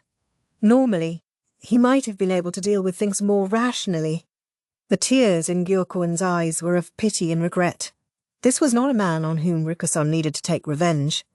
Yet, at the same time, he was the father of the man Rickerson hated more than any other. Gyokuen said nothing, only comforted Rickerson as the boy bit at him. I'm sorry. It's my fault. It's all my fault." He didn't care that Rickerson's teeth sank into his leg. He didn't care that the blood flowed. Gyokuen only kept trying to offer Rickerson comfort. Gyokuen took the battered, filthy Rikusan to the home of the woman with red hair. His aunt and cousins were still there. Unlike his mother and sister, his aunt had never come out front, and no one knew she belonged to the Yi clan. She was dressed as a nursemaid, hidden. "You're leaving, brother?" asked the oldest of the trio of sisters, Haku-yu, tugging on his sleeve. "Yes, I'll be going a bit far away." Rikuson couldn't stay in the western capital anymore. If he did, he was sure he would forget his mother's and sister's words.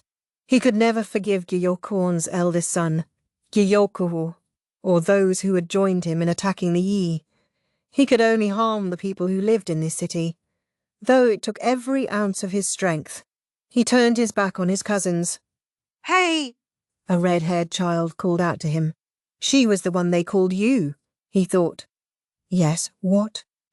Rikuson didn't have time to be sweet and gentle just because she was so young.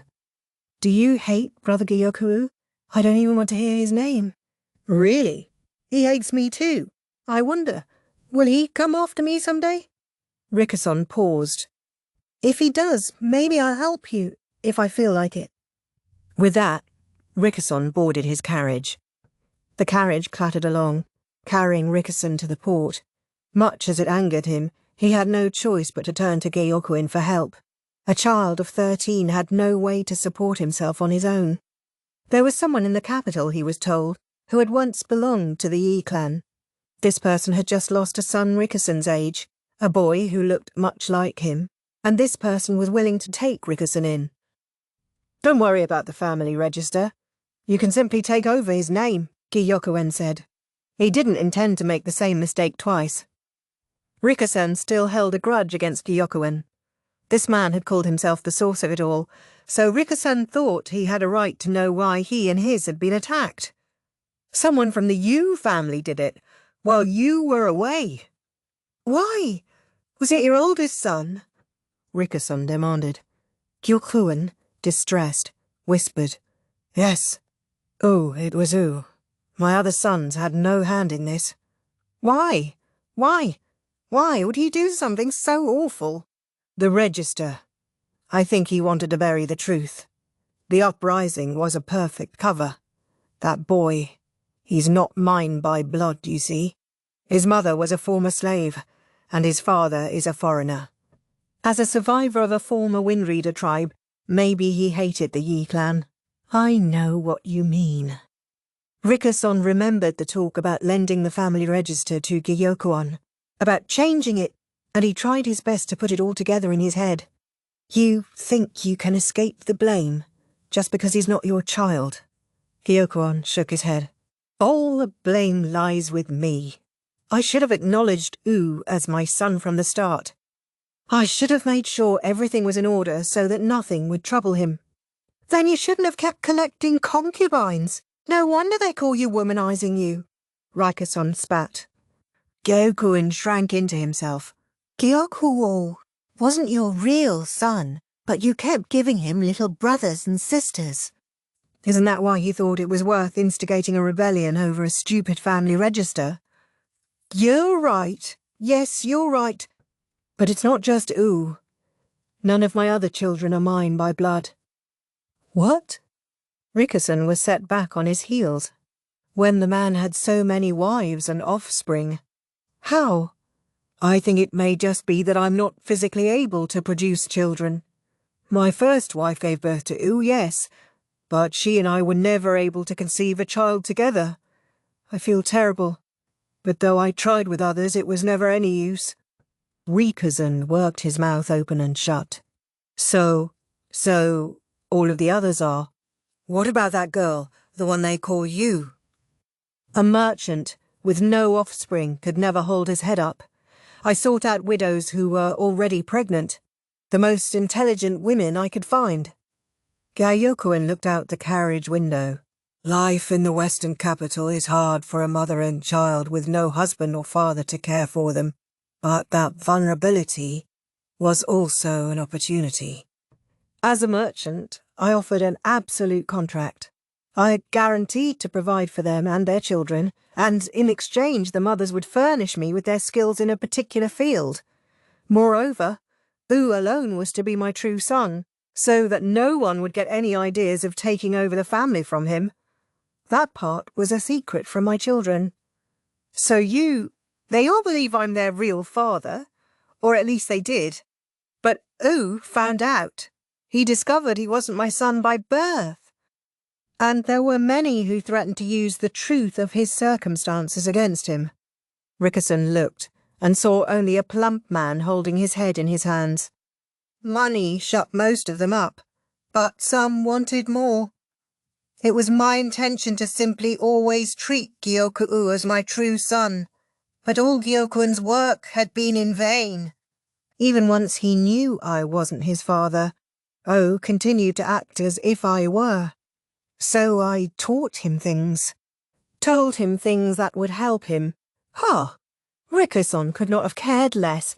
If he found room to sympathise, then he would have to forgive, and if that happened, then he would prefer never to have heard any of this. In the course of conducting business alongside me, O began to fixate on the Black Stone. Many of his supporters in this rebellion were people who bore a grudge against the Yi clan, including many former Windreaders. Many of them had been working in the mines, you understand. That must have been where Gyokuen had learned of the deception around the quantity of black stone being extracted. So the whole reason he brought down the Yi clan was because of the Windreaders' misplaced resentment. Aren't you going to punish your son? If you're Yi man, if you're a protector of Western capital, then you can at least do that much. Yes, a desire for revenge as a member of the Windreaders was one of his reasons. Destroying the family register was another, but there was a third. How many reasons did he need? Gyokuen looked at Rickerson. U was under the misimpression that a child of the Yi clan was my true son. At that, Rickerson bit his lip. He looks like a very intelligent boy. Might I take him as my son? Gyokuen had wanted to take in a Yi child. Rickerson had heard him negotiating with his mother himself.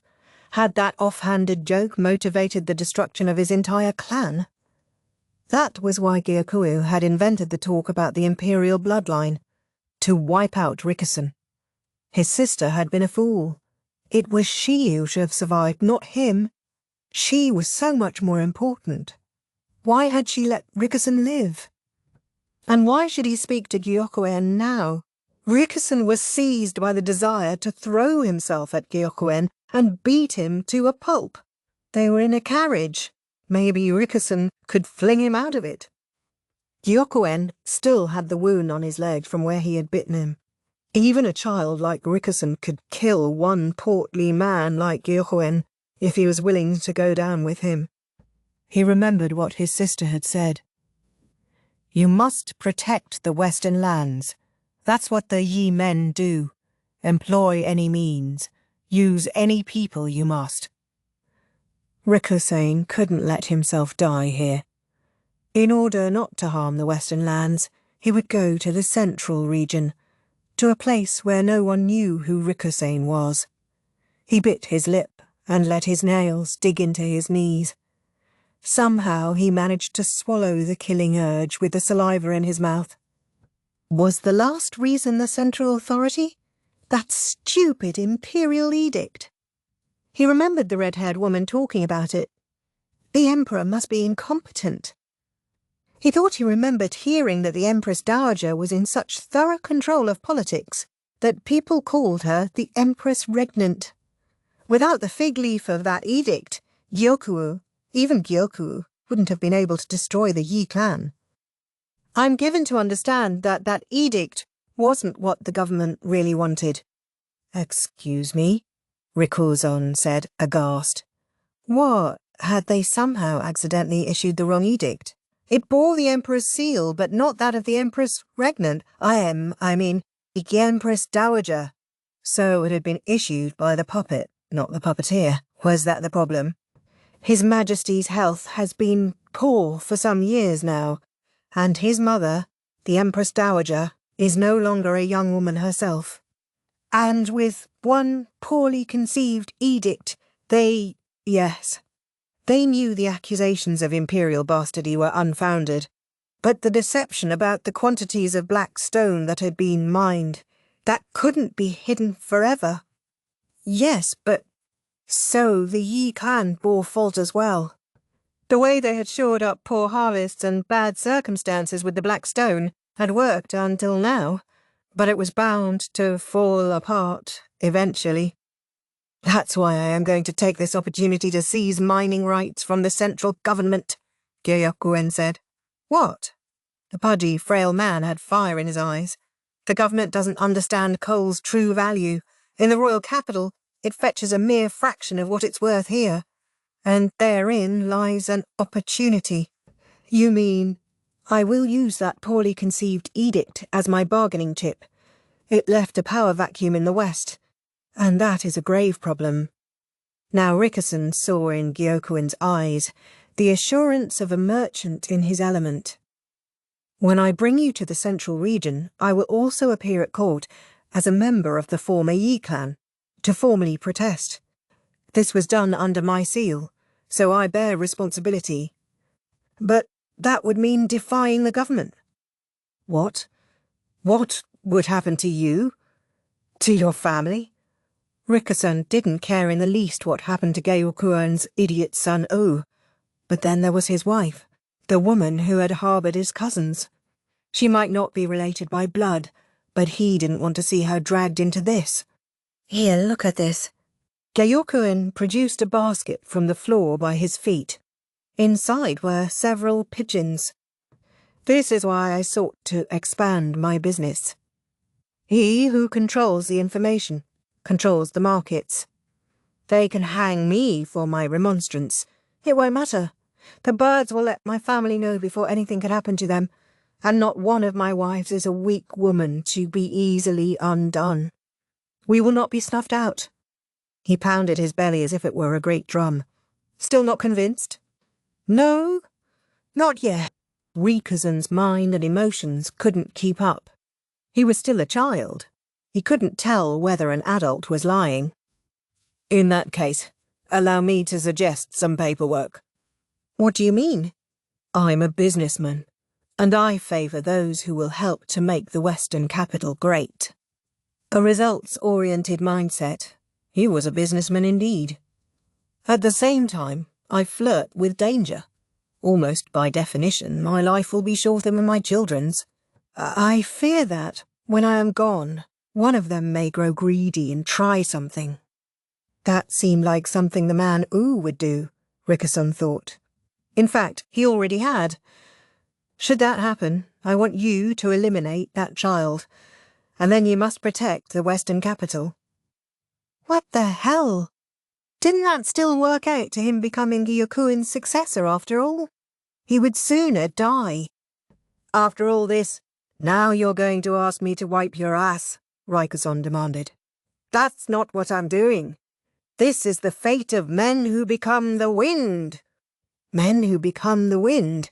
Gyokuen, Rickerson realised, was just the kind of man his mother and sister had said he was. It was a low-down, dirty way to get him. When he put it like that, Rickerson had no choice but to accept. No choice but to learn the same stubbornness under a gentle smile. Rickerson would take his craggy heart and hone it with a polishing stone, working and working until it was smooth and beautiful. And then he would make himself sharp as a sword, prepared to strike down anyone at all, when the need arose. I believe we've arrived. Rickerson climbed out of the carriage to find himself at the port. There he saw a man behaving very strangely. No ships. No. You can't make me get on one. There he was, a full-grown man, clinging to a post and throwing a tantrum like a child. You have to get on the ship, or you can't get home. Come on, we finally found one to take you. But ships, I can't. No ships. Rickerson recognised the man. It was Lacan. Mister, what are you doing? He asked before he could stop himself. Who are you? A shrimpy pawn. Lacan had completely forgotten about Rickerson. He was used to that by now, but he was still annoying. "You're going back to the capital, aren't you? Well, I think you would have better time on a boat than going overland." Lurching around in a carriage and lurching around on a ship weren't that different, so better to go with the quicker trip, Rickerson thought. "Phew," Lacan grumbled, but he shuffled onto the boat. "You really can't remember people's faces, can you, mister? Are you going to be all right?" I guess it might be a problem when I make it in the world. Then when you make your fortune, hire me. I'll remember everyone's faces for you and never forget. It'll be good for you." Yeah, all right. It was the simplest of conversations. He never imagined that a decade later it would actually come true. By then, the man who had come to be known as the freak strategist had completely forgotten about Rickerson. In the end, the He clan was destroyed. Even in the face of a formal protest, the central government didn't acknowledge that the imperial edict had been mistaken, but they seemed to have reached a compromise. Witness. Item.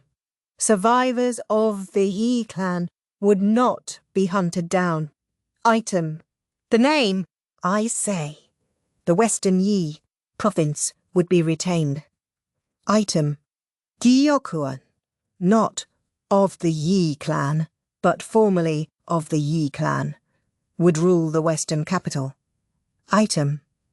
I say province would not pay taxes on the coal it mined, as a form of hush money. Unofficially, of course. The Yi clan remained disgraced, but Gyokuen had chosen the flourishing of I say province over honour. As much as it pained Rickerson to admit it, Gyokuen was his foremost model of a man who sought the good of the western capital before all else. Chapter 21. The Strategist Takes Command. Amid the blood, Rickerson stood ruminating on the past. The current administrative building was within the Yi clan mansion. In fact, for his office, Gyokuen had chosen the very room that Rickerson's mother had once used. He lay stabbed to death in the place where he had committed that outrage 17 years ago. It was almost too perfect. Rickerson had returned to the western capital on Gyokuen's orders, but when he had discovered that his immediate superior would be the one man he remembered more clearly than any other, he thought he might go mad. He had endured, however, so that he might honour his sister's last words. When Gyokuen had asked him if he was part of the La clan, Rickerson had gone beyond anger. He found all he could do was laugh. The man he could never forget, it turned out, didn't remember him at all. This was the man that Gyokuen had raised as his son, for all his flaws. He might not have a blood connection to his father, but he had the talent to help the western lands grow and be great. Perhaps the only thing to truly regret about him was his sense of inferiority. The realization that he was not Gyokuen's true child had twisted him. He had sought not to make the western lands great, nor to protect them, but to use them as a means of attacking Shao. Perhaps he wanted to eradicate the source of his own blood. That Rickerson could not overlook. The stage was too perfect, like it had been set for him. Rickerson drew out the knife and knelt next to the man Gyokuen had killed. People came rushing in. "What's going on in here?" one said. Then they saw the blood-stained floor and Rickerson with the two bodies. "What in the world is this, Master Rickerson?" Gyoku's aide asked. The others with him started chattering noisily. One lady-in-waiting gave a shriek. "It is as you see," Rickerson said. "When I entered, he was already dead. I simply found an opportunity to take the knife and killed the traitor in return. It was all I could do." "Is this true?" the aide said, eyeing him. Indeed, everyone looked at Rickerson suspiciously. Of course, it was only natural for them to suspect him. Everyone there knew that Rickerson had been received with little hospitality, and they knew it was possible he was not to be trusted. He would have to play this very, very carefully. Or, no, Perhaps it would be better to be buried in the same place as his mother and older sister. The thoughts were hardly through his head when someone said, "He was already murdered when you entered the room, so you killed the rebel. Is that not right?" It was, of all people, Lakana standing there. He looked half asleep and wasn't even wearing his monocle. Weren't they in the middle of a state ceremony? What was he doing here? Master Lacan, what happened to the ceremony? "I was sleepy, so I ducked out." Ah, Rickerson thought. It was all over now. There was no hiding anything from Lacan. He had neither good intentions nor bad, but would simply lay out the facts. Rickerson gripped the knife. If he was found out here, it would allow him to die in the same place as his mother and sister. "You heard the man," Lacan said to those around them. "What do you mean, Grand Commandant Khan?" He's telling the truth. He killed the rebel who killed the man. Where's the crime in that? If anything, this is all your fault for leaving such scant security." "What?" said the aide, thrown for a loop by this accusation. "I'm tired. I'm going to bed." There was much murmuring, but the general consensus was that if Grand Commandant Khan said it, then that was that, and everyone began to withdraw. Their suspicion of Rickerson had been dispelled in an instant. Rickerson wondered, briefly, if he could live with this. Yet at the same time, he was relieved to have kept his promise to his sister. "We can talk about this later. For now, you'd better change," the aide said to him. The lady-in-waiting who had screamed earlier tremblingly held out a handkerchief to Rickerson. She was slim. Rickerson had seen her several times before. "Are you here for work, Miss Chu?" he whispered in her ear. "Oh, how did you know it was me?" Her face looked completely different, but the voice was that of the cheerful lady-in-waiting. "He was served up to me on a silver platter. I thought there must have been someone behind it." The way nobody came to the office, even though circumstances were suspicious. Yes, Gyokuen had told them all to clear out, but it was a bit too convenient. Rikazon understood. It had been Gyokuen's destiny to die, even if it hadn't been Rikazon who did it. "Oh, was it too obvious?" Chu asked, but she didn't deny it. "How did you know it was me?" "I changed my hair colour and the size of my eyes." "It was the shape of your ears. You have the loveliest ears, Miss Chu." "Eep! Are you really studying the ears of a married woman that closely?" The voice was Chu's, but the nervous body language looked like a completely different person. She had brought Rickerson a change of clothes while managing to appear thoroughly horrified by the blood all over him.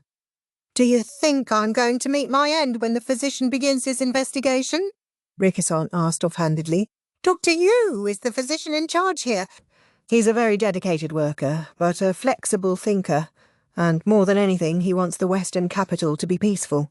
Miss Maomao, now, she might start digging out of sheer curiosity, and the other two doctors, they've got their personal quirks. I see what you mean. I'll make it my business not to see Maomao again after this." The thought saddened Rickerson, but there was no avoiding it. He could not take back what he had done. "Good plan. Only if you would be quiet about me, too," Chu said, not neglecting to hush him up. "I certainly will. Might I make one request in exchange?" "What would that be?" Rickerson could hear the distinctive voice clearly in his ear, yet, to any onlookers, Chu might not even seem to be moving her lips. Her disguise was nearly perfect. Even Rickerson might not have recognised her if they hadn't spent so many days together in the farming village. "You collected a little something from the room earlier, didn't you, Miss Chu?" She had been so subtle about it that anyone else might not have noticed.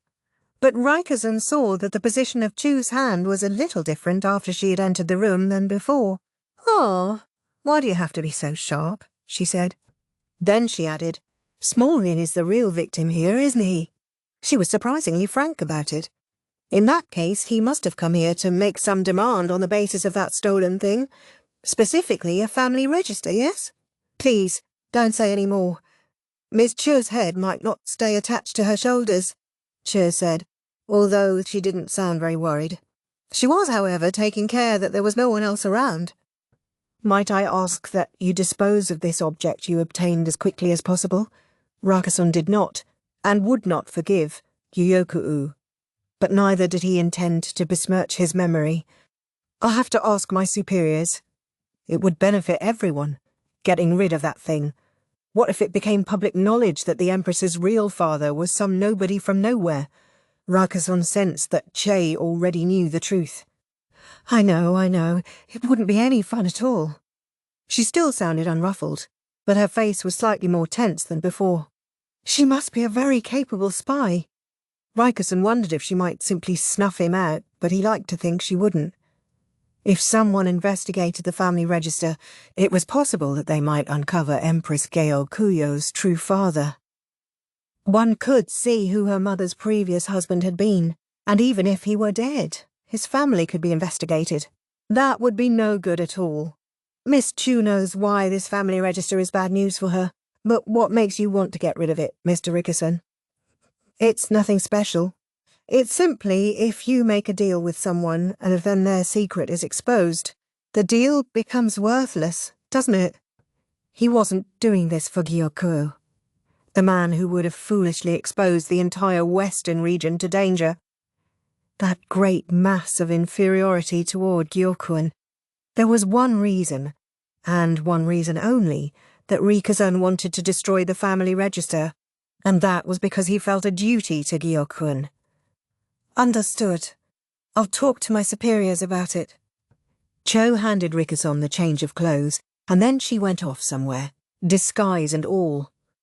It doesn't seem like she directly serves the Moon Prince, Rickerson mused, but he wouldn't pry any deeper. For one thing, he now had a guilty conscience. Rickerson went back to his room, where he closed the door and knelt down. He desperately wanted to change his bloodied clothes, but his body wouldn't move. I don't understand. It's supposed to be over. Tears began falling from his eyes. Plop, plop, plop. Am I wrong? Is it only just beginning? He sniffled like a crying child. As a grown adult, it was embarrassing, but at that moment he felt his mother and sister watching over him. What's more, for some reason, Lacan had covered for him. I didn't lie, but he should have known it wasn't the truth. What an uncharacteristic thing his former boss had done, he thought. His next thought was that he would go on. In order to protect the Western lands, he would live. He would continue to be the wind. Chapter 22. The Imperial Younger Brother's Complaint. Even in a completely different part of the estate, Maomao could hear the women sobbing. From the second floor of the annex, she could see the line out front. My, how awful, Chair said, as if it had nothing to do with her. They say funerals are supposed to be solemn, but they certainly make a spectacle of it here in the West. I think this is pretty solemn by their standards. Maomao stepped away from the window and looked at the grasses on the table. A selection of herbs she had found that grew on the plains. Chu had picked them for her. She had just been trying to organize and use everything when she had received some disturbing news. Gyokuen, it seemed, had been killed. She had wondered what was up yesterday, when only Gyoku's brothers and sisters had been at the ceremony, and he hadn't appeared at all. They said he had been murdered by a farmer who had repeatedly approached him for money. Maomao was half surprised to hear it, but the other half of her feelings included understanding, a strange relief, and a certain amount of anxiety. A farmer? Really? She asked. Aha! I think you already know, Miss Maomao, about how Master Gyokuen could be a bit too charitable. That was a nice way of putting it, but what Chu meant was the way he lent out money. Fair point. I think the people on the receiving end should know that the person lending them the money isn't a god. What were the conditions of the loan? Maomao asked, figuring that if anyone would know, it would be Chu with her ample information. You're right. It's exactly like you say. He didn't lend money unconditionally. He basically asked that they give their help when there was an emergency, I don't think people could really picture an emergency. It might be different in the more westerly villages, but there are no instances of the barbarian tribes attacking the western capital. Those problems seem so far away geographically, and if nothing else, certainly people didn't expect war to break out in their lifetimes. That was what had led to the recent rebellion. Gyokuen had appeared to cover for Jinshi while actually stirring up the people to war, but it ended up being what got him killed. I guess I can't say I don't sympathise. Maomao understood, at least somewhat, how the farmer who had killed Gyokuen must have felt. People always thought things didn't concern them until the sparks drifted down on their own heads. And the poorer one was, the less one could think about anything that wasn't right in front of their nose. But that narrow vision could also blind one with desire. Can I ask something? What happened with the killer? He was killed right back. But still, the farmer's family was informed before things became public. Chu helpfully explained what Maomao had actually wanted to know. If someone made an attempt on the life of an imperial family member, their entire family could be destroyed. And while Gyokuen wasn't a member of the imperial line, he was the older brother of Empress Gyokuen and son of Gyokuen. Maomao and the others might not have a very favourable impression of him, but he had much support in the western capital. Even if the murderer was already dead himself, the murderer's family could still be in danger. Do you think the family was able to get away? Miss Cho wouldn't know. I can tell you that mob justice is against the law in the western capital, but still, if they didn't get out of here, they could be in some trouble. Illegal the act might be, but it was impossible to know how effective the law would actually be at restraining people. The uprising had come knocking at the door of the annex where the imperial younger brother was staying. The people were clearly not in their right minds. Anything else you want to ask, Miss Maomao? Chu sat in her chair with an indolent smile on her face. Maomao sat too, with a half-withered medicinal herb in her hands. She planned to pick the leaves off the branches and dry them. Was it really a farmer who killed him? She thought about asking the question outright, then stopped herself. Instead, she said, "What's going to happen next?" He was the acting regional governor, after all. He was handling a lot of work. Yes, about that. Shui picked up a branch to help. She could be a bit loosey-goosey, but she was also a capable lady-in-waiting, and now she mimicked what Maomao was doing, dexterously plucking leaves off the branch. Last year, well, for about a year by now, I guess, Mr. Rickerson has been taking care of a lot of the work. It will go with what he was already doing as aide, and with one little exception, there should be no problem at all. Why do I have a feeling that little exception is crucial? Because it is. There's no one to serve as the face of the operation. Bad news, bad news. Ah! Maomao understood, but at the same time she had a question. Given the actual work involved, it makes sense for Mr. Rickerson to do it, but he does come from the central region, Jay said.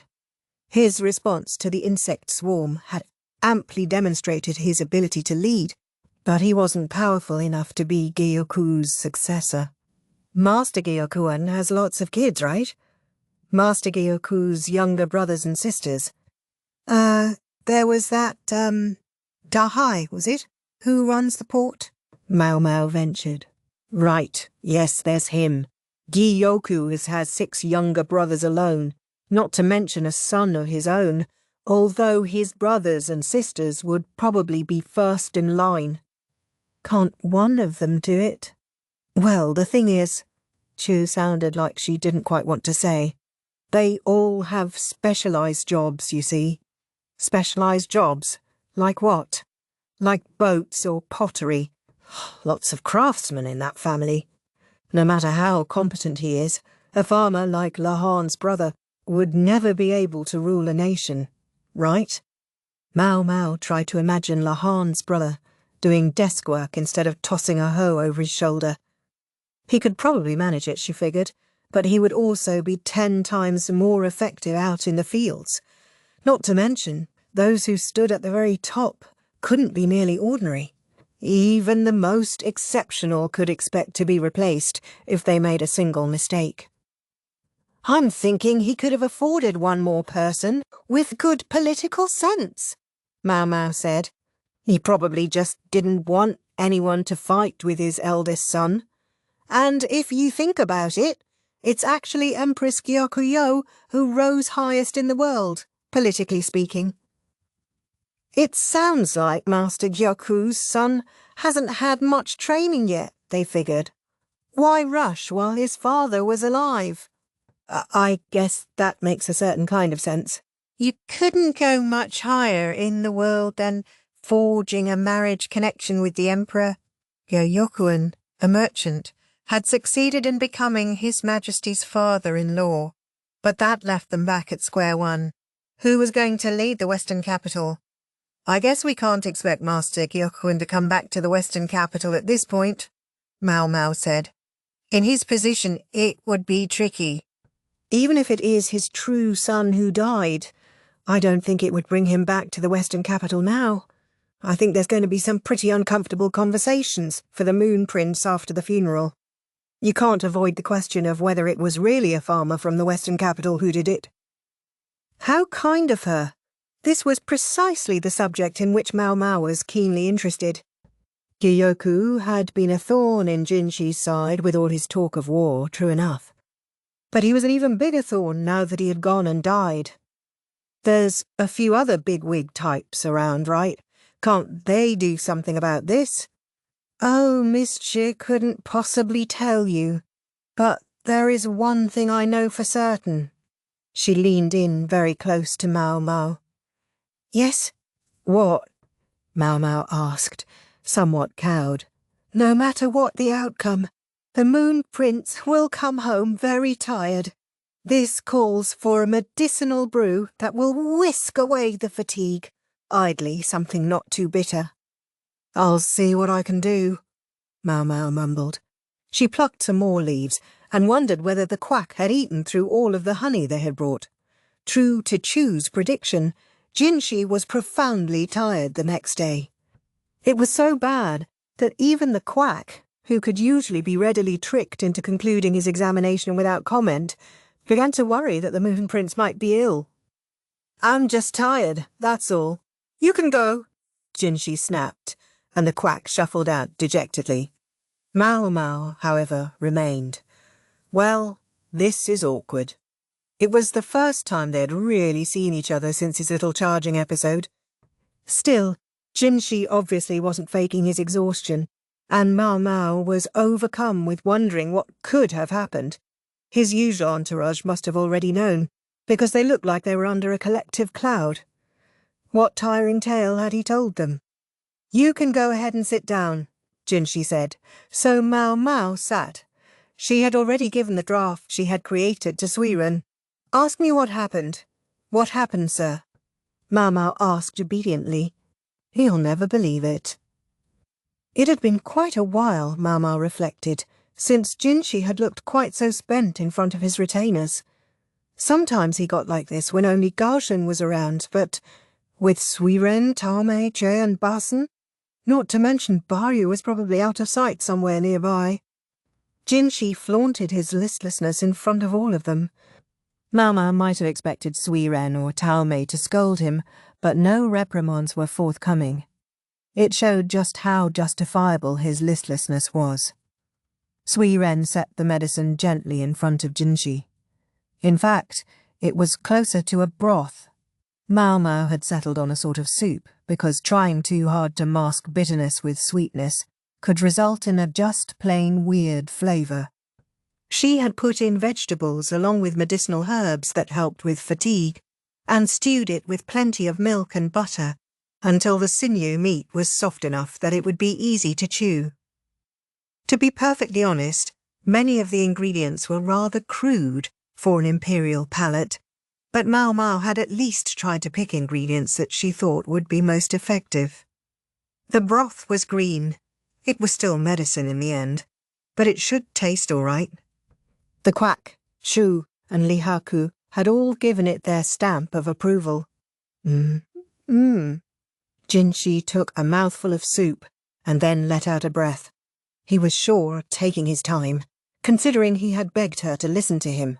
The important thing was that the soup seemed to agree with him, because he went back for another spoonful, and then another, trying all the different ingredients.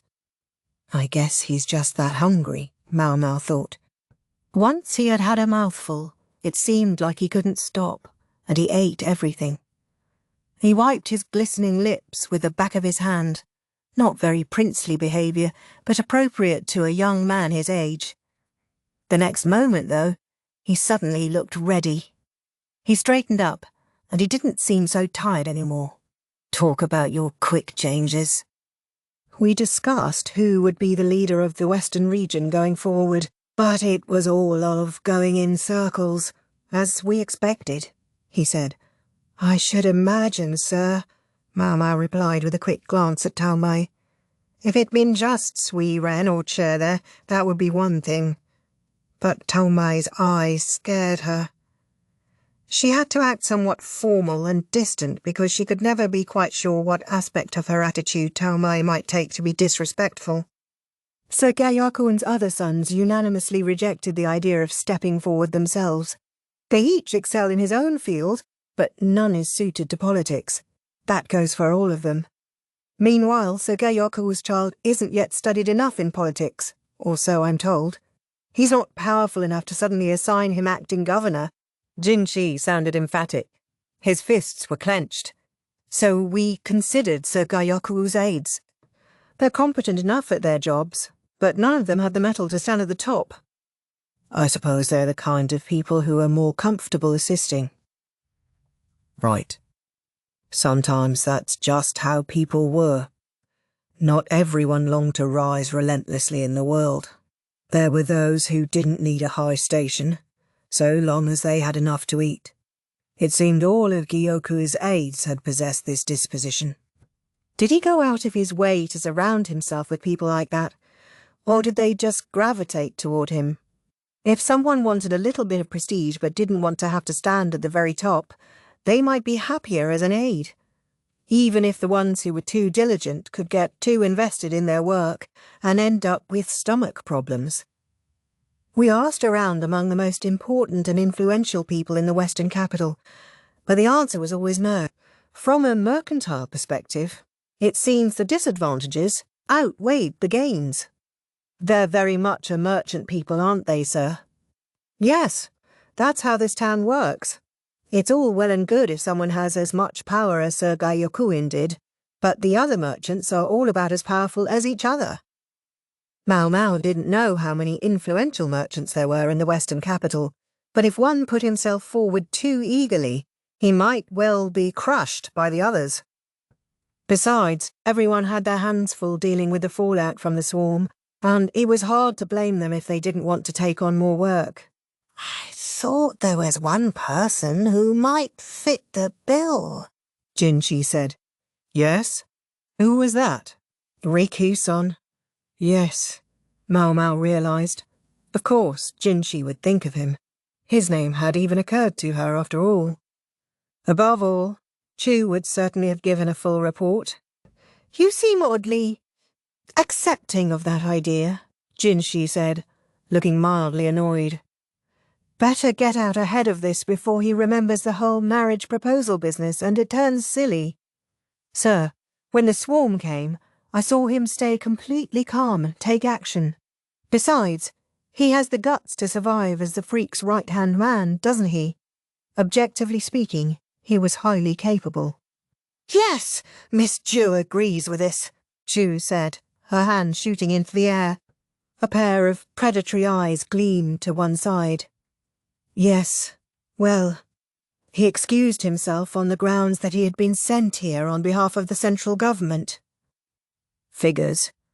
Given that Rickerson had come from the central region, it would be best if he didn't stick his neck out too far. All just as Chue had said. If he was from the Western capital himself, maybe things would be different. Maomao said.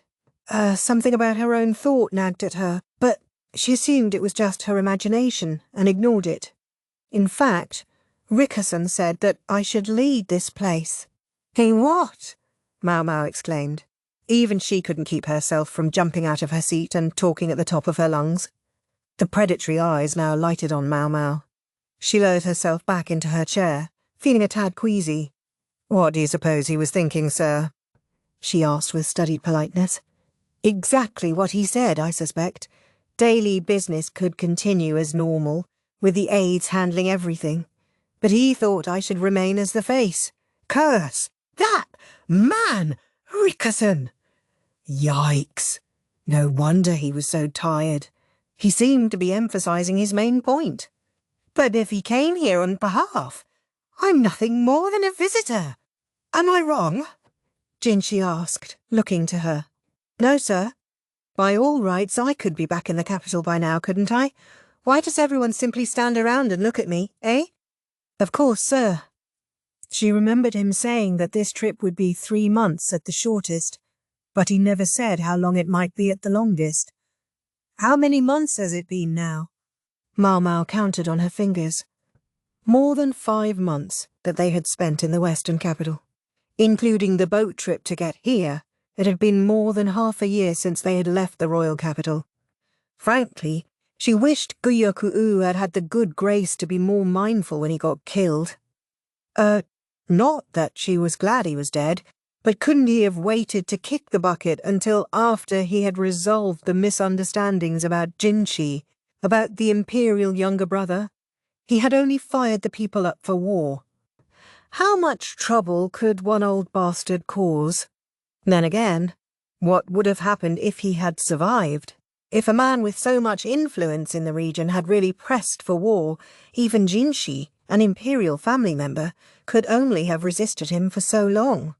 It might have been possible to at least avoid actual war with Shao, but Master Jinshi, Maomao said, using his name with some hesitation. The predator's eyes were terrifying. "You intended to remain regardless, right?" Jinshi didn't say anything to that, meaning it was true. If he had really found it so unbearable, he could easily have just gone back home the moment the swarm hit. Considering his position, nobody could or would have complained. In fact, he had no doubt received a letter or two encouraging him to do just that. But that would have left the people ragged in body and soul from the swarm, with the foreign tribes attacking and no one to lead and guide them. Even in the midst of a deeply unpleasant situation, Jinshi was using his head. "We can't just leave the Western capital like this, can we?" Maomao asked. "You're absolutely right." Jinshi heaved a sigh. He was back to looking tired, and he was taking little glances at Maomao. "What is it, sir?" "Under the present circumstances, I think that it would be safest to return to the central region." Safest for whom to return? Maomao wondered. But then she realized he meant her. "I suppose it would be," she allowed. He might have sent her away for her nominal safety, but she had still ended up swarmed by grasshoppers. Then an insurrection had come right to her doorstep. But this was a mistake. Here.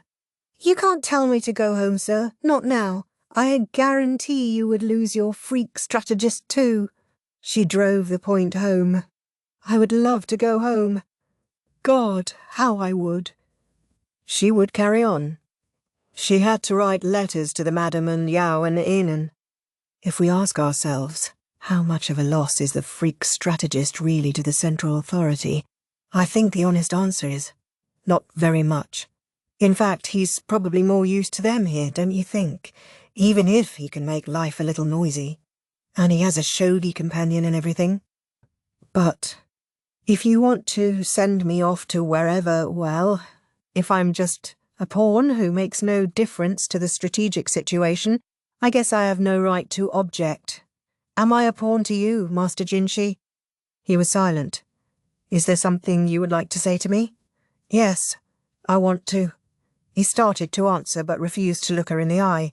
Finally he said, I want to have another bowl of that stew. Sure, Maomao said after a second. I'll go get some more. Apparently, she figured, this was his way of saying that she was useful enough to keep around. She hoped the quack doctor hadn't eaten the rest of the stew as a midnight snack. She had a naughty little thought that maybe she should have put a sign on it, for Imperial use only. Epilogue. As you will.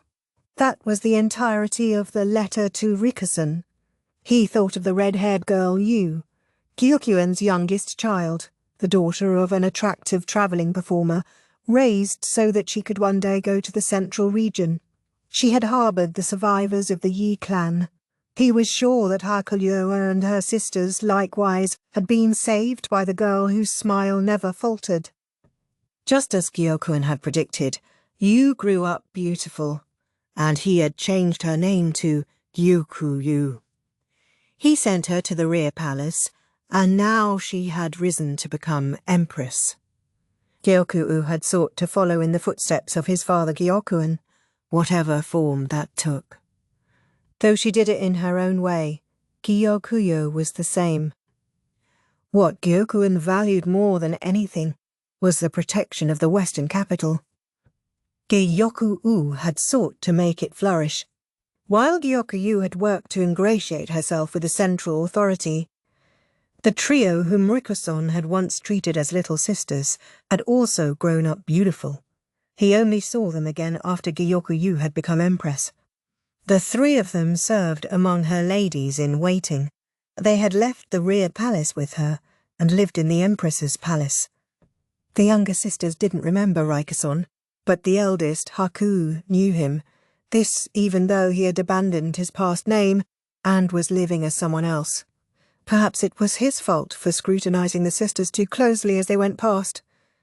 Haku got in touch with him, in part because he was a familiar face, but in part to urge him, as a surviving member of the Yi clan, to return to the Western capital and become its leader. But that was unthinkable. Rikusen was the son of a rebel.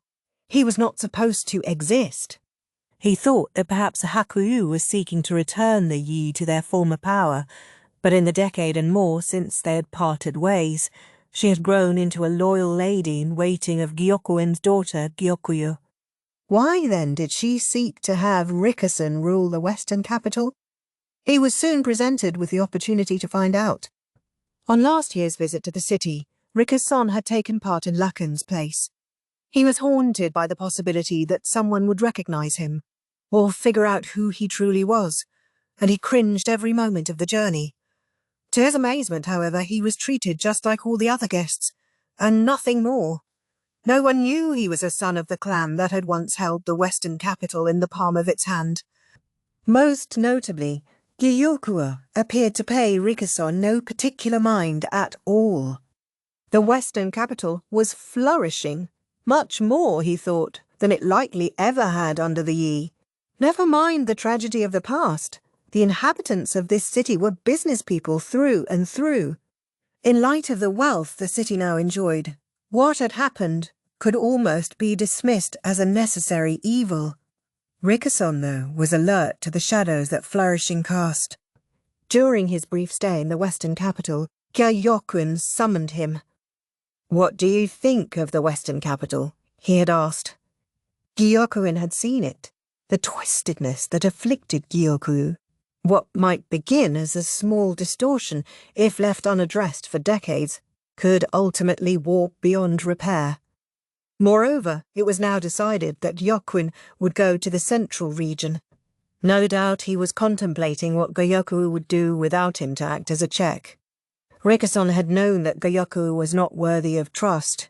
It was Rikusen whom Gyokuen chose to act as his check in the Western capital.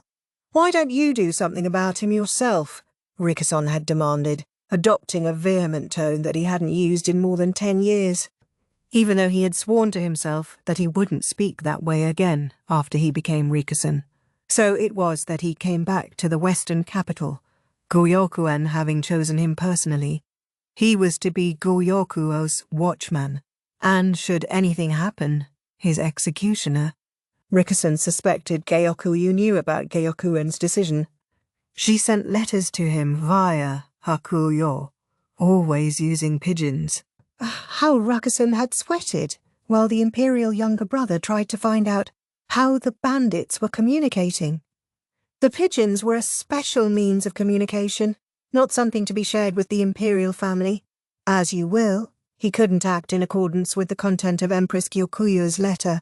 He had worried. All this time he had worried about it. If only the man Gyokyu had acknowledged his own responsibility. Sometime, somehow. Could I have been more unlucky? If he could have been only Gyokuyu's watchman. Why did that bastard have to be so warped? Why had no one tried to repair him? Why had they made Rickerson do it? No, that's not true at all. Rickerson had wished for this, longed for it, to take revenge at last for his mother and sister, and his wish had been granted. Now I no longer feel like doing anything at all, he said at length. He tried to pass off the responsibility to someone else, tried to nominate someone other than himself to lead the Western capital now that Gyokuen was gone. In a time of peace, there might have been a few takers, but no one wanted to step into the role of acting governor with the crisis of the insect swarm still fresh. He even started to hear people say that he himself should take the position, and that was when he finally gave voice to his thoughts. I think you, Moon Prince, might be appropriate. The Imperial younger brother had gone slack-jawed. Rickerson genuinely felt bad. But he did have an instant little thought, that at least then he would have company in the misery of being overworked. What shall I do? Rickerson was well and truly burned out. He could summon no desire to do anything, and even tried to push the things he didn't want to do onto other people. In fact, he was ducking work at that very moment, reclining in the branches of a tree. The purpose for which he had lived for more than 10 years was gone, leaving a yawning emptiness in its place. It would not have been surprising had he simply died. What Rickerson had done was unforgivable, but at the same time, they had lost their chance to punish him. It was cruel and mean and dirty. Rickerson found his own existence repulsive and hideous. Sunlight peeked among the leaves, and small birds fluttered through the air. Birds! When he saw them gliding effortlessly through the sky, it brought back memories of a time when he had believed that he would become the wind. When the day came for his coming-of-age ceremony, he would put on the embroidered outfit. Then he might become a merchant, or a sailor, or journey somewhere far away. Back then, so many and such grand dreams had been there for him to dream. Far away. That might be good, he thought as he climbed down from the tree. Go somewhere there was no one else. Live a wandering life, and finally fall dead in the fields somewhere. Suddenly, he thought he heard a voice. No, you can't! Rickerson looked around, but there was no one there, just the wind blowing and the birds flying. Aren't you going to do something for the Western capital? He was just hearing things. The wind and the bird song had somehow sounded to him like a young woman's voice. Nonetheless, he said as if in answer, must I labour on, elder sister? The wind gusted, a great cry. Now you're just being mean. Rickerson laughed and lay down on the ground. The sky spread above him, wide and blue, and the breeze felt lovely on his skin. That journey would have to wait. He could go after the life had returned to the Western capital, after people once again greeted each other with a smile as they passed by. All to give his mother and sister what they had wished for. For them, he could toil for a little longer.